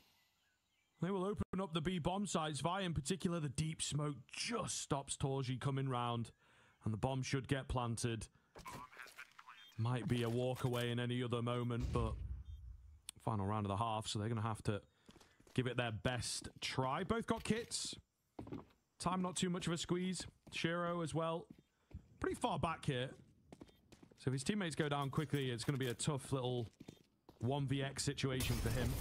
But they just have to make so much noise coming in here that they don't have time. Molotov will keep them at bay. Nade to follow up to just soften and continue keeping them back. Looking good. Shiro's now joined the main crux of the defense. It's Zontix to hold, and it's Spirit to take a slim lead, but a lead nonetheless going into half 2. Unless some kills get gifted over really early. I mean, they do have a kid. That's one thing to work with. Shiro trying to be a bit of a nuisance for Spinks. He's going to find 2. He looks for more as well. And he'll have no issues delivering it as Torzi closes. What a pistol. What a pistol for Miles. Chopper looks scary here in the Jag position with that automatic weapon, the only one. Oh, on this force buy. Very, very cheeky standing out in the open there from Brolin as the smoke goes down. And, well, Mr. Zwei is going to go unchecked. And he's like, thank you very much. Look at this. A nice little prize for him. Man advantage comes through for Spirit. So, moving towards A, it's just Zontix here. As they creep in towards the site, well, I say creep, they're going to go loud about it, but as they now move in towards the site, his best option might even be A bit of a gimmicky push through this smoke. He's trying to tap away. Oh, and he'll find Torzy. Can't deny the bomb as the Infa sprays down for one. Looks for a second as well. His pistols that are putting pressure on. And he'll run out of ammo, but he's done enough to get out alive. Give him time for that reset. Back into the 2 versus 2. They know where they are as well. Smoke that'll come down, a huge gap in behind of it. Oh, yeah. That's going to make life a little awkward. They'll drop a lurk smoke of their own as well. We're just sticking it here as well. I don't even hate the idea. Yinfa, he runs through. It's all going to be on this man, and Spinks gets both. Spam through the smoke, and he finds a second, and he keeps Miles ticking. This is a split-away angle every day of the week, but it's a pretty mean double stack on the site itself, and a third rotating over to Donk and Shiro being your first people to fight, and Shiro, who will get the first. He's tempted by the second. Body that comes down as well. Forces towards in the open. Oh my. It's Spinks who gets one before the Flame sees him off. It's Zwei who will find one in the back lines. But he's now all alone. 1 versus 2 for the new boy in this side. Spirit Savior to rekindle the flame of a top level side. Can Zwei do it? Oh! Yes, he can! New boy, he's had a slow tournament, but what a time for him to step up and shine. Zwei, that's why he was brought in towards Team Spirit. Certainly a monster within there, just waiting to be unleashed.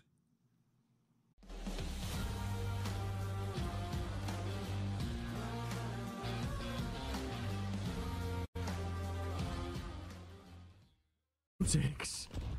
Oh, the MP9 at range does make you worry ever so slightly, but he will retain the man advantage for now. Bomb to go down. Weapon recovered for Brolin. Got the entire force of Spirit to deal with. So it's just going to be Torji remaining on his trusty AWP. Will drop the first, looks for the second, and going to get it round the corner. He's too quick. Oh, and Zwei denied this time. No surprises there. He's not been as lights out, though. 14 and 13, it's good, right? Don't get me wrong, but still not the level that we're used to and know of him. Zontix up close. MP9 does well. Not even a point of damage. He's got no util, so he can't smoke them out here. He just has to fight. He's thinking about it.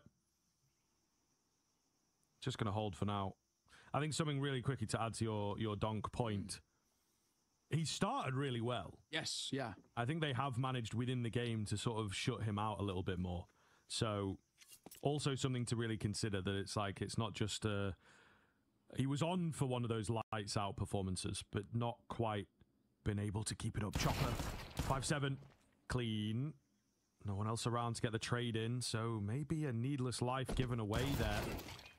I'm going to try and charge in towards B, but they're more than ready for this. Chopper, his life is forfeit, but he gets the information as a trade. The shot's just not landing. Shiro keeps the dream alive. We've got Zontix on the backside as well. So very late with this flank. He had that A main control. He's been waiting for this moment all round long. Torji knows he's got to try and isolate a jewel, but he cannot. And Spirit straight back in there. It's going to come all the way down to the wire here on Ancient. Yimi and Brolan to prioritize utility. Zershin, he's sent out as well. Shiro will be first. Contact, and he misses. What felt like a sitter there by his standards. Spinks, meanwhile, joined by Torji. Shadow spotted, but it's not enough. And Zwei, the lone holder over here, gets dropped. Zontix, Chopper joining him. Mouse with a big find on a simple contact, individually based round, and they win all of their jewels. Spirit left reeling, Spirit left scratching their heads. Whatever was said in the timeout doesn't really matter too much now, because it is going the distance. The question being now as well for Shiro and Donk, will they save? In particular, really, Donk and that AK don't really mind too much about the AWP. They've got the money to reinvest into it, so that's not the end of the world, but yeah, there's looking for the hunt here. Donk will get one, but now he's in trouble about staying alive, and from behind, Spink sees him off, so no AK saved. That's a huge way to sort of nullify Donk on this CT side.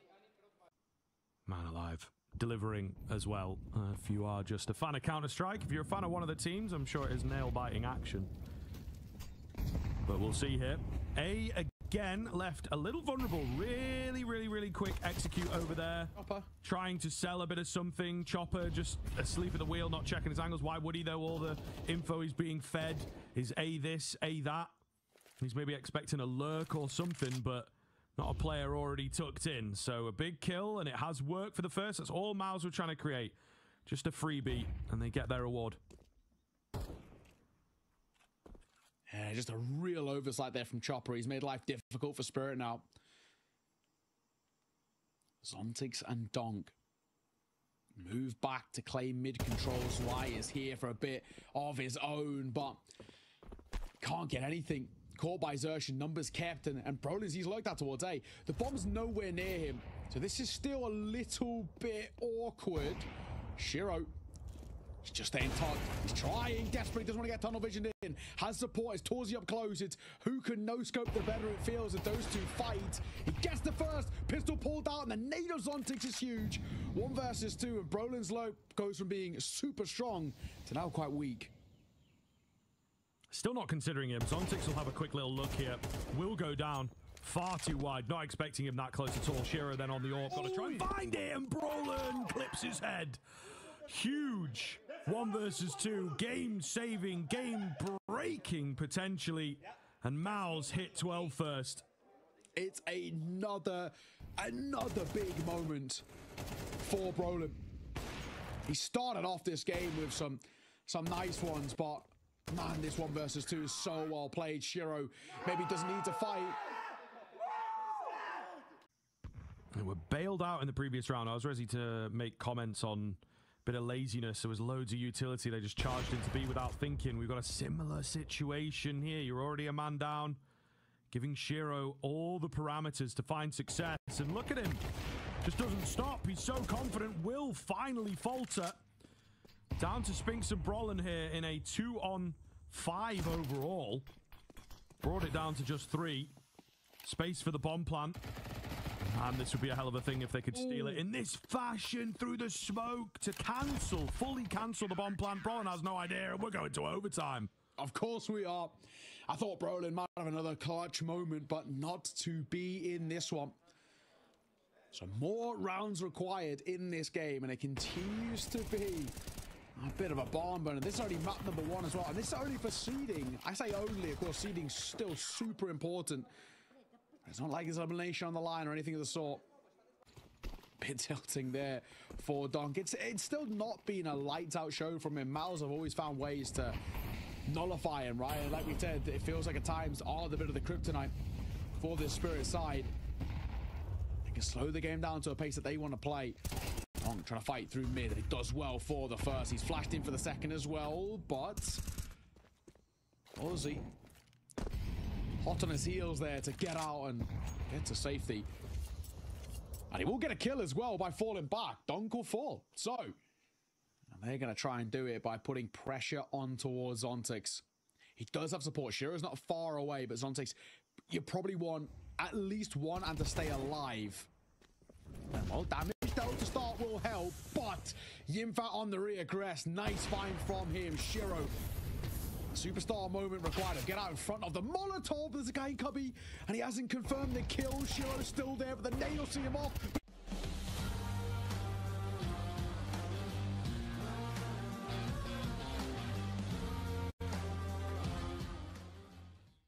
OT for Spirit. That is a miraculous move from the IGL. Yeah, and a real kick in the teeth, I think. Maus, you let it slip to overtime, then you let this round slip. Feels like things are falling through your fingers. Happen, move into the next, and retry. Let's see here. Maus looking to keep things even at the very least. I think if they can grab that T-side lead, it's going to feel nice. Lots of options on the CT side overtime. Shiro hits the shot, but there's a wall in the way. Spinks lives. For now, the nade will finish him off, though. Start for Spirit. Of course, for them, that round that I was eluding them of seeing off this map, they start off this OT well with, and they get a second behind it as well.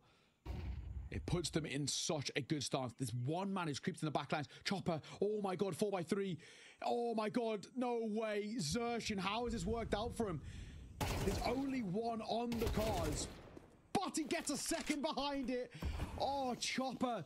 He had an oversight late in towards regulation where he didn't clear Cubby on shelf, and now he doesn't clear in towards CT. Not that you expect anybody there, but 4x3 is his worst enemy in that sense. Do they expect Zontix, though? Meanwhile, Shiro's gone hunting. He will become the hunted, but I'm still keeping my eye on Zontix. They've waited so patiently. Surely they have to clear. Surely they have to be prepped. Plan coming in. Oh, there's eyes on it. He's done a lot of damage. He has done a lot of damage. Zwei, big 1v2 from him in regulation to keep the dream alive.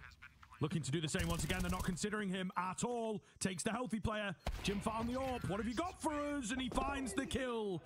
Ooh, it's as close as it comes. One bullet the difference. And oh, but you see what it means to Miles to tie this back up. So who takes a lead heading in towards the second half of OT is the question we ask. Zontix flying into the fight, and he gets both.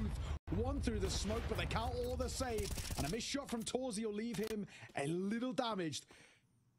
5-on-3 here as Spinks moves forward. Zontix with a small look. Did he see him? Is he ready for this? I think he is somewhat ready for a push coming his way. But timing everything, Shiro backs him up. They must have seen him. They must have seen him. So well played to not give the kill away, create the space for the AWP. Brolin's boosted up. He's been seen now. Donk splits the difference, just softens them both up. Surely his teammates can convert from here, he thinks.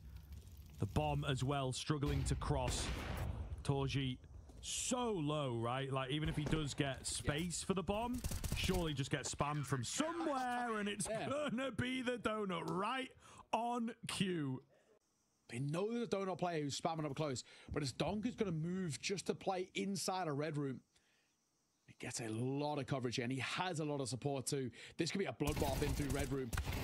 Red in terms of the colors, and the blood as Shiro and Donk find kills a piece. Missed shot by Shiro, but he gets Donk to bail him out as per. When you need somebody to save you, Donk will step up to play, and the move by Brolin gets clipped. Chop will find him, Donk will close, a three-piece for him, and that's a lot more like it. Oh, nades out. Donk ahead of them. Nobody hanging around. We got a quick break, but it backfires. How many times have we seen that? Donk finding the entry here. A Spirit look to crush the spirits of Mouse. We will be headed into their pick next, but it's very difficult. Overtime fatigues you out. Donk, though, not looking like he is letting anything go here. He's getting better. He's warmed up into OT, it honestly feels. 3 kills previous round, 2 to open up this one. I don't know about you, Scriv, mate, but I feel like this one might be done. A 3 versus 5, however, Brolin is still alive. He's had some magical moments in this map thus far, and Torzi can hit a nice shot or two. The flames will tickle the toes as he's forced over towards spawn, and he's eating util damage. Ooh, a few too many targets maybe from Torji. He's a little panicked, a little flustered. Knew he had to find something. Zwei cleaning up Hal, sits down to Spinks. They know where he is at as well. Surely not gonna happen. Spamming away, hoping for something to just walk into his bullets at this point. But they know.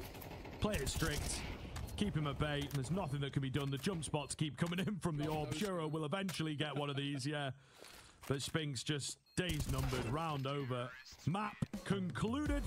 And Team Spirit will take it in the overtime. Just able to keep the energy going a little bit longer.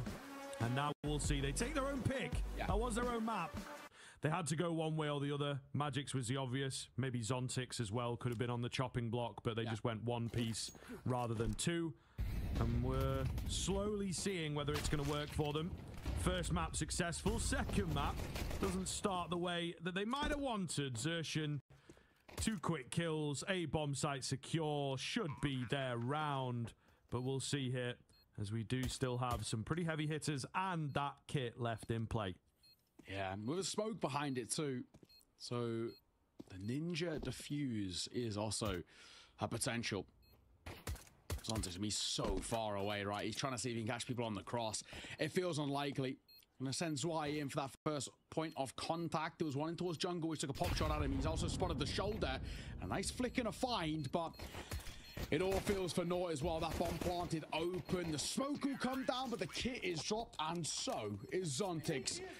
First round taken by that or Miles with only the one casualty. You are very, very happy with that as a start, as a response, as a bounce back in. Any kind of spooky moves? They got a man quick out the window there, and I think he has gone unseen, so might be able to nick away 1 or 2 heads if things go to plan. There's Donk. Here's Shiro. A little worse for wear thanks to a nade, so he doesn't stick around for too long, but keen headshot coming in. That's also the A presence taken down. I mean, you look at this angle, could actually come into play sooner rather than later. Could be a smart move there by Zersh. He doesn't realize it, but just to fall away. Numbers favor Spirit. Of course, the buy doesn't and the situation doesn't. But it's why, oh my god, he's in the backlines. Oh, back spotted. That's the bomb. That's the bomb. And it's a free B. Surely, yeah, there's a second potentially brewing, but he can't quite get it. But that slow roll and contact towards B that was being set up is now known about. You may as well just send it.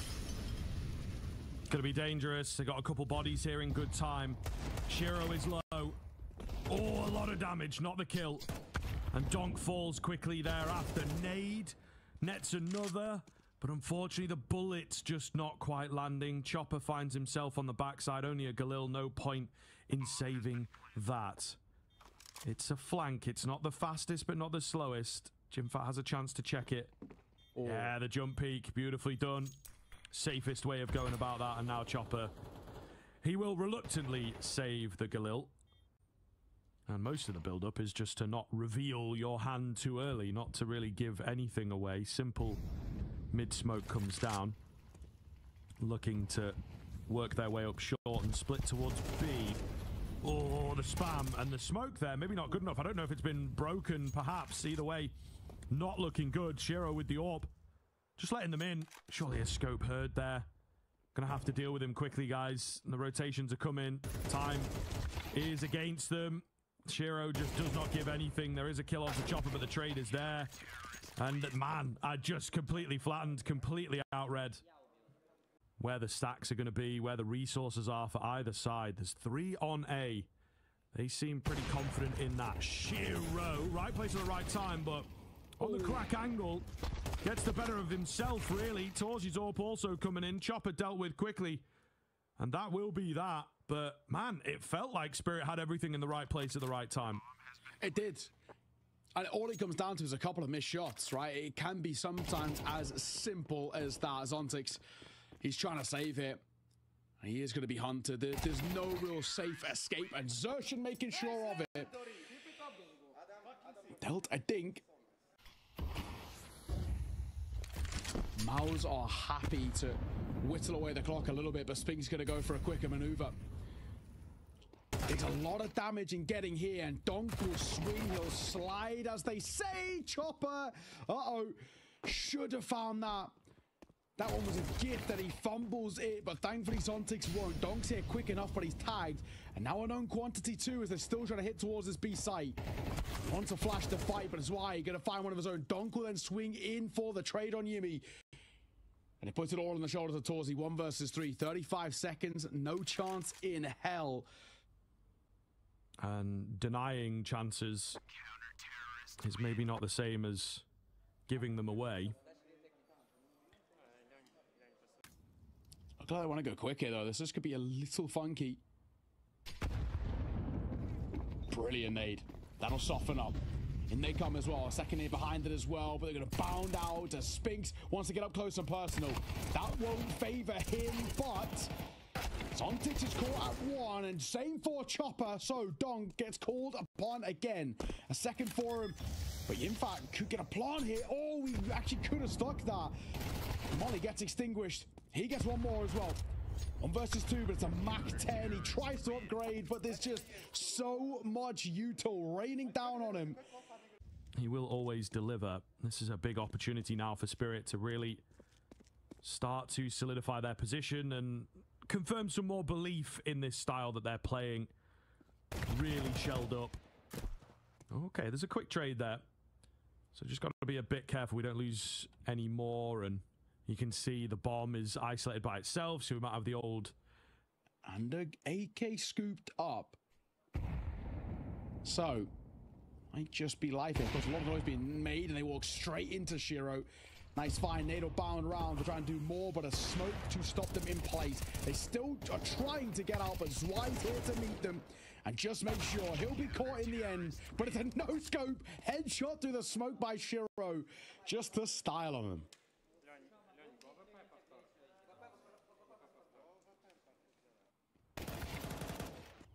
Locking it in for the following rounds here as Spirit. Slower start, and like I say, I'd maybe questioned a change up. And again, the buy here from Mouse is really not the best. The lack of bomb plants is starting to cost them in more ways than one. Quick up short. Spy, meanwhile, in towards the ramp. Doesn't have the support, but Shiro's there with the AWP to make sure he's traded. Roland also goes down on his quick attempt, so it's Mouse that have decided to change things. It's Mouse that might be faltering. Oh, Jimmy, gotta get this, gotta get this. He does. It's a lot of work, but he will indeed even up the numbers. It's that bomb that needs retrieving, but look how out of position the last two are. Zontic's low as well. All over the place right now. Massive overfight. I mean, Dong, that swinging towards Connector feels so unnecessary. I don't know whether Zershin would have heard Zontic's there. I'm gonna hazard a guess and say yes. But he's also got control of the bomb. In towards ramp. In fact, in the open on site. Pinter maneuvering towards ramp here. Oh no, he's going to go early. Wow. In fact, goes very early. Smoke down, and there's plenty of util for Zontic's to cycle. Not only his, but one of the bodies we'll be moving to, though. There's a freebie. And now into the 1 versus 1. Chopper versus Zershin. Bomb collected, and he has time to run towards B if he wants. Oh my God. Chopper ain't biting. He ain't biting. He can't hear him. It's just overthunk. Overthunk so heavy.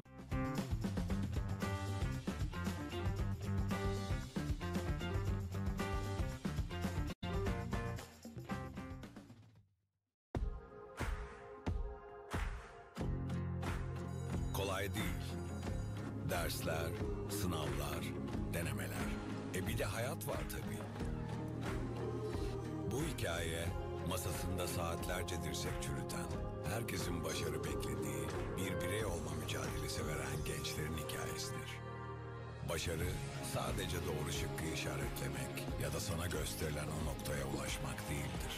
Başarı, o mücadeleyi verirken hayata dair öğrendiklerin, o yolculukta kendini keşfetmendir. Bazen de yolun kendisidir. İşte o yolda doping hafıza olarak 15 yıldır yanındayız. Türkiye'nin her yerinde aynı kaliteyle. Doping hafıza. Spinks with his retrieved M4 brings it down to the 1v1. Zwei bails them out, and he looks all right in a clutch when it matters most. Huge finds once again. Gets the kit, gets the AWP, and gets number 6. Predator as well, you know, for Zwei in a big 1 versus 2. That fight has to come his way. That's what he wants. That's what he should get as the reward. Slow scale up middle. Oh, Zwei moves in. He actually finds the kill, so works out nicely. Frees them up. Dong. Locking it in. He's too good with it. Far too clean. Absolutely disgusting here. A whirlwind of destruction from Connector. He's left low from his exchanges. Spinks will see him off, but the round in the bag. Miraculous, isn't it? Spinks, all he can hope is to stay alive here. A 1 versus 4. He's got no chance in it. No option of recovering that bomb or anything of the sort. And there is a flank brewing. Uh-oh. So even saving might be something he's not given the luxury of, and Zwei making sure of it. There is residual cash for a buy, especially because of the loss bonus for Mouse. But just remember, ladies and gents, this was 4 out of the first 5 rounds that went the way of Mouse. They were 4-1 up. And look where we are now, 7 on the board. Yeah, getting pretty scary, to be honest. Spirit, they are the ones that take some time to scale into this one, but scale well. And Mouse, again, trying to change up the pace. They will catch 2 with the window play. One of them being Donk, the other being Zwei, who's having a great game here as well. Zontix in con, they know about him. Down he goes. Shiro, now would be a great time to step up. He reveals himself for 1, and they just put a pin in it for now and make sure that he is firmly dealt with. Space created. As soon as he shows the whack-a-mole to take his head off, it's all going to be Chopper. 1 versus 4 has to go for this. IGL trying to put his best foot forward, hoping that a free kill comes his way to kick things off here. Flash in. Xerxin does charge forwards, but Xerxin's enough. Xerxin is enough, and Mouse break that drought. Xerxin taking over the round. Very particularly so. If Spirit find it, they inch closer to taking the 2-0. Yes, sir. Zwei leading the charge here. Whoa, a little dodgy, but he will get the kill. Torji has managed to find one here from the back end of triple and another, actually. Still alive. No one able to close the gap on him. Support flash coming in. And he is completely out of there. So, great round from him individually. Spinks goes on high while they're tracking Torji to punish another kill. That's going to be the bomb dropped by him. Shiro on the P250. Don't do it. Oh, be careful here, guys. Orji with the swings, a little taste of it. They will eventually drop Chopper. P250 can't get it done. And Torji holds the line. A lifeline for Mouse. I thought maybe Chopper as well. He had the real chance of the double in towards CT, but he just falls flat with the second. For Spy in for Spirits. Don't know how eager a fan I am of this. Brolin, he'll move in, he'll find his. Dunk will deliver one of his own, but not before taking a whole heap of damage to the HP.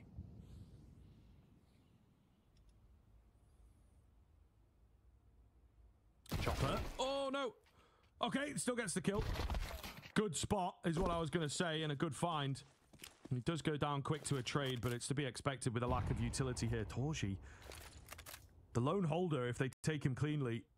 I'm going to try and avoid the connect across. Oh my god, Shiro! You can't be serious. The timing on that is ridiculous. Spinks just takes his eyes off the mark. And he will cross. He will catch the lone A defender. I honestly think you may be safe here. Yeah, I'm with you. Unless they get a kill more or less immediately. You don't have a kit. I think it looks like Spinks is angling for it, and in fact gonna join as well. That is the save. What a response from Spirit. Sort of have no right to win that round, and yet they do. Zwei wants the upgrade of a gun, and Spinks smart to stick around just to make it as expensive as possible. The silver lining in a bad round, but it's Spirit who once again extend the lead to 2. And they're going to put pressure on. I mean, of course, if you're Mouse, you have to force buy back in around here. Double eco scenario. Eventually. Ah, there you go. No harm, no foul in a round like this. You know, if there was maybe aggression coming their way or something, it could be a different story. Nice little boost up. Spinks doing what he can with that M4. Finds the first kill, and now they just decide to go for a gamble. It will be the B angle alongside the M4. 40 seconds. Smoke down as well. Gives them room to work with. Moving through mid. Just have to be worried about that short player. Spinks not playing in front of the Molotov here. He's going to take the gamble. They're not looking. That's the bomb. Uh-oh. They've crunched in towards mid. What a round for Mouse to find at this point in the game, no less. Oh, that is such an oversight by Spirit. And it might get worse. Zonti's going to try and nullify the pain in this one, but there's no way, and he probably wants to go down before time. 5 seconds, he's got to be a bit careful here. Is he trying to save? Yes, he is. Are they going to hunt? Surely they are. It doesn't go down, though. He's fortunate in that favor, but what a round. 4 miles to take. The crunch through mid, 2 pistols in through con. The saved rifle of Spinks does a lot of work in this round, and oh man, Spirit, if they just played it simple.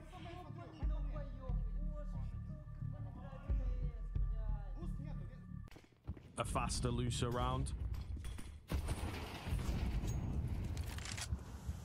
But we'll see here. Full buys from both sides.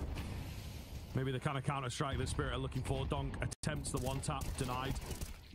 Oh, he gets caught. Spinks with a big kill. And another. There's some trades back, though, from the T side of things. Orp trained and ready. Torji spots another player. The bomb is not here on B, so might have been space for a bomb plant, to be honest. Just a slim window of opportunity. As it happens, it's just Svi making his way down. But again, Mao's getting so much room. The Orp is trained in and ready. Pete comes in from short. Shiro able to drop him on his trusty AK here. We'll see what he can get done with this over the Orb. 1 versus 3 overall going to be required, of course. Gets the plan. Can he back off here? What does he want to go for? He's just playing in towards the van. Nice and safe, nice and quiet. Well-placed nade could make all the difference. Mao's not taking any chances. Just still as statues right now. In goes the nade. Softens up Shiro. That's the best they could really hope for with that. They've got kits available. And it's a wall bang. So the softened up Shiro probably does make a difference there. He really could have found that spray down on full HP.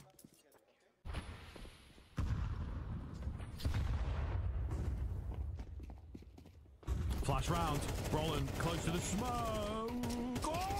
Oh, the spin around and another from him. Ooh. Wow. Oh, damn. It's a lower buy round, but Brolin keeps it together with a keen moment. It was looking so good for that of Team Spirit, but they've let it slip and they've given a bit of a runway for Miles to now work with. Brolin tucked in towards Sandwich. Unorthodox angle, not always clear, but the Molotov will make sure of that. He's forced into a fight that he doesn't want to take, and Donk will deliver, as always, as he usually does. And the A-side's taken here. This is a wonderful spot to be in. Bomb can go down. And Donk, oh my god, that is such a ballsy move. I cannot believe he gets away with it. It will be shut down at the second as Torzi looks for a second of his own, which he finds. Of course he does. The third is potentially on the cards, just round that corner. He's trying to bait in the fight as Chopper does not want to take it with a red-hot Torzi, but it's Spinks on the flip side who brings the numbers back in Mouse's favor. This round slipping, potentially, but these two have got to step up, make that one. Zontic's got to do it all alone. Oh, big. So big. Look at the patience. All the tap on the bomb. There's no time. There's no time. There's no time, and he's done enough. Oh, my goodness. He does live the bomb, but all the way down to the wire, and it's finally Spirit putting another one back up. So Spirit, if they're going to do this and build up some consecutive rounds on the board, they've got to do it the hard way.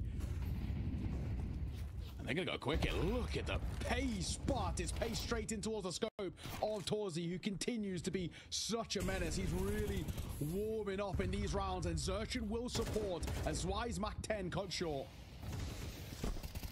Zontix. Oh, Zontix. Big kill from Shiro. Zontix is finding his way through the smoke here. He's bumping. Oh, he finds the head. Any more? Any more? The odd shot misses. Zontix. Spray lands. He will be dealt with. But he's created the space. Allows the bomb to go down. Shiro, the nade, misses him. Taking a wide swing of his own. Oh, my goodness. The confidence, overconfidence maybe leaves Chopper to do it all by himself. Torji wanted nothing to do with the market action. He's gone for a super long flank. And Chopper might just have heard a footstep. He seemed to have a reactionary move towards short here. Low HP is an easy deal, but now it reveals his location. Playing in and around Get Right. Will it get a new name here? A firm hold coming in from Jimmy. Oh, the spam is enough. The spam is enough, and Chopper takes them over the line for 11. He might just have netted the most important kill of the series. Yeah, that's a big moment from Chopper, leading by example in that 1 versus 2 and stepping up in a huge way. Donk remains ever unbothered, as seems to be the trend. You know, I just enjoy playing Counter-Strike, most of these youngsters are saying. And they just so happen to be pretty damn good at it. Zvi tagged up massively, but still stands. Is there space for this bomb to get in? One smoke at jungle is really all that stops them, but they're just all taking peeks, all taking shots.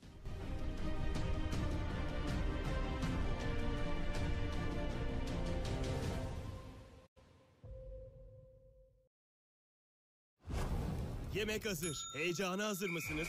Şefin taktiği, iyi takım, iyi yemek. Her mücadelede en iyisini ortaya koyan basketbol milli takımlarımızı var gücümüzle destekliyoruz. Tavuk Dünyası.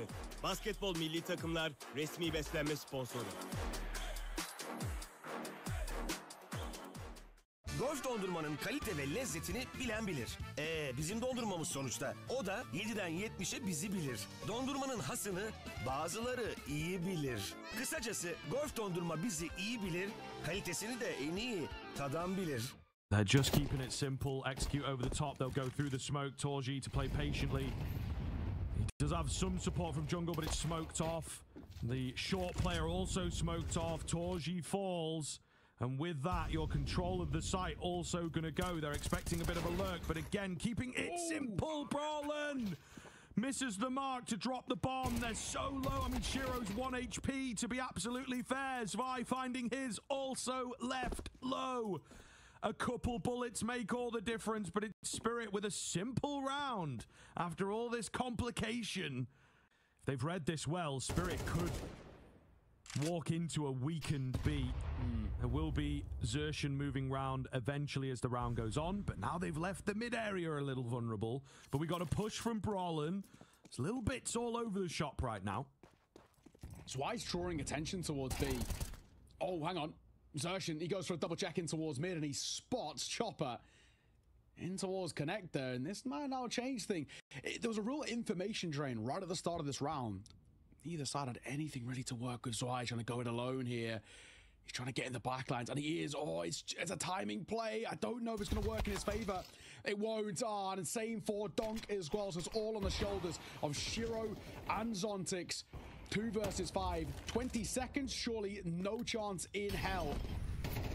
Sure gonna go have a look. It's Zontix here. He's got the bomb as well, so he's got to go. He's trying to find Brawlin, and he does. But Torzi's here. Bomb dropped, 7 seconds, no chance. And Shiro seen off. Mouse are not done just yet. But you never know. Ooh, you never know. That's not a great sign. Donk on the orb. Based on the spawn, I think. Oh, yes. And the trigger discipline, he spotted him. Yeah. And he's just so cool with it. It's already in his head, I think, that it's like, right, I can't keep taking the hard shots. Just make them easy, but they all look easy. But the round's settled already. Nothing Miles can do. Yeah. Yeah, maybe hoping that there was like a bomb lagging behind a little bit or something, and they could have done anything else with this round, but not going to happen. Just have to let it go. It does always feel a bit weird. Do you want to save in the overtime? We talk about that quite a lot, but just futile, isn't it, really? Especially on this CT side, sometimes it is a consideration just because money can get away from you slightly. Really, really, really ready for this fight here. So Spinks, you have to be careful. Feels inevitable that at some point he will move away. So who bites first? Oh, it is Spinks, you know. Dink through the corner of the wall. You can see the bullet hole, but Shiro, he had a clearer shot. And he capitalizes. Now the burst on towards B. They do have to watch themselves. I was going to say because there's 2 still here, but it doesn't matter. Donk and Shiro taking over. Brawlin alone. He will fall. And Spirit hitting 14. 2 more rounds. And you just have to keep it together, you know what I mean? Yeah. You cannot let the sort of outbursts and, you know, the little comments that you might want to make. Why didn't we do this? Why didn't we do that? Have to rein yourself back. Unfortunately, yeah, let it happen. And just be like, okay, go next. Ooh. Shiro, not that fast. Brawlin will take him on a 23 and 20. Again, you know, for Donk, it's one of those maps where it's not lights out, but that's just by his standards. You know, we're just so used to him getting 30 kills and a 2 KD. 23 and 20 still very commendable. The numbers he's putting up looking good. Torzi, missed shot. New boy Azwai finds him unscathed. That is round 27 fatigue for sure. Ooh. There will be the trade back at the very least, but the bomb itself... Thinking about A, I mean, he was up short, so maybe just seeing what Zwei could create. Donk on the edge of the smoke. Somehow wins out. Spinks though, unchecked, takes the bomb. Could he have gone for a bit more? Chopper trades it. Donk, cheeky, very cheeky to try and get away with that. Chopper going to get this bomb down, but he doesn't survive any longer than that. Oh, man. Chaotic kind of end to the round there, and I think indeed a bit of...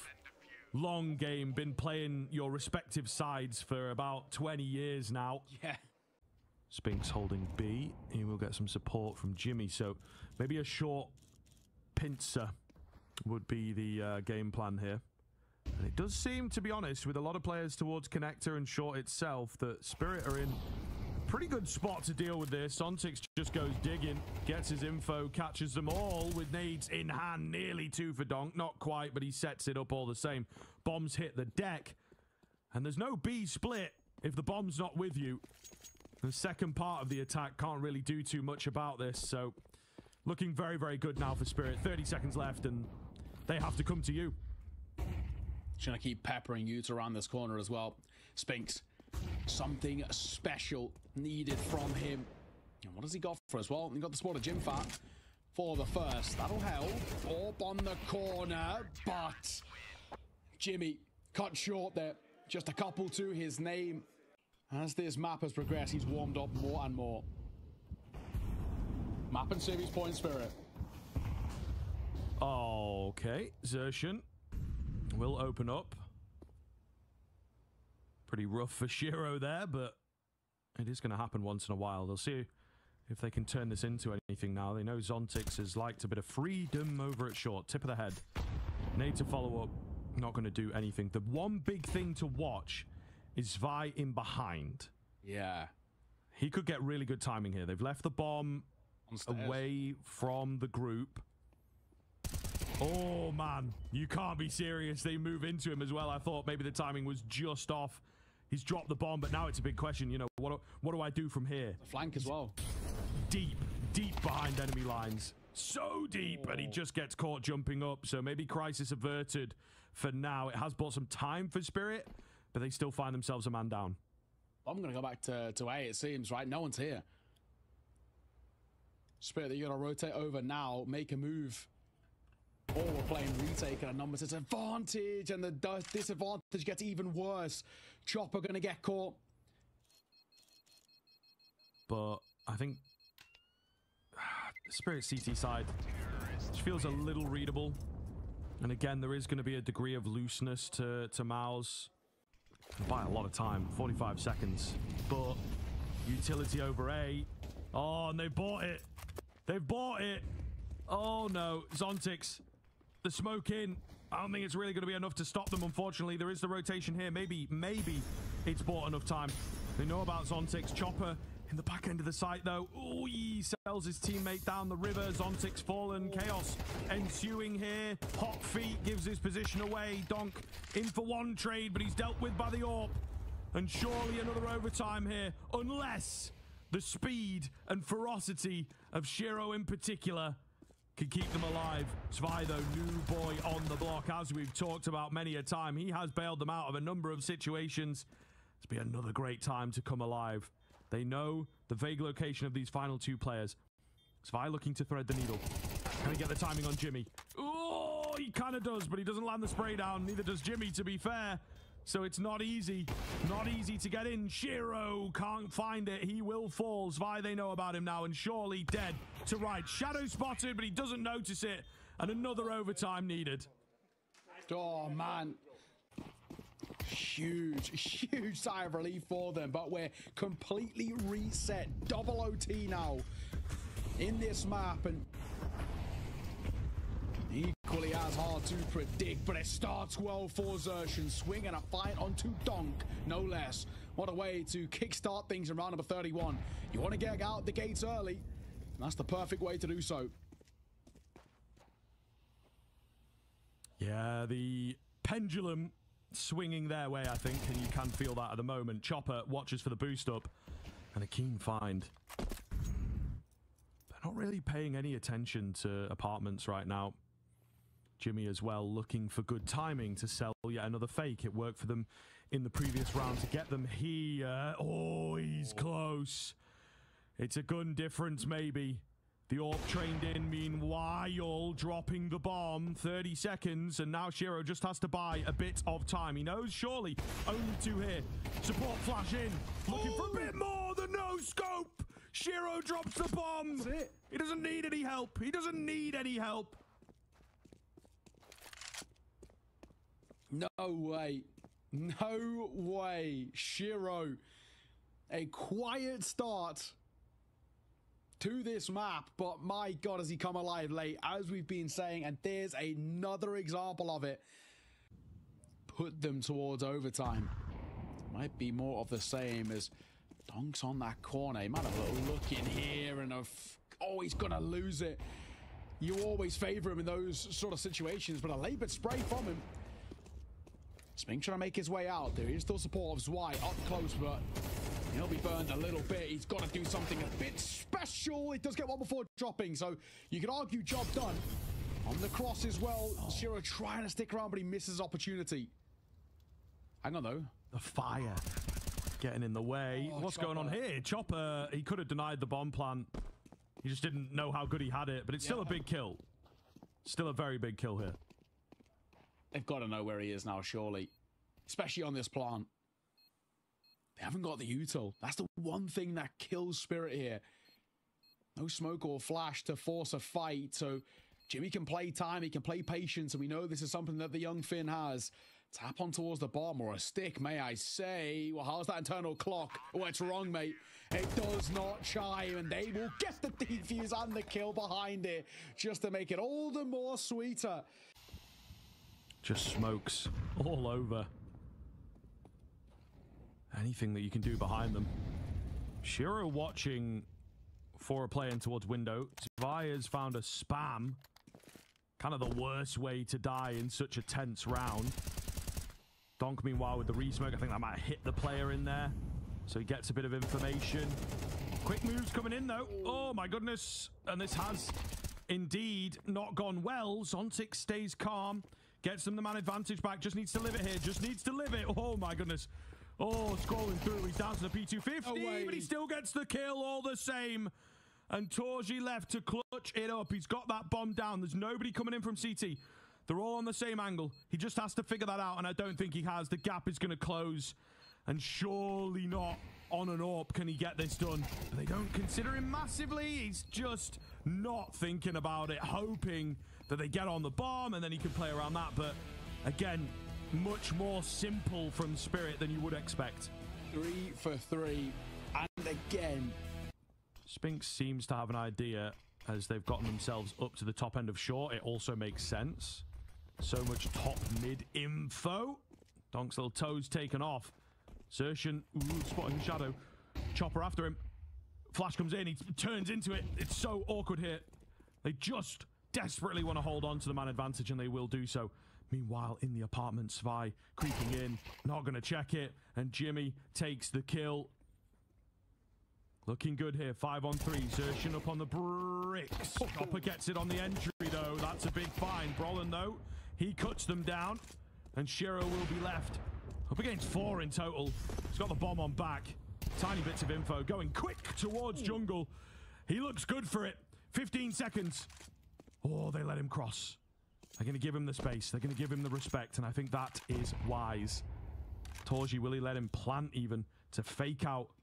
But Torji is not afraid. Oh, well-timed peek. The shot does miss, but there's nothing you can do about the round now. He'll take the kill with him on the way out, but surviving here, Mouse. Very crucial to a lot of success. I think Shiro, for me, he's been the real star of this map, especially late in towards the map. Off the back of a slow start to where he is now, It has been a nuts run. Single-handedly, he's given them a lot. That flash is huge. Damage dealt, Donk traded, nulled at just the 1 kill, which is pretty good for Miles. Oh, I don't know how I feel about this. Out of ideas, rushing in. Shiro just drops the bomb so he doesn't lose it and then gives his life away. Yikes. Is that a round? Like, come on. What the hell, Spirit? That's sloppy, isn't it? It didn't work out too nicely in the last when they tried to go for a bit more of a contact, quicker play. And this time a bit of Utah will come forth, but how they deal. First fight, it's got to be Brolin, and it doesn't go well for him, but the quick trade from Donk is good. Zontic's also caught! Oh, insertion! He'll line up both. So it's Donk in a 1 versus 4 and an 8 clutch required. And he's won these before on this map, but surely this one has no legs behind it. It looks like a triple overtime is going to be required unless we see another one of those rounds. And Miles makes sure that is not the case. Oh man, Spirit, how have they let it slip again? Shiro's posted. Hey, that comes over. We'll just tag up ever so slightly on towards Jimfat.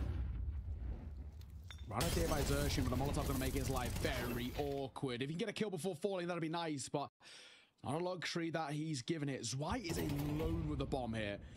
I don't know how much I love this. He cannot afford to fall because recovering is going to become so difficult, and hence why he's now going to get the support of Zontix. Yeah, screws the scaling massively. They really have to go for a weird mid-round here. They're actually going to start taking the bomb towards B, which for a moment there, it was clear. But the bomb just not fast enough. Chopper tagged and chipped. And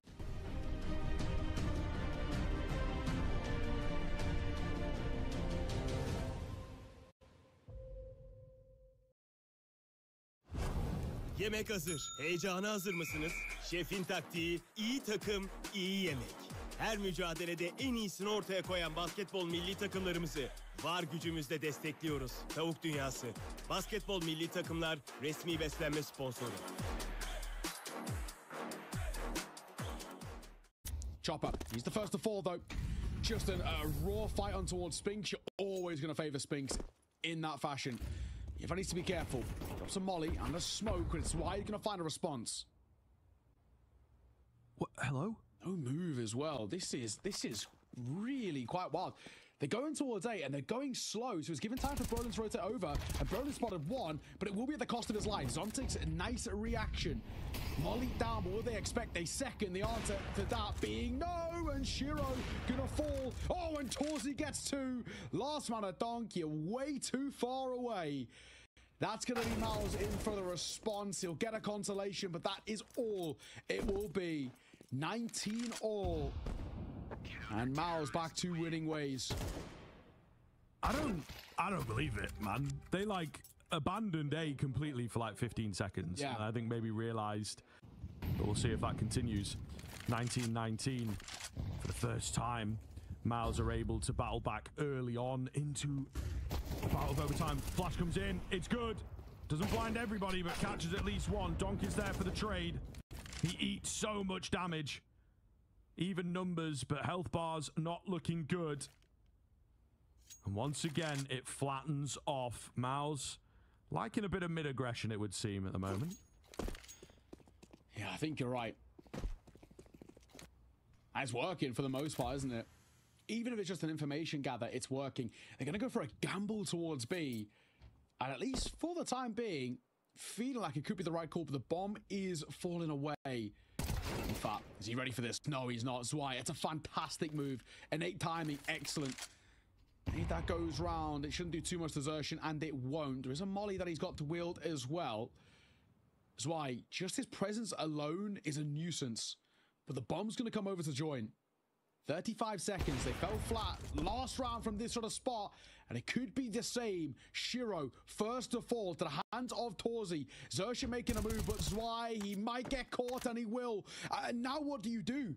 If you're Donk, bomb on his back, but now he's all alone as well. Oh man, this is falling apart again. 1 versus 3, 15 seconds, and an AWP for the Prodigy. 10 seconds, and it probably the luxury of a plot is not even something he'll be gifted here. He's looking for the fights. Timer's gone. Xerxes sees him off. Another great round for Malz, but as much as we say great, we've probably got to say another really poor one for Spirit. 2 back-to-back rounds. Unless Spirit can recover. But like I said, you know, as we headed in towards our second overtime, there's already been 2 chances for Spirit. Now 3 chances for them to close out the map in the series. Now that we're here, I think they've squandered those chances. I think Malz have got that mental fortitude to see it in their favor. Missed shot by Shiro on the trade.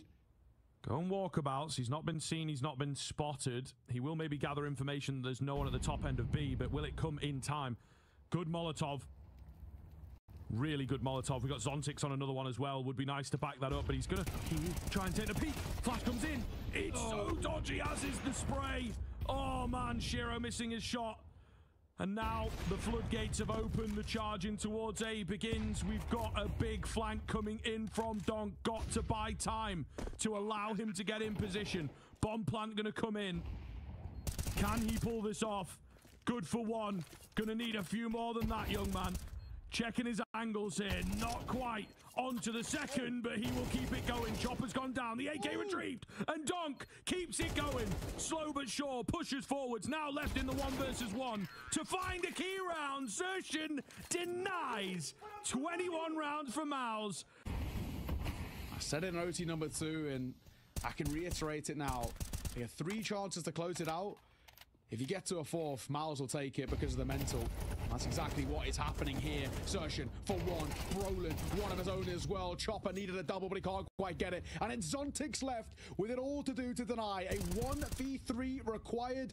Make that a 1 versus 2. Oh, and spam through the boxes. Oh, hang on. Zontix, life in the map still, but he's tagged so low. And they down, but he can't find it. Jimmy ice cold as he swings through a HE. Malz, they've pushed us to map number 3. Who would have thought? As I think it'd probably be the first game that we've checked in with some super high-level teams. Flashing towards short. No one there. Spink's trying to thread the needle, but no. Zontix says no, and it will be the advantage for Spirit. Back towards 8. In through bar from a smoke, front side of side to try and keep them at bay. But I mean, Xerxes is absolutely flying here. Thankfully, there is support as Shiro gets a second. Nice work from him, and he's able to net the third 2. In fact, is all that's left, and Donk will close it with the dualies. Nice round to be taken for Spirit. Spinks maybe has found the gap over here at short. He's got the bomb joining him in just a moment. Xerxes as well, capitalizing up top. Still a lot of presence, though, on this B-bomb site, I will say. Chopper, they've got to vaguely know about him. But he's buying time for the rotation to come in. Unfortunately, cannot stay alive long enough. Oh, don't be lining up like that. That was close. That was very close. Yeah, and the bomb spilled forwards. Nearly disaster. It's Donk is going to be first contact. And he does have some support, but it's very easy for him to get isolated. And potentially also overwhelmed as well. And there it is. Trying to get out of there. That's why he gets a move of his own on towards Spinks. 2 versus 4. Despite the lesser weaponry, Spirit are making this a bit of a problem for Malz. We've lost a bit of it, haven't we? I think maybe need to get a time in early to just timeout in early just to bring them back. So much utility available. They're just walking up banana, man. You know, like really giving the fights across. Bomb will get planted, but it's just so flat. Yeah. And Spirit have kept it together. Easy kills, you know, people just getting shot. They don't even respond. This is a long series. A really keen battle, and Spirit do look quite comfortable here. I think there's been some decent work in, but we have some players that were big fans of this map back in the day. Brolin, keen shot from him has maybe opened up the Deagle buy here, and these would be the types of rounds. It kind of works in their favor, because I don't know, it sounds like a B noise, you know, rather than an A noise. All the same, I don't know that it would have too much of an effect. Donk's head taken off. Shiro has to be very careful now.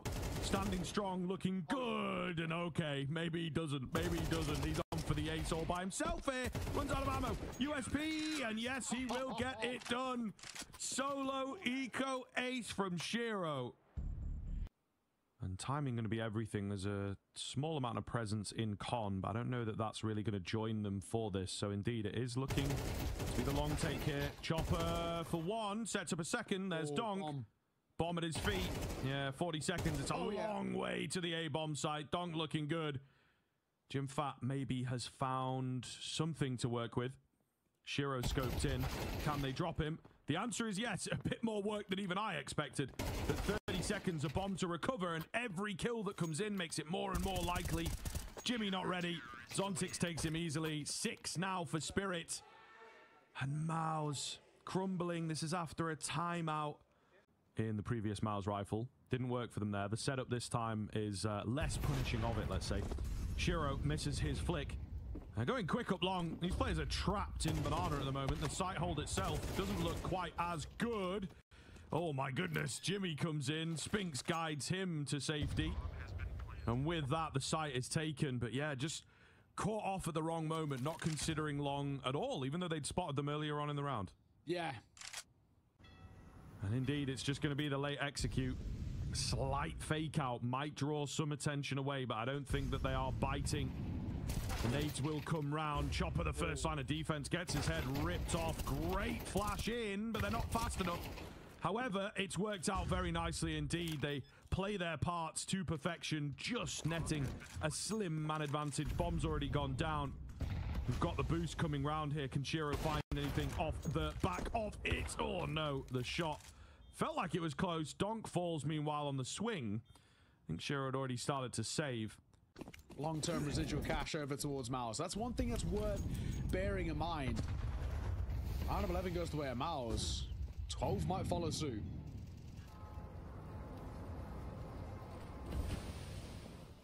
Spinks moving a bit faster this time through short. And they'll switch things up. It's a monster rush and a lurk out at short. Not started well. They're being kept at bay.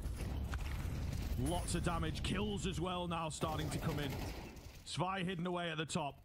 I don't think he's really been spotted over here. He's yet to find a kill, and he doesn't get to do anything, man. He was in such a good spot, but they're all dead already. Nearly an opportunity. Oh, there's a man on the way. Yeah, and Torji checks it in good time. Donk was just about to unleash hell.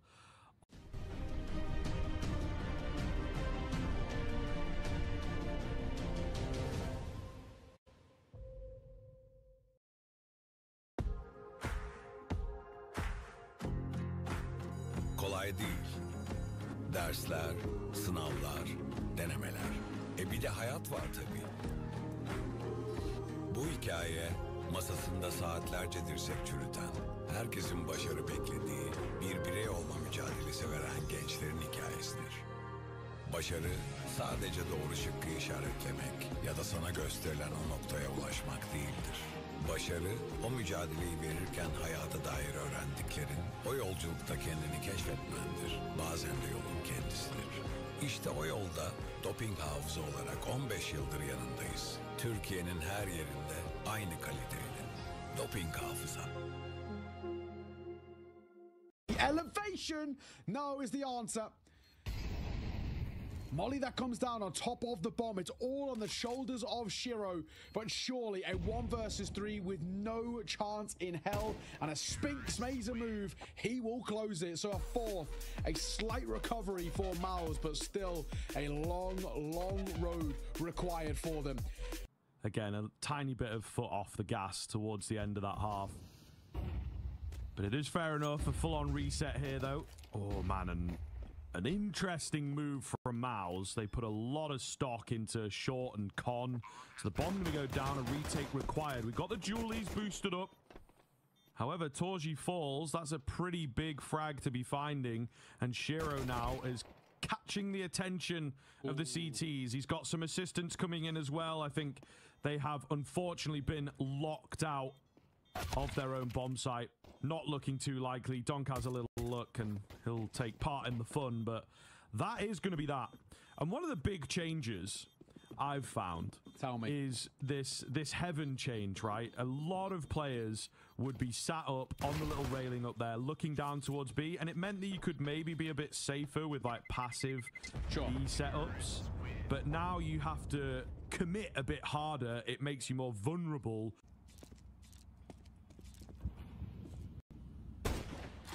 Torji, nice tag. Looking for a bit more, gonna get it. So, and those are sort of confirmed tags at that. He's well aware, and things looking good here. Mouse will overwhelm the bathrooms. So, should be in with a pretty decent chance, because 2 kills, and both of them on fully healthy players. Chopper and Donk still tagged low. Jimfat looking to get the catch here. Upgrades his weapon ever so slightly. This will be the bomb, and it's easy. So, here we are. Going to be denied number 11 for a time. Spinks caught napping. They do have to recover this bomb back. Jimmy also goes digging again for a few more opportunities. 25 seconds. Weird game state here. I don't know if they are just sort of soft conceding the round, to be honest with you, unless they were able to even those numbers up. They can't get the bomb. Not the case. Yeah, just got to give it away. In fact, been spotted. Brolin's known about too, but it's not going to make too big of a difference, really. 5 seconds remaining. Shiro. Get one of his own. Oh, a little messy at the end. Make sure we don't die after time. They both go down. No, just the one. Kill off the time. Still plenty of util to work for the remainder of this round. I wonder with the util being dropped as well by Spirit, what the response is for Mouse. They want to get proactive. It actually looks like they do, and it might work against them. Oh, the first and the second go the way of Zontix and Swai. There's one more here, which they do need to be a little cautious of, as Brolin is buying time for the rotations to come over, but he's surely in trouble. Naded down to half, and this round already starting to falter. A smoke that comes through to block off all of these rotations. Molly's as well to put pressure on, and Spinks clipped. Torzi, it all to do. 1 versus 5, turn 1v4, but they don't want this orb staying alive. They can do everything in their power to make sure that is the case. And a missed shot will close it. Chopper to punish. What a response from Team Spirit. Yeah, I think we're seeing, maybe prematurely, maybe early, they do seem to have... They're just having a little poke and prod. See what is offered up by Mouse, who are playing, as you can expect, quite patiently, quite reserved.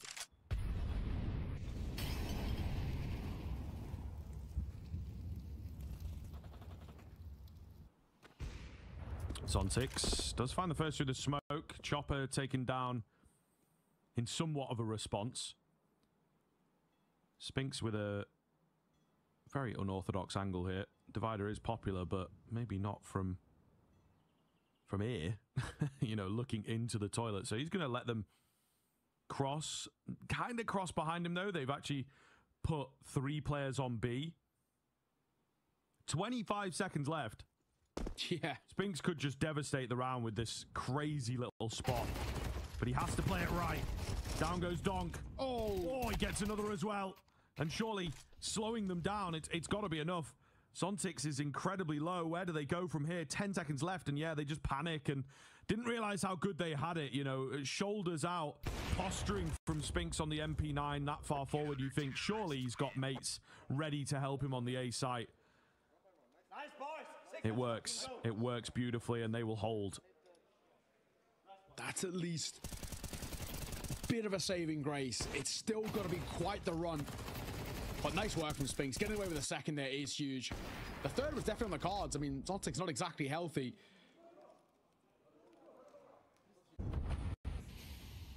Oh, this Spirit side, as we saw from map number 2.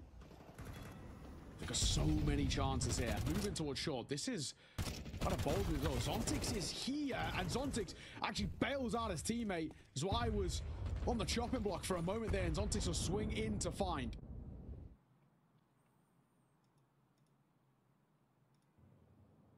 On the corner, Torzi right out there. There's the first, though. It's Zwei who gets caught, and now Donk, as he doesn't immediately punish, has to be a little careful. Brolin falls, they know the orb is somewhere. Also here, but Torzi, quick flick and a find, he can't make it. Another behind, the third was nearly there. 25 seconds though, and that'll be down goes Yimfat. Nade, or Spinks, we'll see off Shiro, but the bomb gets planted towards B. 2 versus 2, and they've got a wealth of time to set up here. And Zontix, he's gonna push all the way through. I love this call. Surely, at this point in the round might get overlooked, but it won't by Spinks. That's so solidly played. Chopper again going to tuck himself in towards Graffiti. 1 versus 2. He stepped up in clutches. And he has all of this information. They're looking for him. They just can't quite find him. He's thread the needle. There's one. A molly on towards the bomb could be enough as well. A flash to come over. He's trying to buy time, and he's doing it excellently. Spinks will swing, and he will find the kill, but it will not matter. Round 1 by Spirit, and Chopper, he plays discipline. Oh, and down to the bomb as well, just for good measure. Brains beating Brawn. Bomb might just be completely drawn over towards B with the rest of the pack here. I mean, look how far forward Donk is. If you oversight this one. Oh, and a second for Donk as well. Oh my God. All 3 as Donk might have just closed this series single-handedly. 3 in quick succession. And surely no chance now for Torzi and Spinks. Left reeling, questioning how has this fallen apart so damn quick. It's all down to this. Spinks trying to go quick on the rotate, but Donk should see him off. He actually does get caught, but the bomb planted and a 2v4 in the post plant. And Shiro knows all about Torzi up close. Surely no chance in hell. They're both known quantities, and Spinks will be the next to fall. And all down to 1 man now. Torzi, no chance in hell. A 1 versus 4. And a knife to close it, sure. Shiro styles on Mouse. It's a 13-6. They finish off this marathon of a series. And they do it with some suave.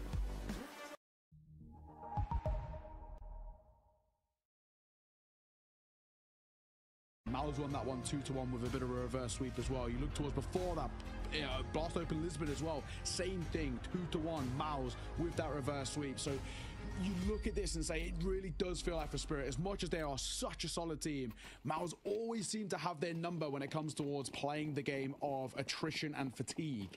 And let's see if that'll be the same here. Ancients, of course, is where we kickstart things, picked by Spirit, as they'll start on the T side. This is only a seeding match, quote unquote, but only is the big word there. Getting a more preferential seeding heading in towards the Lanxess is unbelievably important. Yeah, and I mean, look, you're going to get yourself locked in for the prize money and the VRS points as well, I would imagine. So it is very, very valuable these days, as well as just a better chance at winning the tournament overall. Shiro holding on the corner. Zertian comes around quick with the Julies here. He will go down second time of asking. Spinks as well falling. It's been a bit of action towards the cave area, finding the player at slant. So man advantage does swing in favor of Spirit. All of a sudden, Donk flying round for the final couple of kills. Casual high fives. Another day at the office. He is just playing a different game to what we all are, right? And his moments like that. I mean, I want to see from his POV this first one. It looks so quick, and it is. Oh my God, the second as well. That's just classic Donk. That's just an average round for him, which is the scariest part. But it's a long road for this Mao side to break him down. This is a map in which he does a lot of good work on because he gets so active. And Shiro, he'll crack open mid with a double. The transfer is excellent, making sure that this force buy has no legs behind it immediately. MP9, Deagle, and 5-7 is all we're left to work with. It feels like a non-existent case. Zontic's going to hold for this flank as well as the smoke fades. But the right idea, how's the execution? Messy, scrappy, unfortunately for him. He'll fall.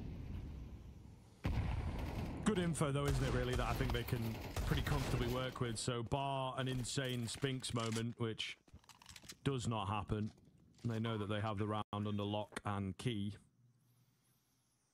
Bomb plant going to come in as a small creep around this dropped player. Is there a gun to be retrieved? I suppose is the question that they are asking. In the same vein, hanging around it, maybe thinking that there'll be some sort of a counter hunt from Spirit. Money-making opportunities for the MP9.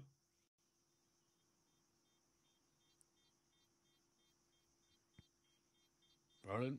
Looking around at the tail end, but nothing on offer, really. I guess having 2 MP9s kept over is a somewhat silver line. Because that was a force buy, you have nothing to bring in towards the next round. So it's better than nothing, is what I'm trying to say. But doesn't really feel like it's going to be too big of a response in towards round number 3. So, now we're Spirit are looking pretty good. Expect to win that round, but Shiro does a nice job of making sure Zontic's shoot a little better there. In the end, it doesn't matter all too much. Tech pause. Unfortunate. Not sure who on what side it is, but wait and see. I don't really see anybody kind of messing around with headsets. I'm assuming maybe over towards Halley. Possibly. It looks like he's adjusting his chair. Yeah, to be honest, comfy, honestly, yeah. I would not taking a tech pause for that. But yeah, it does seem relatively chill. Could just be a very simple game crash. I'm scared, man. I'm very scared. What are you scared of? This new patch is just not good. Well, at least we're not on it for I know, stage. but probably that's what not I'm the scared. playoffs, Maybe yeah. they did say, oh yeah, we're gonna have a look and consider it and all that sort of stuff, see if it's workable, basically. And I think the answer is potentially not at the moment, but I do worry for future tournaments, you know. It just, I don't know, there's some good things, some bad things, but there are objectively just some broken things as well. Yeah, I think you're right. I'm hoping we get, you know, a pretty abrupt change. I mean, you know, it is Tuesday, right? Tuesday is standard kind of Steam goes down a little bit, Valve fix some things, so I'm sure they're keeping a keen eye on what's happening in terms of what the... Putting a lot of stock in them to do it within 48 hours of the update dropping. I'm just putting a lot of stock in Valve as a whole, maybe, to even care what we think. So we'll have to see. Some of the things, animations, I don't mind that much. I know they are... affect gameplay. Yeah, some people feel like it makes them feel a bit more awkward. At least kind of the vibe I've been getting. But generally speaking, I don't mind it too much. But it's the movement and the strafing and stuff like that, which could be a little funky. We'll see. Either way, we're back on the way. Only a brief attack pause. I think it was just a bit of an FPS issue, but concluded. Double MP9s is all we've got to work with. 4 miles, of course, saved from that previous round. Around it, half armor and a 5.7 and a deagle for Xerxin and Spinks, respectively. And Brolin going to get up close here as well. Could catch one off guard, and does. Can't really get away, but deals more damage. The deagle trying to get this kill, but a drive-by from Chopper will bring things back to a doable position. This is still really awkward, though, because 5.7s can be difficult to deal with. Oh, Jimmy, 1 HP. He's going to back off, even though he's only got that 5.7. There's not really any hope that he can do anything into this round. There is an opportunity to take a gun. They're aware of that, keeping an eye on where this guy could be coming from. Meanwhile, Xerxin will keep his MP9, and that feels much more workable. Shiro with a good sense of timing. Make sure there is no shenanigans from the young Finn. Xerxin, though, looking to grab an exit, potentially, of his own. Just misses the window, and Donk teaches him a lesson. So, looking good here for Spirit. Yeah, exiting to anybody else, he can maybe catch them off guard. Exiting towards Don, unlikely. That is the case.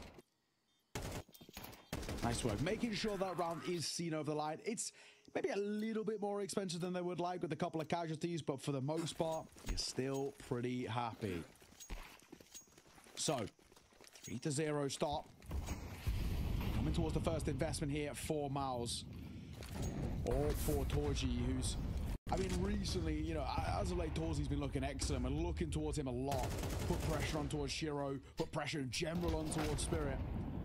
And with the AWP in play as well, now's the time to show it a big dink on towards Zwei as he gets spammed through the wood. Unfortunate way for him to start at 7 points of HP.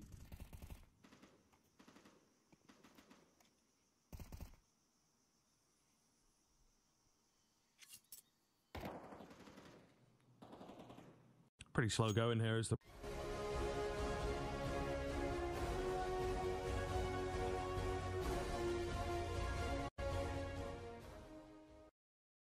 From Jim Fat. So I know that he is in the donut. One CT smoke coming in. Could easily just be one guy on a lurk. So not quite panic rotating just yet. They will start to move a few more in. There's a boost up onto the tree here. This is a pretty dangerous spot to be in. And man alive, Spirit are just keeping it quiet. One smoke, full contact for the most part. Gonna start slowly making more noise and making themselves known. They will try their best to keep that player at bay. Chopper trusts in his teammates as he gets that bomb down. It's Brolin with the triple kill. Swapped onto an A1S now. Maybe trying to get the ace with 2 different weapons. Zontic's going to have to do most of the work. Zvi is just nowhere to be seen. I think they know about him as well, given the fact that he has taken damage already. Zontic's trying to hold for the clutch. Not going to happen. And they know Zvi too far away. Get on that bomb. Brolin making it look easy. Yeah, massive round from the IGL. What a time for him to step up. That was looking a little precarious, especially when Donk finds his kill. That's when I was thinking that there might be something brewing here for Spirit, but yeah, great round from him. Laser sharp as well, so confident to swing, and the defuse just as the cherry on top. It's a sumptuous round. I mean, you look at this where we are now as well. I worry a little bit for Spirit, you know, for Zwei. It seems like we still haven't found his confidence. Feels like we're still not fully sure about how and where he wants to play on this seaside. He can't get overly aggressive because that's Donk's territory.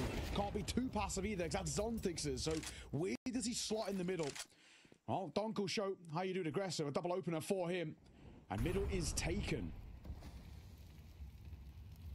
Yeah, back with a bit of a vengeance. None of this slow moving BS. Let's just get in the face. Ooh, maybe. Tip of the barrel spotted. Surely Torji knows there's a guy on the right, but just can't really punish him. Calls upon a teammate to try and clear the rest of it out and perhaps, yeah, move in there. Full confirmation. Patience pays off. However, it's an A move. And they've left Donk on an island. Let him do his own thing. He's created enough space here. They've tried to turtle up on B. It's the wrong bomb site. Feels like this is where you probably, if the bomb goes down, use the auto save. Yeah, it looks like Mouse. I'll do exactly that. It's the smart call. It's the right call as well. Especially considering where, you know, Torzi's tagged. Spinks is barely alive as well. Just keep hold of what you've got. You've got no chance of retaking that, especially with the util set they've got. Double flash nade and a smoke. No real chance in hell. So a nice move by Spirit. It actually comes off the back of, obviously, a Donk double opener. Always going to help. But actually leaving him alone there, it draws attention away from the site and allows them to contact through. Exiting out in towards, not a CT spawn, but they're not going to peek in towards the AWP of Torzi. So everybody survives in a 3 versus 3, and Spirit extend the lead once again to 3. Good work. Easy stuff, and really, really good signs to see Donk out the gates. Super confident, so crisp as well. I mean, that reactionary shot is nuts. And sure, he gets cut short at just 2, but you'll take that every day of the week.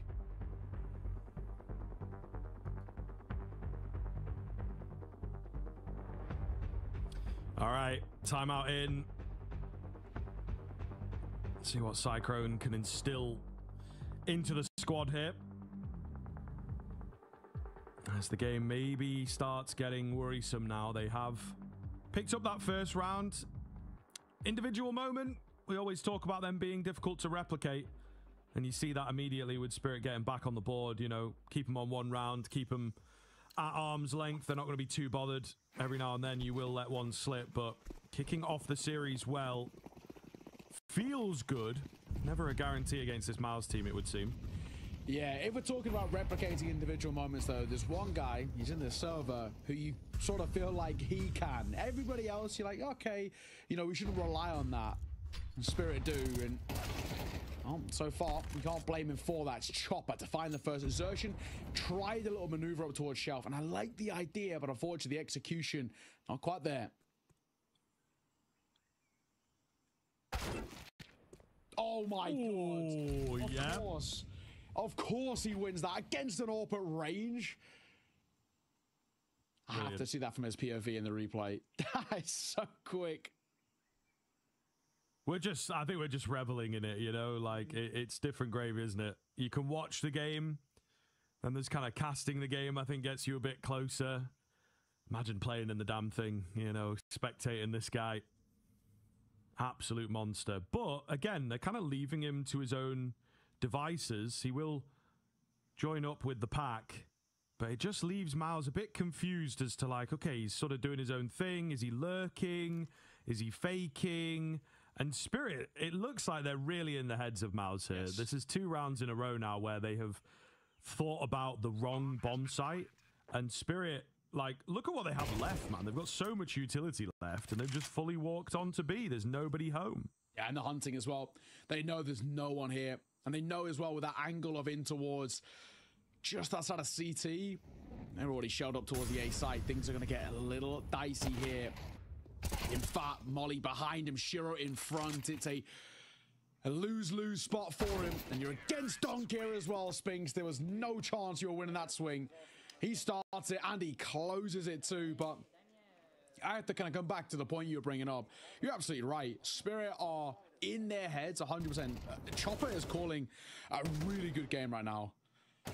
And that's that sharp shot. My God, that's quick. Monstrous. Yeah, I feel you, buddy. I feel you. It's just like, you got to take it in stride. It is a guarantee.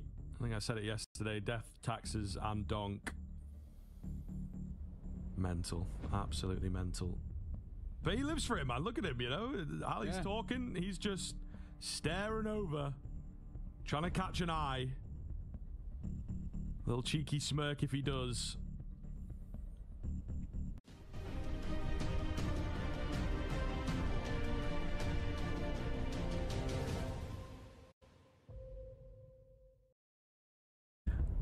I'm telling you, I started like boxing recently. We'll keep it, you know, quick, and it's pretty intense. But I've been on the Tyson. Yeah. But I've been on the mouth tape while sleeping to like promote nose breathing. It does make, I think my cardio is way better than it should be because I'm like so good at breathing. So up the breathing game, guys. You never know what it might unlock. Well, you know, Donk back in towards mid. A nade that'll bound round, but Torzi on the break of the smoke that finds one. Damage dealt as it just taps him down enough to make him shy away from sticking around for the fight and the spam. Spinks, he'll chunk a grenade. So Yuto so far has been excellent. For that a Spirit, but they don't have the numbers in their favor. Got to do this from a very early 4 versus 5 in the hands of Miles. Yeah, pretty good looking round for Miles, actually. They're so far back. They've got very little control. Chopper left low. He should be able to convert from here. And look, we love talking about Donk, but Shiro is also a really big piece to take early. Yeah. So it's kind of one of the fangs taken out of the attack here. Torji picks up Donk as well. They left him again to lurk around. Over on the B side of things, does not go well. He's not going to take the head clean off this time around. So looks pretty good. Conventional execute coming in for the rest of the team as they will burst forwards. Gonna get the control. Whether the bomb plant is a guarantee is another thing, just because of spam and breaks of smoke and whatnot. They will eventually get the plant in, but it's just cost them everything. Zontix has to really pop off. That's his first kill of the game here.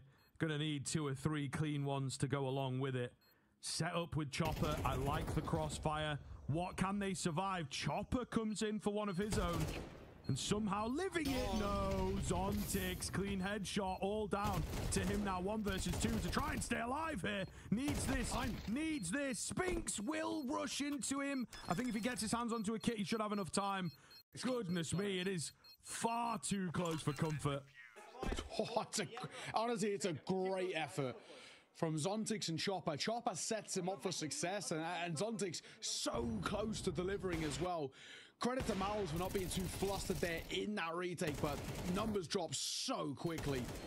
Oh my, there was a moment. And they needed Spinks to step up and get this kill quickly, which he does. Thank God the kit's close too. Oh my. Yeah, okay. Bit of noise being made as well, Miles. They need to get themselves fired up.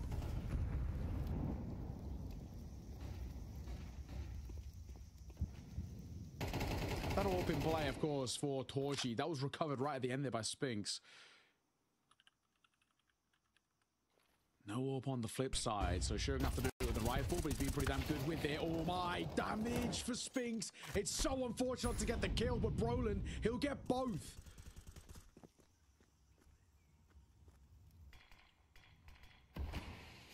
Big finds. It wasn't really the main idea, it would seem, up through middle here. Spirit playing a very slow mid-round. Quite often here, actually, in this first half. Sertian moves away as the smoke starts to dissipate, but they are ready and waiting here on the Spirit side of things. The bomb lagging behind a little and sort of scared as other smokes start going down. He doesn't want to drop on one of the many crosses that he has to take. Pretty unforgiving pathway to join his teammates here. So, yeah, looks like Zontix is just going to sit around, see what his team can cook up, hopefully create some space. Oh, towards A. Torchy gets timed on. They spot him. They jump across. Bits of information coming out now. Zontix staying alive. Bomb's going to have been spotted. 20 seconds. Don't really have too many other options. Think he just had to go all gas, no brakes towards A. With that bomb spilling, the panic ensues, and there's just not really much that can be done here for the rest of the Spirit side. Sure, save, and that's a luxury that he'll be given. No one's really close enough to see him off, but it's a big round from Miles, right? Brolin, again, another multi-kill round from him where he takes charge. Now, should we be relying on Brolin with the numbers? Probably not, but it doesn't matter at this point, right? I think when you're Miles and you're trying to climb your way back in towards this game, getting him stepping up in a big way and being a consistent factor and being really in the thick of all these fights and coming out on the right end of them, it's positive signs for Miles. They've got these tricks up their sleeve to put pressure on towards Spirit. So far, so good. Molly and Nade down. Donk, he tries to go through the flames and the flash, but Yimfat will find him. So a nice opener, and Donk stopped at nothing. A real rarity in the early part of these rounds, and they're going to have to do it without him, which Spirit sometimes they struggle to do. So I crept past the smoke. Oh, deleted. Unfortunately, not having the same sort of success on those lurking plays. And again, Spirit really drawn out kind of round. Few solo plays. It's interesting. It's very, very interesting here, the approach. And worked in the early stages. I think bit of timeout, bit of chatter for Miles. And just have your gun up at all times. Be prepared for a fight at all times. They're looking to abuse your fundamentals, so just make sure that they are solid enough. Posted. Who spots who first? Only a mere few pixels to work with. Bersertion's not peeking. Not yet. Not worthwhile. Speaking of, there's an AWP on the corner and a dink on towards Torzy. With support, it's Jimmy, and he'll come up huge. Zontix falling. Shiro's stuck in no man's land of mid, leaving Chopper with it all to do. 1 versus 5. 25 seconds. A Tech 9. Does have the bomb, so a plant is maybe a luxury he can get, but even that might be a bit of a big ask, and he might just save the AK-47. He scoops it up. It looks like he'll slip the net as well to keep that alive. So Mao's up to a 4th, a 1-round game. And something on the cards here. Slowly but surely scaling their way back in. While that round was concluding as well, we've had a conclusion on the A stream of Na'Vi versus NIP. It wins that 3rd map, which in itself was already a surprise. Na'Vi won it 13-11 right in that final round. So, an insane match, apparently, over on the A stream. This one set up to be more of the same as well. This one for seeding, sure, but still super important in VRS, in that prize pool, and going deeper in the Lanxess. Charging towards A to try and just retain their lead here. Jim Fat, though, will hold all too easy for him. Got to give him more of a challenge than that. They're on top of each other a bit at default. But, you know, Jimfat, he makes use of it. Donk on the hero AK, only one for him, and this game has flipped upside down for Spirit. Yeah, we've absolutely got a game on our hands here. Second time out going to be taken as Hallie re-enters the fray, and you understand why. They've lost control of this completely. 5 out of the first 6 rounds won by Spirit, and now a really, really good and in some ways kind of effortless. I mean, these last few rounds have felt quite one-sided from the get-go. I mean, look where we're at now. All tied square. It's 4 in a row. 4 mouths and a lot of pressure being put on the shoulders by Spirit, and we keep saying that it feels like they're the kryptonite for this side right now, and a team of Spirit who are still a little shaky and still trying to properly integrate Iron towards this side and all the rest. Well, against a side of mouths who apparently have no weaknesses, and we haven't seen one for a long, long time. It does worry us that Spirit, just too many gaps in this side, and can they rely on brute force alone?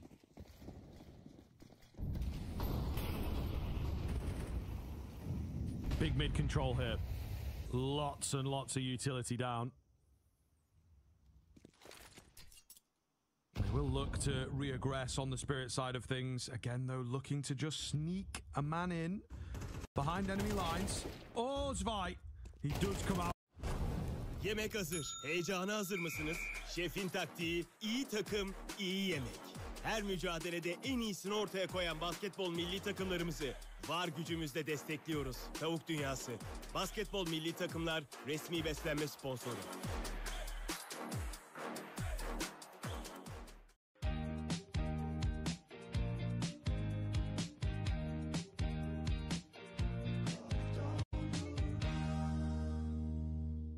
God, it's so damn close. Zontic just about sees that one off.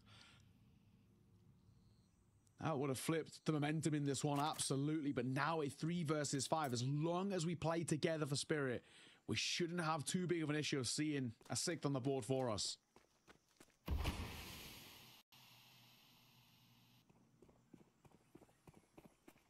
Bomb rotating round. Couple players teetering here. See Shiro pushing out on A, and the bomb will move back. So, yeah, they've got deep control over there. Big killing towards middle, but I think that kind of just locks them in a little bit. 10 seconds? Hold on. Wait a minute. Oh, it's close, man. It's very close. Maybe 3/4 of a second getting in the way there. So if he'd been slowed down, or if he just misses the pathing slightly, Zershan doesn't check his angles. Oh, they're a little disjointed because of how panicked the bomb plant is. Maybe had an opportunity to isolate a fight. Shiro further forward than they expect as well. And goodness me, top teams in the world can still also get caught off. Completely blindsided by this round. Yeah, absolutely. Well played by Spirit. It's a little funky. Keeping it fresh and for Mouse. All that will have brought in towards the next is that AK. Of course, plenty of money to work with, hence why towards the opts for the AK. He can buy back in towards an AWP. No issues. Yeah, nice work. Spirit take the lead. A slim one, but a lead all the same. And if they can just get up towards that 7th, guarantee it in towards the next half, it goes a long way for the feelings of this map. Seaside has been a little scrappy, and they've obviously struggled for a while. But that's big. Dunk. A little upset, gets caught, but it's fine. Round is a round, a win is a win. And a final one of the half, number 12 here. I was looking to tie it up once again.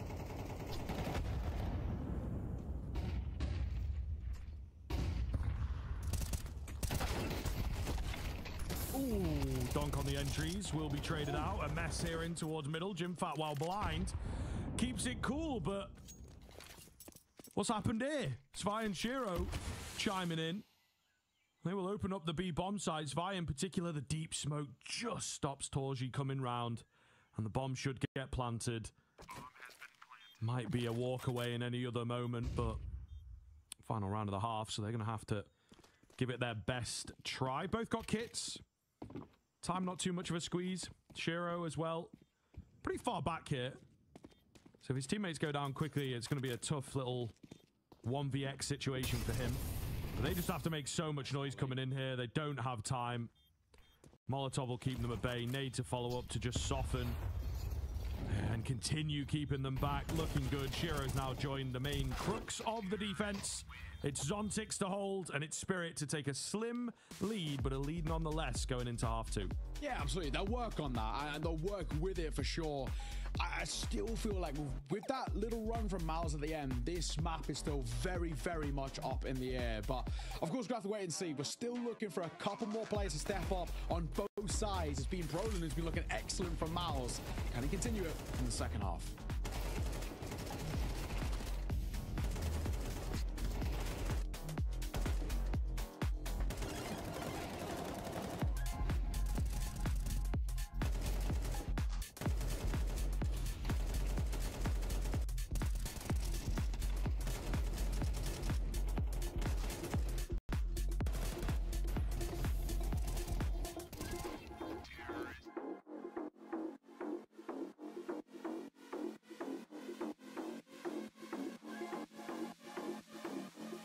They look like they can go on forever.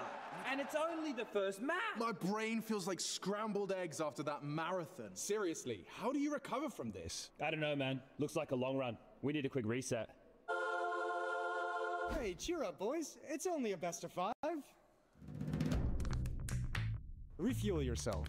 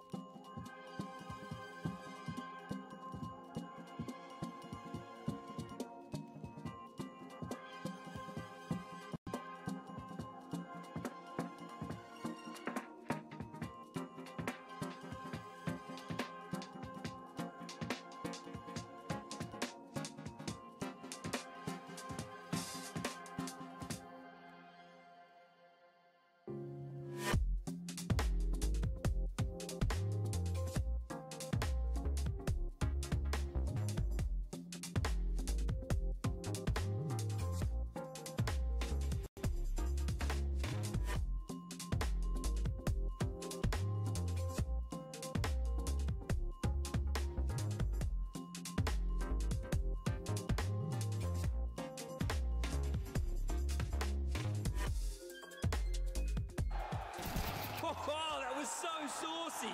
So creamy. You were talking about the clutch, right? Yeah. You? Yeah, I guess.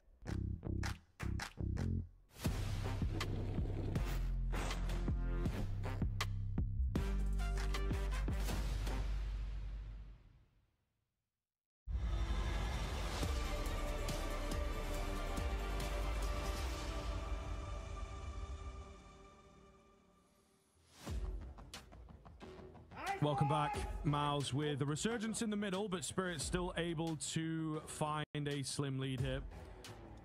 Looking good while doing so, having a good time, courtesy of the big man. Kind of interesting that, you know, Donk, a lot of freedom given across. It worked early, Miles seemed to figure it out a little, and then a slight change up from Spirit, actually putting some pressure into the hands of Zvi, and he does deliver a couple rounds there, so we'll see if the 2 will be enough. A pistol on top of it would be very nice indeed. An open B-bomb site. And Miles seemed to know this. Execute coming in. There is Shiro with the Julies in cave, but the site itself has dropped. Chopper is a full-on utility mule over there, by the way. So we'll see if he gets put to use. I think they're already starting to feel a little saving in the air, to be honest with you. Yeah. Unless some kills get gifted over really early. I mean, they do have a kid. That's one thing to work with. Shiro trying to be a bit of a nuisance for Spinks. He's going to find 2. He looks for more as well. And he'll have no issues delivering it as Torzi closes. What a pistol. What a pistol for Miles. An open sight, sure, that's a gift, but that post plant is excellently done. And they put the pressure right back into the core of Spirit. He's at the back of this man as well. Spinks has an absolute blinder of a pistol, and it's flawless. You see what it means as well. Torzy getting loud, getting proud. They are going to force Spirit in towards the next one. MP9 is basically all they bring to the table. Yeah, good opportunity here for Miles then. Yeah, for sure. Could bounce and get themselves some really nice rounds.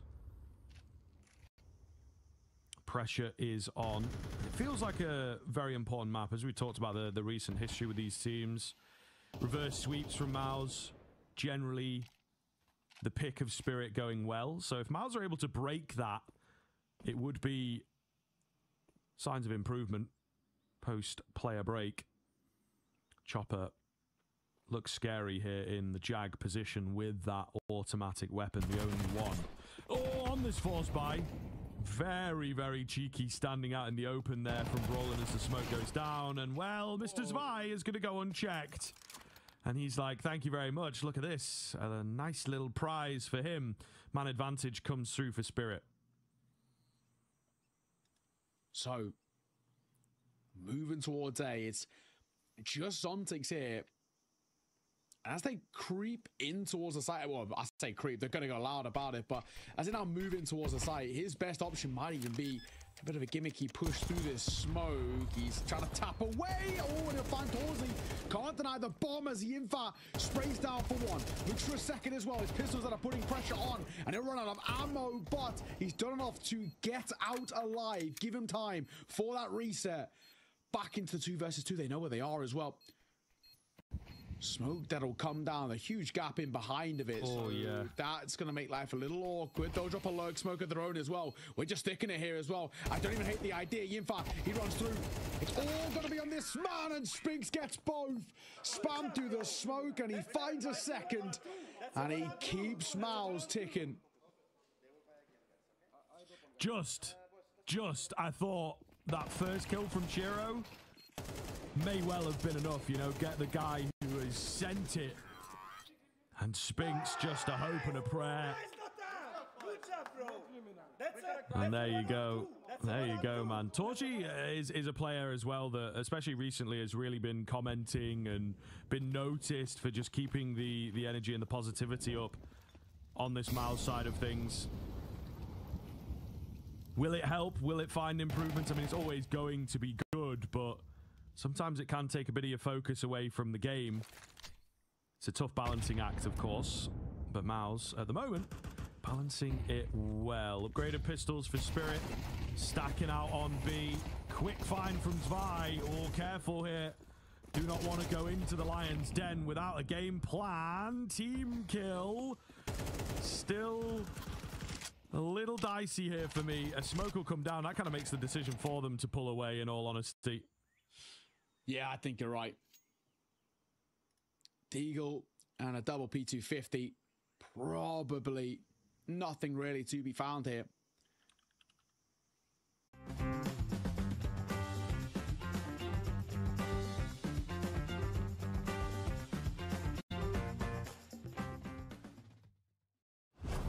Yemek hazır. Heyecana hazır mısınız? Şefin taktiği, iyi takım, iyi yemek.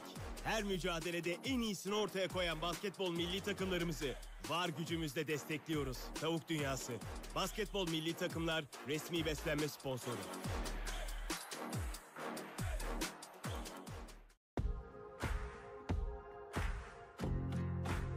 Kolay değil. Dersler, sınavlar, denemeler. Bir de hayat var tabii.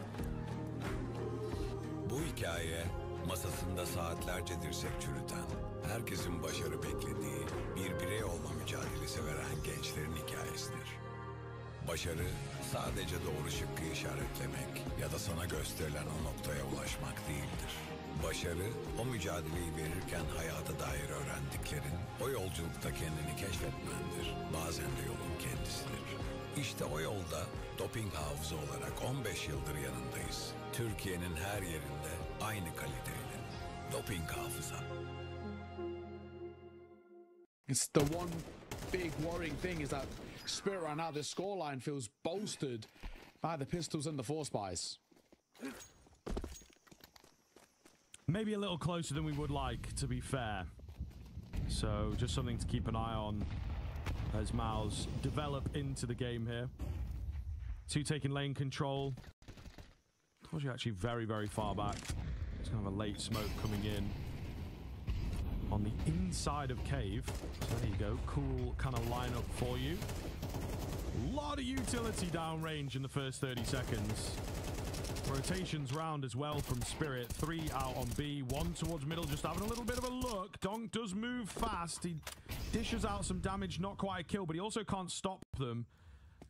And also, I think just leaving Spirit guessing, like, where is the main part of the attack? Where is the finish right now for Mouse?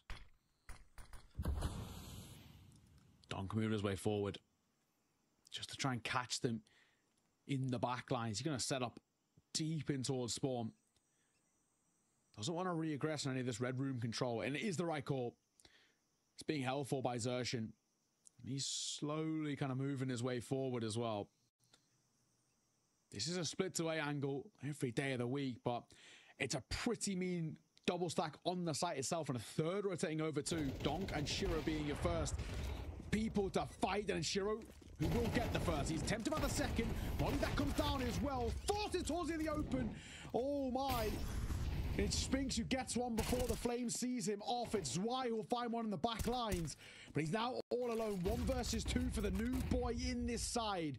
Spirit Savior to rekindle the flame of a top level side. Can Zwei do it? Oh! Yes, he can! New boy, he's had a slow tournament, but what a time for him to step up and shine. Zwei, that's why he was brought in towards Team Spirit. God damn, and just a little moment there, just a little moment of excitement coming in. Doesn't get straight on the bomb. He's trying to act cool. Just stay cool, man. But no, huge round, absolutely massive.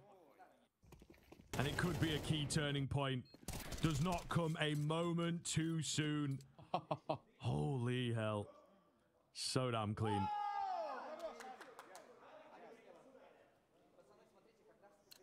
You've got to have done something pretty damn good if you made Donk surprised, eh? Well played. Well played. We've been calling on him. I mean, me and you followed him throughout the tier 2. We know the level this kid can play at. It's just whether he gets comfortable back in towards a new side and, of course, ultimately a new level of Counter-Strike. And it's moments like that that are proof in the pudding. There is the idea there. He's got tricks up his sleeve. Certainly a monster within there, just waiting to be unleashed. Slow hit. In the A main. Looks to be a crunch. Donk is met by Brawl and Shiro up close. Can only get 1 bullet out at a time. Ooh, Zontix. Oh, the MP9 at range does make you worry ever so slightly, but he will retain the man advantage for now. Bomb to go down. Weapon recovered for Brawl and got the entire force of Spirit to deal with. So it's just going to be Torji remaining on his trusty AWP. Will drop the first, looks for the second, and going to get it round the corner. He's too quick. Oh, and Zwei denied this time. Guys, no money, okay? It's 2 back-to-back rounds. Torzi saying no money as well. But 2 1v2s that flip this narrative, and Torzi, I mean, this second shot so quick on towards Zwei. He was kind of right about no money, but not fully. And this smoke there as well in towards elbow. So Xerxin rightfully a little bit cautious of it. Wasn't done on purpose.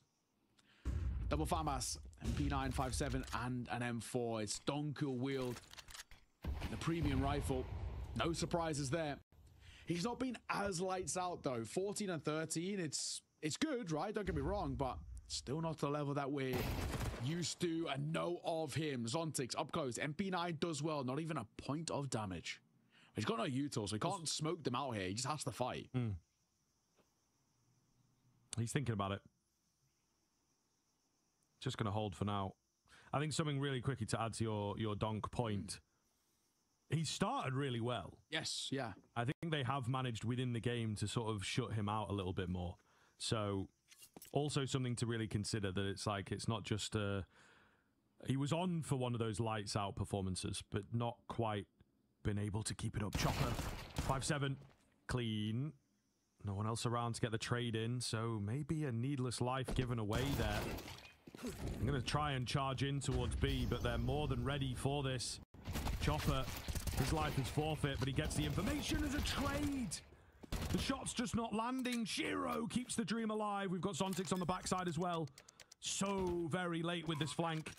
He had that A main control. He's been waiting for this moment all round long. Torji knows he's got to try and isolate a Jewel, but he cannot. And Spirit straight back in there. It's going to come all the way down to the wire here on Ancient. Well played from Shiro as well. I don't even hate that idea there by Torzi, right? Because he knows in a 1 versus 2, he has no idea where that second guy is properly or where he's actually going to pounce from. And he knows there's basically a timer on his head. So he's got to try and level the playing field as soon as possible. Hence why he flies into the fights. But what a massive round to be taking. That was a full investment, of course, by Mouse, but there was not a lot left over in terms of the econ. I think it's understandable why we've got to pause here. Their second called. Cyclone back on the mic for him, but the buy going to be less than adequate, as I was alluding to, and you can kind of see bottom left, money's not exactly flourishing.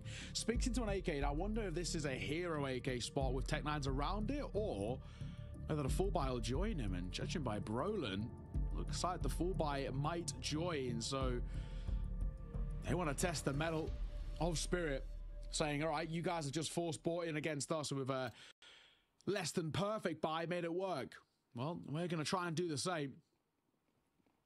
Is this too audacious of a call, however? Because you lose this, Spirit find 10 and they give an 11th. That gives you one gun round left to stop Spirit taking this map. So a lot of pressure put on this full investment here, and they very much could have ecoed and full bought in towards the next.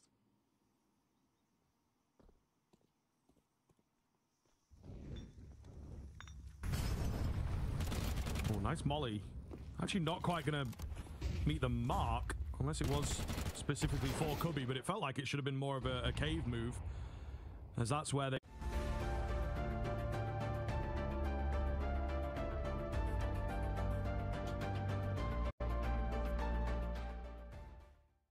Golf dondurmanın kalite ve lezzetini bilen bilir. Bizim dondurmamız sonuçta. O da 7'den 70'e bizi bilir. Dondurmanın hasını bazıları iyi bilir. Kısacası golf dondurma bizi iyi bilir, kalitesini de en iyi tadan bilir. For Torzi, he's got 45 seconds to the side. What he wants to do. They don't know where he is, so he's hoping by essentially doing nothing here that he can sow the seeds of doubt. Hey, fall away from this B presence that maybe if he can scoop up a gun as well. Winning the round, of course, is completely off the cards. But a gun recovered and him staying alive, that'll be something. Oh, it's a bad time to jump. I don't know if he ran out of ammo there or if he did just panic jump, but either way, a big round for Spirit to take, and with only the one casualty as well, you're pretty happy with that.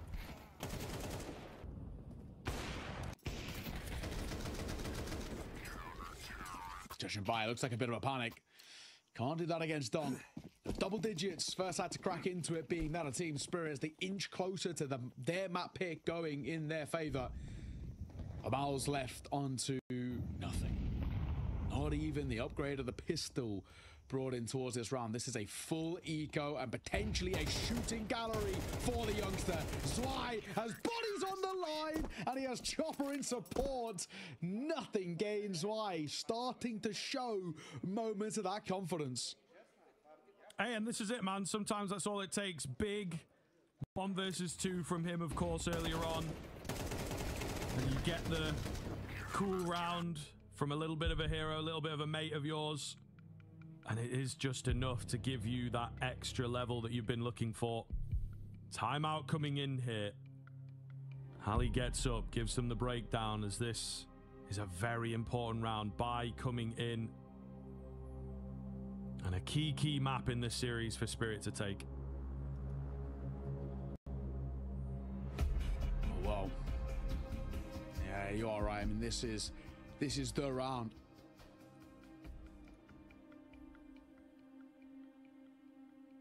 Let's see now whether Miles have got anything left up their sleeve. I mean, this is the now or never, the do or die, as we like to say. In this map specifically, you lose this, it's 12 for Spirit, and money once again broken. And 2 kills will have to come to play here for Miles until round number 21. Of course, that's for Yumi and Brolan to prioritize utility. Zershin, he's sent out as well. Shiro will be first. Contact, and he misses what felt like a sitter there by his standards. Spinks, meanwhile, joined by Torji. Shadow spotted, but it's not enough. And Shvai, the lone holder over here, gets dropped. Zontix, Chopper joining him. Mouse with a big find on a simple contact, individually based round, and they win all of their jewels. Spirit left reeling, Spirit left scratching their heads. Whatever was said in the timeout doesn't really matter too much now because it is going the distance. The question being now as well for Shiro and Donk, will they save? In particular, really, Donk and that AK don't really mind too much about the AWP. They've got the money to reinvest into it, so that's not the end of the world, but yeah, there's looking for the hunt here. Donk will get one, but now he's in trouble about staying alive, and from behind, Spink sees him off, so no AK saved. That's a huge way to sort of nullify Donk on this CT side. Massive work